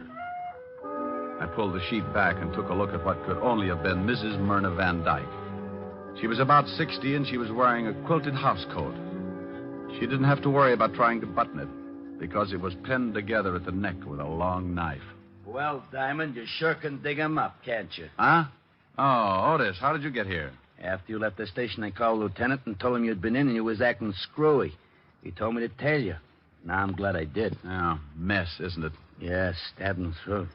Looks like she was getting ready for bed. That's a towel around her head, ain't it? Could be her hair, but I doubt it. It says Adams Hotel on it. Let's take a look around. Oh, hey, got a load of this. What? Over here on the dressing table. Hey, ain't that a wig? It sure is. I want to look at the body again. You can't do that. You ain't supposed to touch anything. I'm just taking off this towel. Well. She's bald. Yep, nearly. Otis, check on Professor Leonardo and Dr. Langley. They the guys you picked out of the rogues gallery this morning? Yeah. I already did. The doc lives on Charles Street, apartment 209. You mean you did all that by your little lonesome? Well, when I talked to the lieutenant, he told me to, just in case. You continually amaze me, Sergeant. Yeah. Now call the wagon and get the coroner over here. Then get some of the boys to pick up the phony professor. Where are you going? Over to the good doctor's house. The body's been dead about an hour. That would make it between 7 and 8. Now, you see if the professor's got an alibi, and I'll check back here. Hey, I don't know whether I'll let you go or not. Sergeant. Yeah? Bye. I went out and grabbed another cab for Charles Street. It was dark out, and the heavy fog was rolling in and staking a claim on the city. By the time I reached the doctor's, it was thick enough to be sliced up and sold in large economy cartons. The doc didn't answer my knock, so I went in anyway. I stumbled into a little two-room joint that looked like a chick sales architectural achievement. The doctor was not home, and neither were his clothes and toothbrush, so I started casing. I tore the place apart and came up with a big fat 0. But that was before I looked in the wastepaper basket. Among the trash, I found a rental bill for a hangar and an airplane at the Flyaway Airport on Long Island. I grabbed the phone and called Sergeant Otis. Yeah? Otis, this is Diamond. Oh, the boys are here now. You were right about the time of death, around 7:30. What about the professor? We sent a car over to pick him up, but he skipped. We got some dame, though, and she told us that the prof was giving one of them seances from 7 to 8. Did you check it? Yeah, and you was. Good. Now check and see who gets the dead woman's money in event of her death. Well, how am I going to find her lawyer this time of night? Just find him and meet me at the Flyaway Airport on Long Island. Okay. Did you get the doctor? That's what I'm going to do now. And if this fog keeps up, I've still got a good chance. Sometimes a case starts off like a party and ends up like a funeral. This was one of those times, and when it happens, you're never really prepared for it, so you've got to work fast. I used my last $10, besides the $200 the girl had given me. and got to Flyaway Airport in a hurry. The fog was so heavy I had to almost kick it aside, but I finally found the row of hangars and started looking. I reached the last hangar when I spotted the plane. It was sitting on the strip, and as I moved nearer, I could see the man. Who's there? Who is that? I got a gun out, Doctor, so just stand the way you are. Who are you? What do you want? I want that little suitcase you've got. I want to take you back to the police. Police? Oh, what on earth for? Mrs. Van Dyke is dead, been murdered. Oh. Oh, now, come on, stop that. Well, I know nothing about the killing. I swear I had nothing to do with it. What's in that suitcase? Why, just some clothes. Not the Van Dyke collection of jewels? Of course not. What would I want with them? Miss Nancy Van Dyke seemed to think you did. Oh, that's absurd. Here, you can look at the bag if you like, sir. Well, I'd like. Let's take a walk over here where we can see some light. If you insist. Where were you between 7 and 8 this evening, Doctor? Why, I was at home. Ah, now, you're a two-time loser. If you're lying, they'll wash your mouth for 20 years. You know about my record, do you? Looked it up this afternoon. Well, I suppose I may as well tell you. I wasn't home until nearly 8. Where were you? Mrs. Van Dyke's apartment. I was supposed to put her jewels in the downstairs vault. What happened? She was dead when I got there. You sure she was dead? Yes. Lying on the bed under a sheet. Pulled it back, saw she'd been stabbed in the throat. I left, packed, came out here. I knew I'd be accused, but I didn't do it. Hold it. Here's the light. Well, if the jewels are in this bag, you're going to be in a tough spot. You're welcome to look. Thanks, loads. Oh! Whatever it was, it caught me across the back of the head, and I went down like a dead palm tree in a hurricane. It wasn't the doctor who had lowered the boom, but someone who had sneaked up in the fog and gotten around behind me. I wasn't knocked out, and I could still hear things, so I just lay there and listened. Oh, thank goodness you came along. He was going to take me to the police because someone had killed Mrs. Van Dyke and stolen her jewels. He thought I had them. What are you doing? No! No! No! I rolled over and looked at the doctor. He was very dead. I got up as fast as I could and started after the killer, but in that fog, it was like looking for a hangnail in a mine shaft. I went into one hangar after another, and I guess if you keep after it long enough, sometimes you get lucky. I went into the last hangar and stopped to listen. Okay, you, come on out. If I have to come in after you, it's going to be the hard way. Well, you're the boss. Now, why don't you stop it? You can't see me any better than I can see you, but I've got the door covered. Now, come on out. If I guess right, that's one big sergeant, and he's so stupid he's liable to shoot you. Diamond! Diamond, where are you? In here, Otis. Watch your step. We're playing cops and robbers. What do you mean? What are you talking about? Oh, stop. You all right, Otis? Yeah, but this cement's hard. Crawl over here. Okay. Hey, who's shooting? Well, one of two people. Just shot Dr. Langley back on the airstrip. Yeah? Why don't you blast him? I guess I'll have to. He doesn't want to come out. Otis, crawl over about 12 feet and make him shoot. Me? Yeah, I ought to get a good line on him. He's behind those oil drums, and I've got to stand up to do it. Oh, all right. Hey, Diamond, now? Yes, Otis, now. Okay, like I said, you're the boss. I've been hit. Come on, Otis. Good shooting. Glad you liked it. Well, how about you, Professor? I'm not happy. I got all three of them. He won't be around long. Why did you hit me, and why did you kill the doctor? I wanted the bag. I thought the jewels were in it. Aren't they? No, I opened it back here. I thought the doctor was double-crossing me. Well, if you ain't got the jewels, why'd you try to kill the old lady? I didn't. Oh, come on. This ain't no time to lie. He isn't lying, Otis. You told me yourself his alibi was good. Hey, that's right. Then who did? The one who would benefit most by the death of the woman. The one who had a perfect setup because two con artists could be blamed for it. Let's go. Yeah, what about this guy? How do you feel, Professor? Oh. Like I said, Otis, you keep. Come on, let's go.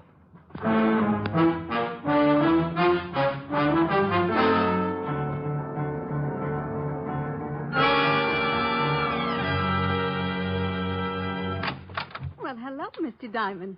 You come to see the bathing suit? I hope it comes in stripes. What? This is Sergeant Otis, homicide. Has someone been killed? Your aunt. Oh, no. Isn't that touching, Sergeant? Yeah. But that horrible doctor. Oh, you've got to arrest him. Why would he want to do it? Why, for the jewels, of course. Now, put your hat on. You must have known that the doctor was going to get the jewels tonight, so you killed your aunt, knowing he'd get there and wouldn't have an alibi. Why, you're insane. The trouble was, he got so scared he ran off without him. So he had no motive. That it was the professor. Strike two. He didn't have them either. You're crazy. You can't prove a thing. I didn't stab my aunt. Who said she was stabbed? Well, I just... Something else tipped me to you. The minute I took a good look at your aunt, I knew it couldn't have been a man who'd done the job. Why not? You're just presuming. Because there were no signs of a struggle. Your aunt must have known the killer pretty well. She knew the doctor very well. Well enough to meet him with a towel around her head and her wig in plain sight on the dresser? What? Yeah. And I got in touch with a lawyer, and he said you was the sole heir to the estate. Were, Sergeant. Oh, yeah. You were the sole heir, and I'm arresting you because I were there and saw the wig.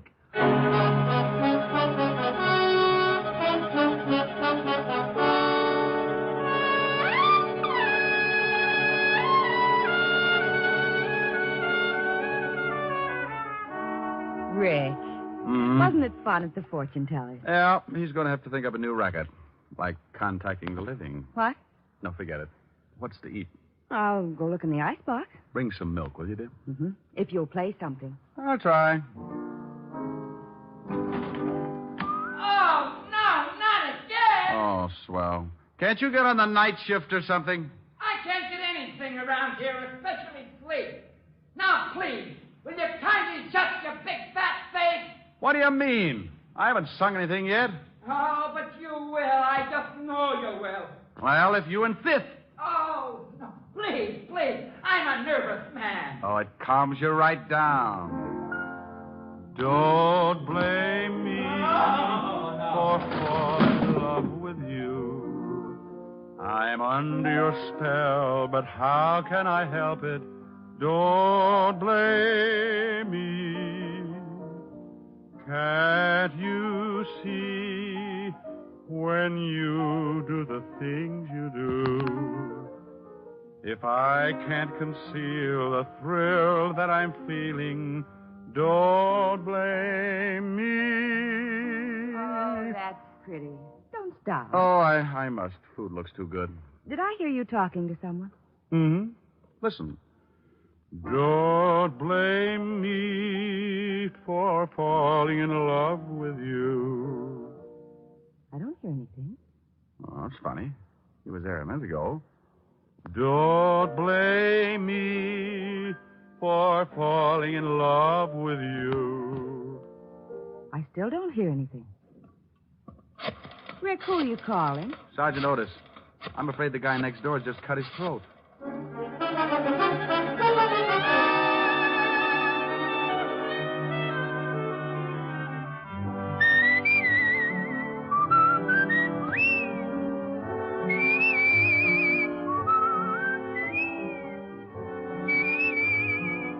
You have just heard Richard Diamond, Private Detective, starring Dick Powell. Helen was played by Virginia Gregg. Also in our cast were Wilms Herbert, Ted Osborne, Peggy Weber, and Jack Crucian. Music was under the direction of Frank Worth. Richard Diamond is written by Blake Edwards and directed by Richard Sandville. And now, Dick Powell. Friends, I want to remind you of the wonderful group of programs NBC has on tap for tomorrow afternoon and evenings. Shows like Hollywood Calling, Guy Lombardo, Four-Star Playhouse, and the Ethel Merman Show. For the best in radio listening tomorrow and always, keep your dial turned to your favorite NBC station. Dick Powell soon will be seen in the screen version of the best-selling novel, Mrs. Mike. Now, this is Eddie King inviting you to be with us again at the same time next week when we will again bring you Dick Powell as Richard Diamond, Private Detective.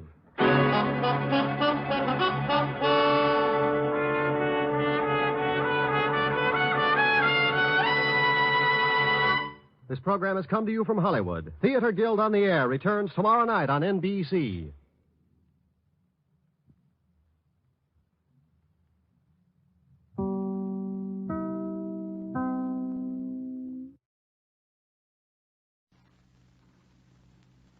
Partially transcribed.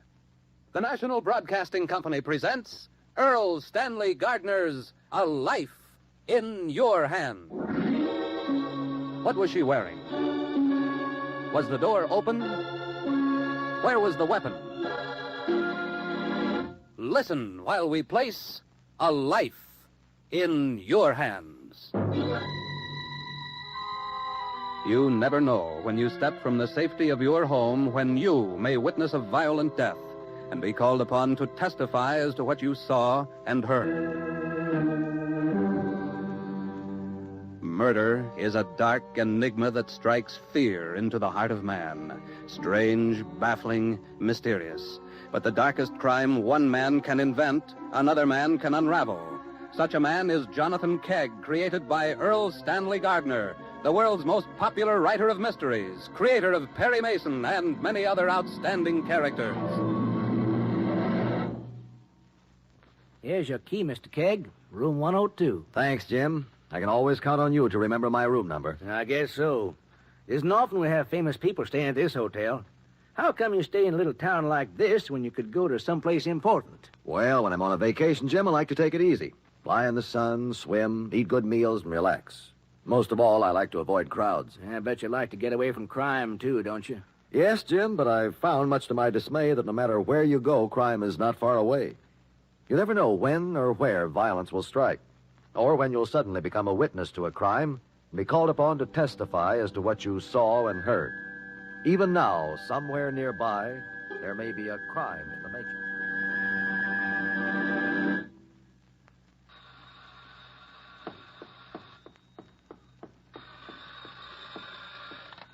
Dr. Matthews' office? No, the doctor is out. May I help you? Yes, we have office hours tonight. Oh, you'd like your eyes examined? Yes, we can take you at 7. Your name, please. Mrs. Sellinger? Thank you for calling, Mrs. Sellinger. We'll see you tonight. Bye.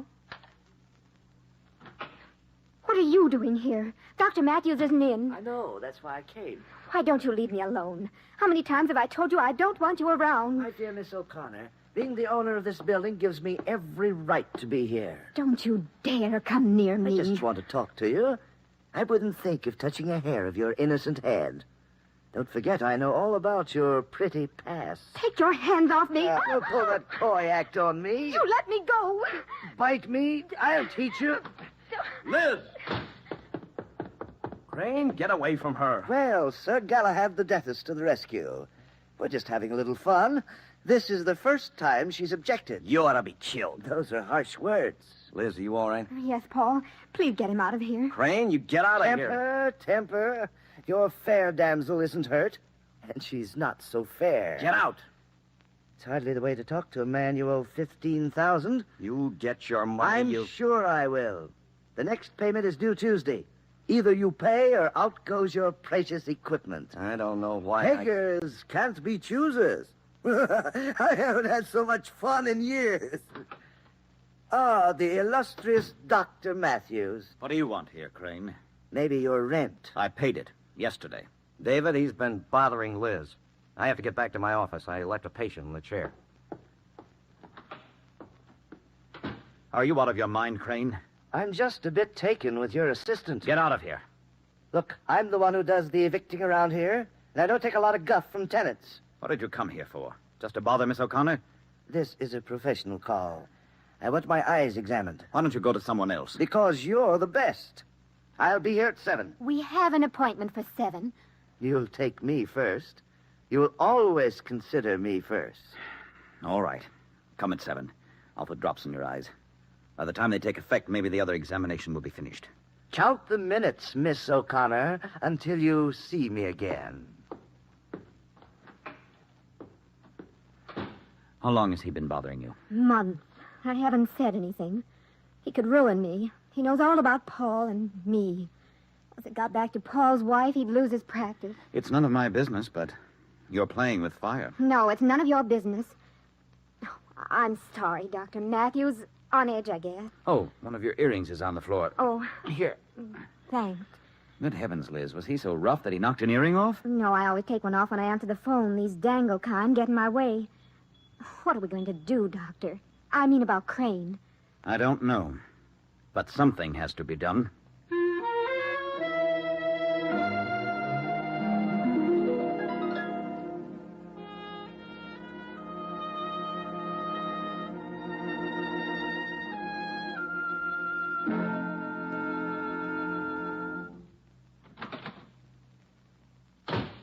I'm home, Helen. And only an hour late for dinner. Who's the girl this time? Does my being late always have to involve a woman? Being you, it always does. Your dinner's cold. And so are you, my dear. A walking refrigerator. If you divorced me, Henry, you wouldn't have to put up with it. For the 100th time. Oh, you obviously detest me. My utter dislike for you is surpassed only by my utter delight in tormenting you. Once and for all, no. I can't take much more of you. I'm about at the end of my rope. I'll give you a little more. Maybe you'll hang yourself. You're the most despicable man I've ever... But you married me. For your money. Now you're paying for it. It all comes out, Helen. You always have to pay for what you get. Someday you're going to get something you haven't counted on. Look, I'm going over to Dr. Matthews at 7 o'clock to have my eyes examined. It shouldn't take longer than an hour. I'll expect you to pick me up. Why? Can't you drive? He's going to put drops in my eyes. I won't be able to see. In that case, no. You be there. As long as I have money, you'll do what I say.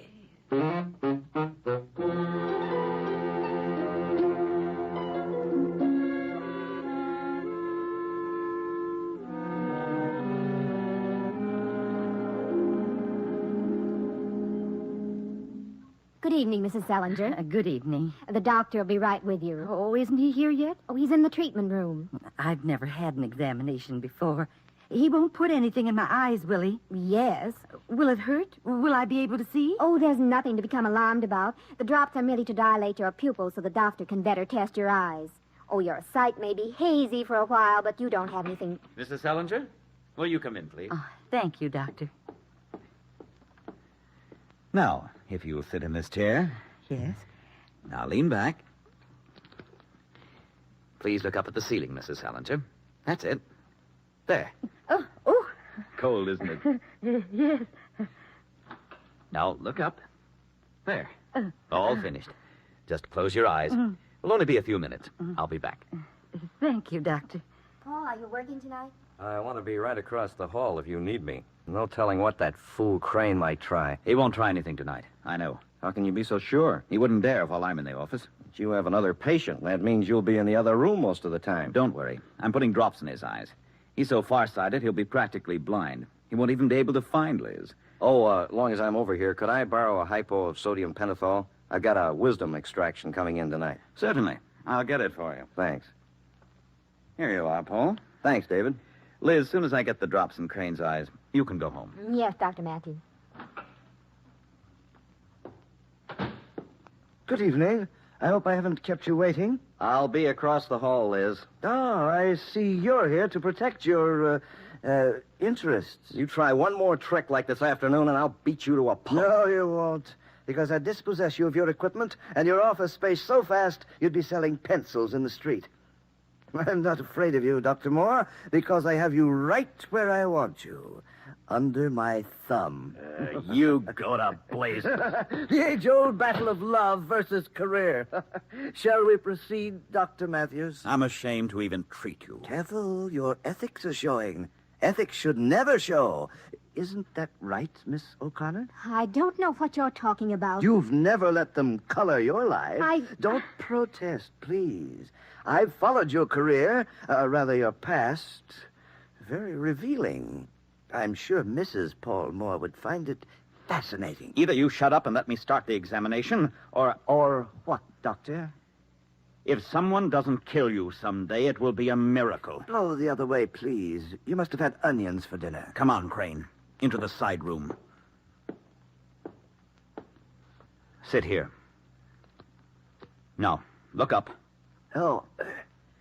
The other eye. Look up. Hey, that's cold. Sit here till I get back. Mrs. Salinger, you may open your eyes. Just lean your head back on the headrest. There. Let me take a look. I want to be sure the drops have taken effect. Mm-hmm. Just sit here a while longer and look into those lenses. It's a refractor. I want you to get used to it. Now, please excuse me. Oh, of course, Doctor. Liz, you can go home now. Where are you going? Down to buy some gum. I have enough change. I'm ready to leave. Don't forget to turn the sterilizer off. I won't. It's the night. Good night. See you in the morning. Thanks for staying down.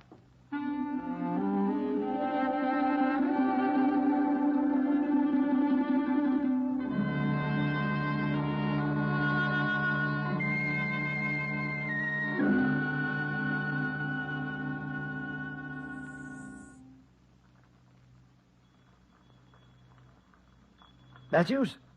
Matthews, how long do I have to sit here with my eyes closed? Matthews, answer me. What's that bubbling noise? Matthews, where are you? I know it's you. Answer me.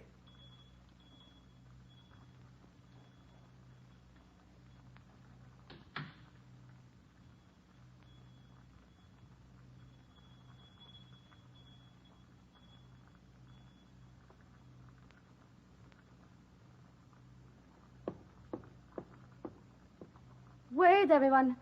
Dr. Matthews? Henry? Oh, there you are. Henry, how soon will you be finished? I've got to go over to... Henry? Oh! Henry! Liz, what is it? What's Liz? Oh, Mrs. Crane. It's Henry. He's been stabbed.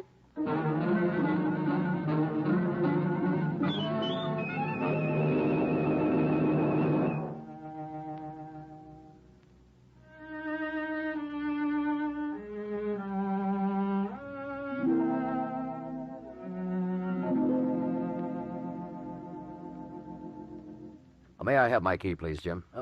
Oh, Mr. Kegg. Sorry, I was reading about the murder. Yes, it was a terrible thing. Mr. Kegg, I know Dr. Matthews didn't do it. I know. What makes you so sure, Jim? I go to him for glasses. He's been swell to me. Never charged me the full price because he knows I can't afford it.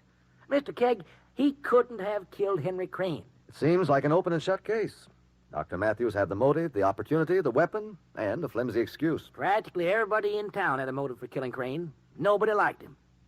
Oh, Mr. Kegg, you're so good at being a lawyer. Well, I don't mean exactly a lawyer. Amicus curiae? Yeah. Well, what does it mean?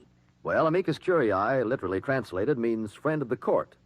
An amicus curiae works neither for the prosecution nor the defense, only in search of the truth. I cross-examine witnesses. Why aren't there more like you? Well, you see, you don't get paid for it, Jim. I'm fortunate enough that I can do this kind of work gratis, for free. Well, if you don't get paid for your work, then I can't very well ask you to... Jim, my work is done purely in the interest of justice. I'll tell you what, I'll review the facts of the case and see what can be done for your doctor friend.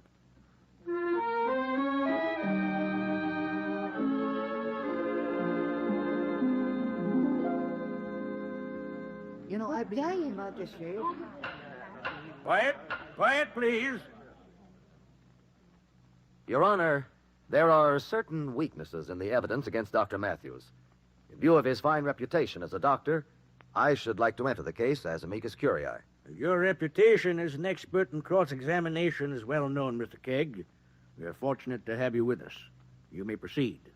I should like to recall Mrs. Henry Crane to the stand. Mrs. Crane, will you tell the court again precisely what occurred when you went to Dr. Matthews' office on the night of the murder? Well, I came in the front door of the office. Is there more than one entrance to Dr. Matthews' office? I don't know. Most doctors' offices have a rear entrance, don't they? It depends on the layout of the building. I went into the waiting room. There was no one at the reception desk where Miss O'Connor usually sits, so I called to see if there was anyone in the office. There's no answer. I went through the little reception room and into the hallway that leads to the treatment room. There was Henry sitting in a chair with his eyes closed. Did you notice whether the door to the other treatment room was closed? I didn't notice it. Oh, yes, it was open. Yes, it was, but it was very dark inside. Well, Henry had his eyes closed, as I was saying. I started to talk to him, and then I saw the blood on his shirt front. I screamed, "He's been stabbed," and Dr. Matthews and Dr. Moore came running in. How did you know your husband had been stabbed? Why, because he was bleeding down the front of his shirt. Couldn't the blood have come from another type of wound? Anyone knows the difference between a knife wound and a wound which makes a large hole at the point of entrance. You're a registered nurse, aren't you, Mrs. Crane? Before I was married, I was a trained nurse. Then you know how to administer a hypodermic. Yes? Did you know that your husband had been given a hypodermic of sodium pentothal before he was stabbed with a scalpel? I heard the coroner's report. What do you know about sodium pentothal, Mrs. Crane? It's an anesthetic that acts very quickly. You and your husband weren't getting along, were you? I don't see how my personal life has any bearing on this case against Dr. Matthews. It may have a bearing, Mrs. Crane. Look at it this way. You entered the office and found no one there but your husband with drops in his eyes, practically blind. You're a trained nurse, so you go back to the treatment room, fill a hypo with sodium pentothal, take a scalpel, inject the anesthetic, stab your husband, wipe the scalpel and hyposyringe clean, put them in the sterilizer, and scream that your husband has been killed. Ridiculous. I didn't kill Henry. I may have hated him, but I didn't kill him. I'm not saying you did, Mrs. Crane. I'm just saying you could have. And I'm showing you that your personal life could have quite a bearing in such a case. That will be all, thank you. Now, wait just a minute. I'm not going to sit here and... Is there something more you would like to tell us? I didn't have time to kill him. Did it enter your mind? I didn't say that. Henry was dead when I got there. Thank you, that will be all. Dr. Paul Moore, please. Dr. Moore, you have testified that Henry Crane threatened to dispossess you of your expensive equipment in your office space. That's right. Everyone had some reason to dislike Crane. He made it his business. Do you keep office hours every night? Only when needed. Your office is right across the hall from Dr. Matthews? Yes. Did you hear anything unusual at the time of the murder? No, I can't say I did. I heard Dr. Matthews and Liz, Miss O'Connor, leave. And then a little while later, I heard Mrs. Crane's screams. Did they leave together? Liz left by the elevator, and then right after, Dr. Matthews went down the stairs. How do you know? I was watching. Sort of peeking out your door? Well, When you knew the two had left, you knew Crane was alone. I knew Mrs. Selinger was in the treatment room. I'd been over earlier to borrow something. Anyone who knew Mrs. Selinger was there and planned to kill Crane would have made sure it was a soundless murder. Probably. Do you have an assistant when you work at night? I work alone. That rather limits you to fillings and cleanings and such, doesn't it?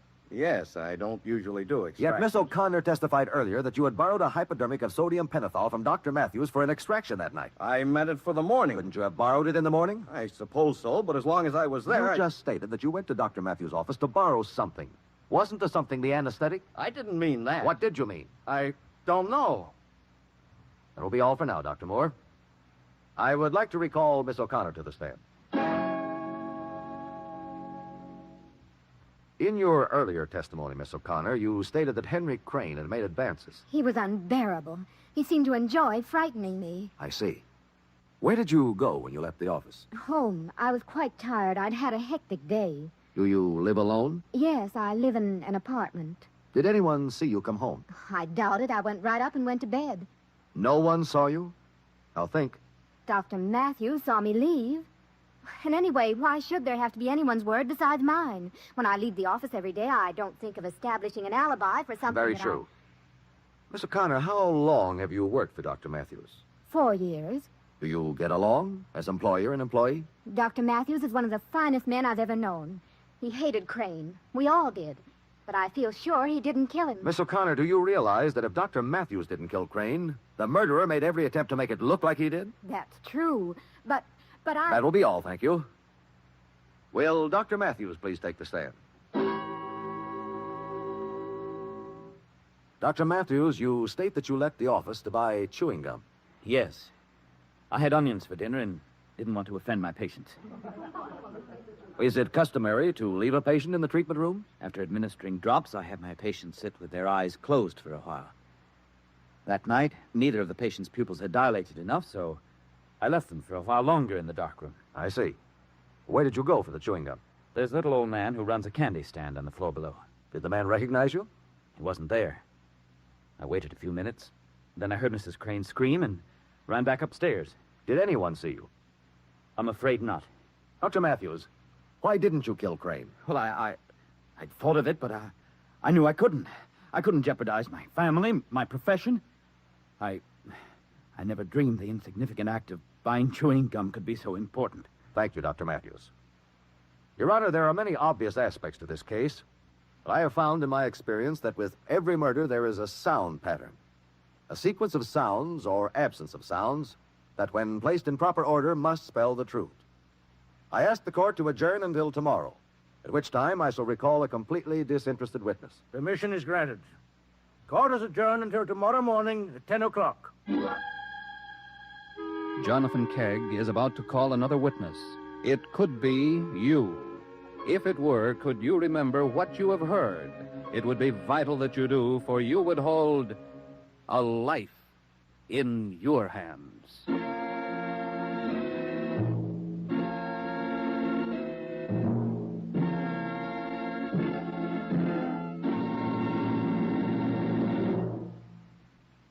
To build our strength against possible aggression, we must equip our armed forces with the weapons of war. And at the same time, in order to defeat inflation, we must produce adequate supplies of civilian goods. There's only one way to meet this double challenge, And that's by turning out more goods and services for every hour we work. Remember, the better we produce, the stronger we grow.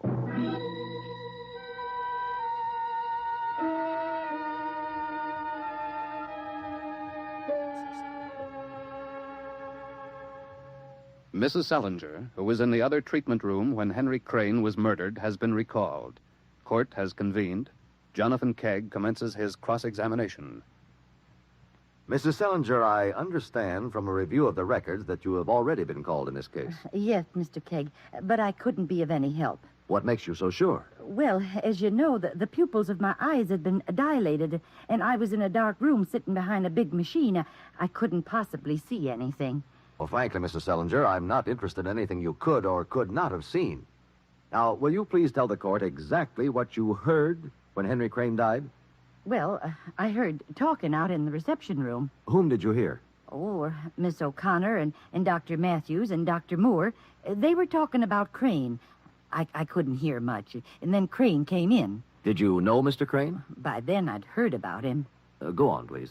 I heard Dr. Moore threaten to beat up on Crane, and Dr. Matthews said real loud, if someone doesn't kill you, it'll be a miracle.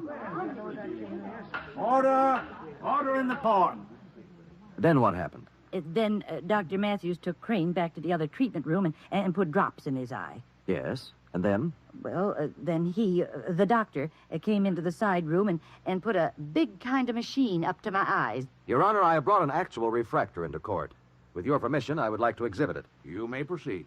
Will you roll it over here, please? Is this what you mean by a machine? Yes, that's it. Mrs. Selinger, what did you hear next?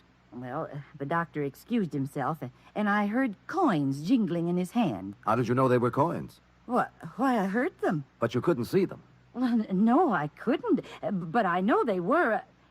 I heard Dr. Matthews tell Miss O'Connor he was going to buy some chewing gum. And then?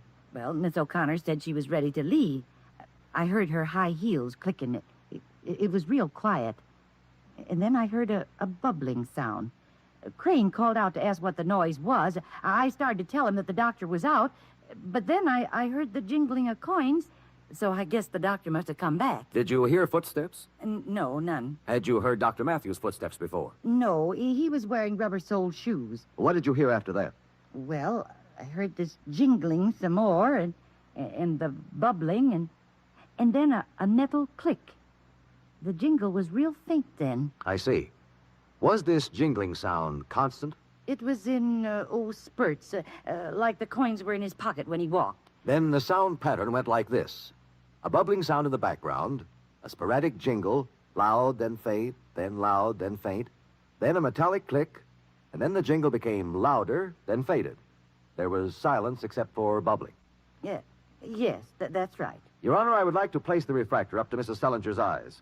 I have asked each of the people involved to wear exactly what they wore on that night. With your permission, I would like each to walk by Mrs. Selinger.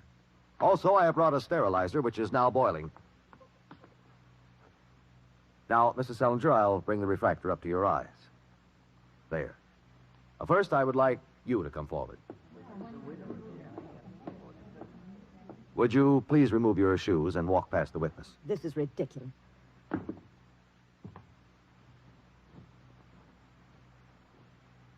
Thank you. You may sit down. And now, you, please. Quiet, please. There must be absolute quiet.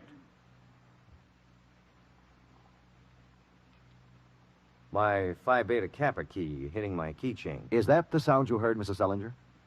No, it wasn't. That will be all, Dr. Moore. Here, please. Here's some change. Will you put it in your pocket, please? And now just walk past Mrs. Selinger. Now, think carefully, Mrs. Selinger. Was that the sound you heard? Well, I'd like to hear it again. Of course. But first, I'd like another person to walk by. Will you please take off your shoes? Yes, Mr. Cade. Before you start, what were you wearing on the night of the murder? I had on this flannel suit. High heels? I always wear heels. And jewelry? Of course. I don't see what difference my appearance make. I asked you to wear exactly what you wore that night. I am. Jewelry, too? Well, I didn't think you meant down to the exact jewelry. That night, were you wearing the earrings I saw you take off just now? I believe you put them in your purse. Oh, yes. They were hurting my ears. Will you put them on, please? Now I must ask for complete silence in the courtroom. All right? You will be first, and you will follow.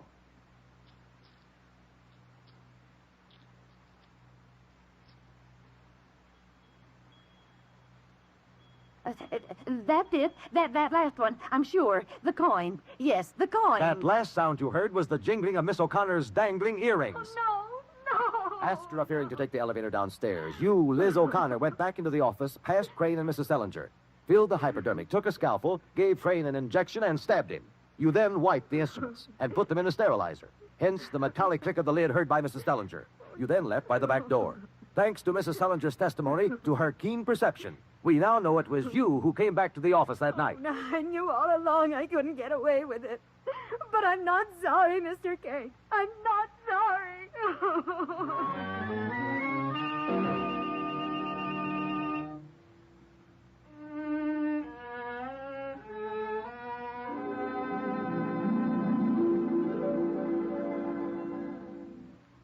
Golly, Mr. Kegg, you were wonderful.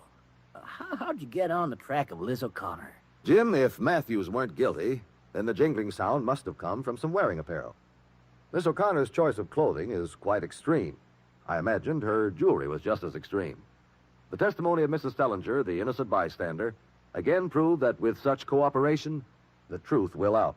Yeah, I guess you'll be checking out now, huh? Yeah, I hate to see you go.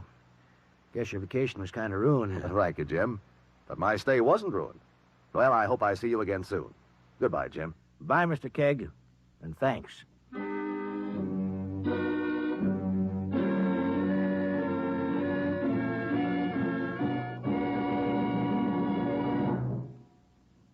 A Life in Your Hands is created by Earl Stanley Gardner, with script by Marty Everts, directed by John Collin. Jonathan Kegg is played by Carlton Cadell, with musical effects by Adele Scott, conducted by Whitey Burquist. Engineering by Bill Knight. This has been a partially transcribed Bell production. And this is George Stone extending a cordial invitation for each of you to be with us again next week. This is NBC, the national broadcasting company.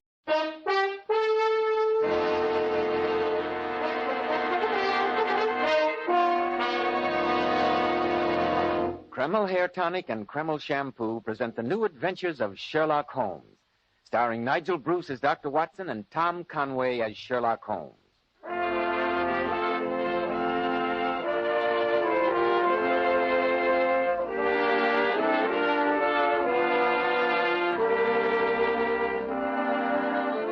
Well, once again, it's time to keep that weekly date with our good friend and host, Dr. Watson. Let's join him, shall we? Come in, Mr. Bell. Good evening, Dr. Watson. Good evening, my boy. How are you feeling after your Christmas holiday? Remarkably well, thank you, Mr. Bell, considering how extremely hospitable my friends have been. Just a twinge or two of gout to remind me that an old man should treat tawny port with the respect that it deserves. I know just what you mean, Dr. Watson. Draw up your usual chair, my boy, and settle yourself down. That's it. All ready with tonight's Sherlock Holmes adventure, Dr. Watson? Yes, Mr. Bell.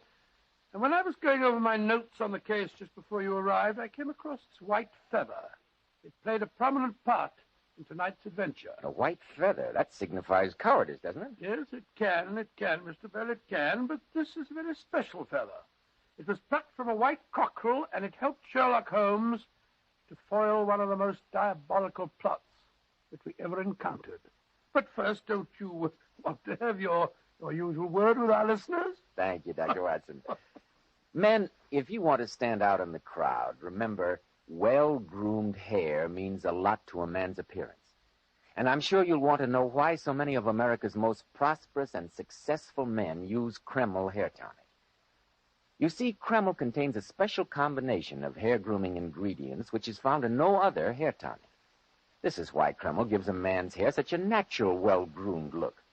It keeps hair neatly in place longer, too. Yet Kreml never leaves the hair looking or feeling greasy, sticky, or dirty. Just make this test, men. After you apply Kreml, rub your hand over your hair. Notice how delightfully clean your hair feels. Notice how no greasy film comes off on your hand or on your hat band. Kreml always gives your hair such a handsome, clean-cut appearance. At the end of the day, your hair looks just as neatly groomed as when you combed it in the morning. Buy a bottle at any drug counter. Kreml, Kreml Hair Tonic. Now, Dr. Watson, how about the story of the white cockerel? Well, Mr. Bell, that adventure took place after Sherlock Holmes had given up his regular practice and retired to his bee farm on the Sussex Downs. I was staying with him there for a few weeks' holiday, and I remember coming down to breakfast one morning to find my old friend, his pipe clenched between his teeth, squatting on a stool, examining the contents of a large metal box at his feet. As he threw back the lid, I could see that the box was half full of papers. Papers tied up with red tape in separate packages. After sorting through them for a few moments, he turned to me and said, "A box of secrets, my dear Watson. A box of deep, dark secrets." Are they the records of your early cases, Holmes? Yes, my boy. These were all done before my biographer had come to glorify me. I've often wished that I had the notes on them. So that you might transmute my little adventures into those rather florid stories of yours? My stories aren't florid. They're factual accounts of what happened. Oh, don't be hurt, my dear fellow. It's It's much too early in the day. Well, Watson, perhaps someday the world will hear of these cases. They're not all successes, but there are some pretty little problems among them. I'm sure there are. For example, here's the record of the Tarleton murders. And here's the case of Banbury, the wine merchant. What happened to him? He died, Watson, under peculiarly horrible circumstances. Oh, really? That case was one of my failures, I'm afraid. Aha! This adventure was really a little recherche. It's a full account of Ricoletti of the clubfoot and his abominable wife. Yes, I vaguely remember her. Dreadful woman. Ghosts from the past, Watson. Ghosts to remind me that my heyday's long past. Rubbish. I'm quite sure that if a case were to present itself at this moment, you'd be totally unable to resist it. You're wrong, old chap. Look at this note. It arrived just before you came downstairs. Mr. Manderby, the local squire, apparently needs my help. And yet I assure you I'm not in the least tempted to give it to him. May I see it? Certainly. Yeah. Let's have a look. Dear Mr. Sherlock Holmes, I need your help desperately. Have the goodness to call on me as soon as convenience permits. Continued theft of chickens may appear to be a small matter. Chickens, good gracious me. But I assure you that there are sinister forces at work. Asking you to catch a chicken thief. Well, really, Holmes? Yes, Watson. Chickens. Something of a come-down, isn't it? Well, do you know this, Mr. Manderby? No. But surely his handwriting gives you a clue to his character. Well, it's legible and regular. A man of business habits, I should say, and of some force of character. No, Watson. Oh, sorry? Look at his long letters. They hardly rise above the common herd. That D might be an A, and the L an E. Men of character always differentiate their long letters, however illegibly they may write. There's vacillation in his K's and self-esteem in his capitals. That's amazing, Holmes. It's elementary, my dear Watson, and our long association together should remind you of the fact. I'm afraid you're getting rusty. Well, perhaps you're getting rusty too, Holmes, and since the sun is shining and this letter comes from a neighbor of yours, it might be rather interesting to... Call on Mr. Manderby? Exactly. I'd like to see if your analysis of his character matches the gentleman himself.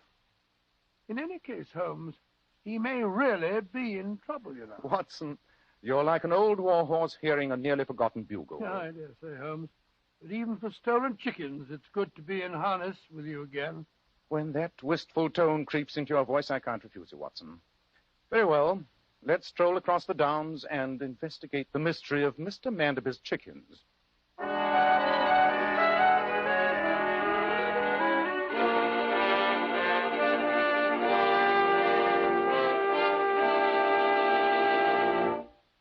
Mr. Holmes, I'm glad you and your friend came here so promptly. It would seem to me, Mr. Manderby, that your wisest course would have been to call in the local police. I did. And the idiot scoffed at me. Indeed, Mr. Manderby. Why? Well, they said if they had to track down all the chicken thieves in these parts, they'd have no time for their more important duties. I must admit that I can follow their reasoning, sir. Well, I can't, since they seem to spend most of their time playing skittles in the Star and Garter. The local sergeant appears to have been selected for his complete lack of grey matter. Doesn't one iota of imagination. He's unable to see in what respect this differs from an ordinary chicken theft. Well, in what way does it differ, Mr. Vanderby? Well, the chicken coops were broken into with considerable ingenuity. The thief could have taken all he could carry. But he stole only one chicken, a white cockerel. A white cockerel? When did this take place? Early last evening. That was when I sent my note to you, Mr. Holmes. But in the early hours of this morning, a burglar broke into the house itself. And what was stolen this time? Again, the thief took only one object. My daughter's hairbrush. Does your daughter know of these thefts? No, I didn't tell her. The child's full enough of peculiar fancies as it is. A white cockerel and a hairbrush. Mr. Manderby, I came here against my better judgment, but thank heaven I did. Please let me talk to your daughter at once. Unless I'm very much mistaken, there's devil's work afoot.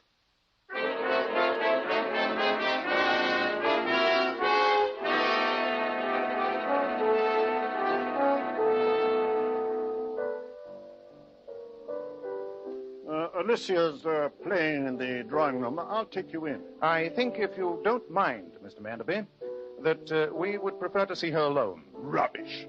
What could you possibly wish to say to my daughter that you couldn't say in front of me? Well, since my friend has been kind enough to help you, sir, I think you'd better let him conduct his investigation in his own manner. Oh, very, very, very well.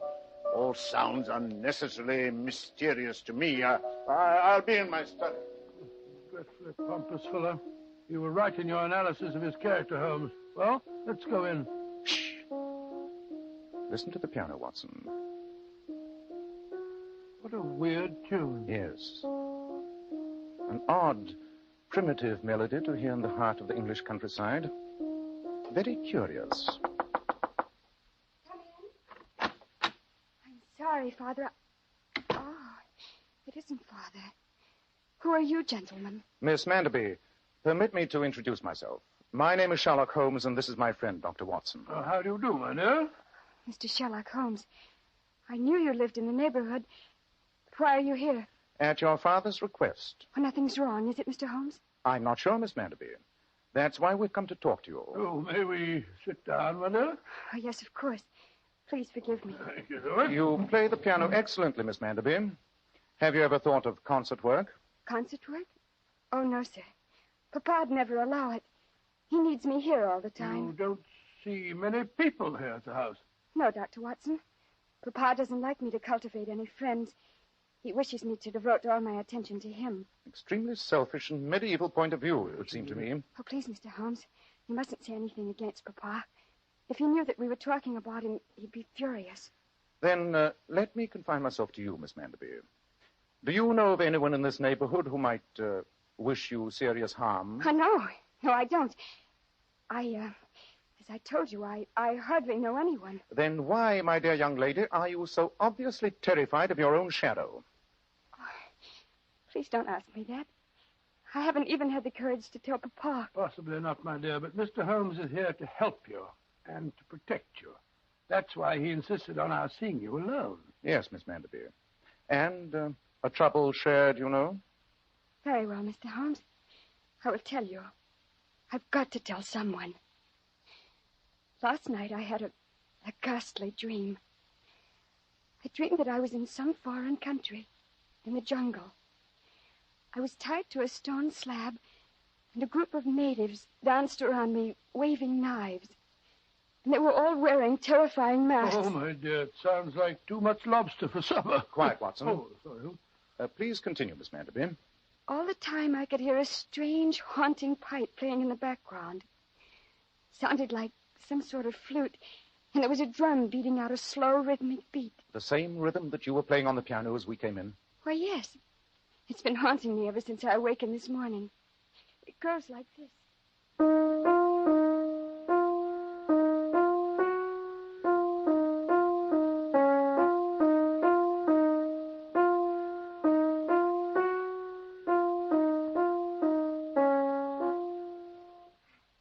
Suddenly, Mr. Holmes, I awakened from the nightmare, but I could still hear the melody continuing.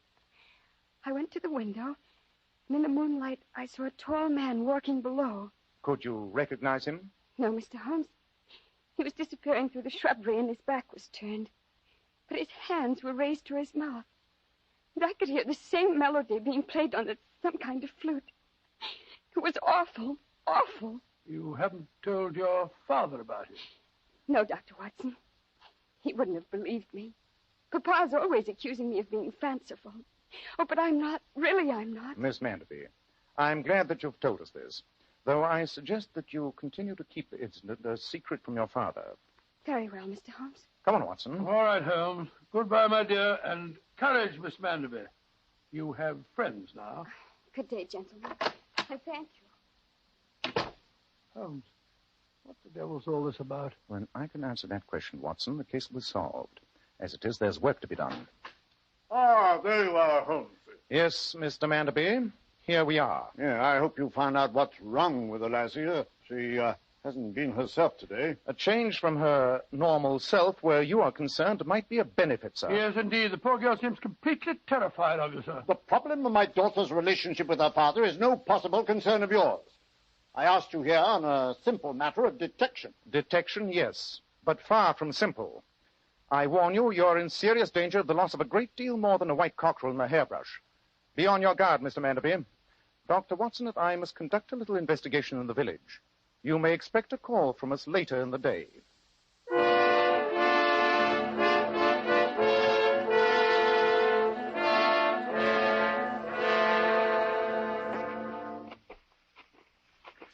Well, Watson, here we are at Larches.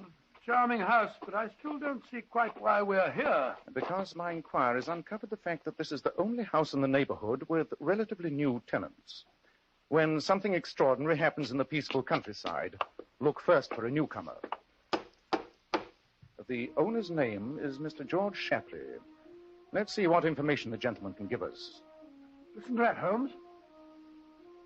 Sounds like a flute. Yes, Watson. And the melody is the same that Miss Manderby played for us on the piano. And this house is only a stone's throw away from hers. Precisely. Yes, gentlemen. Mr. Shapley? Yes? My name is Holmes, and this is my friend, Dr. Watson. How do you do, sir? How are you, Doctor? What can I do for you, gentlemen? I'm something of a student of music. We were walking past your house, and I heard what sounded like a flute playing a strange melody. It seemed to come from the direction of the stables over there. Oh, that. It's my manservant, Harker. He's a West Indian. Brought him over with me from Trinidad. He's quite a musician. In an amateur sort of way, you know. I wonder if I might speak to him. Of course you can, Mr. Holmes. I'll walk you over there. Thank you. We were thinking of getting up a little entertainment in the village for the church ladies' bazaar. Perhaps your man would consider contributing his services. You can ask him. He spends 2 or 3 hours a day out here practicing. Harker! Yes? Come here a minute. Yes, Mr. Shapley. These gentlemen heard you playing and wondered if you'd like to do something for some village concert or other. Oh, that's flattering. We're organizing a musical soiree for the church ladies in a few weeks. Yes, sir, man, and we'd like you to play for us. I'm only an amateur, but I'll be very glad to help, gentlemen. That instrument you were playing, it had an odd quality. Was it a flute? Yes, sir, though I doubt if you've ever seen one like it. Look for yourself. Good Lord. Looks as if it's made of bone. It is, sir, from a human leg bone. Really? It's about 200 years old and originally came from Brazil. It's quite a collector's item. I'm sure it is. Tell me, Harker, since you're from the West Indies and obviously a lover of music, I presume you're familiar with some of the primitive melodies indigenous to that part of the world? Some of the tribal chants, for instance? Oh, yes, sir. I know many of them. Perhaps you'd play some at the concert. I'd rather not, sir. Primitive chants are dangerous medicine when their evil powers are not appreciated or understood. I quite agree with you, Harker. Well, I'm much obliged to you, and we shall count on you for the concert. Good day to you both. Come on, Watson. Good day. Good day, Mr. Holmes. Dr. Watson. That servant's our man, Holmes. He lives within 2 houses of Miss Manderby, and he plays the flute. Well, Watson, though I don't think the pattern is remotely as clear as you think, I'll agree that suspicion would seem to focus on the servant Harker. I could even produce another clue that points to him. You could? I picked this object from his coat as he turned to you during the conversation. None of you noticed it. What is it? Look for yourself, Watson. Here. Great heavens. It's a feather from a white cockerel.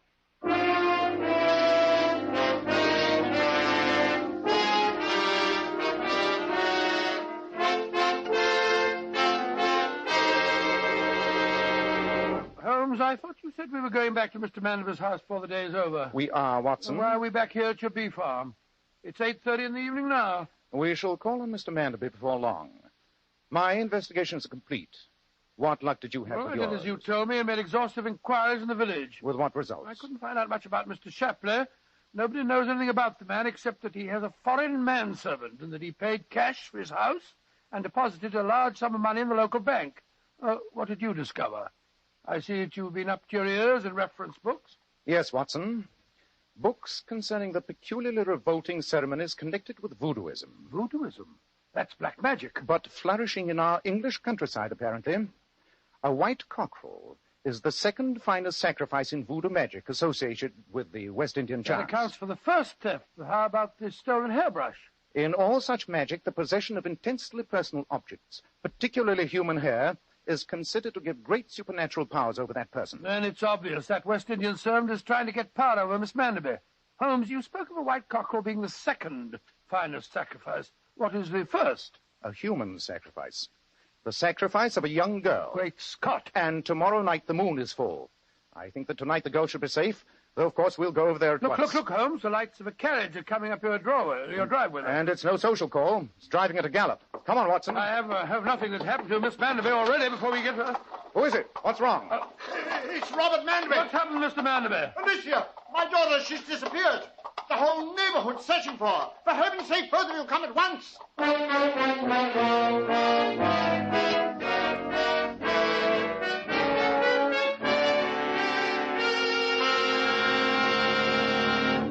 We'll find out in a moment what Sherlock Holmes decides to do now. But first, men, why not start today and take better care of the hair you've got? Remember, one of the first requisites of handsome, healthy-looking hair is a hygienic scalp. So why settle for just any hairdressing when you can enjoy the extra advantages of a highly specialized hair tonic like Kreml? Kreml contains a special combination of hair grooming ingredients which is found in no other hair tonic. This is why it keeps unruly hair neatly in place longer, with a rich, healthy-looking luster. Yet Kreml never gives hair that cheap, greasy, patent leather look. It never leaves hair feeling sticky, gummy, or dirty. Your hair and scalp always look and feel so clean with Kreml. And if your hair is so dry it breaks and falls when you comb it, start using Kreml at once. Let it make your hair feel softer, more pliable, and look as if it had some body to it. Kreml is also fine to lubricate a dry scalp. At the same time, it removes dandruff flakes. A quick massage with Kreml helps stimulate the cutaneous circulation of the scalp. Notice how alive, how invigorated your scalp feels. So for better groomed hair, a hygienic scalp, use Kreml daily. K-R-E-M-L. Kreml Hair Tonic.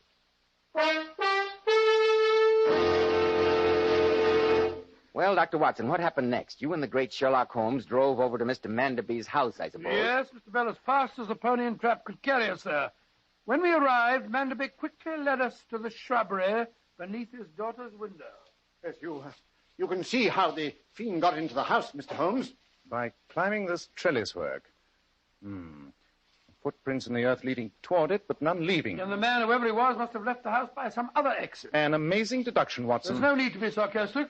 Holmes, we should go over to Shapley's house at once. It's obvious that that's where the danger lies. Before saying that anything is obvious, Watson, I'd like your help in trying an experiment. Yes, of course, Holmes. Well, what is it? Try climbing that trellis for me, will you? You give me all the best jobs, don't you? Let me a hand, will you, old fellow? Here you are. Up you go.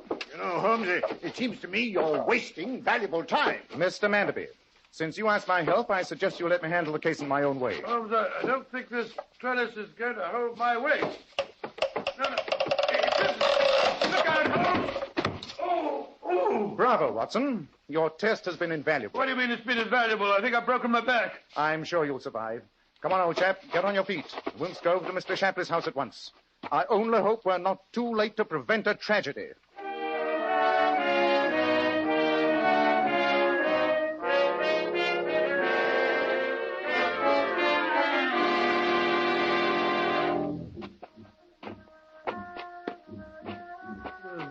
light coming from the stables, Holmes.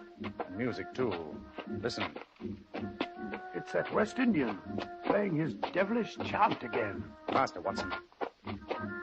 Look, look, look. There's someone standing in the shadows by the harness room there. It's Mr. Shapley. Good evening, sir. Mr. Holmes, Dr. Watson, thank heavens you're here. What's wrong, Mr. Shapley? Look in that empty stall there. You can see through the broken plank in the wall. The one where the music's coming from. Good heavens. Look, Holmes.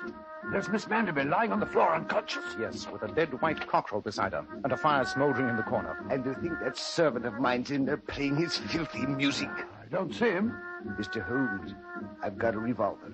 I'm going in to get him. I think we'll come with you, Mr. Shapley. No. He's my servant. I'll take care of him myself. Arch him, Watson. Give me that revolver. Give it to me, I say. What do you think you're doing, Mr. Holmes? You knocked the revolver right out of his hand. Pick it up, Watson. I have a profound dislike for seeing murder committed under my very eyes. Murder? But the potential murderer is Harker, the servant. Indeed. Then why is his unconscious body lying in the corner there? It can't be. The music's still playing. That's his flute. Yes, and it's accompanied by a drum. A remarkable feat even for a man not lying unconscious on the floor. The music is undoubtedly that of a gramophone. You're remarkably quiet, Mr. Harker. Of course he is. He's unconscious. My dear Watson, you're overlooking an important fact. It's a case of identity. The West Indian gentleman lying on the floor is the master, Mr. Shapley. This man is the servant, Harker. No, you don't. Grab him, Watson. I've got him, Holmes. Let go of me. You can't prove anything. I can and I will. You'll go to prison for this night's work. Watson, see what may be done to arrive at the houses while I turn this man over to the police.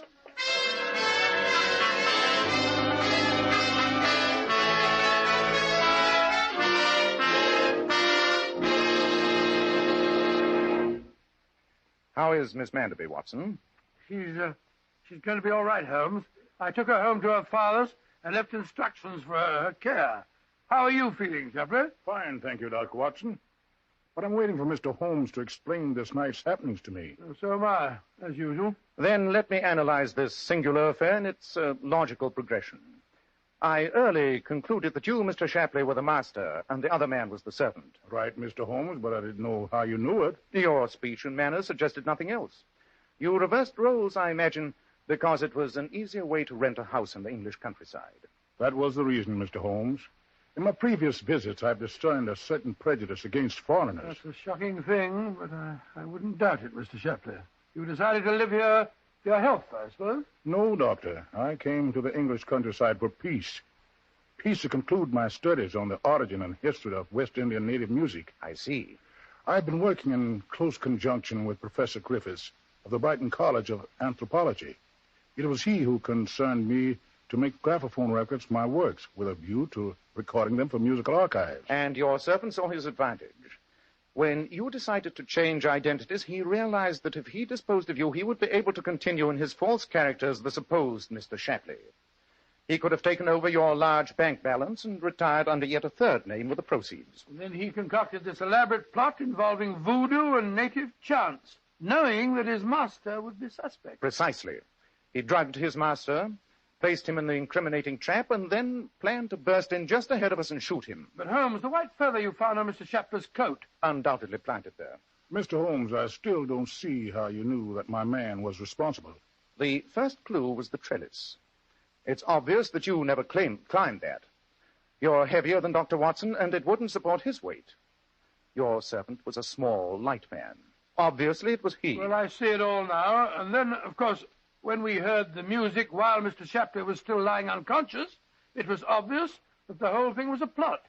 Oh, what a shocking business. Yes, but I can't tell you how grateful I am to you, gentlemen. You saved my life. Mr. Holmes, I must insist on paying you a handsome fee. A fee? No, Mr. Shapley. I couldn't dream of accepting one. Some people in my country have been sufficiently inhospitable to a foreigner to make him believe it advisable to change places with his own servant. Presumably, this was done in order to obtain tolerance and peace. Surely the least I can do is to see that his stay on these shores is a tolerable one.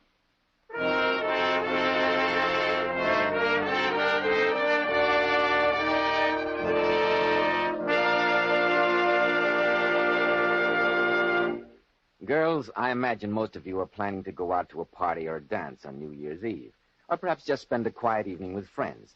Naturally, you want your hair to look its best. So why not follow this beauty tip from those divinely beautiful Powers models? We wash our hair with Kreml shampoo.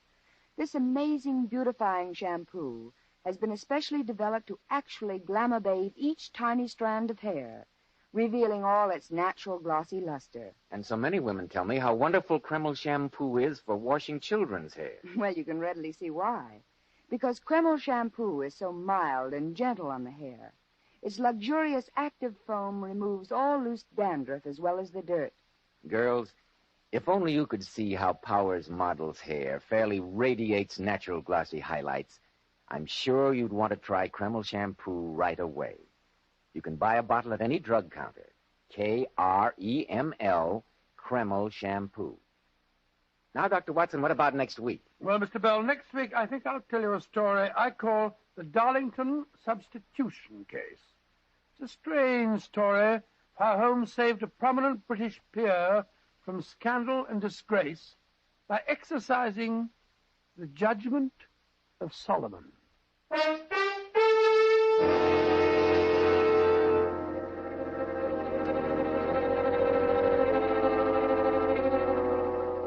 Tonight's new Sherlock Holmes adventure was suggested by an incident in Sir Arthur Conan Doyle's story, The Mazarin Stone. Nigel Bruce appeared by permission of California Pictures.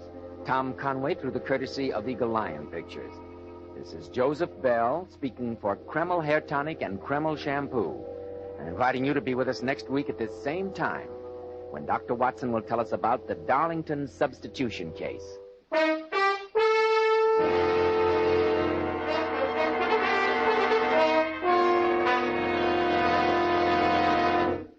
This is ABC, the American Broadcasting Company.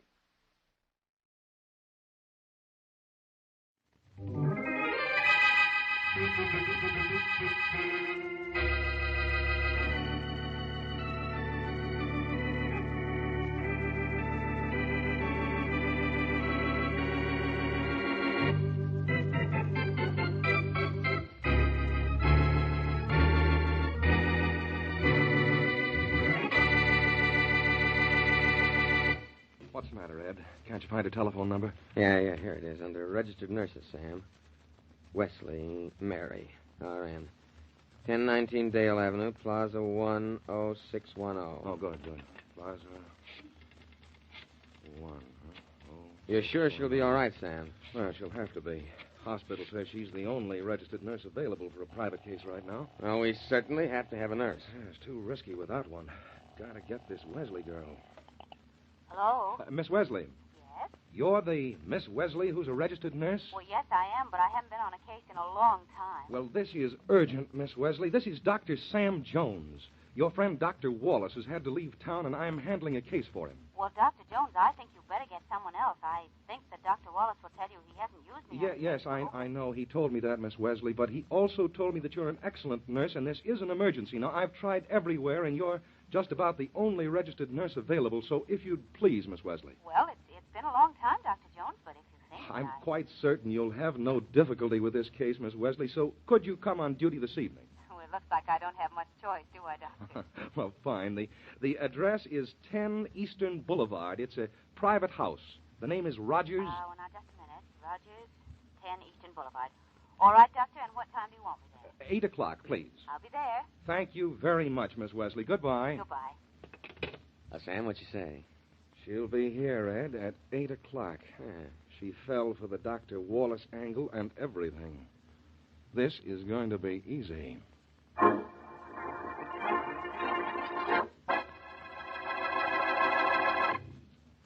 And now, on to Dick Calmer as Boston Blackie. Enemy to those who make him an enemy. Friend to those who have no friend.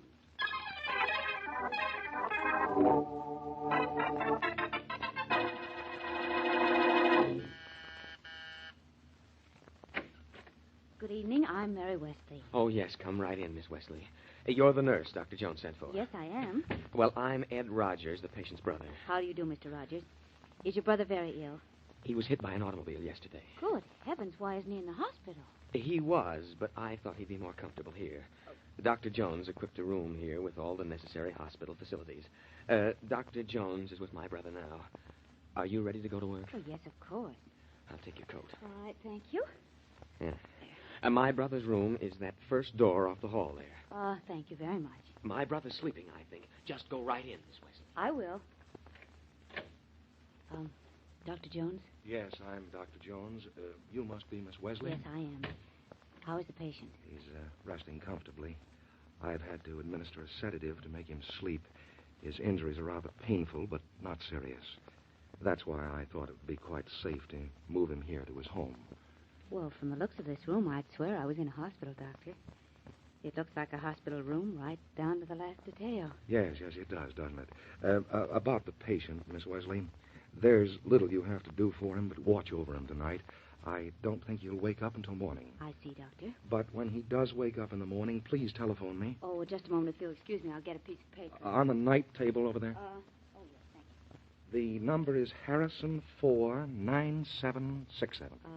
you. 49767, yes, I have it. All right. I live just 2 blocks from here, so I'll come right over. And you want to be called the moment he wakes up. I understand, Doctor. Fine. Well, good night, Miss Wesley, and thank you very much for making yourself available. Well, I was very glad to be able to do it. Good night. Good night, Miss Wesley. Sam, is everything all right so far? Will she do what you asked her to do? She's a nurse, Ed. She thinks I'm a doctor. She'll do what I ask her to do. Great. Now what? Well, your brother won't come out from under the hypo that you shot into his arm until sometime tomorrow morning. Then we'll get what we want.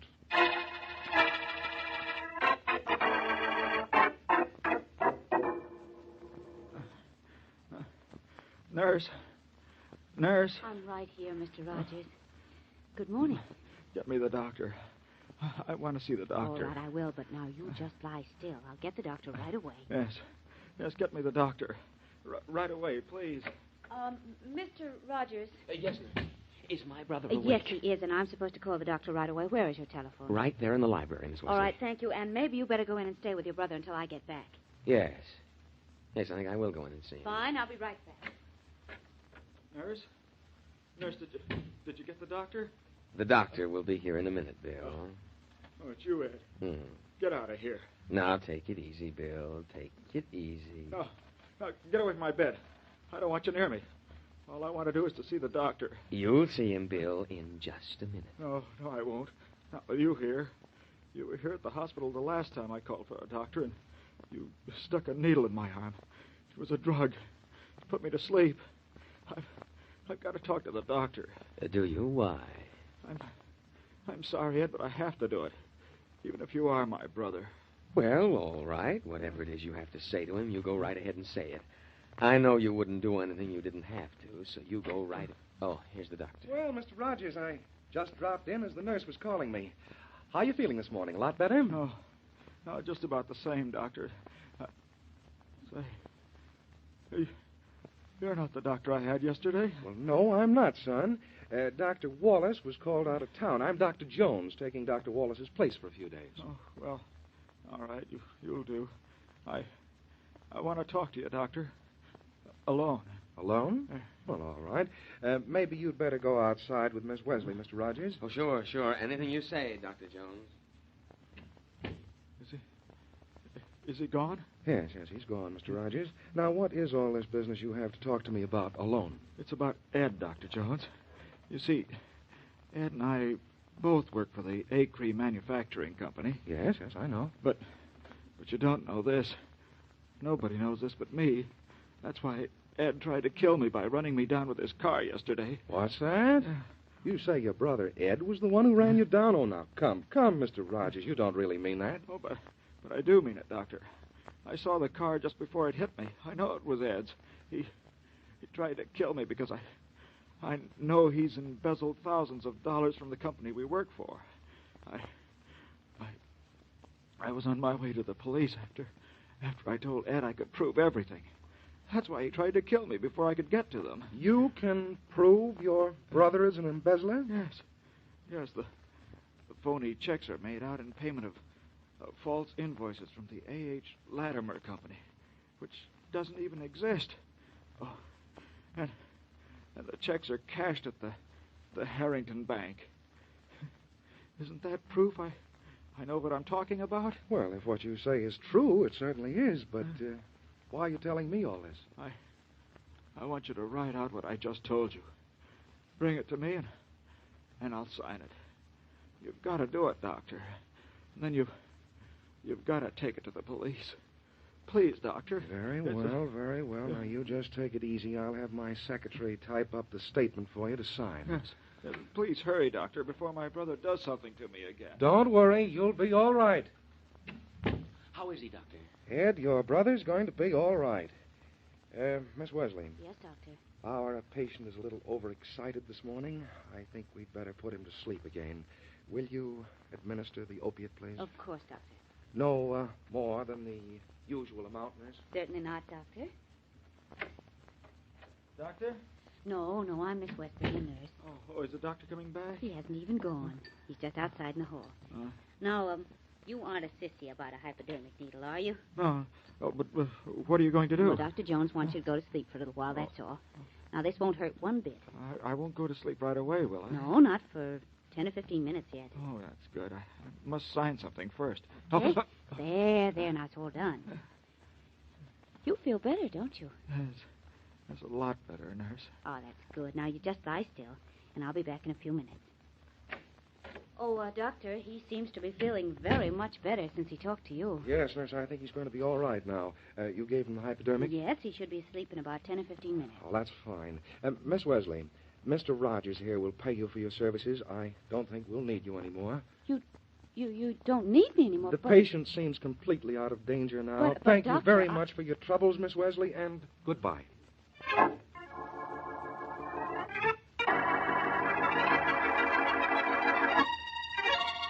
But, Blackie, I tell you, there's something very strange going on in that house. Oh, now, Mary, what are you trying to do? Stir up excitement? No, Blackie, please believe me. I've never been on a case that was so strange.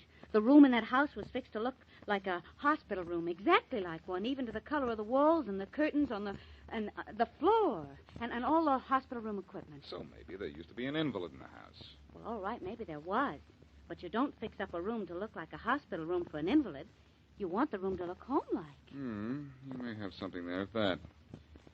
Well, maybe they wanted your patient to think he was still in the hospital. Well, I guess that must be it. But what about the way Dr. Jones let me go? Just after I gave the hypodermic to the patient. I've never been discharged from a case so abruptly in all my life. You gave the patient a hypodermic, and then the doctor discharged you just like that, huh? Not 2 minutes after I gave the hypo. Just like that. Oh, Blackie, that just isn't done. Please. Please, let's go down there and see if everything is all right. Well, I think you're being unduly suspicious, Mary, but if it'll make you feel any better, we'll go down there and see what's what. But when we find out everything's all right, I want you to remember something. What? Please don't think every case for you as the possible making of a case for me.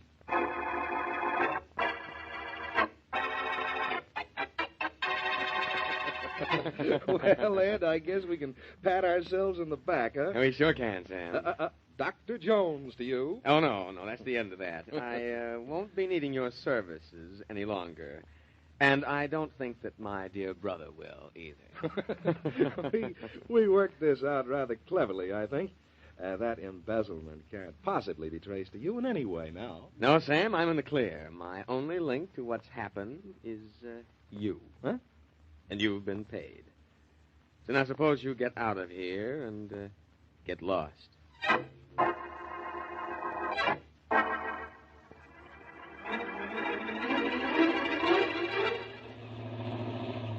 Here's the house, Blackie. 10 Eastern Boulevard. Some house, Mary. The Rogers must have a lot of money. Yeah, they sure must have, judging by what Ed Rogers paid me for one night's duty. But, come on, let's go see if that patient is still all right. I'll guarantee he is. I think I'll get out your side. Okay. I hope you're right, Blackie. I know I am. You've just been around me so long that you're starting to look for trouble, too. Maybe. Hey, what's that lying up there in the driveway? Well, I don't know, but it looks like Hey, Mary, it's a man. Come on. A man? Blackie, look, the third story up there. A window's open. And look at this man here, Mary. He looks as if he's fallen at least 3 stories. I've looked. He's dead, isn't he? Barry, do you know who he was? Yes, Blackie, I do. It was Bill Rogers, the patient I was worried about. And you said that nothing was going to happen here, Blackie. Yes, and I was right. Nothing is going to happen here, Mary. It already has.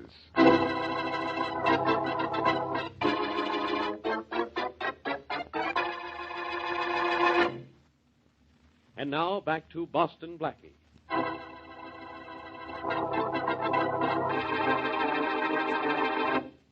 In addition to being Boston Blackie's best friend, Mary Wesley is a registered nurse. As such, she is called in on a case in a private home. The patient, injured when hit by an automobile, speaks privately to a man he thinks is his doctor and reveals that his brother is a swindler. When Mary is released from duty suddenly, she becomes suspicious and returns to the home with Boston Blackie, only to find the patient dead from a suicide leap out the window. As we return to our story, Blackie is in Inspector Faraday's office. I tell you, Faraday, Bill Rogers didn't commit suicide. He was murdered. Oh, so he was murdered, was he, Blackie? Just what makes you think so? I just think so, that's all. Mary was the nurse on that case, and she's convinced there was something very wrong going on there. Oh, I suppose she was there when Rogers was murdered. No, huh? she left the case at 9 o'clock this morning. 9 o'clock? Then what makes her think Rogers was murdered? According to the coroner's report, Rogers didn't die until almost 1 o'clock this afternoon. Oh, even I know that, Faraday. Mary and I found his body just a little after 1. And I could tell that he'd been dead only a few minutes. But I still say it wasn't suicide. Oh, it wasn't, huh? Well, suppose I show you a suicide note. You can't do it because there can't be one. Why not? Because according to what Mary tells me, the guy was in good spirits when she saw him last, and he had no reason to kill himself. Well, if what you say is true, maybe it is murder after all. Then you'll investigate Roger's brother and that Dr. Jones Mary told me about? You think they killed him, huh, Blackie? Maybe. They were still in the house with Rogers when Mary left. I think they ought to be questioned. Well, if you think they ought to be questioned, I ought to question them, I guess. Faraday, what's going on here? You're too agreeable this afternoon. Am I? Well, I have something here that isn't going to be so agreeable. You know Bill Rogers didn't kill himself because there's no suicide note. Well, what do you call this, a love letter? What is it? A statement admitting he embezzled money from the Acre Manufacturing Company, ending with the sentence, "There's nothing to do now but kill myself." And it's signed by William Rogers. What? Let me see that. Go ahead. Look at it. I'm looking at it. Well, how do you know this is Bill Rogers' signature? Because we checked on it, and it is. Oh. So, Bill Rogers was an embezzler, huh? Well, guess he did kill himself after all. So long. So you thought you could tell me something about this case, huh? Yes, and I still think so. And what's more, I'm going to prove it.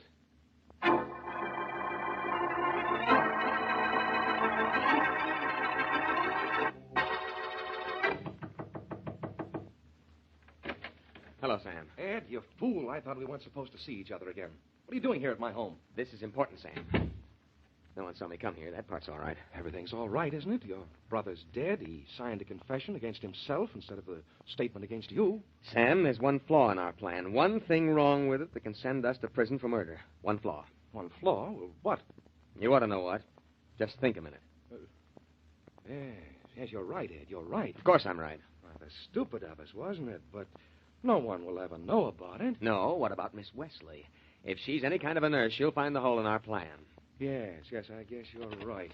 Sam, who are you phoning? Our friend, Miss Wesley. I think we'd better bring her down here and have a little talk with her. Find out what she knows, huh? Yes, and see that she doesn't tell anyone what that is. Listen to this. Our friend Dr. Wallace is back in town now. I've checked with the hospital. I'm going to try and imitate his voice. Hello? Miss Wesley. Yes? Miss Wesley, this is Dr. Wallace. Oh, hello, Dr. Wallace. I thought you were out of town. I just got back, Miss Wesley, and I have a case for you this evening. It's an emergency. Oh, Doctor, I'd much rather not. I'm sorry, Miss Wesley. This is urgent. It's at 1919 Downey Street. The name is Adams. Now, how soon can you be here? All right, I can leave right away. Oh, that's fine. I'll try to get there then, too. Thank you a lot, Miss Wesley, and goodbye. Goodbye, Dr. Wallace. Well, it's all arranged, Ed. She thought I was Wallace. She's coming here, fine. But then what? What are we going to do then? What are we going to do? Yeah. Well, it was a simple matter to throw your brother out of an upstairs window when he was asleep. It should be easier to do the same thing to Miss Wesley. She isn't even a relative.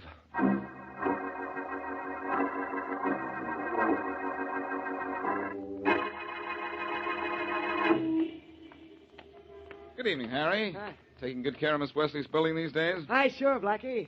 But say, Miss Wesley isn't in this evening. Isn't in? No. She's got to be. We have a date for 7:30 this evening. Yeah, I know. She tried to phone you, but you were out. So she told me to tell you that when she got here, see? Tell me what? Well, she's been called out on another case for Dr. Wallace. She said you could reach her at 1919 Downey Street if you wanted to talk to her. Another case for Dr. Wallace. Yeah. something crazy going on here. Dr. Wallace doesn't use Mary more than twice a year, and then all of a sudden he uses it twice in 24 hours. Look, I'm going to use the phone in your lobby. All right, go right ahead, Blackie. Go right ahead. Watch my car for me, will you? Oh, you're leaving it in good hands, Blackie. Don't worry. It's all right, just where it is. Hope I can get him.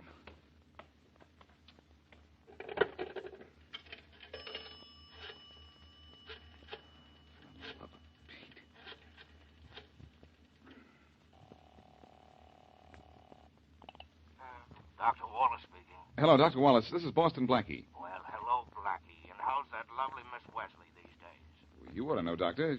You're keeping her pretty busy all of a sudden. What's the idea? I'm keeping her busy, Blackie. Why, I haven't seen her for a long time. You haven't called Mary on 2 cases in the last 24 hours? No, of course not. Look, Doctor, I have a hunch about something. Maybe you can clear it up. Mary gave a patient a hypo to put him to sleep at 9 o'clock this morning. How long would that drug keep him out? Well, if it was the drug normally given in cases like that, the hypodermic would have kept him asleep for at least 6 to 8 hours. 6 to 8 hours, huh? Thanks, Dr. Wallace. Thanks a lot. Goodbye. Oh, Faraday, you better be in your office this time. You've just got to be. But you've got to listen to me, too. Come on, ring, ring, ring. Faraday speaking. Faraday, this is Blackie. Oh, hello, Blackie. Did you make any more wrong guesses today? Look, Faraday, never mind the funny stuff. Listen to me and listen fast. I've got absolute proof now that Bill Rogers was murdered. What? That again? Yes, that again. Never mind how I know. All I want you to do is to get to 1919 Downey Street with a police car fast. Mary's in trouble. Get there as fast as you can. I'm closer than you, and I'm leaving now. But you hurry, too, will you? All right, Blackie, I'll hurry. But if this is another one of your tricks, so help me out. Never mind about helping me, Faraday. Get down there to Downey Street and help Mary. She needs it.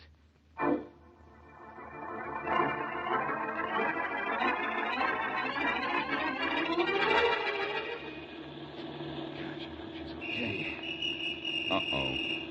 This is what I get for doing 60. Oh, nuts. Now, just where do you think you're going in such a hurry? Look, officer, I'm Boston Blackie. Boston Blackie, huh? Well, so you are at that. Swell, I'm glad you know who I am. Look, I'm in a hurry. Yeah, so I noticed. But it's important, officer. I've got to get somewhere fast. Yeah, that's what they all say. But I tell you, this is important. Let me go and then check with Inspector Faraday. He'll tell you all about it. Oh, check with Inspector Faraday, shall I? Well, I've heard a lot about you and the inspector, and it hasn't been good. Well, this time it's all right. Just call his office and he'll... And he'll what? And he won't do anything. If he's doing what I asked him to do, he's not in his office. Oh, he's not in his office, is he? Well, now, isn't that too bad? Because you're going to stay right here with me until he is.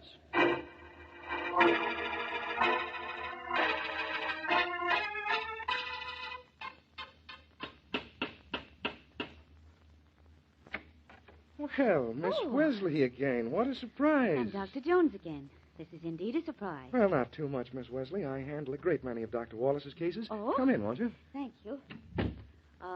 Where is the patient? Well, we'll see him in a moment, Miss Wesley. I've been thinking about the Rogers case. I've been wondering if you were aware of anything unusual about it. Well, yes, in a way I was, but nothing specific. You don't think Bill Rogers killed himself? Do you? Well, the police seem satisfied, and Blackie. Oh, yes, your friend Blackie. You told him all about it, I imagine. Oh, yes, I did. Did you tell Blackie that you administered a hypo to the patient at 9 o'clock in the morning? Yes. Well, now, think a minute, Miss Wesley. You know something about drugs, don't you? Well, enough to administer them. Well, then, Miss Wesley, you ought to realize something. Why should? What? You administered the drug at 9 o'clock. Bill Rogers, an injured man, supposed to be asleep, climbed 2 stories and threw himself out of a 3rd-story window at 1 o'clock, 4 hours later. Is that possible? Why, no, of course it isn't.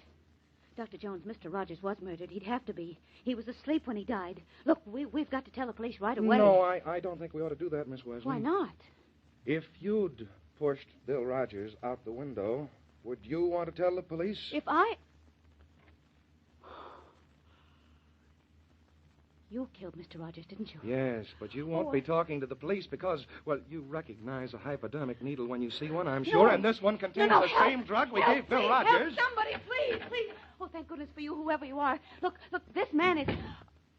Oh, Know who I am, Miss Wesley? yes, I do. You're Ed. All right. Bill Rogers' brother. Grab her, Ed. And No! give her this hypo, and then she'll go out an No, upstairs help! window, too. Help! I've got her, Let go of me, please, Miss don't. Wesley, don't struggle that way. It won't do any good. Stop Really, it. it won't. Stop it, don't. I don't think they will, Mary. Let the lady go, you guys, and just stand right where you are till a few of my friends get here. Oh, Blackie, am Look, I Mary, one of glad- those guys has a gun. Look out, officer. He's the one to look out. Good shooting, officer. Now I'll get his gun. Yeah, see that you do that, Blackie, while I keep an eye and my gun on these two bums. Why don't you relax? I'm not going to move. Here's our friend's gun, officer. Okay, thanks. Hey, lady, you all right? Yes, thank you, officer. I am now, anyway. Oh, Blackie. Do you know, I'm so glad to see you, I could give you a great big kiss. Well, give the kiss to my friend, the policeman here. If he hadn't believed you were my dying grandmother, he'd still be bawling me out for speeding.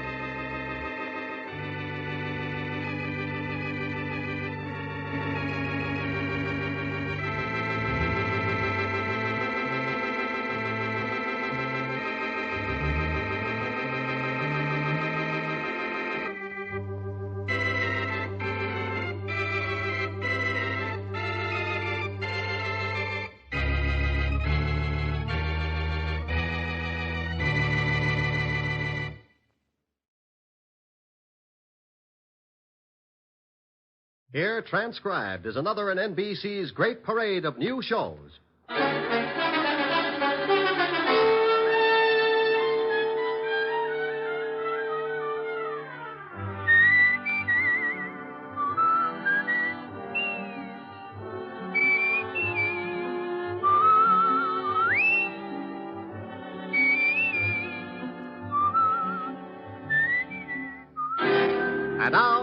Powell as Richard Diamond, private detective.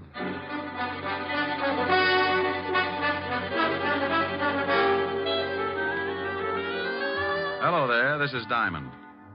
If you happen to wake up some morning and spot something walking in front of your house and it looks like Santa Claus with jaundice, don't turn the hose on him. He's not on fire.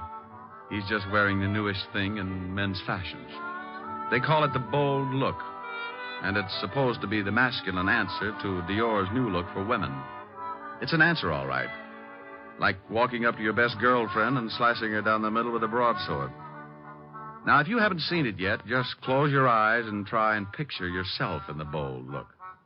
Imagine walking down Fifth Avenue, very casual, decked out in a new, bright purple, non-shrinking suit, pastel shirt, yellow maybe, hand-painted tie, and argyle socks. Got it? What do you think? Pretty bad. About the only thing I can think of that's more gruesome is that little murder I got mixed up in last week. It started in a house out on Long Island.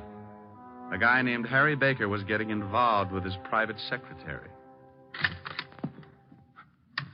Here are the papers you wanted, Mr. Baker. Oh, thank you, Connie. What time is Mrs. Baker going shopping? She didn't say. This afternoon sometime. Where is she now? In her room. Come here, Connie. Harry, no. Supposing she comes down. I didn't see you last night. I missed you. I got hold of the man you wanted. His name's Nat Fox. He wants $500 for the job. Oh? Well, what's the matter? That's what you wanted, wasn't it? Connie, I had a lot of time to think last night. And? Well, I'm not sure. I don't know if this is the thing to do. You don't know? Oh, Harry, we've gone through this a dozen times, and I won't go through it again. If you haven't got the backbone... Oh, my dear, you know it's not that. No, I do not. I'm sick and tired of living this way. Not being able to be seen with you, watching you being pushed around by that old shrew. Oh, I'm not going through the whole thing again. Please, Connie, can't we wait for a while? My wife's well past 60. Sooner or and later... in the meantime, you live off the skimpy little allowance she doles out to you. No, Harry, no. I want us to live like two normal people. And if you're going to start changing your mind just when it looks like we can have all these things, I'm through. Now, Connie, wait a minute. No. If you want me, then you've got to go through with it.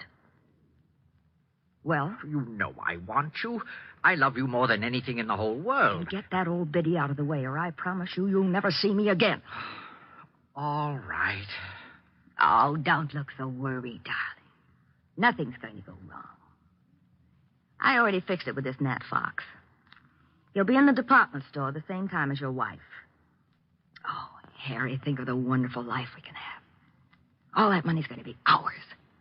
We can go to Europe and live the way we should. Yes, I don't know. I'm a little worried about this Nat Fox. Oh. I'll give him the $500, but if he finds out what happened, he'll be in a good position to blackmail us. Don't you worry about Mr. Fox. He's my affair. You just leave everything to me.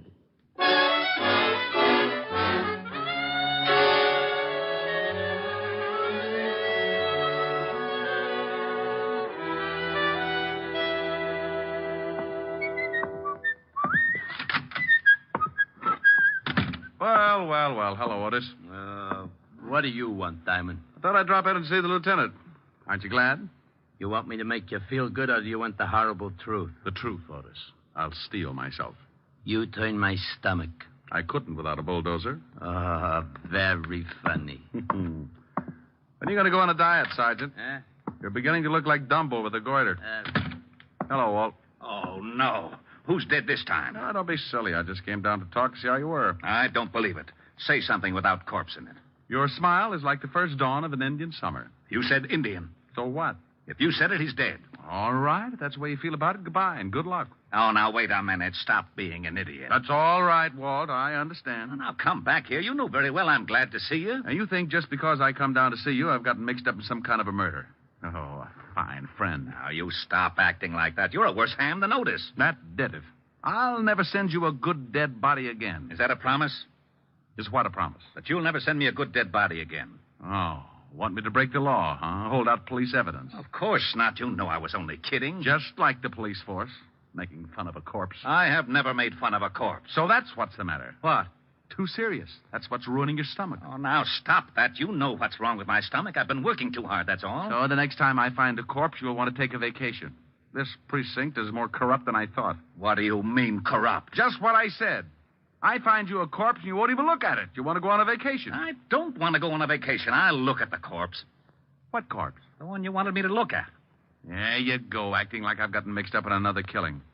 Trying to make it look like the corpse is mine. What? Well, it's not my corpse. It isn't? No. Well, whose is it? Well, you know. You tried to frame me with it. I did not. Don't you try to shove that body off on me. Yeah, what is it? Oh, hello, Helen. It's for you, Rick. Thanks. Hi, baby. Hold it a minute. Walt, you better do something about that body. Oh, yeah. Otis, put in the general alarm. Diamond's found another killing. Oh, wait a minute. No, Walt, it's your killing, remember? Oh, yeah. Forget about the general alarm, Otis. I've got... Oh, Diamond. Sure, Helen. I'll meet you at the store. Oh. Sure. I love you. Bye. Oh. Walt, what a funny look. You're all red. Walt, you're turning blue. Well, I got to go shopping with Helen. I hope you find the body. Bye. Lieutenant, I'm still waiting. Sergeant. Yeah, Lieutenant? Shut up.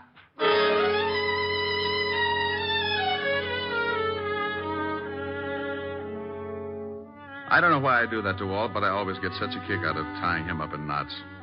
When he takes the bait, he goes for it hook, line, and sinker. It's a good thing Helen called and asked me to go shopping with her, or he might have blown a fuse. I don't generally like the idea of shopping, but she said it was Frances's birthday, and any kind of an afternoon with Helen could always work its way into a wonderful evening. What do you think I ought to get him, Rick? I'll get him some shirts or something. Hey, look at these. Rick, get away from that counter. What's the matter? My hips too big? Oh, I wonder if these come in baby blue. Rick, now stop that. People are looking. Is there something I can do for you? You seem to be interested in the lingerie. Is there something I can show you? Oh, I'm looking for something for a birthday. Oh, well, then may I suggest a nightgown, perhaps? We have some lovely numbers. This is for Butler. A butler? Yes. Oh, then you were thinking of getting something for the lady, too. No. Just seeing whether the baby blue went with my eyes. Well, really? Oh, come on, Helen. Rick, she must think you're crazy. 5 minutes more, and there wouldn't have been the slightest doubt. This is fun. Rick. That woman. What woman? The elderly one over there with the mink stove. Oh, yeah. I just saw her put a box of stockings in her purse without anyone seeing her. You saw it? Yes, but the clerk didn't. And she left the counter without paying. I know. You know? Oh, sure. Spotted her 5 minutes ago. Not a very good shoplifter. That's stealing. Shouldn't we tell the manager or something? Oh, the store detectives are sure to have her spotted. Why don't they arrest her? Point of law, baby. They can't put the arm on her until she steps out of the store. Now, look. She's going out the front door. Just watch. She's out. She's just standing there on the sidewalk. Oh, that's funny.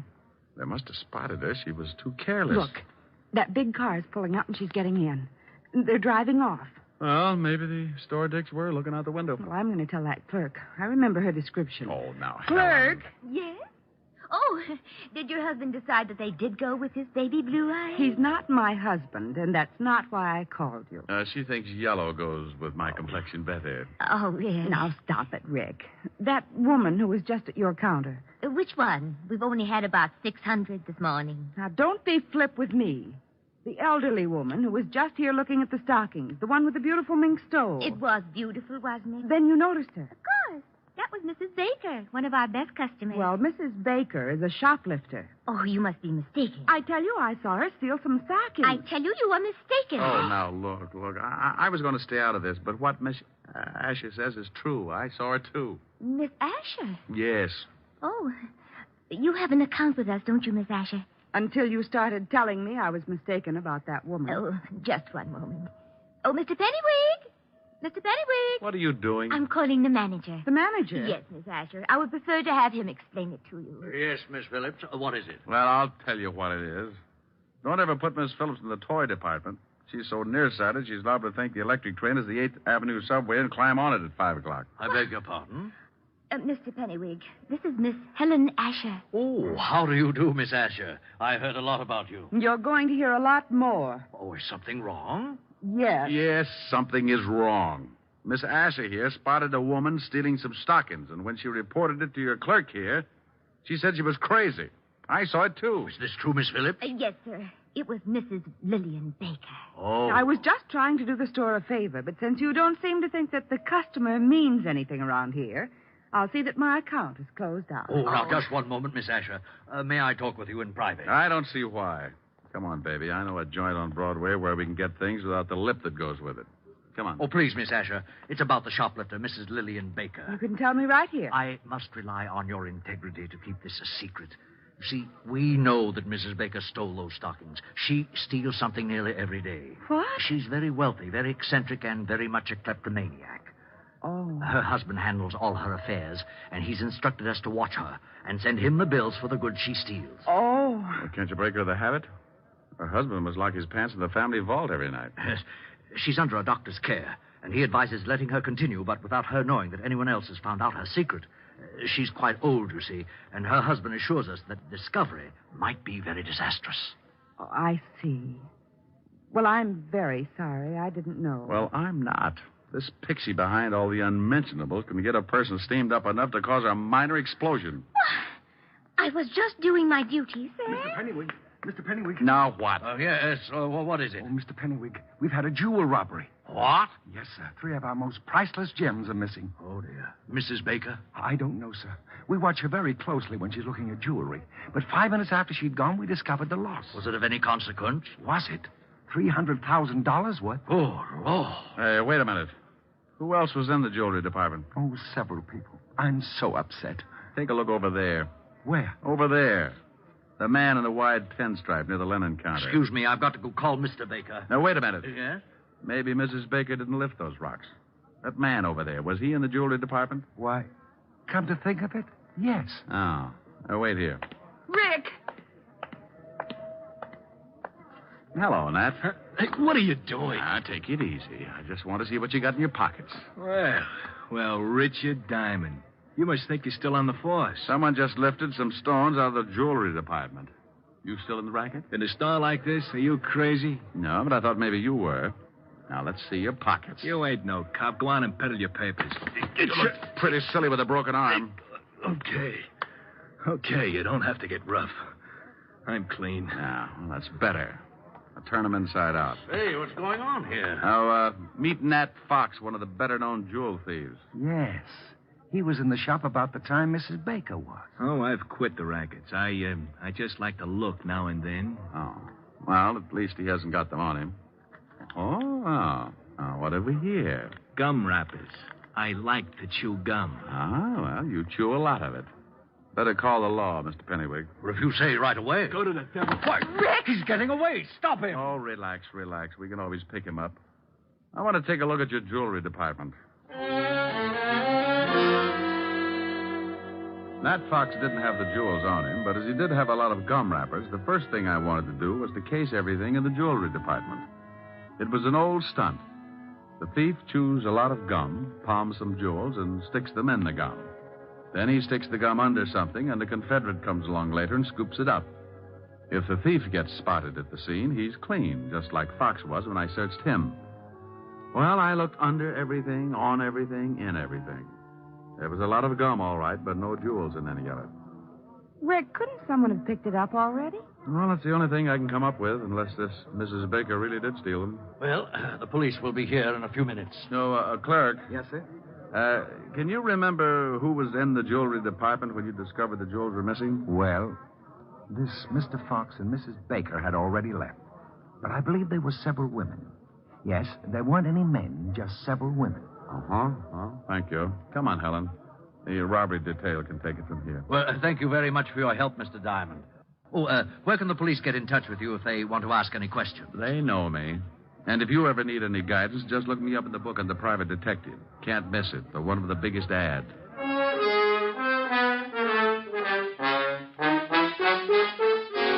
Helen and I got out of there just as the prowl cars were pulling up at the curb. I stuck my tongue out at a few old friends and climbed into her king-size convertible. We took a couple of turns around Central Park, and she dropped me off at the 5th Precinct in my dear old buddy, Lieutenant Levinson. Don't you dear old buddy me. You get out of here. Temper. I will not be subjected to any more of your fiendish humor. I won't go through another one of these routines of yours for promotion. I promise I'll be good. Oh, no, you don't. That's the most dangerous thing you could say. Yeah, what is it? Suicide, Lieutenant. See, look what happens. It already has happened, Lieutenant. She did it 20 minutes ago. I wasn't talking to you, Melonhead. Now give me the dope. You got him. You shut up. Yeah, Lieutenant. Oh, not you, Bird Brain. Let's have the report. Oh, Mrs. Lillian Baker jumped 3 floors from a balcony. Husband Harry Baker made the report. Port Washington, Long Island. Thank you, Sergeant. What, did he say Mrs. Lillian Baker? Yes, he said Mrs. Lillian Baker. Now, if you'll excuse me, I've got to get out to Long Island. Well, let's go. I'll grab my coat. Now, wait a minute. What makes you think you're coming along? And why in blazes are you interested in Mrs. Lillian Baker? If you know something, by heaven, I'll... Walt, you're turning blue again. Come on, I'll tell you on the way.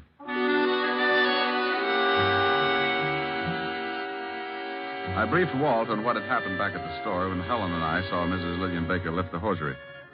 We reached the Baker estate about 3 o'clock in the afternoon and drove up a long circular driveway to the big house. The husband, Mr. Harry Baker, met us at the door. Oh, please come in, gentlemen. Thanks. You'll have to forgive me, gentlemen, but I'm still a little upset. My wife was a sick woman, but I never expected her to do anything like this. Where's the body? Out in the garden. Right this way. Have you any idea why your wife committed suicide, Mr. Baker? Oh, yes. There's the body. You don't mind if I go back inside, do you? I want to ask you some questions, then you can. I understand that your wife was a kleptomaniac. Is that right, Mr. Baker? Why, yes. How did you know? Mr. Diamond here saw her steal something from the store today. You mean the jewels? No, I mean the stockings. Did she steal the jewels? Why, yes. I found them under her mattress after the store called and told me of the loss. She was a sick woman. She's been stealing things for years, but she didn't think anyone knew about it. I had an arrangement with the stores that I could take care of all the things she took, but those jewels were too much. I had to confront her with the evidence. And she broke down completely when she discovered we knew her secret. Harry. Oh. Wow. This is my private secretary, Lieutenant Levinson. Richard Diamond. Oh, Miss Constance Loring, Lieutenant Levinson, Mr. Diamond. How do you do? Well, pretty good. I'd like to tell you about it sometime. Don't dead bodies make you a little nervous, Miss Loring? What? Miss Loring was here when my wife jumped. She's already gotten over the initial shock. Oh. She's been in the library calling some of my firms to tell them I won't be at work for a while. How long has she been here? Why, all afternoon she's been taking some dictation. With her hat on? Oh, well, you see... forget it. Tell me, did your wife jump from that balcony, Mr. Baker? Yes. 3 floors. About a 4-foot railing around the balcony. If you think that there's been any foul play, you can check with her doctor. He'll tell you she could easily take her own life if her secret was discovered. I'd like to talk to him. What's his number? Evergreen 54469. Dr. Leonard Bischoff. Thanks. While you're calling him, Rick, I'd like to see those stolen jewels, Mr. Baker. Certainly. Right this way. Phone's right over there on the stand, Mr. Diamond. Would you open the safe for the lieutenant, Connie? Mr. Loring?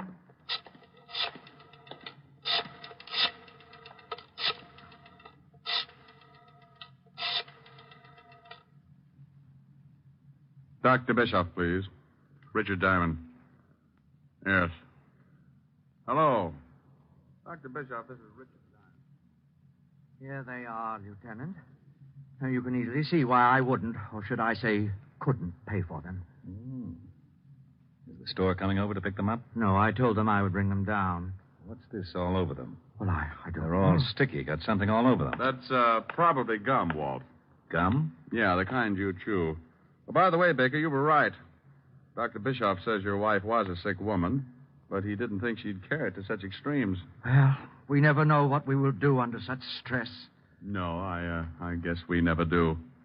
Walt, can I use the car for about an hour?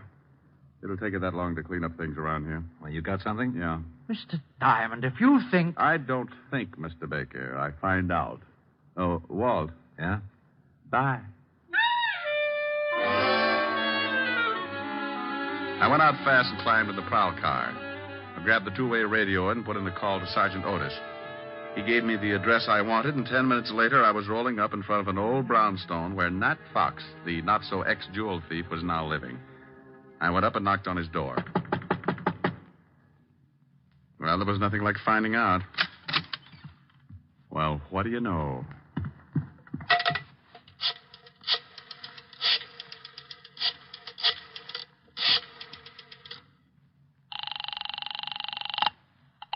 Mr. Baker's residence. Let me speak to Lieutenant Levinson, dear. He's right here. Hello. Walt, I'm over at Nat Fox's place. Now, don't say anything. Right. You remember I told you I spotted him right after the theft and shook him down? Yeah? Well, he's through giving the police department headaches. What do you mean? He can't explain the 2 bullet holes in his head. I called the station and had them send over the wagon, then I took off for the department store. I was sure that Mrs. Baker hadn't jumped, and I was pretty certain that whoever had knocked off Nat Fox was in on the Baker killing. Oh, hello again, Mr. Diamond. Have you heard we found out who stole those jewels? Nat Fox? Why, no, it was Mrs. Baker after all. Mr. Baker called us back and said that he'd found the stones. Oh, well, that's dandy. Well, I'm going to take your clerk who was in the shop at the time of the robbery. Take him? Yes, I want him to identify someone. I'll have him back in about an hour. Oh, well, I suppose it'll be all right. George? Yes, sir? I want you to go along with Mr. Diamond here. He wants you to identify someone. It's official, I guess. It's official, all right. When you point out a thief and a killer, it's always official.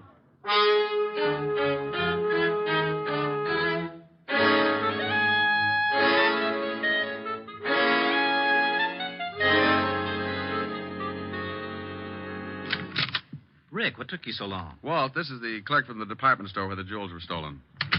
How are you? What's he here for? I want him to see if he can identify someone. Oh, where are Baker and his lovely secretary? In the library. Come on. Now, look, George, I Yes, want sir? you to stand outside this door until I call you. Then I want you to come in and see if you've ever seen anyone in the room besides myself and the lieutenant. I'll do my best, Mr. Diamond. That's all I want. Come on, Walt. What are you up to? Surprise. Well, hello. Why, hello, Mr. Diamond. Come in. Thanks. How are you, Connie? I see you've taken off your hat. You're very observing. I sure am. Why did you kill your wife, Mr. Baker? What? All right, I'll word it a little different. Mr. Baker, why did you kill your wife? Are you insane? Everybody asks me that. Maybe I should say a good doctor. Maybe you should. Like Dr. Bischoff, maybe? He's the best in town. Mr. Diamond, you're being ridiculous. I was with Mr. Baker when his wife jumped. You shouldn't have said that. Makes you an accessory. What do you mean? I mean, you're lying if you try and tell me Mrs. Baker wasn't killed. She jumped. Over a 4-foot railing? Yeah. What are you getting at? How old was your wife, Mr. Baker? Close to 70. Why? Pretty good health physically? Why, yes, of course. You say you were in the house and neither one of you gave Mrs. Baker a push off that balcony, Connie? Of course. Are you sure you weren't out putting 2 bullets in a cheap thug named Nat Fox? I don't know what you're talking about. Rick, what is this? Who has the money in the family, Mr. Baker? Why, my wife did. And who does it go to in event of a death? To me, naturally. Naturally. Walt, Mrs. Baker couldn't have taken those jewels. She was too much of an amateur. Helen and I spotted her swiping stockings at 50 paces. Whoever did lift those rocks was a professional thief. Well, why couldn't my wife have hired Fox to do the job? Who said anything about Fox doing the job? Why, you did. Harry. Shut up. I just said that Nat Fox was dead and that I thought Connie killed him. I didn't kill anybody. You were just coming back from it when you bumped into us. You hadn't even taken your hat off, and you were still carrying your purse. I was just going out. Let me see that purse. You stay away from that. Anything in it? Yeah, well, no gun, but she probably threw it in the river. Nice handkerchief. I'll sue you, Diamond. Look at the handkerchief, Walt. It's sticky. Give me that. Sit down, lover. Oh. Oh, I'm sorry. I thought there was a chair there. It's sticky, all right, Walt. That's gum. And gum on the jewels. She must have picked them up. Yeah, right after Nat Fox stuck them somewhere. Oh, you're both crazy. She was here with me all day. Yeah. George. Yes, Mr. Diamond. Who's this person? You just relax. I want to find out what's going on, too. Well, George? Yes, sir. That girl was in the shop right after Mrs. Baker. That's a lie. I wasn't. I didn't kill anybody. One of you hired Fox to steal the jewels, then you picked them up and brought them to Baker here. You killed Fox to keep his mouth shut. I did not. Yes, she did. Harry! We might as well tell them. You're right, but I didn't kill my wife. I can't get first-degree murder. Why, you dirty old man. You did kill her. You told me you were going to. You were up there and you pushed her off. Try to prove it. She jumped. No, she didn't. There was a 4-foot railing all around that porch. Well, she could have climbed it. That's right, Rick. She could have, but you should keep in touch with her doctor, Mr. Baker. When I was in the store today, I spotted your wife with a cane. A cane? Yes.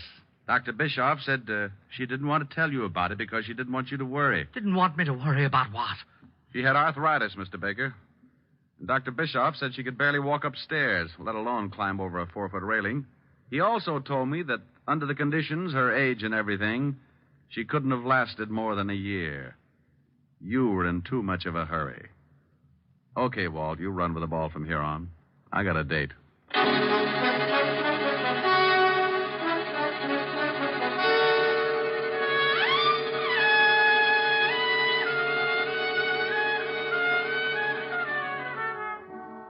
Rick, Hmm? you didn't tell me what you did after you left me this afternoon. Oh, I just fooled around with Walt for a while to kill the time. By the way, what did you finally get for Francis? Oh, I got him something in the newest fashion. It's called the Bold Look. What? It was pretty ghastly, but he loved it. Oh. Tell me what you got him. Well, a purple suit. Non-shrinkable.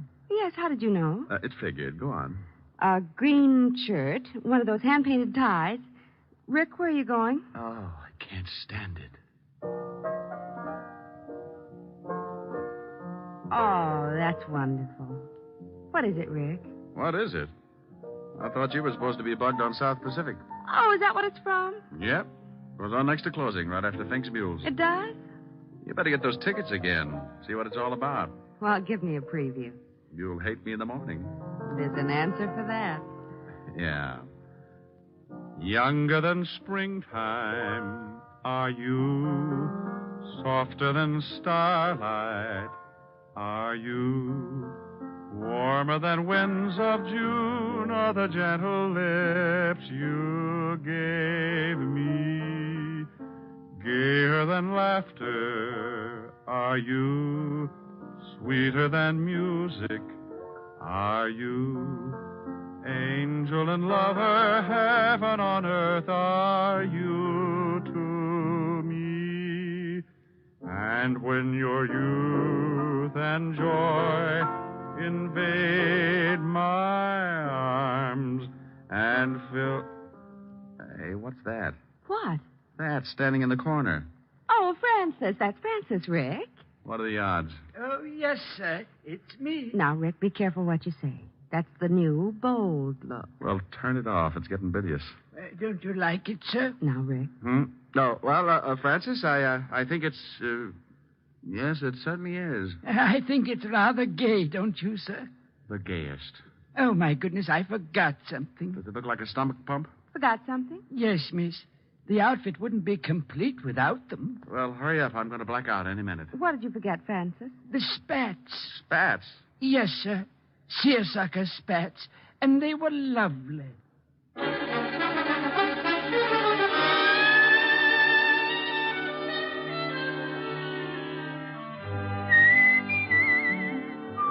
You have just heard transcribed Richard Diamond, Private Detective, starring Dick Powell. Helen was played by Virginia Gregg, Lieutenant Levinson by Ed Begley. Also in our cast were Wilms Herbert, Lorene Tuttle, Joseph Kearns, Peter Leeds, and Joe Forte. Music was under the direction of Frank Worth. Richard Diamond is written by Blake Edwards. Dick Powell soon will be seen in the screen version of the best-selling novel, Mrs. Mike. Now, this is Eddie King inviting you to be with us again at the same time next week when we will again bring you Dick Powell as Richard Diamond, Private Detective.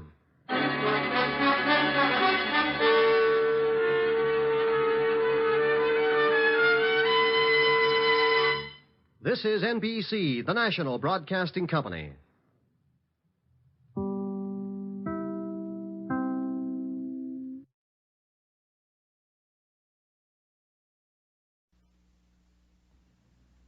Partially transcribed.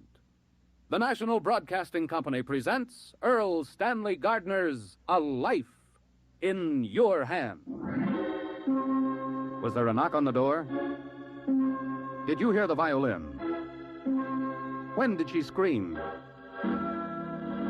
Listen while we place A Life in Your Hands. You never know when you step from the safety of your home when you may witness a violent death and be called upon to testify as to what you saw and heard. Murder is a dark enigma that strikes fear into the heart of man. Strange, baffling, mysterious. But the darkest crime one man can invent, another man can unravel. Such a man is Jonathan Kegg, created by Earl Stanley Gardner, the world's most popular writer of mysteries, creator of Perry Mason, Doug Selby, and other outstanding characters.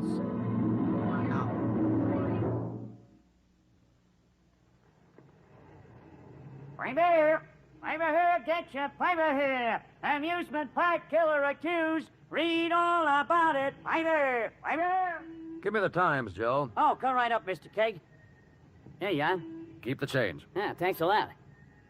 Say, there's a picture on the front page of the Dispatch, Mr. Keg. Don't you want a copy of that? No, thanks, Joe. Old stuff, huh? One killer down and plenty more to go. I read about you questioning all those people at the trial. Sure was something, huh? A man was almost given the death sentence for a murder he didn't commit.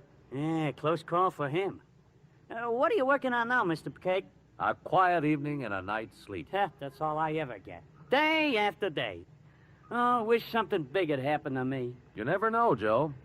You never know when you may be called upon to testify to an act of violence in which you have become involved quite innocently. Why, Joe, even now, somewhere in the city, there may be a crime in the making.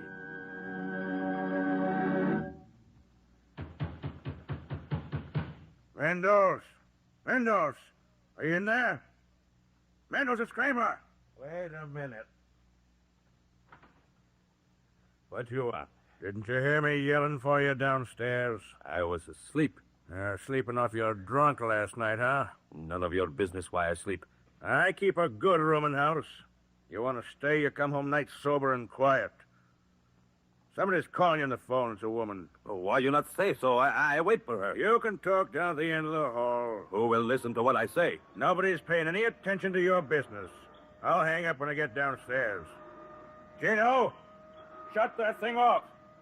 Go on up the third floor with it. Yes, sir. Keep it quiet while I'm talking on the telephone. I cleaned the heart. Find something else to do. Now, the phone's on the wall there.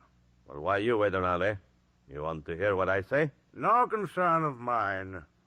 Get your talking over quick. Don't tie up the line. This is Capitan Mendoz speaking. Harling, Mr. Mendoz. Your letter came today. I'm interested in your proposition. I thought you would be interested, Miss Harling. Is it genuine? I know the old man in San Barbados who keep it for almost 100 years. Tell me, why are you offering it to me? You are a crazy woman who will pay more than treasure is worth to find it. This would be a little game you have never played. Where is the place you want me to meet you? At the waterfront, 708 Kinnaid Street. I have no idea where that is. You will find it. Come at 9 o'clock tonight. Oh, I can't possibly. I have other... I will show you the map at 9 o'clock. Ask for Capitan Mendoz or come to my room, 301. It will be a pleasure to see you again, Miss Harling.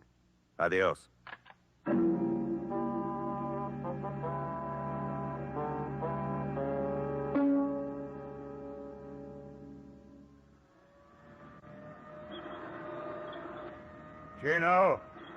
Gino, turn off the sweeper.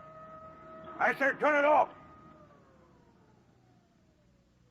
Where were you when Mendoz was talking on the phone? I go to third floor like you tell me. You're lying. No, it is true. You weren't running the machine. But it would not go. You listened to what he said, didn't you? I work. I do not... Were you talking about the map? I could not hear what he say. You're lying. I'll find out what you know if I have to break it. My arm. You hurt my arm. Talk. Is it the map? See the map. Who's the woman?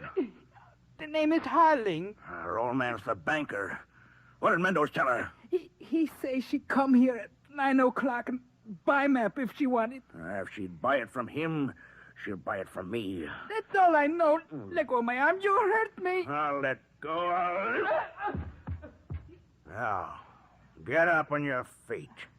Keep working if you want to stay around here. I work. You tell Mendoz this happened. I not tell. I not tell. You'd better not. Keep your big mouth shut. Your ears open. When I ask you something, answer me. You catch on? See, I catch on. I catch on.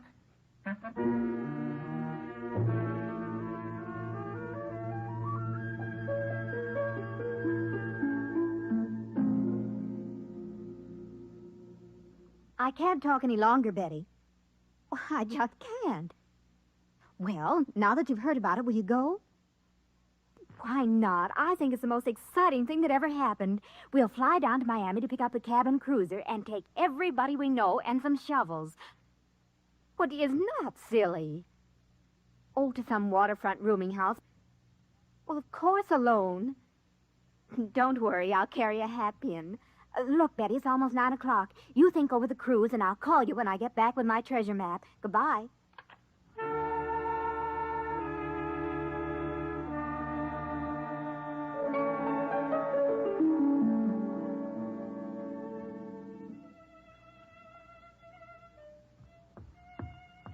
Well, Captain Mendoza, how are you tonight? Move out of my way. Going out to eat, Captain? What I do is my business.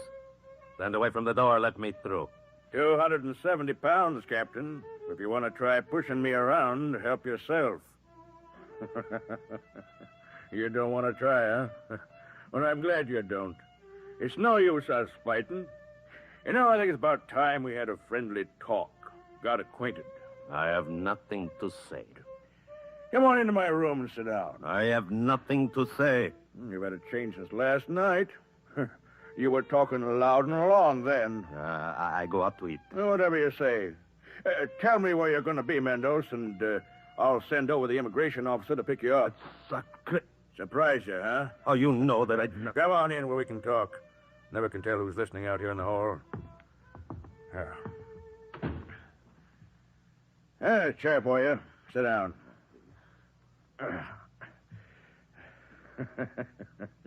You sure had a time last night.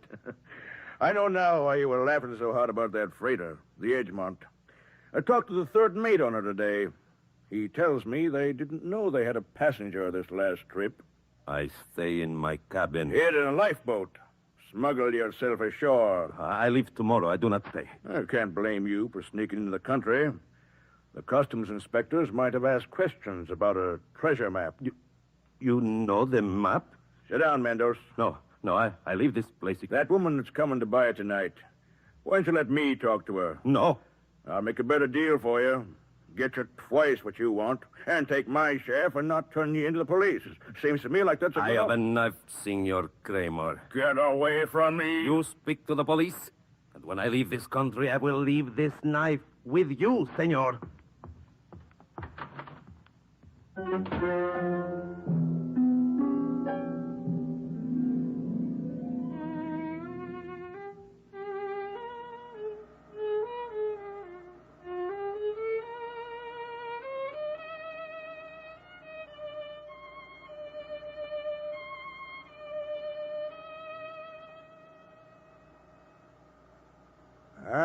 My friend, wunderbar, wunderbar. Like the nights we spend in the park in the old country. The music, the talk, good friends together. It's so good to see you and hear you play, Herman. Yeah, Bram. Yeah. Again, Herman. Play again for your old friend. But the neighbors. I worry about the other people in the hotel. They try to sleep, maybe. 9 o'clock at night? They do not sleep so early. Perhaps they do not like the violin. What if they don't? Next door, the man break up the room, open and close the drawers to his bureau. I hear him banging while you play.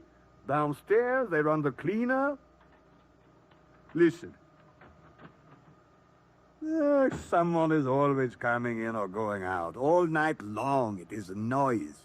We can have music if they have bang and crash and boom all the time. Yeah. If you think it is all right, I will play. Yeah.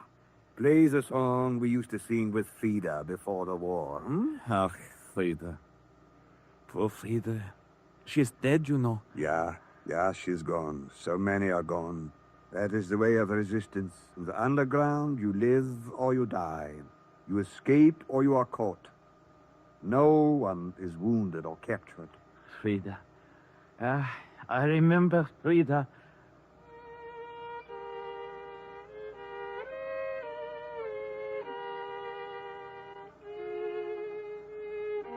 Ich weiß nicht, She used to sing it so beautifully. I remember one night in the... Someone at your door. Yeah? You see, what did I tell you? They do not like the violin. I go tell them. I said... I will leave. Tell them I am leaving. No. Sit down, my friend. It is next door. No one is bothering us. Huh? Forget the neighbors.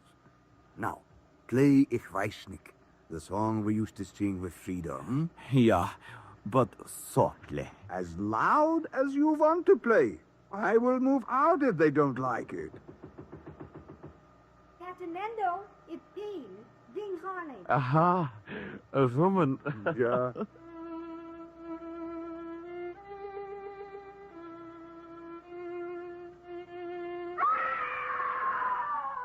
What is it? A woman screamed. There. What happened? What was it? We stay here. We do not witness. You know what it is to see in the old country during the war? The witness dies too. But that was the Nazis, Germany. This is America, the United States. We stay in the room. Later the police come. She said her name. After she knocked, she says her name. Jean Haring. Hermann, play something. Play, so we will not be afraid.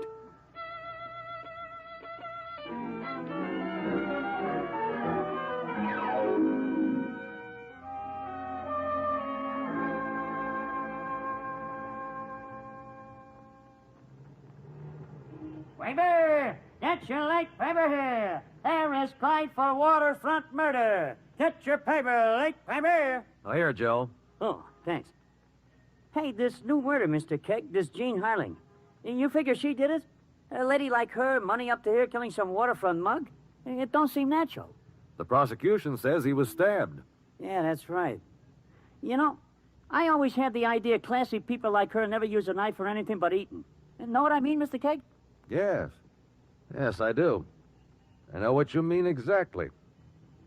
Here, keep the change. Oh, thanks, but... Hey, a buck to give me $1, Mr. Keg. What did I do? What did I say? Hey, Mr. Keg.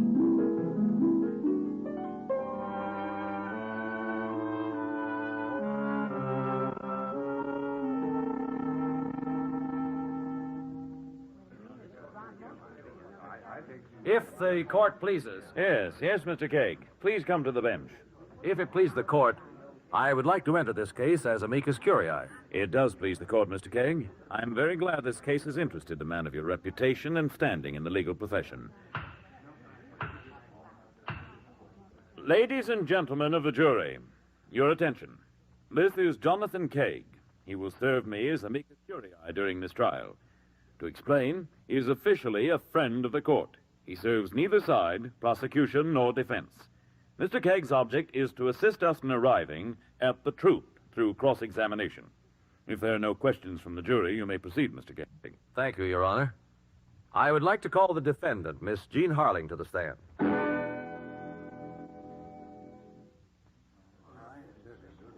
Miss Harling, what was your association with a man known as Captain Juan Mendoz? He wanted to sell me a map, a treasure map. You intended to dig for this treasure? Yeah.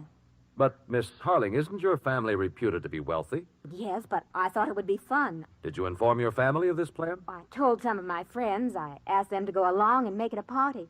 How much did the captain ask for his map? We didn't set a price. I was to go to his room. You went there alone? Yes, I knocked on the door to room 301, then waited. He didn't answer. I tried the door. It opened. The captain was lying across the bed with blood. Mrs. Grogan, who lives down the hall, says she heard a scream, opened her door, and saw you running for the stairway. That's right. Why didn't you call the police? I did. Yes, after the story was in the newspapers. After you had talked with your lawyers. Why the delay, Miss Harling? I was upset. I was never in a place like that before. I never saw a murdered man. I was afraid. Afraid after the murder. Yet you went to such a place unescorted, without a weapon, solely on the strength of a letter from a man you did not know. That's not true. I knew Captain Mendoz. 2 years ago, I had the cruiser in Haiti. My skipper went ashore, didn't come back, so I hired Captain Mendoz for the rest of the trip. How long did he work for you? 2 months. He was insolent. I fired him. You parted in anger, then? I wasn't mad. I just didn't want him around anymore. Look at this knife. Yeah. Have you ever seen it before? No. This is the murder weapon, Miss Harling. Take a good look at it. I am. You knocked, you entered the room. Why did you scream? I think I saw a man. I'm not sure. That's why I never mentioned it before. Go on. A shadow. It might have been the curtain. The window was open. It was like a man climbing out onto the fire escape. Describe the man. I can't. He was just a shadow. Perhaps a shadow created in your mind to divert suspicion. Oh, you can't say that. I didn't kill Captain Mendoza. I didn't. That will be all, Miss Harling. The next witness, please. I want to question Mr. Bert Kramer, owner of the rooming house.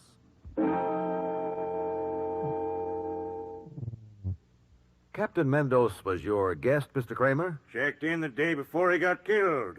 Came home drunk that night. I told him to get out. I run a clean place, and I don't want any shenanigans. You have a criminal record, I believe. That's why I try to keep a clean place.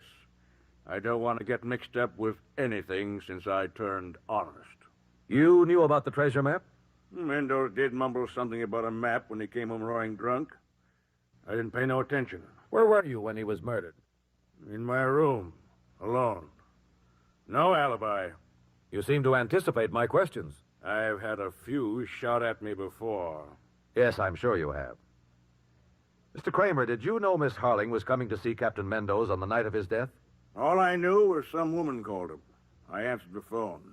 You didn't know her name? She didn't say. I didn't ask. Did you see her enter the building?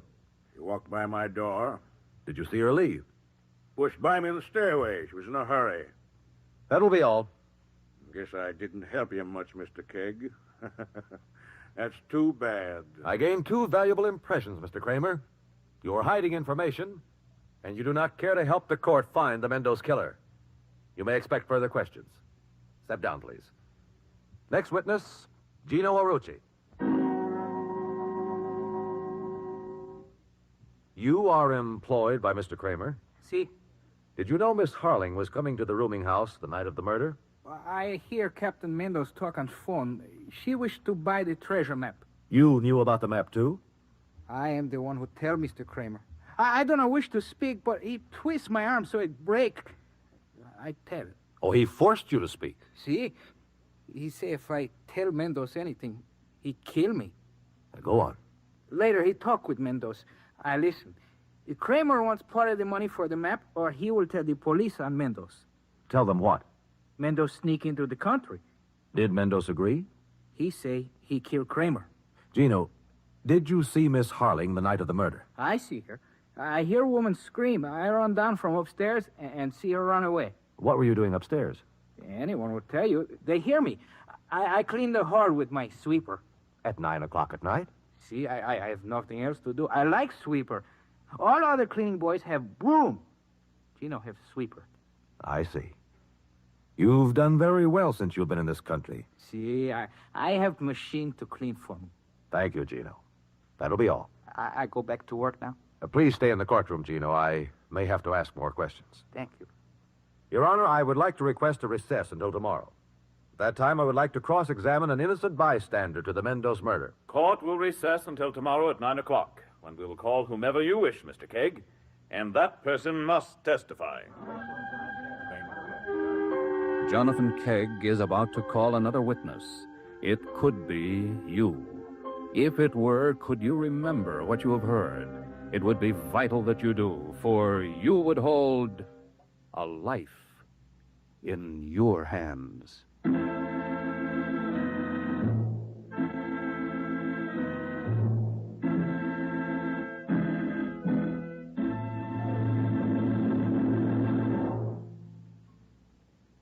Over 27,000 people will be accidentally killed in their homes this year.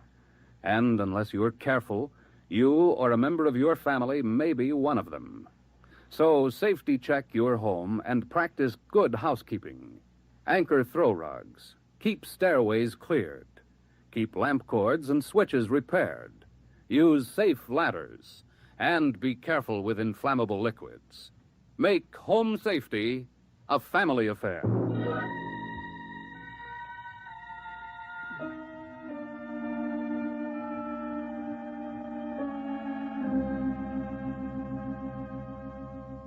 Jonathan Kegg has called as his next witness Franz Gelkin, a roomer on the same floor as Juan Mendoz. Franz Gelken? Yeah, that is me. Your occupation? I'm a watchmaker. Where were you on the night Juan Mendoz met his death? In the next room. You seem nervous, upset, Mr. Gelken. I have told you that I know nothing. Your Honor, ladies and gentlemen of the jury, my witness was a member of the underground in Germany during the war. I have tried to assure Mr. Gelken that he is not on trial and is in no personal danger.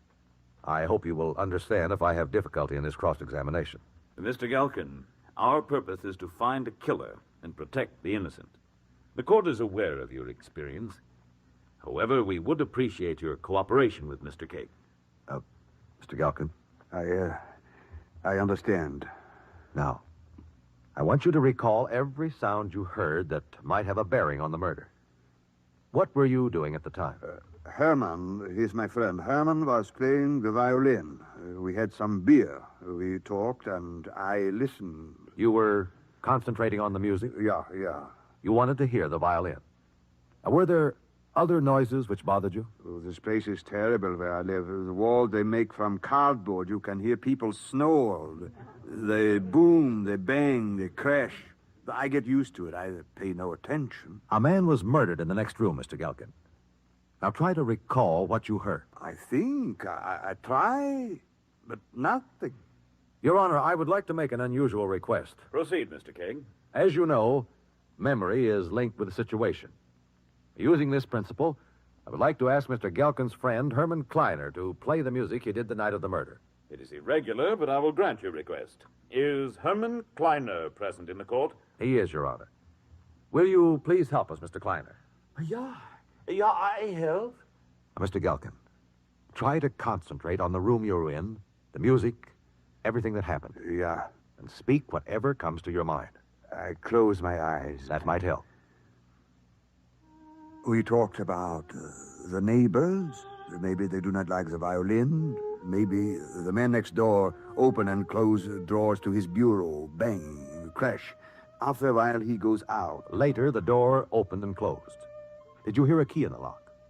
Now think carefully. A key? Yeah, there was a key. Then someone entered the room. Probably Captain Mendoz. Yeah, that is right. The room is quiet. I hear the boy cleaning with the sweeper upstairs. It keeps running. The woman comes to the door. We think it is our door. She knocks. We talk about Frida's song. Then the knock comes again. We know it is next door. She says her name is Jean. It is Jean Harling. The door opens, and we hear the scream. How long after the door opened? A moment, 2 or 3 seconds. What did you and Mr. Kleiner do after you heard the scream? We sat in the room. We were afraid. In Germany, if you see too much, they kill you also. We understand, Mr. Gelken. And now, to sum it up, bureau drawers were opened and closed. Someone entered the room. It was quiet until Miss Harling knocked. She entered and seconds later screamed. Yeah, that is what I hear. There was one other sound. A cleaner. An old-style vacuum sweeper running on the floor above. Yeah, that is so. The boy, he pushes it around all the time. If the court please, I wish to demonstrate the sound of that sweeper. If you feel it has a bearing on the case, proceed, Mr. Cage. The machine would be passing back and forth over a rug. It would sound like this.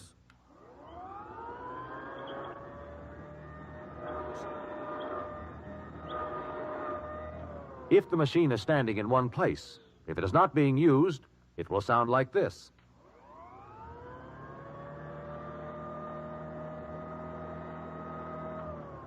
Mr. Gelken, which sound did you hear? This, the sweeper in motion?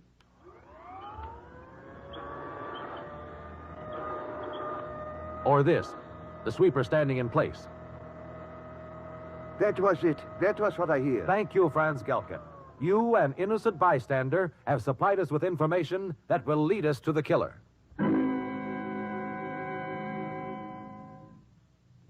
Your Honor, 3 people knew about the treasure map. Jean Harling, Gino Arucci, and Bert Kramer. Only one admits going to the murder room. I didn't kill Captain Mendoz. You must believe me. From the time you opened the door to the moment you screamed, there wasn't time. You are innocent, thanks to the testimony of Franz Gelken. But you, Mr. Kramer, have no such alibi. I was in my room. Can you prove that? No. You know I can't. But I didn't murder the swab. I wouldn't dirty my hands with him. You have a good motive, money. You have a record of crime. You cannot account for your actions during the time of the murder. Sure, but I didn't kill him. We shall see, Mr. Kramer. The only person with an acceptable alibi is Gino Arucci. Mr. Arucci, will you take the stand?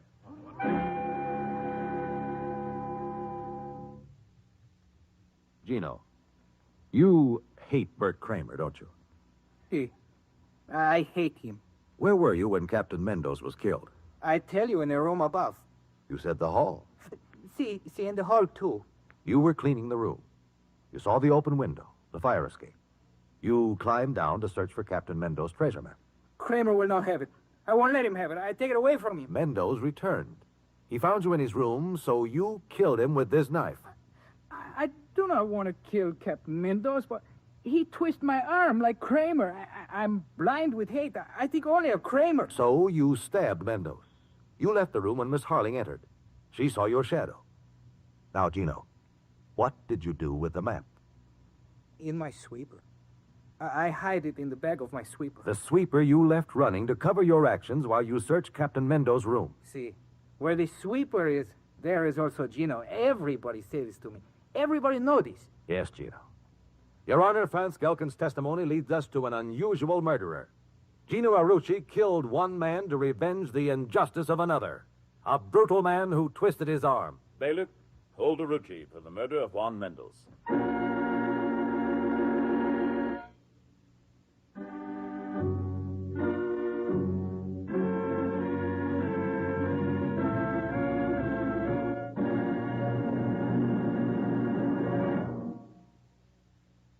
Mr. Kegg, this court owes you a vote of thanks. We greatly appreciate your help in bringing out the truth in this case. That's very kind of you, Your Honor, but the thanks should go to our innocent bystander, Mr. Franz Gelken. You're right, of course, Mr. Kegg. We can only hope that all Americans will heed this lesson in real citizenship from a newcomer to our land. Thank you. And good night. Good night, Mr. Kegg.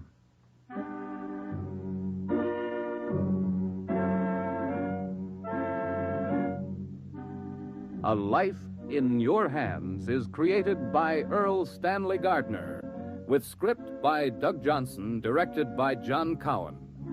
Jonathan Kegg is played by Carlton Cadell, with musical effects by Adele Scott, conducted by Whitey Berquist. This has been a partially transcribed Bell production. And this is George Stone, extending a cordial invitation for each of you to be with us again next week, when the National Broadcasting Company will again place A Life in Your Hands.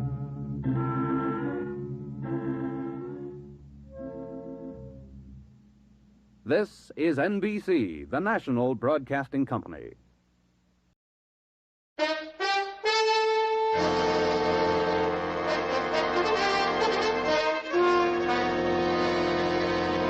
Kreml Hair Tonic and Kreml Shampoo present the new adventures of Sherlock Holmes, starring Nigel Bruce as Dr. Watson and Tom Conway as Sherlock Holmes.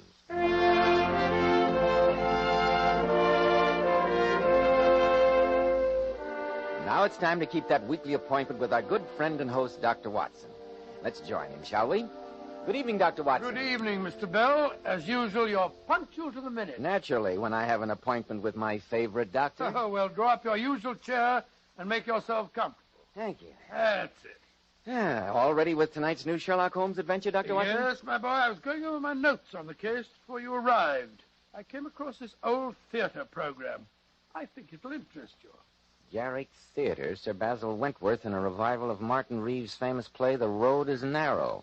A production that you and the great Sherlock Holmes attended, I'm sure. We certainly did, Mr. Bell, though at the time we had no idea that we were about to become involved in the tragic death of Martin Reeves. You've probably heard of him, haven't you, Mr. Bell? It seems to me I had to read him in school, Dr. Watson. He's rather out of fashion now, like so many other good things. But in the 1890s, apart from Lord Tennyson, there wasn't a more famous writer in England, or a more respected one. The story I'm going to tell you tonight, Mr. Bell, concerns the horrible circumstances surrounding his death. Sounds like a mighty intriguing Sherlock Holmes adventure.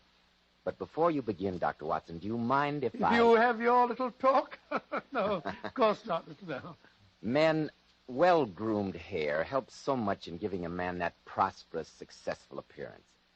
And I'm sure you'll want to know why Kreml hair tonic is preferred among America's top-flight executives. Kreml never plasters the hair down with sticky goo, which makes your hair and scalp feel so dirty. It never gives hair that old-fashioned, greasy, patent leather look. You see, Kreml is a very highly specialized hair tonic. It contains a unique and utterly different combination of hair grooming ingredients that's never been duplicated in any other hair tonic. That's why Kreml keeps unruly hair so neatly in place longer, with such a handsome, healthy-looking luster. What I especially like about Kreml is that after you use it, you can run your hand back over your hair, and your hair never feels sticky or dirty. No greasy film comes off on your hand. Yet Kreml keeps hair in perfect order from morning till night, always looking so healthy and handsome. Kreml, Kreml Hair Tonic. Now, Dr. Watson, what about the singular death of Martin Reeve? Well, Mr. Bell, that adventure began late on a foggy evening many, many years ago. Sherlock Holmes and I had been to the Garrick Theatre to see the revival of Martin Reeve's play, and I remember that we decided to walk home to Baker Street. As we approached the old familiar door of 221B, our footsteps echoed hollowly in the deserted street, and the chimes of a neighboring church reminded us of the fact that it was midnight. A delightful evening, Watson. A good dinner, an excellent bottle of wine, and 3 hours of theatrical magic. Well, personally, I found the play rather depressing. Its theme is a morbid one, but the writing and construction are flawless. Yes, a magnificent play and well worth reviving. By the way, I noticed an item in the Times this morning concerning Martin Reeve. He's dangerously ill. Oh, really? Well, he must be quite an old man. 82, to be precise. Really, is he as old as that? Curious career, Watson. His greatest success was written when he was a young man. In the past 50 years, he has never written anything to compare with tonight's play. No, I don't think it... Holmes, look up at our window. Hello. The gas is brightly lighted, whereas Mrs. Hudson invariably turns it low when we're out. And look at the silhouette on the blind. There's a man pacing up and down the room. A visitor at midnight, Holmes. This looks ominous. Be careful now. It may be some sort of trap. I think not, Watson. If some desperado were lying in wait for me, I doubt whether he'd be stupid enough to turn up the gas to advertise his presence. Just the same, I wonder how he got in. Presumably through the front door. Mrs. Hudson has instructions to let a client wait in our rooms if his business seems urgent. Mr. Sherlock Holmes. At your service, sir. I'm Dr. Manners, Harvey Manners. How do you do, Dr. Manners? This is my colleague, Dr. Watson. How do you do, Doctor? I must apologize for being here at such an hour of night, Mr. Holmes, but my business is urgent. I'm sure it is, Doctor. I left Carlisle this morning, arriving at St. Pancras Station 2 hours ago. I came directly here, persuaded your housekeeper to let me wait for you. Then sit down, my dear doctor, and tell me what urgent business has brought you to London. Thank you. Well, Mr. Holmes, I've been acting in the capacity of personal physician for Martin Reeve, the playwright. Martin Reeve? What an extraordinary coincidence. We've just returned from seeing the revival of his play, The Road is Narrow. We were talking about him as we walked home. I understand the grand old man is dying. He's not in good shape, Mr. Holmes. His heart's in very bad condition. Auricular fibrillation, Dr. Watson. No, then at his age, I imagine you don't hold out much hope. No, but I think with care, he might last a year or two. But the reason I've come to you, Mr. Holmes, is that I'm convinced that although he's a dying man, someone is trying to murder him. To murder him? Good Lord. What reason do you have for saying that, Dr. Manners? Well, Mr. Holmes, I've been in almost daily attendance on Mr. Reeve. Last night, his coachman drove over to get me, saying that his master had suffered another bad attack. When I got to the house, I found that Mr. Reeve had received a severe shock. He was in a state of almost complete hysteria, and he kept insisting that he'd seen an apparition in his room a few hours earlier. What kind of an apparition? A ghost from his past, as he referred to it. I think that someone arranged for that apparition, that they knew of his heart condition, and also knew that a sudden fright could kill him. It's possible, Dr. Manners, and it would be one of the least detectable methods of murder. But who would want to kill a dying man? Who lives at the house with him, Dr. Manners? His daughter, Catherine, his brother, Silas, who's a drunken good-for-nothing, and his secretary, A fellow by the name of Hugh Kingslake. Do you know the condition of Mr. Reeves's will? No, but I do know he had dictated a new one a few days ago. A fact that might easily have provoked a crisis. Dr. Manners, you say that Mr. Reeves spoke of seeing an apparition, a ghost from his past. Was he able to describe its appearance? Well, he was a little incoherent, but he kept babbling something about blonde hair and blue eyes and a young man who'd come back from beyond the grave to haunt him. Don't you think, Dr. Manners, that these might simply be the delusions of an old and a sick man? I didn't overlook that possibility, I assure you, Dr. Watson, even though Mr. Reeves' mental faculties are remarkably acute for his age. But last night, after I'd given him a sedative, I examined his room. I found these, Mr. Holmes. That's when I decided to come to you. Well, let's have a look at them. They look like blonde hair. Yes, they are, Doctor. I found them on the bedclothes, and yet no one in that house has blonde hair. Interesting. Very interesting. The hair is human, and yet the roots have minute particles of glue attached to them. Obviously, they're from a wig. Get out the timetable, Watson, will you? Yeah, we're going to Carlisle? On the earliest possible train. Though the grand old man of the English theater is dying, we must do everything in our power to see that his death is not an unnatural one.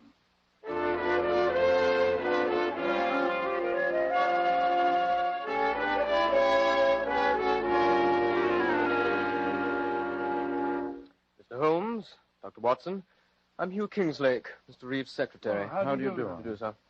Your accommodations at the hotel are satisfactory, I trust, gentlemen? Entirely, Yes, thank you, we're very Mr. Kingslake. comfortable, thank you. Good. Frankly, I'm most relieved that you're here. Mr. Reeves received a severe shock the night before last. I quite agree with Dr. Manners that someone deliberately induced that shock, knowing the serious condition of Mr. Reeves' heart. Have you any idea who that someone might be? Well, it's a little difficult for me to talk, Mr. Holmes. After all, I'm only an employee here, but I can't help feeling that... Oh, good morning, Mr. Reeves. Kingslake, who are these men? This is Mr. Sherlock Holmes and Dr. Watson and Mr. Silas Reeve. How do you do, Mr. Reeve? And what, may I ask, is the professional meddler Sherlock Holmes doing in my brother's house? I'm here at the request of Dr. Manners. Manners has no right to bring you here, sir. A lot of rubbish. All this talk about apparitions. Nonsense. Martin's in his second childhood. He's become a gibbering old fool. Personally, I wish he'd die and have done with it. Well, upon my soul... Never mind your soul, my good doctor. Why don't you mind your own business and get out of the house? We don't want detectives here. Mr. Reeve, I've traveled some 200 miles to see your brother, and I have no intention of leaving this house without talking to him. Then talk and the devil with you. And if my dear, distinguished brother tells you that I've been sponging on him for years, it's perfectly true. Uncle Silas. Enter the beautiful Catherine to try and persuade her drunken old uncle to return to his room. No, Uncle Silas. I came to get Mr. Holmes and Dr. Watson. Dr. Manners said that Daddy can see them now. Shall I take them up, Miss Reeve? No, Mr. Kingslake. I will. And don't be deceived by the Mr. Kingslake and the Miss Reeves gentlemen. My dear niece and this young man here have a dark secret. A secret that is perfectly apparent to every member of this household. Uncle Silas. They're in love. Delightful, isn't it? Uncle, you're intolerable. Will you lead the way, Miss Reeve? Oh, yes, Mr. Holmes. Don't forget to ask him about the play that made him so famous. You might learn some interesting facts. I must apologize for Uncle Silas, gentlemen. I'm afraid he's like this all the time these days. I quite understand, Miss It Reeve. must be very distressing for you, my dear. Oh, I'm used to it, Doctor. Here's Daddy's room. I won't come in with you. Too many people upset him. Come in. Please go in, gentlemen. I'll see you later. Ah, there you are. Who is it, Manners? It's Mr. Sherlock Holmes and Dr. Watson, Mr. Reeve. Ah, good. Good. You can leave us, Manners. Yes, Mr. Reeve. I'll see you both later. Very well, Doctor. Come. Sit on my bed. That's it. How are you feeling, sir? Old. Old and ill. But I'm glad you're both here. Manners displayed unusual enterprise in persuading you to visit me. There's been a lot of nonsense printed about my impending death. Anyone would think a great man is dying. The author of The Road is Narrow is a great man, Mr. Reeve. He was a great man, Mr. Holmes. What do you mean, sir? The author of that play died 45 years ago. What? And yet, his ghost appeared in this room 2 nights ago. Mr. Reeve, are you saying that you didn't write The Road is Narrow? Yes, my boy, I am. And it's a secret that's been gnawing at me for years. Now that I'm on my deathbed, I'd like to clear my conscience. Then who did write the play, sir? A young friend of mine, by the name of Colin McGrath. I started life as a lawyer's clerk in Keswick, a few miles from here. Colin lived in the same village, and we became great friends. One day, he gave me the manuscript of his play to look at, and I realized it was a work of a genius. Suddenly, he died. No one knew about the manuscript. You claimed it as your own, sir? Yes. To my eternal shame, I did. Now, I want to make amends. Mr. Holmes, I want you to find out if any heirs of Colin McGrath still survive. If they do, I'll give them half of my estate. Mr. Reeve, does anyone else know of this, fraud? Yes. Knowing that I hadn't long for this world, I confided the secret to 3 members of my household. And you're convinced that the apparition you saw the other night was that of the dead Colin McGrath? There was no mistaking him. The blue eyes, the long golden hair. It was Colin, or his ghost come to haunt me on my deathbed. This decision on your part to leave half of your estate to any heirs of the man you wronged, was that decision made before you had this strange visitation the other night? Yes. Yes, it was. Did you mention it to any member of your family, sir? No. I did say something to Dr. Manners, and I didn't mention Colin McGrath's name. It's obvious that someone wished to frighten you, knew your secret, and disguised himself to resemble Colin McGrath. Yeah, it was Colin. Never forget his blue eyes. He was standing over there in the chest of drawers. He looked at me so reproachfully. So... He's asleep. Yes, Watson. And while he lies there, some member of this household continues to plot his death. We must work fast. Well, what are we going to do? Split forces. I shall remain here for a while and see what may be found out. I'll meet you at our hotel later and we'll compare notes. And what shall I do? Go to the village of Keswick. Colin McGrath lived and died there. See what you can find out about him, Watson.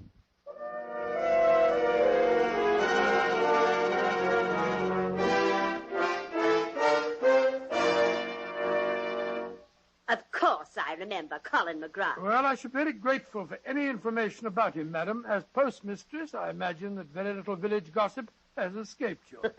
Of course it hasn't. I remember the McGrath boy well. He was no good. Didn't he marry poor old Mrs. Northrop's granddaughter Susan and then go and desert her just to kill himself?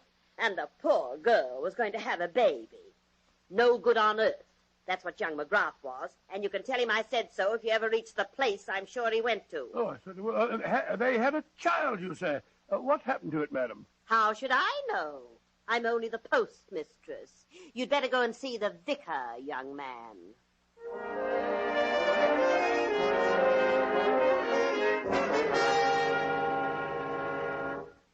It's a tragic story you've told me, Dr. Watson. But you remember Colin McGrath, sir? Oh, very well. And I always suspected something akin to genius in the boy. That he burned with too hard and gem-like a flame. As Walter Pater has said, he burned himself out, destroyed his life, and poor Susan Northrop's with it. She died of a broken heart less than a year after his death. And their child? There was no money, no one to look after the boy. He was sent to an orphanage in Liverpool. Then that child, if he's still alive, stands to inherit half of Martin Reeve's fortune. If only we can find him.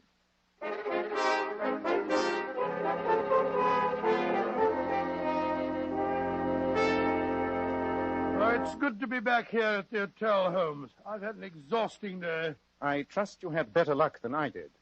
What did you find out? That Colin McGrath had a child, that his wife died shortly after the child's birth, and that the boy was sent to an orphanage in Liverpool. In Liverpool? Go on, Watson. Well, the vicar gave me this photograph where we are, of Mrs. McGrath. It was taken on their wedding day. Let me see it. But this is amazing, Watson. One of our problems is solved. Well, I'm blessed if I see how. Let me explain it to you. After you left, I had quite a long talk with the secretary, Hugh Kingslake. It transpired that he knew nothing of his parents. He had been raised in an orphanage, and the only memento he has is a picture of his mother. A picture that he carries in his watch. And that picture is a duplicate of this one. Great Scott. And the fellow calling himself Hugh Kingsley is really the Colin McGrath heir. Precisely. A fantastic situation indeed. Come on, old chap. Grab your hat and coat. We must drive over to Mr. Reeves and break the good news that the missing heir is a member of his own household. But we're still no nearer finding out who's been trying to frighten old Mr. Reeves. Surely that's obvious now, Watson. Come in. Dr. Manners, what's wrong? Please come at once, both of you. It's Mr. Reeve. Hart? Yes, Dr. Watson. This evening, he had another visit from that apparition. I'm only afraid this time the devilish plan may work and that Martin Reeve won't live through the night.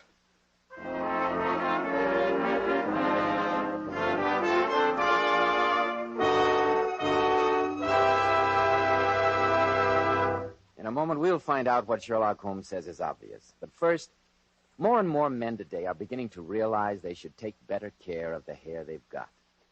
And when you buy a hair tonic, why not get your money's worth? Why not enjoy the extra advantages of Kreml hair tonic? Kreml contains a special combination of hair grooming ingredients which is found in no other hair tonic. This highly specialized hair tonic keeps dry, stubborn hair neatly in place all day long, and always gives it such a natural, well-groomed appearance, never sticky or greasy. But men, Kreml does lots more than keep hair looking handsome. A quick massage with Kreml stimulates circulation right in the surface of the scalp, leaving your scalp feeling so alive, so invigorated. At the same time, Kreml removes loose dandruff. It's excellent to lubricate a dry scalp. And if your hair is so dry that it breaks and falls when you comb it, remember Kreml actually helps condition the hair, in that it makes it feel softer, more pliable. So men, just as soon as possible, buy a bottle of Kreml at any drug counter. Let Kreml always keep your scalp feeling clean and refreshed, your hair always looking its very best. Kreml, Kreml Hair Tonic.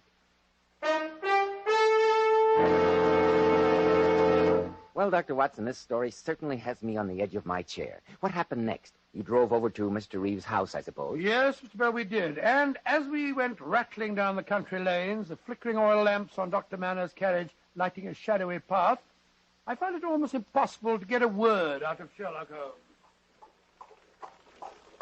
Holmes, sometimes you're the most irritating man on earth. And what prompts that little tirade, Watson? You haven't opened your mouth since we left our hotel. Purposeless conversation is a waste of time. Not much further, is it, Dr. Manners? No, Mr. Holmes. We're nearly there. Well, I don't consider conversation purposes when it clarifies the problem, Holmes. You said it was obvious who had been frightening Mr. Reeve. I suppose I'm stupid, but I find it far from obvious. And yet the facts are clearly in front of your eyes. Eyes. That's it, Watson. Think about eyes. The blue eyes of the supposed ghost, eh? But the Reeves family have all got brown eyes. Apparently, it's a marked family characteristic. Quite, Watson. That fact should lead you to the obvious conclusion. Oh, you're always talking in riddles, Holmes. Here we are, Mr. Holmes. And Hugh Kingslake is standing at the front door. How is he, Mr. Kingslake? Better, Mr. Holmes. Seems to have rallied a bit.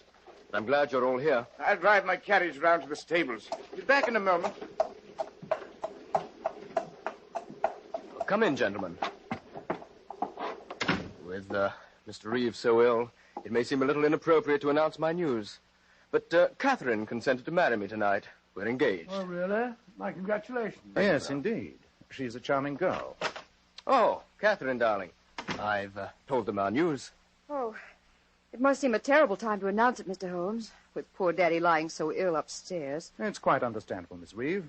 And before we go up and see your father, I'd like you both to know that we have something in the nature of a wedding present for you. A wedding present? Yes. You're both familiar with the story of Colin McGrath, I understand. You mean that he was the true author of The Road is Narrow? Oh, yes, Mr. Holmes. Daddy told us all about it. And did you also know that Mr. Reeve is planning to leave half his estate to the heir of Mr. McGrath? I knew that, Dr. Watson. In my capacity as secretary, I had occasion to draw up a rough draft of the new will a few days ago. Then I'm sure, Mr. Kingslake, that you'll be very interested to know that today Dr. Watson and I discovered that you are the son of Colin McGrath. That I am? You is the heir? Well, that doesn't seem possible. The fact is proven beyond a doubt, Miss Reeve. Then if Mr. Reeve makes the new will, I stand to inherit half the fortune. Yes, my boy, you do. That's what Mr. Holmes meant when he was talking about wedding presents. Come here, somebody! That's Uncle Silas. He's upstairs with Daddy. What's wrong, Mr. Reeve? Fire! I knocked over a lamp in Martin's room. And Daddy's up there. The room's ablaze. What? Come on, Watson. Well, the whole top landing's burning, Holmes. Can't go through this way. We just can't stand here. Mr. Reeve will roast alive. I'm going after him. Come back, Kingslake. Come back! Great Scott, he went right through the flames, Holmes. Send one of the servants for the fire brigade. And tell the rest to bring buckets of water. And to bring them fast.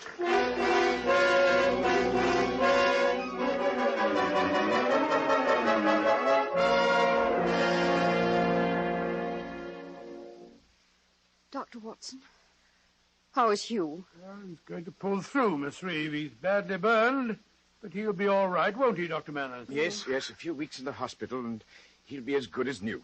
And Father? Well, I am afraid he's dead, Catherine. Dead?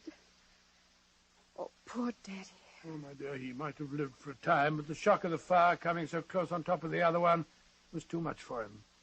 He died just as I took him from your fiancé's arms. So that by knocking over a lamp, I was responsible for my brother's death? Yes, Mr. Reeve. The credit is yours. In fact, I wouldn't be at all surprised if the local police might consider booking you on a charge of arson. Rubbish! It was an accident, and you can't prove otherwise. Possibly not. But there's one matter I can settle here and now. 2 nights ago, someone in this house tried to murder Martin Reeve by posing as Colin McGrath. The same despicable action was repeated tonight. Well, one person that we can eliminate is Hugh Kingslake. He nearly gave his life just now, trying to save his employer. Then who was responsible, Mr. Holmes? A feature of the impersonation that especially struck your father, Miss Reeve, was the color of the eyes. He described them as a brilliant blue. Then that rules out Catherine and me. We both have brown eyes. Precisely, Mr. Reeve. I have devoted some considerable study to the art of disguise. There are wigs and methods of altering height and weight. But the color of the eyes cannot be altered. Watson, 10 minutes ago you had the opportunity of examining Mr. Kingslake's eyes without the tinted glasses he's in the habit of wearing. Well, they did fall off when he stumbled back down the back stairs, but I can't say that I noticed the color of his eyes. They were blue, Watson.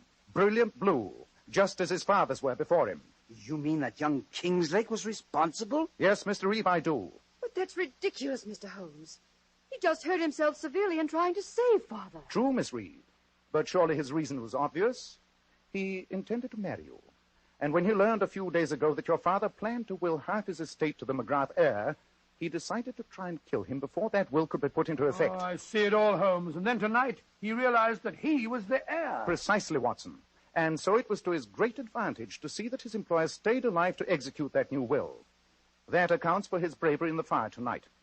I can't believe it of him, Mr. Holmes. I can. I've always disliked you, and I'll have great pleasure in prosecuting him. It'd be hard to prove, Silas. After all, your brother did die a natural death. Yes, Dr. Manners. I fear that legally there's very little we can do to Mr. Kingslake.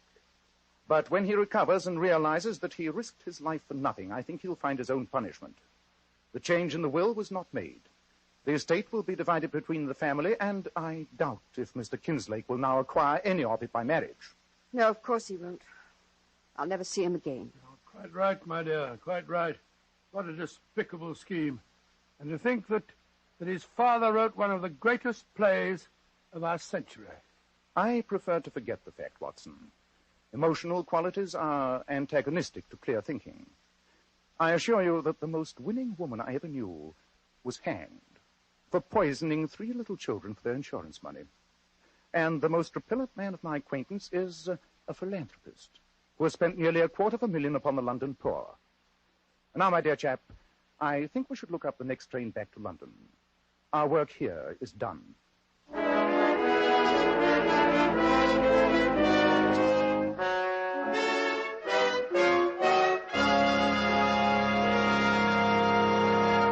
moment, we'll hear about next week's story. But first, girls, here's a sensational beauty tip from some of the world's most divinely beautiful girls.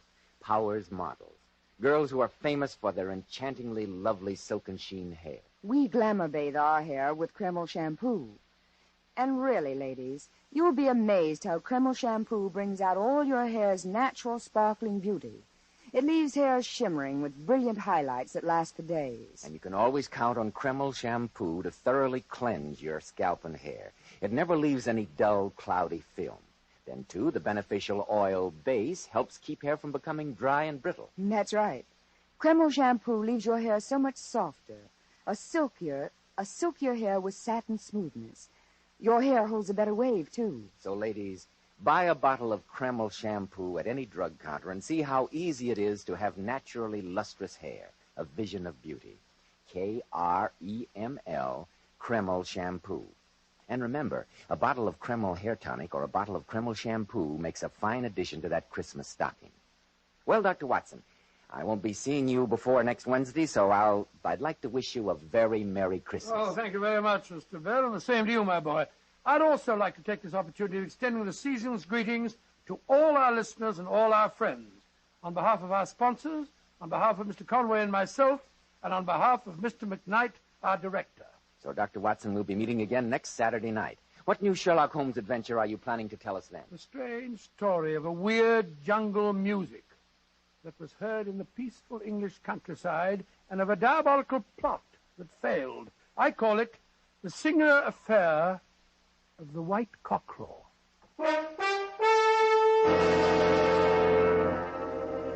Tonight's new Sherlock Holmes adventure was suggested by an incident in Sir Arthur Conan Doyle's story, The Sign of Four. Nigel Bruce appeared by permission of California Pictures, Tom Conway through the courtesy of Eagle Lion. Help win the war against tuberculosis. Buy colorful Christmas seals and use them to dress up all your cards and packages. Buy the Christmas seals that help save lives today. This is Joseph Bell speaking for Kreml Hair Tonic and Kreml Shampoo, and inviting you to be with us next week at this same time when Dr. Watson will tell us about the singular affair of the White Cockerel.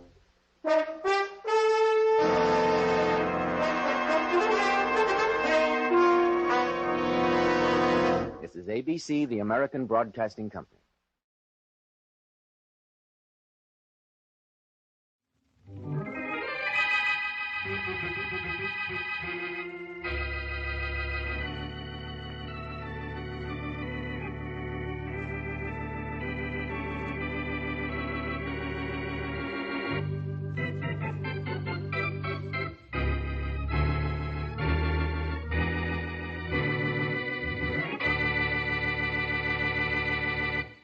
I've got a gal who's a beautiful gal, but she ain't got a brain in her head.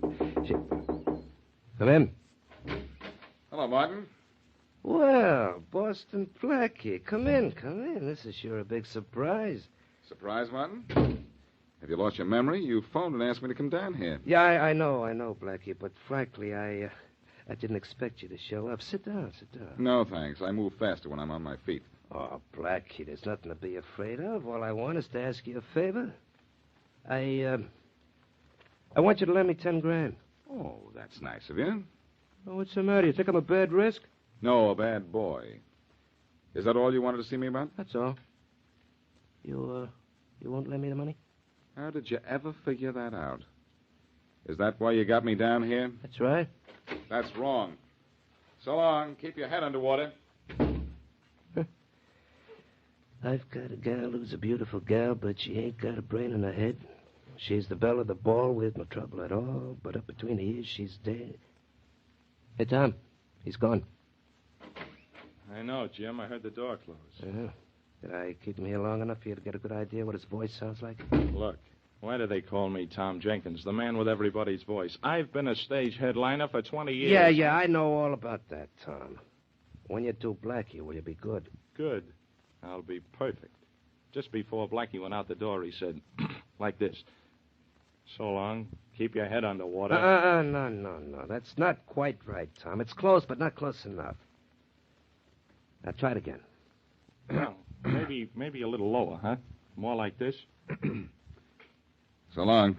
Keep your head underwater. Perfect. That was perfect, Tom. Sure it was. I told you it would be. Now what happens? Now what happens? Now we go to work.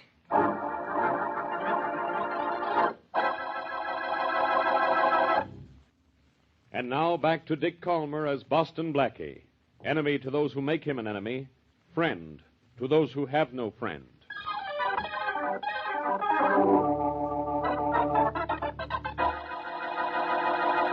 I've got a gal who's a beautiful gal, but she... Well, did you find Mike's new phone number, Tom? Yeah. Here it is, Jim. You want me to call him now? Right now. Are you sure you remember how to do Boston Blackie's voice? Just listen to this. You want me to call Mike now, Jim? Oh, that was perfect. All right, go ahead, call him now. This is going to be something. Here goes. I've got a gal who's a beautiful gal. She's a real perfect model, you'll note. She looks good in mate, but when she starts to think, her mental control is remote. Oh, Shh, quiet, it's ringing. Oh, great. Make this good, will you, Tom? Good? It'll be perfect. Hello? Hello. Let me speak to Mike Burns. Speaking. Mike, this is Boston Blackie. Oh, Boston Blackie, huh? Well, what is it? I got news for you, Mike. Jim Martin is out to kill you. So? What's it to you? A lot. I know you don't like Jim. Well, I don't like him either. What's that make us? Fraternity brothers? No, not quite. You see, I'd like to get Jim myself, but I think you have a priority. Now, if you'd like to surprise Jim, you'll find him hiding in that abandoned gas station on Route 20 at 9 tonight. Are you leveling, Blackie? Go on out to the gas station and see for yourself. Thanks. Maybe I will. Bye. Goodbye. Well, Tom? He thought I was Blackie, all right. No doubt about that. All right. I get on that phone and make the second call, just the way I told you. You know his private phone number? Sure. You gave it to me this morning. Oh, yeah, that's right. I've got a gal who's a beautiful gal. One look and you know she's perfection. She walks like a queen in the movies I've seen, but she thinks in just every direction. She's not the kind of... Well, is it ringing yet? Yeah, just started. Make this good for sure. This is the most important part. Good? It'll be perfect. Faraday speaking. Hello, Faraday, old pal. This is Blackie. I know it. And this is police headquarters. Goodbye. Never mind a goodbye just yet. Be a good boy right now, and you'll be a happy kid later. I'll be a happy kid when they pass a law to keep you from bothering me. Look, when I stop bothering you, you'll have to start thinking, and you're so out of practice, Faraday. Listen, you want to get hold of Mike Burns, don't you? Do I? I'll say I do. Well, I know where you can find him. Yeah? Well, I know where I can find Lana Turner, but I can't get near her either. Look, Faraday, I know you can't get to Mike in his hideout without losing 10 cops doing it. But I happen to know he's going to be at that abandoned gas station on Route 20 at 9 o'clock tonight. It's your one chance to get him. I still think this is a joke. But enough people have died because of Mike Burns. And 2 of those people were policemen. So maybe I'll take a chance. Do that, pal. That gas station at 9 tonight. You can set a trap for him. So long, Faraday. Well, good? Good, it was perfect. He thought I was Blackie, and he's going to have cops out there when Mike arrives. Great. You begin to see what's going on now, don't you, Tom? Yeah. This fellow Mike Burns has threatened to kill you, hasn't he? Uh-huh. So, to save my own skin, I have to pickle his. All right. You go back to the theater, Tom. Thanks to you, I don't have to kill Mike myself. The cops are going to do it for me.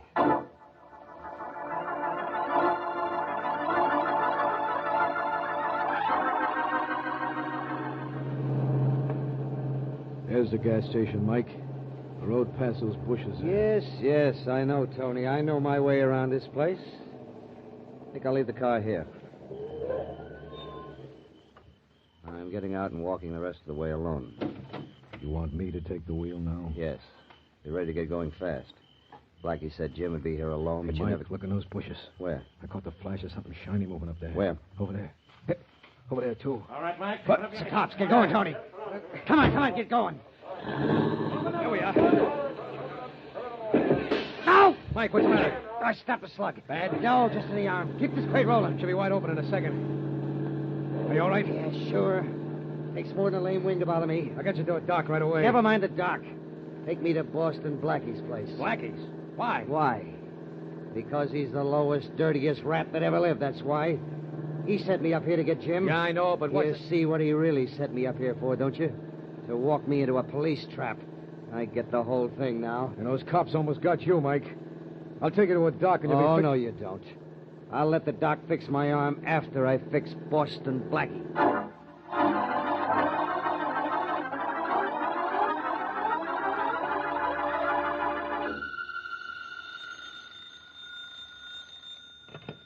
Hello. Hello, Blackie. This is Mary. Are you standing me up? Oh, no, Mary, I'm just a little late.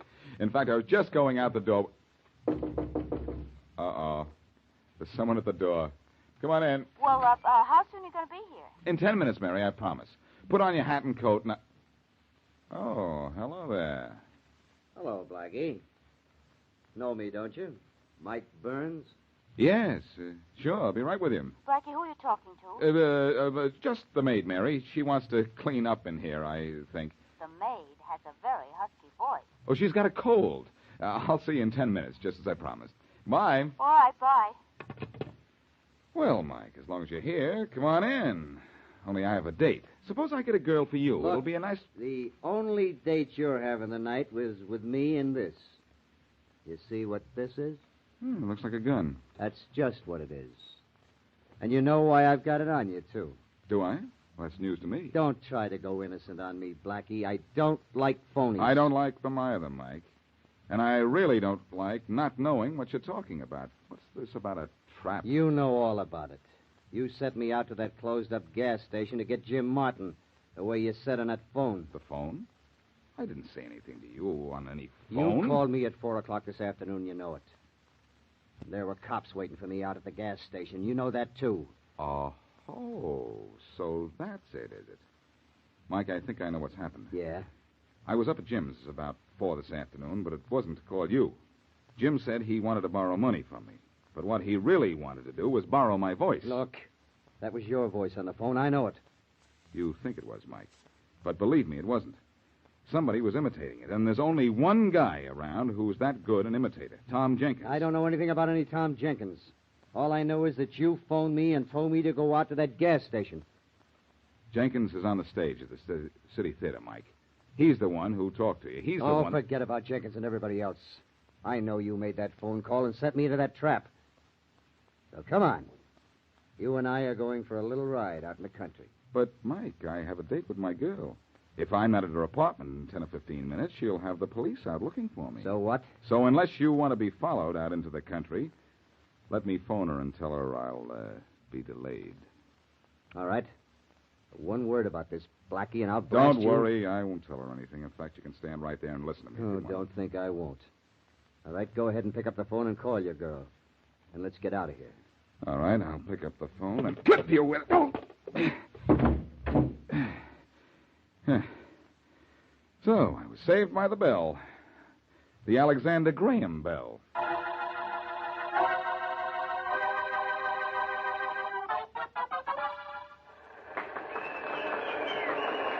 Oh, this Tom Jenkins is a marvelous imitator, isn't he, Blackie? The best, Mary.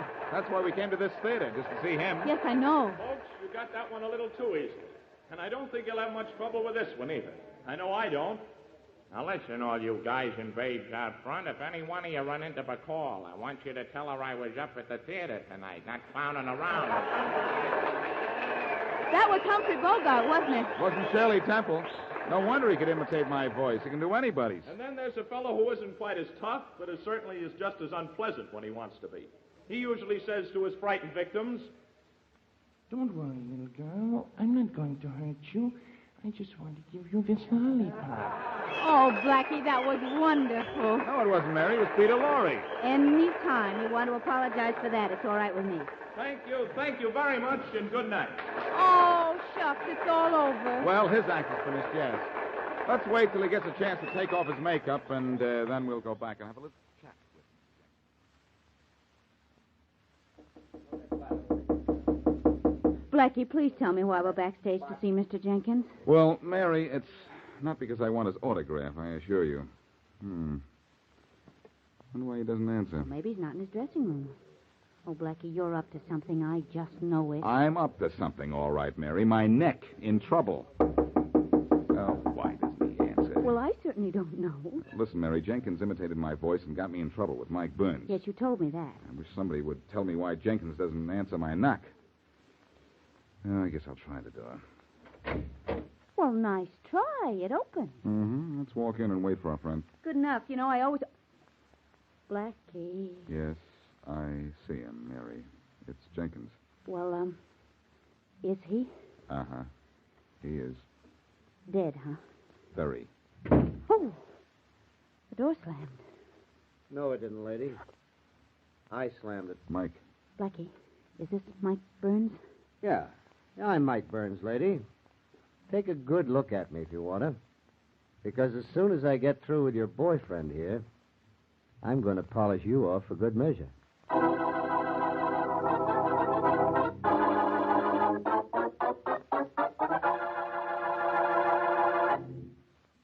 And now, back to Boston Blackie.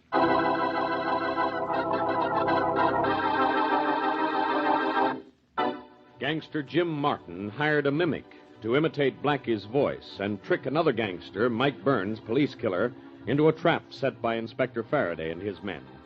But Mike escaped from the trap, and believing Blackie double-crossed him, he goes to Blackie's to kill him. Blackie, however, escapes and goes to see the well-known mimic, only to find him dead. Then Blackie and his friend Mary Wesley are both trapped by Mike. As we return to our story, Blackie tries to reason with the killer.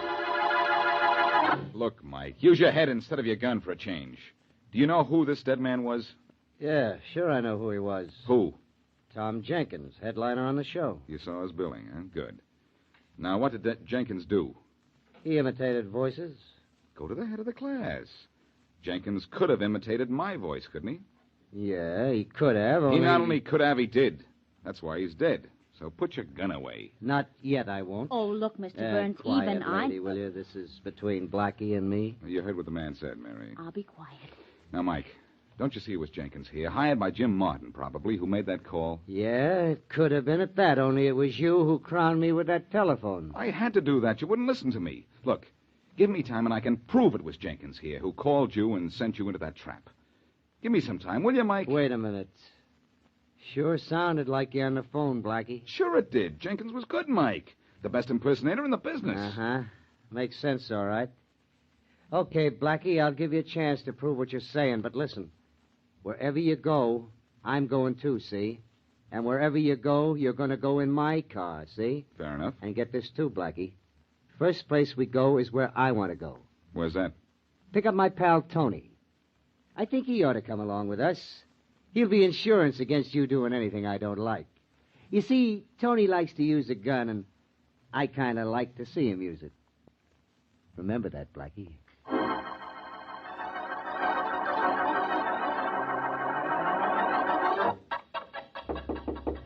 Come in. Here's that report on the murder of Tom Jenkins, Inspector Faraday. Well, it's about time, Stewart. Any dope on the gun? Yeah, it was a 32. Uh-huh. Anything else? Two very interesting things, Inspector. The doorman at the theater described the guy who came to see Jenkins just before his body was found. Yeah? Yeah. There's only one guy that the description fits. Guess who? I don't want to play any games. Who was it? Boston Blackie. Blackie.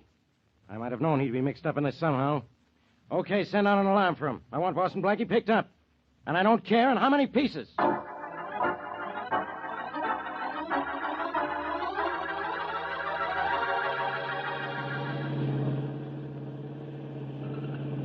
Look, Mike, you'll guarantee Mary will be safe if I leave her here in your car while I go in to see Jim Martin. I'll be all right, Blackie. Don't worry. You'll be safe, Blackie, as long as you play it safe and don't pull anything fancy while you're in with Jim.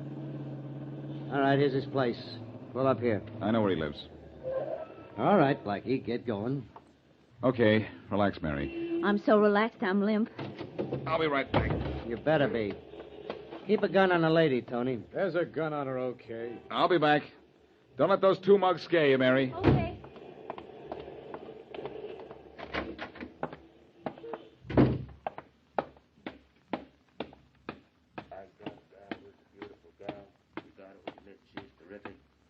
Perfectly swell, but I'm here to tell. Come in. Hello, Jim. Ah, hello, Blackie. decided to lend me that 10 grand? Not this time. I'm here because I got a tip that Mike Burns is looking for you. I don't think I have to worry about Mike. No? Well, go to the window there and tell me whose car that is parked just up the street. Ah. Which car, Mikey? That red sedan up there. Do you recognize it? Yeah, that's Mike's. That's right. And in a minute, Mike will be coming in here to see you. What for? You know what for. To get even with you for a lot of things. If I know Mike, he'll come in the back way and through this door back here. You better get your gun out and be ready for him. You're a nice guy for tipping me, Blackie, but I don't own a gun. How about lending me yours? I'm not that nice a guy. Well, maybe I can find one in a drawer over here. You'd better hope you can. Yeah? I got a gal who's a beautiful gal. She's perfect, I gotta admit. There's gold in her hair, but just under there isn't one half of a wet. Ah. This looks like a gun, doesn't it? Yes, it looks like the one I want, too. Look, it's something like mine. Put your gun away, Blackie, fast. I think not, Jim. I need it to help me get what I want. Your gun. In fact, that's the reason I'm here. What? Mike's not on his way up here? No, he's waiting outside for me. I'm going to prove something to him. Whatever it is, I don't want any. Drop that gun, Jim. Drop it. Sure, I'll drop it, Blackie, as soon as... Oh. Knocked it right out of your hand, didn't I? Don't ever try to outshoot me, pal. Just leave the gun where it fell, Jim. You didn't own one, huh? Well, you don't now, because I'm taking it. Now, look, what do you want my gun for? I think it's the gun you used to kill Tom Jenkins. So he could never admit he imitated my voice. Oh, you figured out the Jenkins angle, huh? Try and prove it. Oh, I'm not going to try to prove it, Jim. I'm going to leave that up to the police. But I think I'd better make sure that the cops will know where to find you when they want you. Come here. What for? I've got a present for you. Here. Oh. Sleep well, Jim. Because I'm going to put some rope around your hand so that later on the cops can put a rope around your neck.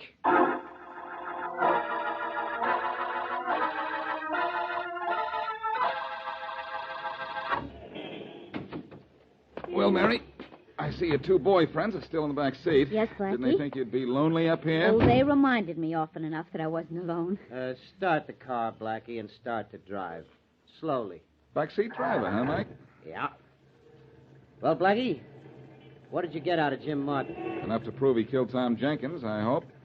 And if I can prove Jim killed Jenkins, won't you be convinced Jenkins was imitating my voice on that phone call? Maybe. Well, where do we go from here? You tell me, Blackie. Well, I got Jim Martin's gun. I'm pretty sure it's the gun that killed Tom Jenkins. You got Jim's gun, huh? You hear that, Tony? Blackie took Jim's gun away from him. Yeah, I heard him, Mike. Ain't that too bad? You know, Blackie, your time's running out. You ain't convinced me yet. I will. I have an idea. Hey, what's wrong with his car? I don't know. Mike, we're running out of gas. We've been driving around a couple of hours. What? Wasn't the tank full? I ain't sure. Uh-oh. We're stalled. Sorry, Mike, and right in the middle of a boulevard, too. Cop!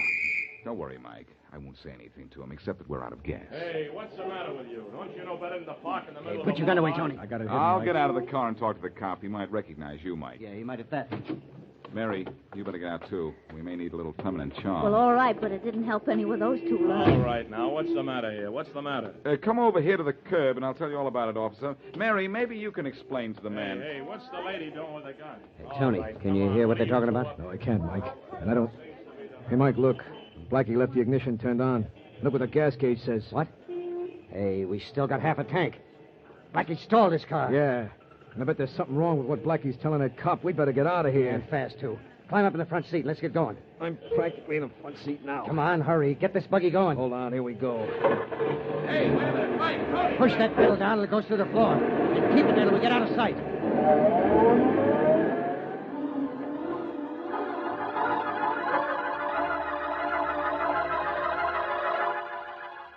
Attention all cars, attention all cars. Be on the lookout for a maroon sedan. License plates 7Y602. License number 7Y602. A maroon sedan. Driver is Tony Leeds, and other man in car is Mike Burns, wanted for murder. Approach vehicle with caution. Use extreme care. Burns killer. Attention all cars. Attention all cars.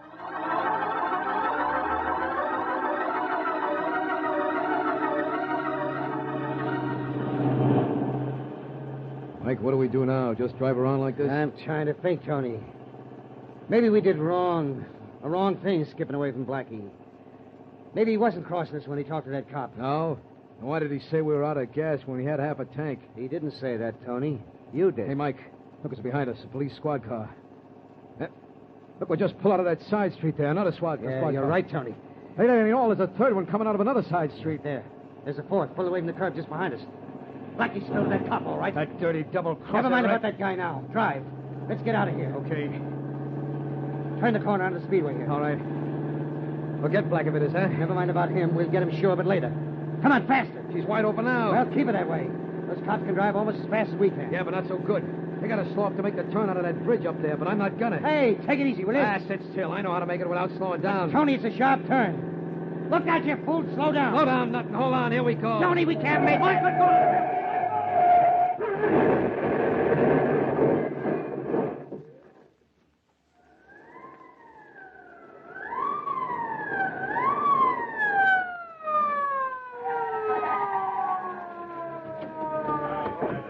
Keep your guns ready, men. They may not be dead. I don't know why they aren't dead, Inspector Faraday. They hit that wall head on. Yeah, I know, Stuart. But we don't want to take any chances. We don't need to worry about chances, Inspector. Tony and Mike took one themselves, and look at them. They're both dead. Too bad. Too bad? Yeah. The end for these guys should have come up the river, not on a bridge crossing it. Yeah, I know it. Hey, look who's here. Hello, Faraday. Beat it, Blackie. I can look at just one bad accident at a time. Oh, now, Faraday, don't tell me that you saw because I solved the Tom Jenkins murder for you, too. You didn't solve anything, Blackie. If Mike Burns killed Jenkins, he also killed himself trying to get away from me. Faraday, you mean you haven't received the gun I sent you? Sure, I got it. I sent it to the lab the minute it was given to me by the cop you gave it to. It's the gun that killed Jenkins, all right. But where did you get it?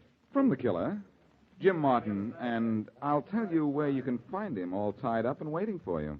Yeah? Yes. But I've got to leave now because Mary Wesley is at home, all dressed up and waiting for me.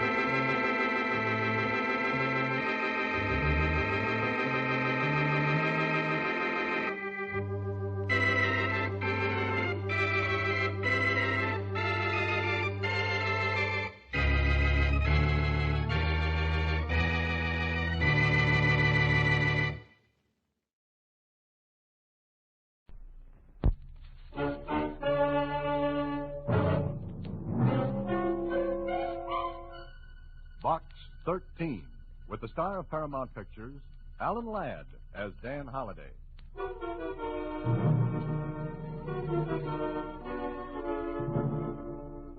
Box 13, Kev Star Times. I'm a betting agent in my state where betting agents are legal. I'm one of the many who are being taken for plenty. I think there's something haywire, but none of us have been able to figure it out. Now, since you'd be a stranger here, we figure you'd have a better than even chance of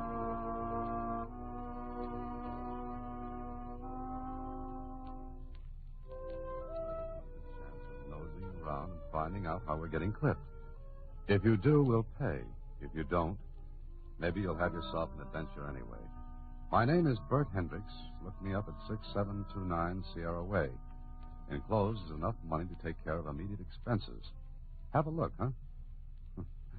Yeah, I had a look all right. Right into the muzzle of a nasty 25 automatic.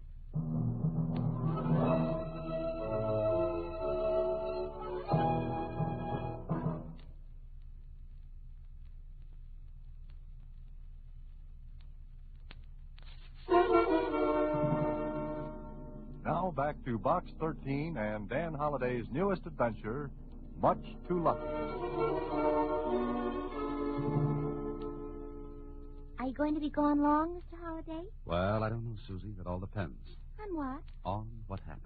Oh, what could happen? Where I'm concerned, anything. Oh, yeah. Sometimes I get worried about you, Mr. Holliday. Sometimes? Most times. It's just like a nomination. Oh? What am I running for? Huh? Nothing. I just had a premonition. What's that? What you didn't have. I don't get it. Well, you work on it until I get back, Susie. I'm off to the races. The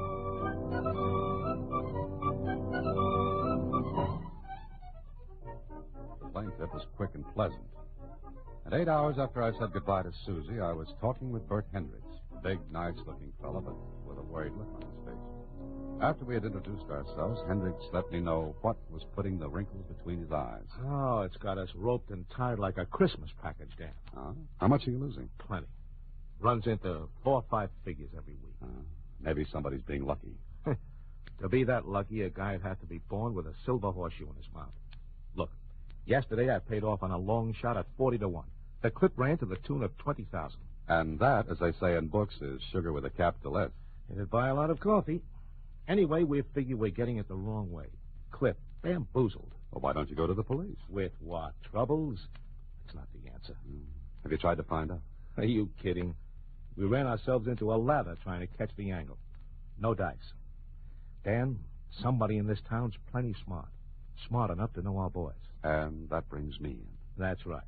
You're a stranger. They won't take a second look at you. I caught your ad in the Star Times and played the bet. Well, here you are. With nothing to do. How much do you want? Well, believe it or not, Bert, I do this for nothing. Yeah, I heard you say that before, but I don't get your dodge. My what? Your gimmick. Dodge, racket, angle. Oh. Well, I figure if the plot's good enough, I can use it in the story. Okay, but no dough? I'll tell you what, Bert. If I figure this, will you turn over what you'd give me to any charity I name? Here. Here's a blank check. Fill in the amount, I'll sign it. But try to catch the capers that are putting the shellac on us. With nothing to start on, I've got a job. They're smart. Plenty smart. What they win is over and beyond the run of luck or chance. Any ideas? Yeah? One. Oh, what's that? They got a guy with a crystal ball. That the best you can do? Come on in the wire room with me. See if we can catch anything. Well, up front? Uh-huh. This way. And we're getting ready now for the third race of the day. We've got a radio back here, broadcasting direct from the track. Comes over a local station. Oh, and where are the bets placed? Right here, or by phone. I see. And you take bets up until the time the horses are at the post. That's right. But once the race starts, no more bets. Listen to the race. Now he's in place. We're ready. And they're off. Hiya, Bert. Hi, Billy. How's it going? Somebody called up and got a century on party line. Oh, the 20 to 1 shot? That's right. Oh, Billy, this is a friend of mine, Dan Holliday. Hiya. Hello, Billy. If party line wins, Bert, it's the 4th long shot this week that's paid off. Yeah, I know. Each one was bet on. Is that it? But heavy. I still say there's one of them guys who's doing it by telepathy. Listen. As the half that's mine, owned by Half, the leg over cantilever, Rocket is third and falling back with Old Joe. As Party Line still swings wide and moves up on the outside. Coming into the turn now with mine owned by a head over cantilever and moving up fast on the outside is Party Line in third. There he comes. Who made that bet on Party Line? Mike took the call. Okay. Get me the name of the guy who made the bet. Sure. Right away. Listen to that. It's mine owned by a half over Party Line, and it's a driving finish with mine owned in front by a nose. Party Line getting up the whip and moving up, and across the finish is Party Line by a head over mine owned. Oh, 20 to 1. Uh-huh, and $100 at 20 to 1. Don't say it. Don't say it. Come on. Let's go back to my office. Oh, Dan, I don't get it. How can they pick long shots like that? Is it only long shots? No, not always. Sometimes it's the favorite, but it's always a winner. And I say no guy can pick a winner every race, especially every long shot. Come in. Want to know who placed that 100 on Party Line, Bert? Yeah. Here's the tab. Oh, her again. She's awful lucky. Yeah, too lucky. Who is it? Name's Vaughn. Terry Vaughn. Singer at one of the clubs here. She's done this before, huh? Yeah, she's done it before. 20 grand today, 5 last week. Why doesn't she retire and leave here? She can. Look, Dan, we've got this betting narrowed down to about 20 people. 20? Yeah. The most consistent winners. They never lose. Oh, a ring, is that it? That's right. But not one of them is ever at the track. You mean they just don't go? That's right, never. I don't get it. Neither do we. Oh, Billy. Yeah? This call from Terry Vaughn came in just before the horses were at the post, huh? Sure. We take bets up to the break. What are you thinking about, Dan? I was just wondering if there was any way of getting advance information on a race. You kidding? Not a chance. This is a business with us. Legitimate. On the level. We know every angle and dodge. There's no way anyone could know before the race that a long shot like Party Line was going to nose across first. You've got yourself a problem. All right. How about taking a slice of it, Dan? What I said about that blank check still goes. Okay, you've got yourself a boy. Good. I don't know where I'll start, but as they say in books, everything has a beginning. So, why not start with Terry Vaughn?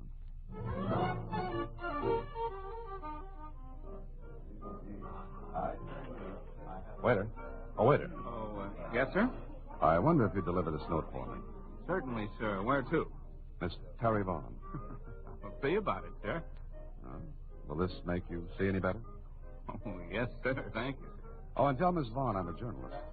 Newspaper man? Yes, I guess that's it. You see, I'd like an interview. Well, I'll see what I can do, sir. I'll do my very best. I waited. I didn't know what Miss Terry Vaughn could tell me or wouldn't tell. There was a chance. She didn't know me, so she wouldn't be suspicious. It was 10 minutes later that the waiter came back to my table. Miss Vaughn will see you, Mr. Holliday. Oh? How did you know my name? It was on the card you sent with the note. Simple, isn't it, Dr. Watson? I beg your pardon? Oh, never mind. Now, where's Miss Vaughn? Oh, she'll be here in a moment. Oh. Okay, I'll wait. Yes, sir. Glad to have been of service. I waited, and I'll admit the wait was worthwhile. Miss Terry Vaughn glided across the floor of my table, smiled $5,000 worth of teeth, tossed $1 million in red hair over her shoulder, and put $10 million of the rest of her in the chair across from me. You're Mr. Holliday. You're Miss Vaughn. Mm-hmm. Your note said you wanted to interview me. That's right. Well, I'm flattered. I imagine that's a fairly common situation with you. What paper are you with, Mr. Holliday? I have a connection with the Star Times. Oh, you're a big city boy. I didn't know it showed. Why do you want to interview me? Oh, lots of reasons, Miss Vaughn. Name one. Well, I heard you were very lucky today. Lucky? How? Or do you win $20,000 every day? What does this have to do with an interview? Well, it's human interest stuff, Miss Vaughn. Very human and very interesting. I see. But why pick on my lucky streak? Because it was so lucky. Oh, I've always been lucky. Oh, I can understand that. Oh, how did you happen to pick Party Line today? I like long shots. Always? When I feel lucky. Do you ever lose? Sometimes. Why? Oh, I'm just asking. Mr. Holliday, this is a peculiar interview. Oh, I don't think so. Just pleasant. What paper did you say you were with? The Star Times. And what are you doing here? Vacation. When is it over? Couple of weeks. I see. Well, Mr. Holliday, as far as I'm concerned, it's over now. Have a nice time. Oh, wait, I'm sorry. Please stay here. Why? I feel that I owe you an apology. For what? For being so curious. All right. We'll forget it. Let's do. Let's forget all about $20,000, long shots, and lucky streaks. And what shall we substitute? Terry Vaughn. Do you mind? I don't mind if I do, Mr. Holliday. Well, it was a pleasant way to spend an evening. But when it was over, I was just as smart as at the beginning, which was zero. Maybe Terry Vaughn was lucky, but how lucky can you be? The next day, I met Bert Hendricks, and he had more trouble. Well, somebody did it again today, Dan. Not quite as big as Terry's play yesterday, but enough. Enough. One of the same 20 people you've tabbed? One of the 20. If it weren't for the fact that it's those same 20 people all the time, it could be just luck. Could be. You saw Terry last night? Yeah. Oh, yeah, I saw Terry. And? A very lovely girl. I wish I had her money. It's mine. That's funny. Oh, I'm sorry, Bert. I don't have to ask if you've watched those 20 people. Oh, sure we have. They don't talk to anyone connected with the track. As far as I know, they don't even know anyone there. There's got to be a gimmick. Yeah, that's what I keep telling myself in the head. Look, Bert, let's try to figure it out logically. You say every one of those bets is placed just before the race is run. That's right. And each of those 20 people picks a winner. Yeah.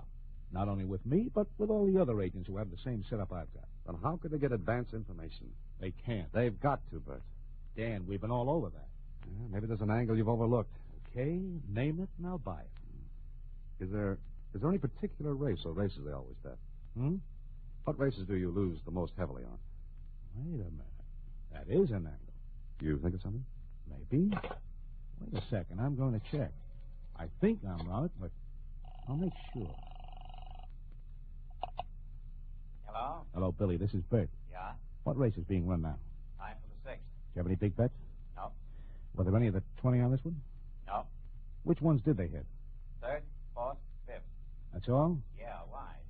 Nothing. See you later. Well? 3rd, 4th, and 5th. That's what I thought. Never the 1st, 2nd, or the 6th, 7th, or 8th. Always the 3rd, 4th, or 5th. That's right. But where's the gimmick? I don't know. But hand me the phone. Here. Thanks. Now, what's the phone number of the club where Terry Vaughn works? No, I don't know. It's in the directory. But why? What's that got to do with this? Bert, I don't know yet. But I'm going to ask the lovely Terry Vaughn if she'll go out with me tomorrow afternoon. Afternoon? What are you getting at? Your money, I hope. Hand me the directory.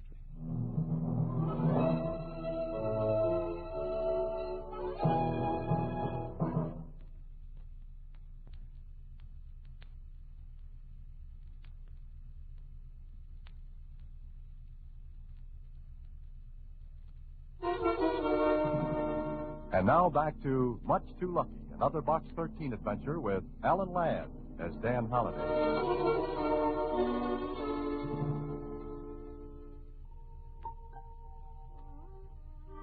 Well, I had an idea.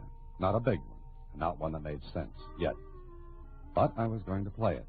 So the next afternoon, I met Miss Terry Vaughn for lunch. I arranged the time so we'd be together just about the same time the horses went to the post for the 3rd race. We sat in a little cafe. I was really surprised that you called me, Dan. Oh? Why, Terry? Oh, I don't know. Maybe because you seem more interested in my luck than in me. The two go together. I suppose so. Do you ever play the races? No, I never have. But there's always a first time. That's what they all say. Why do you ask? Got something good? As they say in the vernacular? Oh, I never get tips. Ah, but you win. Occasionally. Mm-hmm. What's your secret? What makes you think it's a secret? That was just a figure of speech. Let's talk about something else. Oh, what time is it? Oh, 2:20. Why? Thinking of leaving me so soon? No, but I have something to do around 3. Oh, important? To me, yes. I see. Well, shall we take a walk? Yes, I'd like to. Okay, that's it.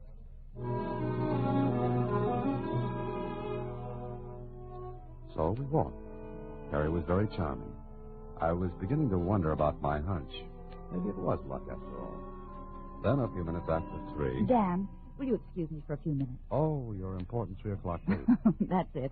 I have to make a phone call. Want me to wait? Yes, if you want to. Oh, I do. I'll make it from this drugstore. All right. I'll wait right here. I won't be more than a few minutes. She went into the drugstore and straight to a phone booth. I slipped inside, went to a counter. The clerk came up to me. May I help you, sir? Oh, yes. Let me see a pair of those binoculars, will you? These? They're not very good, except for children, just toys. Oh, I like to play with toys. May I see a pair? Certainly. Here you are. Thanks. If you point them outside, you'll get a better idea of what they'll do. Oh, I'm getting a good idea right here. Excuse me, I'll be right back, sir. Uh-huh. I watched Miss Terry Vaughn in that phone booth. The binoculars weren't very good, but I saw the numbers she dialed and remembered them. She spoke for a few seconds, hung up, dropped another coin, and dialed another number. I got that one, too. Then the clerk came back. They work all right, sir? Oh, they're marvelous, just marvelous. How much are they? $2.95. Here you are. Shall I wrap them? Got any kids? Huh? I mean, why, yes. Well, here's a present for them. But you just bought them. Well, you see, I like your kids. You take these. But sir, I can't take these, or can I? I walked back outside and got to the pavement before Terry Vaughn finished her second phone call. I was standing there when she came out. Well, there we are. All set. Make a call, all right? Yes. Now, how'd you like to see the town? I'd love it. Come on, let's go.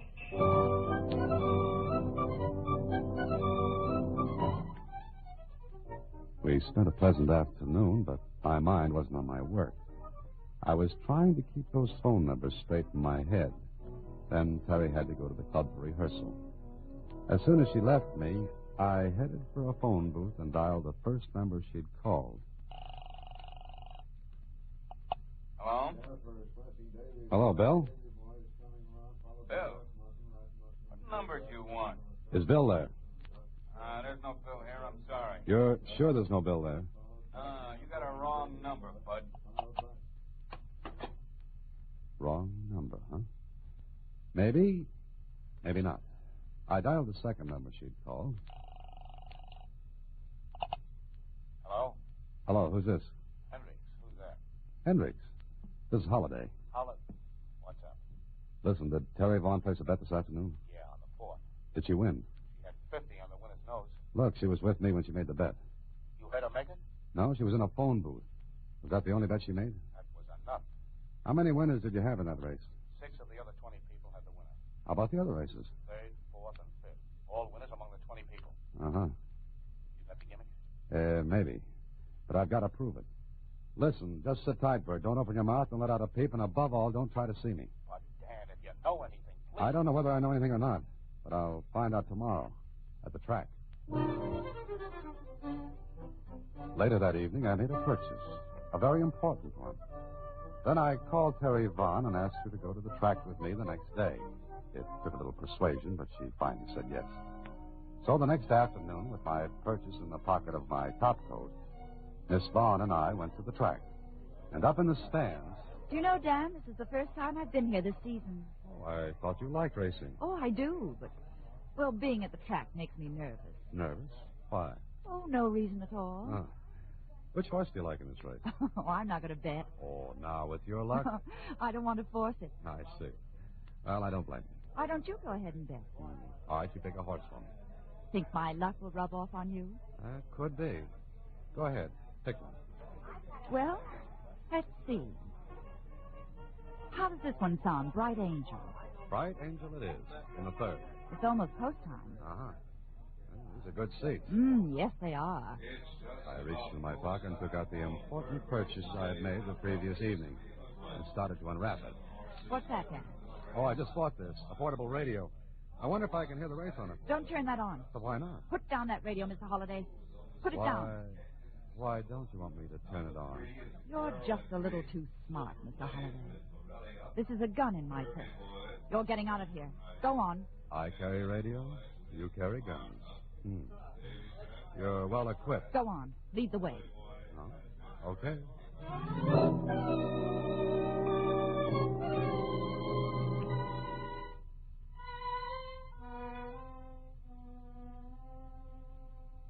She was as cool as an Arctic winter, and she handled the gun nicely, kept it in the small of my back under her handbag.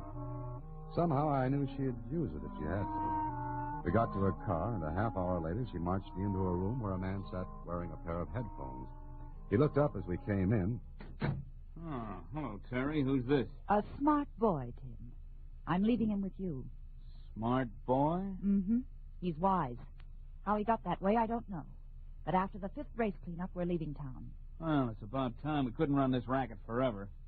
You know, Mr. Holliday, you're lucky you didn't come along sooner. Yes, I know. Before you made your take. That's right. How did you figure it? Through a .295 pair of binoculars. I saw the numbers you dialed yesterday. Oh, you should be with us. Let's see. That thing there is a wire recorder. You tap into the broadcast line that runs from the track to the radio station without the station's knowledge. You record the broadcast, then play it back into the broadcast line. 2 minutes after the regular airtime. You are smart. And those 2 minutes give you enough time to place bets on sure things. You already know the winners, but the bookmakers don't. Correct. But you only pull this on the middle 3 races of the card, so that latecomers and those who leave the track early won't catch wise by listening to their radios. Right again. The broadcast is delayed 2 minutes. The race is already over before the bookmakers even think it started. Sit down, Mr. Holliday. Watch him, Tim. Yeah, okay. I'm going to clean up a few odds and ends. Goodbye, Mr. Holliday. Oh, we'll see each other again. Oh, I doubt that very much. Goodbye. And be very happy that some of my luck did rub off on you. Smart dame, smart dame. Knows angles. Yes, I can see that. And we make a take here and then move on. Now, you just sit still, Bub. I got some work to do, but I can still watch you. I watched him, too. The wire recorder was spinning. He flipped a switch, and I knew what happened. The 3rd race at the track was over, but the broadcast of it was going over the air now. 2 minutes later. Then... Now we sit tight for a while. Say, that wire recorder, I've never seen one before. Uh-huh. Great gadget. Great. I make recordings of my own voice all the time. Oh? You mean all you do is talk into that little microphone and your voice is recorded right away? Mm-hmm. Hey, you want to say something? Hey, you're obliging. Oh, sure. Anything to pass the time. It gets dull in here. Go on, say something, and we'll play it back for you. Go on. Well, what'll I say? Oh, anything. First thing comes to your mind. Well, my name is Dan Holliday. I'm being held prisoner at 758 Condo Street at the point of a gun. Please help. Oh, great. Just great. Don't you wish someone on the outside could really hear that? Yeah, I guess I do. Now, you mean that thing will play it right back, huh? Sure. Just got to switch from the record to playback, that's all. He turned his back for a second, flipped the switch. I flipped the switch, too, and waited. Well, my name is Dan Holliday. I'm being held prisoner at 758 Condo Street at the point of a gun. Please help. See? That's all there is to it. Well. What do you know about that? Isn't science wonderful? Yeah, sure is. Too bad you had to come along and spoil this racket, mister. But I guess we made a big enough take. And keep your hands up, mister. I can shoot and answer the phone at the same time. Yeah? Tim, what happened? Happened? Nothing. Why? The guy is Listen, get out of there fast and take him with you. We'll take care of him later, but get out of there fast. Terry! Terry! Something wrong? I don't know. Get up and move out. Go on. I did. But I did something else first. We walked out of the place, a gun in my ribs. I hoped what I'd done would work. We walked up the street a piece, and then... That's cops. All right. Duck in here. Go on. In this hallway. Now, just keep quiet and let them go past.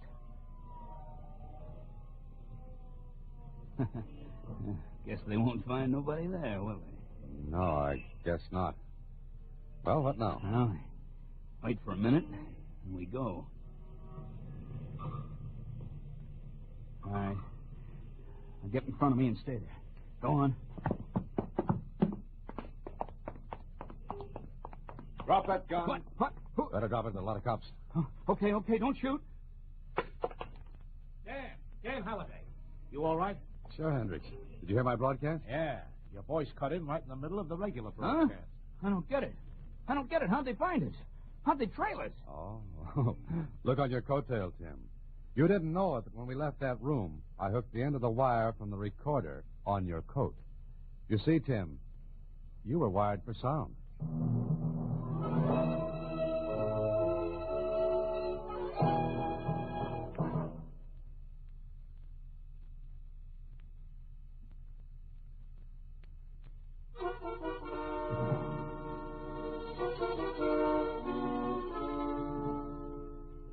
Gee, that sure was a clever idea they had, Mr. Holliday. Uh-huh. And you were clever, too. That wire left a trail right to you and that man. He was wired for sound, Susie. Uh-huh. Oh, and I'll bet you got a racy story out of it. What, Susie? No, don't you get it, Mr. Holliday? I made a joke. Racy story. Get it? Yeah, I got it. Good night, Susie. Next week, same time, through the courtesy of Paramount Pictures, Alan Ladd stars as Dan Holliday in Box 13. Box 13 is directed by Richard Sandville, with this week's original story by Robert M. Light and Mr. Sandville. Original music is composed and conducted by Rudy Schrager. Part of Susie is played by Sylvia Picker, and production is supervised by Vern Karstensen. Box 13 is a Mayfair production from Hollywood. Watch for Alan Ladd and his latest Paramount picture.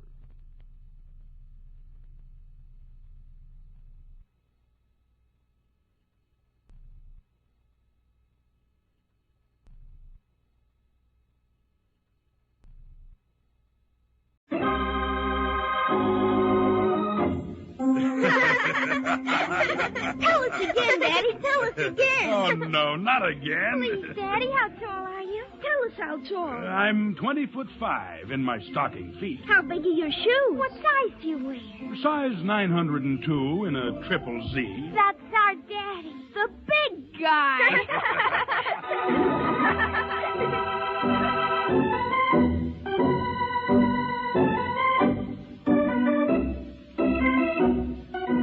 NBC presents The Big Guy, another in the series of adventures of a very unusual detective, Joshua Sharp. Joshua Sharp works for his clients on a strictly cash basis to provide for the needs of his nearest and dearest, Josh Jr. and his daughter Debbie. To these two, Sharp is both father and mother. To his clients, he is a good detective. To Josh and Debbie, he's the friendly magician, the fabulous hero, the giant among giants, the Big Guy. Tonight's adventure with the Big Guy, the case of the villainous friend. A man alone, trying to bring up a pair of youngsters, runs into a lot of unexpected problems. One of my most unexpected was a sudden shortage of bedtime stories. After all, you can read Grimm's fairy tales only a few hundred times before the kids begin to tire of them. And that goes for Hans Christian Andersen and all the rest of the Once Upon a Timers.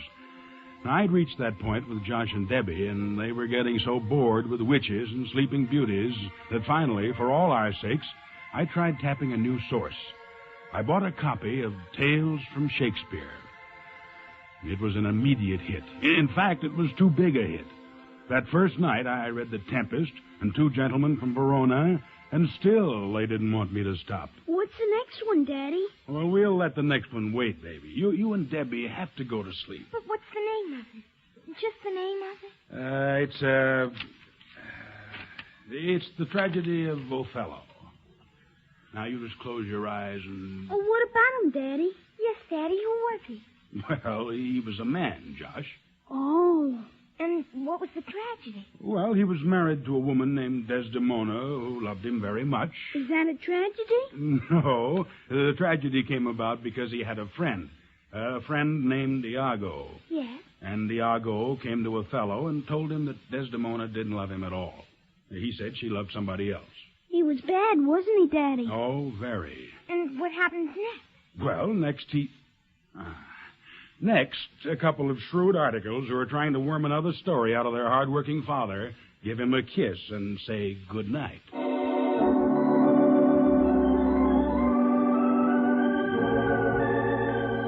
And it was a good night under my roof. But elsewhere, things were happening that were fated finally to intrude on my routine and make a shambles of it. The center of these events was a boy named Frank Gollard. Now, I'd snagged the lad in question 2 years ago, after he'd assisted in the armed robbery of a filling station and committed assault and battery resisting arrest. My action in the matter came as part of my contract with the Mutual Indemnity Insurance Company, and I had been in the courtroom the day the judge passed a 10-year sentence on Frank Gollard. And then, the same evening, while I was telling Josh and Debbie about Othello, inside the drab gray walls of the upstate penitentiary...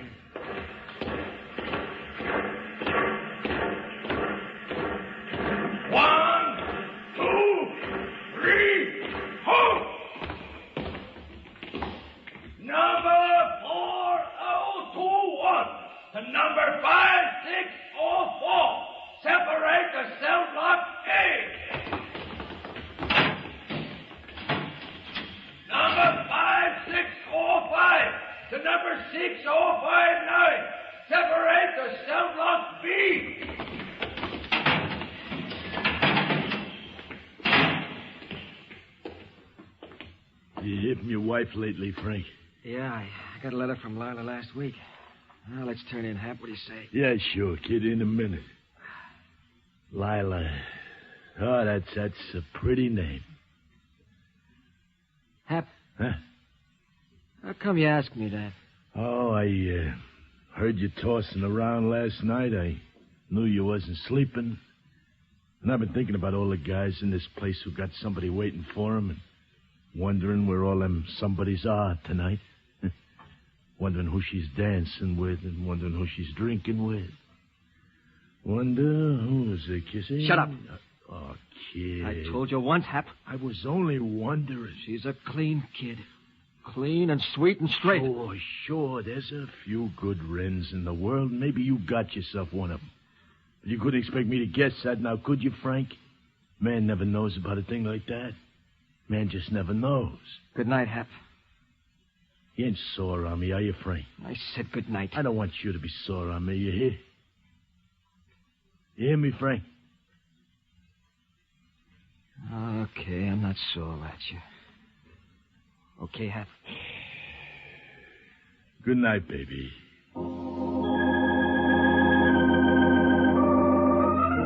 Hap was his cellmate, and Hap was his friend. Big, slow, paternal Hap McLean. In for life. And not a man to talk much about the way he was to spend the rest of his natural days. It was mutual friendship, and the two found a degree of peace in each other's companionship. It was a peace, however, that was ripped to shreds with the suddenness of a thunderclap one hot night in early August.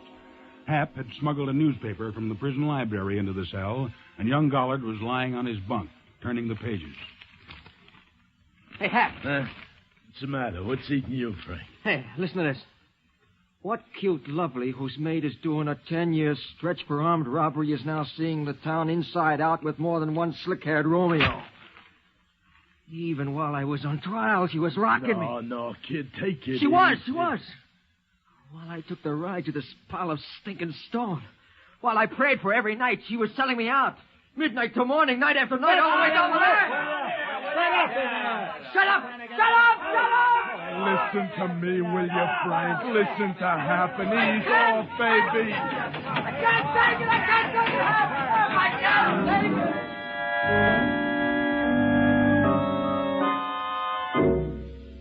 But he had no choice about taking it. With his friend Hap's help, he calmed down and went on with the monotonous routine of his daily life behind the walls of the prison. And then, late one night, weeks later, in the cell he shared with Hap McLean, he found that he didn't have to take it anymore. Frank, hey, kid, wake up and listen. Listen to old Hap and listen good. You got to get out of here. What's that? You're eating yourself alive. You got to move loose from this place. Oh, but I can't. I'm not up for parole for Forget the parole, baby. Hap's got it all fixed fine. You got it fixed? Yeah. Take a look, kid. Where'd you get the gun? Out of the arsenal, baby. It took me 3 months and a lot of doing, but I got it. And the trustee, the one in the laundry office, he's going to leave the laundry door unlocked for 20 minutes tomorrow night. There'll be a truck just outside. How'd you do this, Hap? Oh, look, I've been in this can 12 years. There are ways, baby. There are always ways. You'll come with me? No, I got nothing with the outside world, kid. Hap will rest easy right here. You go on out. You can still hate, and that means you can still live. Enjoy yourself. And don't get yourself snagged, baby.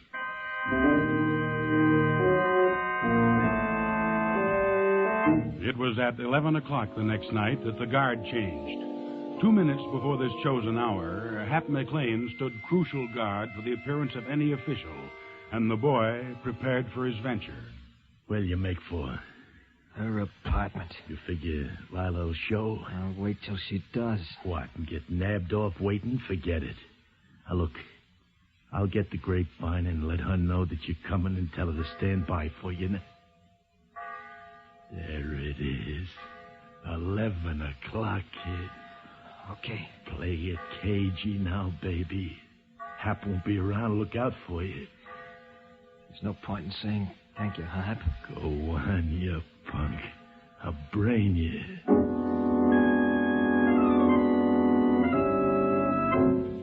The boy was halfway across the prison yard when... Stop! Stop where you are! And the shaft of a giant searchlight struck him like the lunge of an angry lion. Darting out of its glare, he took cover behind an angle of the wall. Come out in the open! Come out with your hands up! The boy fired at the guard on the watchtower. He made a dash for the laundry building and found the door unlocked as scheduled.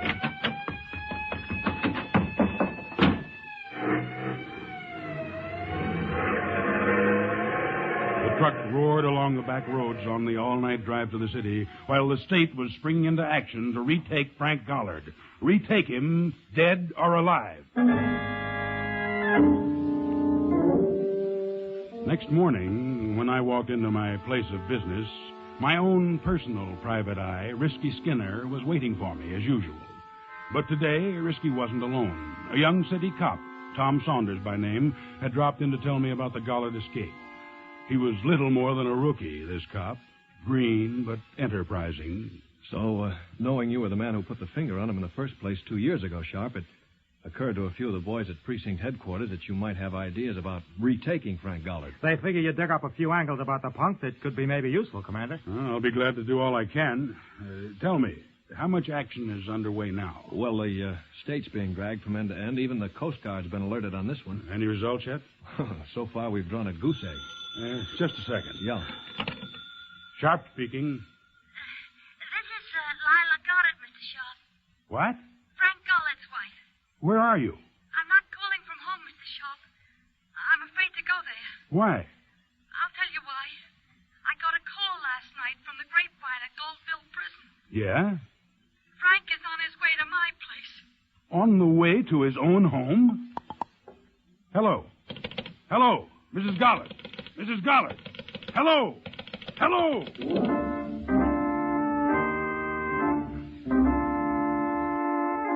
The wire was dead, but the news had been sensational. Leaving Risky to try to check back on the call, I found Mrs. Gollard's address in the city listings, latched onto Patrolman Saunders, and headed for Gollard's home. By 25 of 10, we were in his apartment. I was at the window and Saunders by the door. Hey, Sharp. Okay, I see him. He's coming in. Great. Get ready for business. Let's wait for him in the hall, huh? All right. Easy with that door, Saunders. Here he comes. Let him get to the first landing. And for Pete's sake, stop shaking. There he is. He's carrying a gun. Hey, Saunders. No, wait!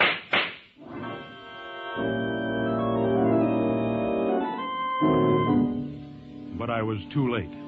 The green rookie, firing in panic, missed, and Frank Gollard went crashing back down the stairs, through the door, and out into the street.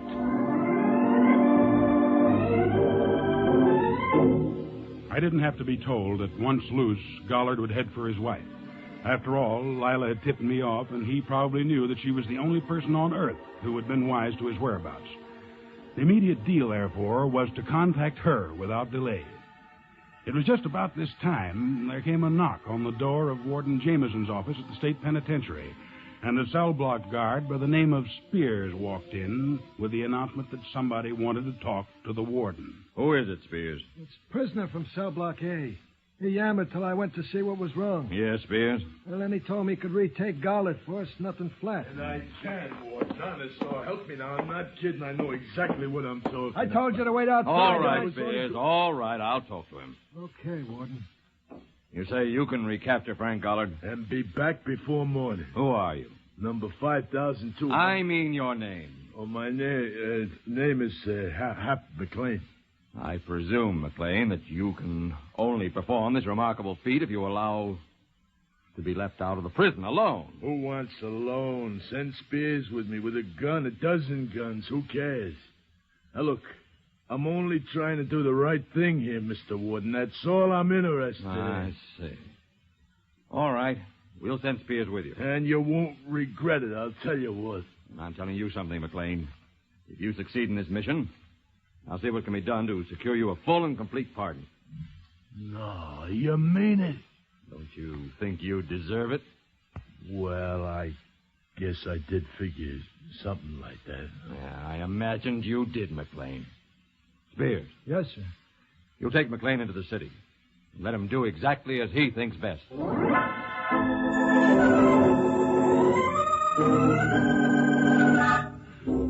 So, Hap McLean, informer and temporary public hero, passed out of the prison walls on his errand of black treachery. Meanwhile, we were still ransacking the city for Lila, and as it turned out, Frank Gollard was doing the same. In the phone booth of a hole-in-the-wall cigar store on a side street.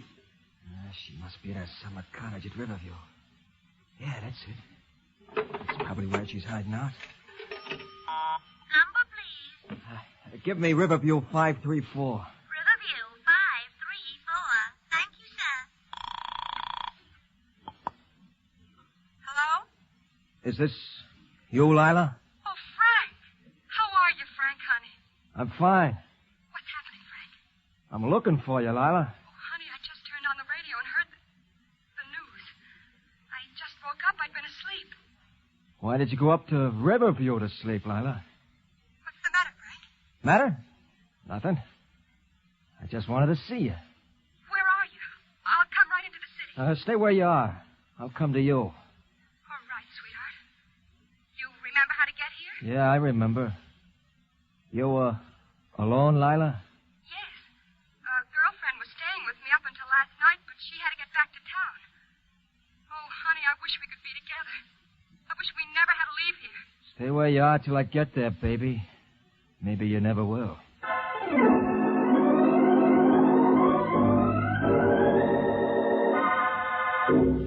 Feeling for the gun butt in his pocket, Frank Gollard ducked out onto the sidewalk and started the tortuous journey toward his final, long-sought vengeance.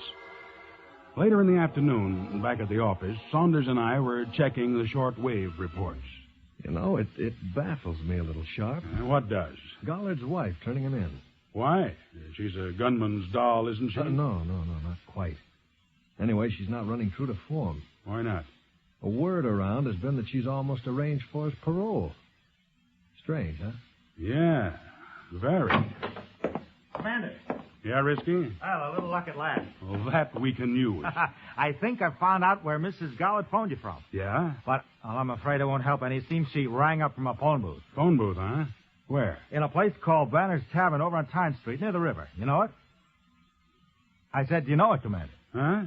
Oh, yeah, I know it. Risky. Yeah, Commander? Go get me a cap and a sweater. Huh? A cap and a sweater. What do you want them for? To wear. I'm going to Banner's Tavern, Risky, and I want to look like one of the boys.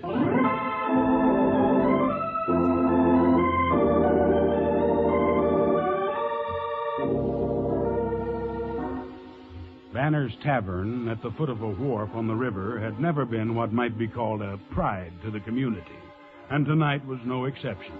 The clientele I saw at once was entirely male, except for one blonde cutie who sat alone over a glass of beer, a bright red scar of a smile on her hard face. Well, what are you looking at? Well, what do you think, honey? Beat it. I got a boyfriend coming. Yeah? From where? That would be telling. Well, how's about a little drink till he shows? Well, Go ahead. What'll you have? how about a gin and water? Why not? What's your name, beautiful? Esther? That's all? Esther Moody. Moody? Mm-hmm. Esther Moody? Well, you ain't the doll used to kick around with Hap McLean. You know Hap? Like that. We used to operate together in North Jersey. Well, what do you know? How's he doing these days? He's in stir. Didn't you know that? For how long? Hard to say right now. There's some kind of caper in the works. Yeah? I've been trying to figure it out all night. What's the lowdown? Well, lean over here. Yeah. About 11 o'clock last night, Hap sent me the word over the grapevine. Uh-huh. And he tells me to call up a certain private eye this morning. Announce myself as Mrs. Gollard and say that Frank is on his way to his wife's flat. What do you think? What do you think? I think I trusted you mighty fast, handsome. How about that little drink? How about better? Better? How about a little pinch? What? Route stuff, Let go of lady. me. What I'm do you the mean? private eye you handed that Let runaround go of to me. this morning.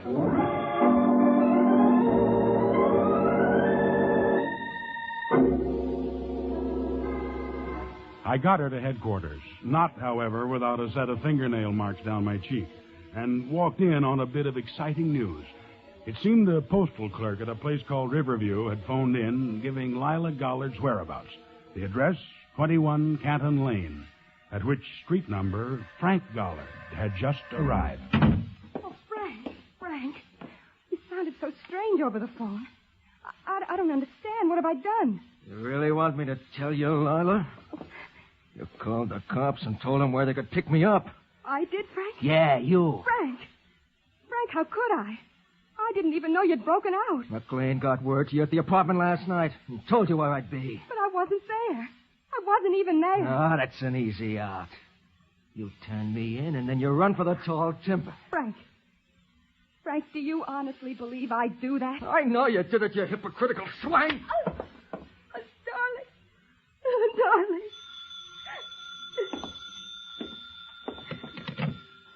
Yeah? Hello, kid.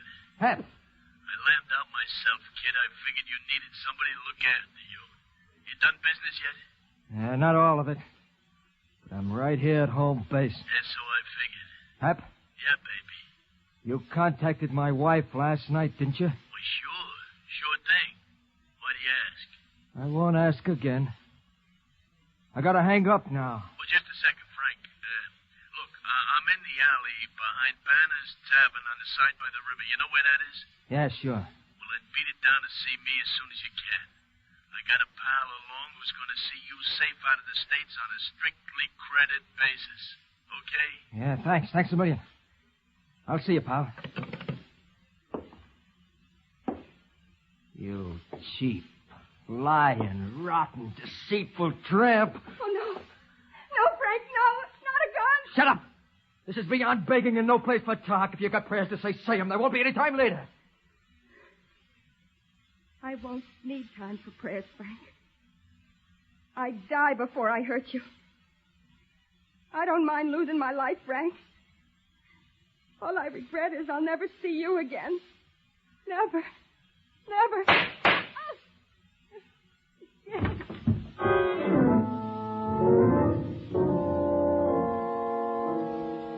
It was at that moment that Risky and I drove up in front of 21 Canton Lane and heard the shots as we ran up the path to the house. That was it, Commander? Yeah. Gollard, you blasted fool. What did you do, you crazy punk? I just killed a liar, a stoolie, and a cheat. Let's go now without questions, huh? First, there's got to be a few answers given, boy. Such as? Such as, did you know this cheat here had just about arranged to get you paroled at the next meeting of the board? You're lying. Too bad for your peace of mind I'm not. Not when I said that, nor when I say this. Your wife didn't call me and inform on you today, Gollard. She did? No, she didn't. The call I got came from a woman named Esther Moody, who made it to help weave this net you're caught in. Moody? Esther Moody? Who's that? What's she got to do with me? She's got nothing to do with you. But I think maybe her boyfriend has. Her boyfriend? A guy by the name of Hap McLean.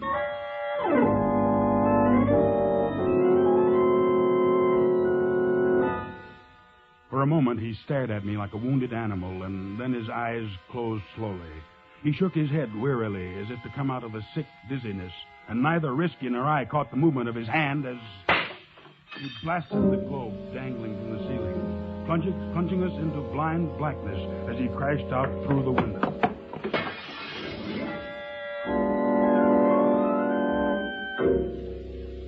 Nearer dawn, in the alley behind Banner's Tavern. It's getting chilly waiting here, McLean. Where's your boy? Easy, Spears. Take it easy. He's on his way to us. Yeah. There he comes. You sure it's him? Can't you see, Flathead? Hey, give me a gun. Let me take him in. Yeah, thanks. Now duck behind the lamppost so we don't see you too soon. Hap? Here I am, kid. How you making it, huh?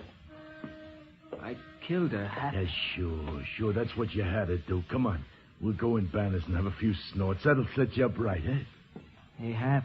Yeah. Where's the pal who was going to help me lamb out of the stakes? Oh, well, he had to go, Frank. He'll be back.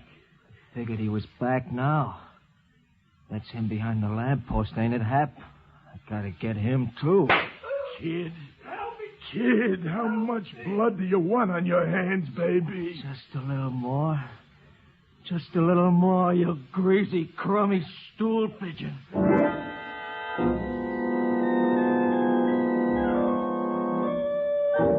Hap McLean took a look into the empty, cold eyes of the boy and suddenly bolted down the alley. At the corner, McLean swung abruptly and fired.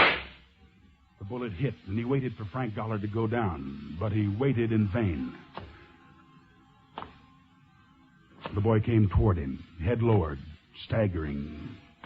Baby, don't be sore on me. I don't want you sore on me, Frank. As he spoke, McLean fired again and found himself with an empty gun in his hand. And he blinked unbelievingly as the boy swayed with the anguish of the shots, and then steadily he plowed forward. Half crazy with fear, McLean stumbled into the darkness until he came to World's End at the edge of the wharf behind the tavern. Oh, baby. Oh, Frank, you gotta listen to your Hap. You gotta listen to your Happy. You can't be sore on me, baby. I'm for you, honest. Oh, don't shoot, kid. Let's talk it out there.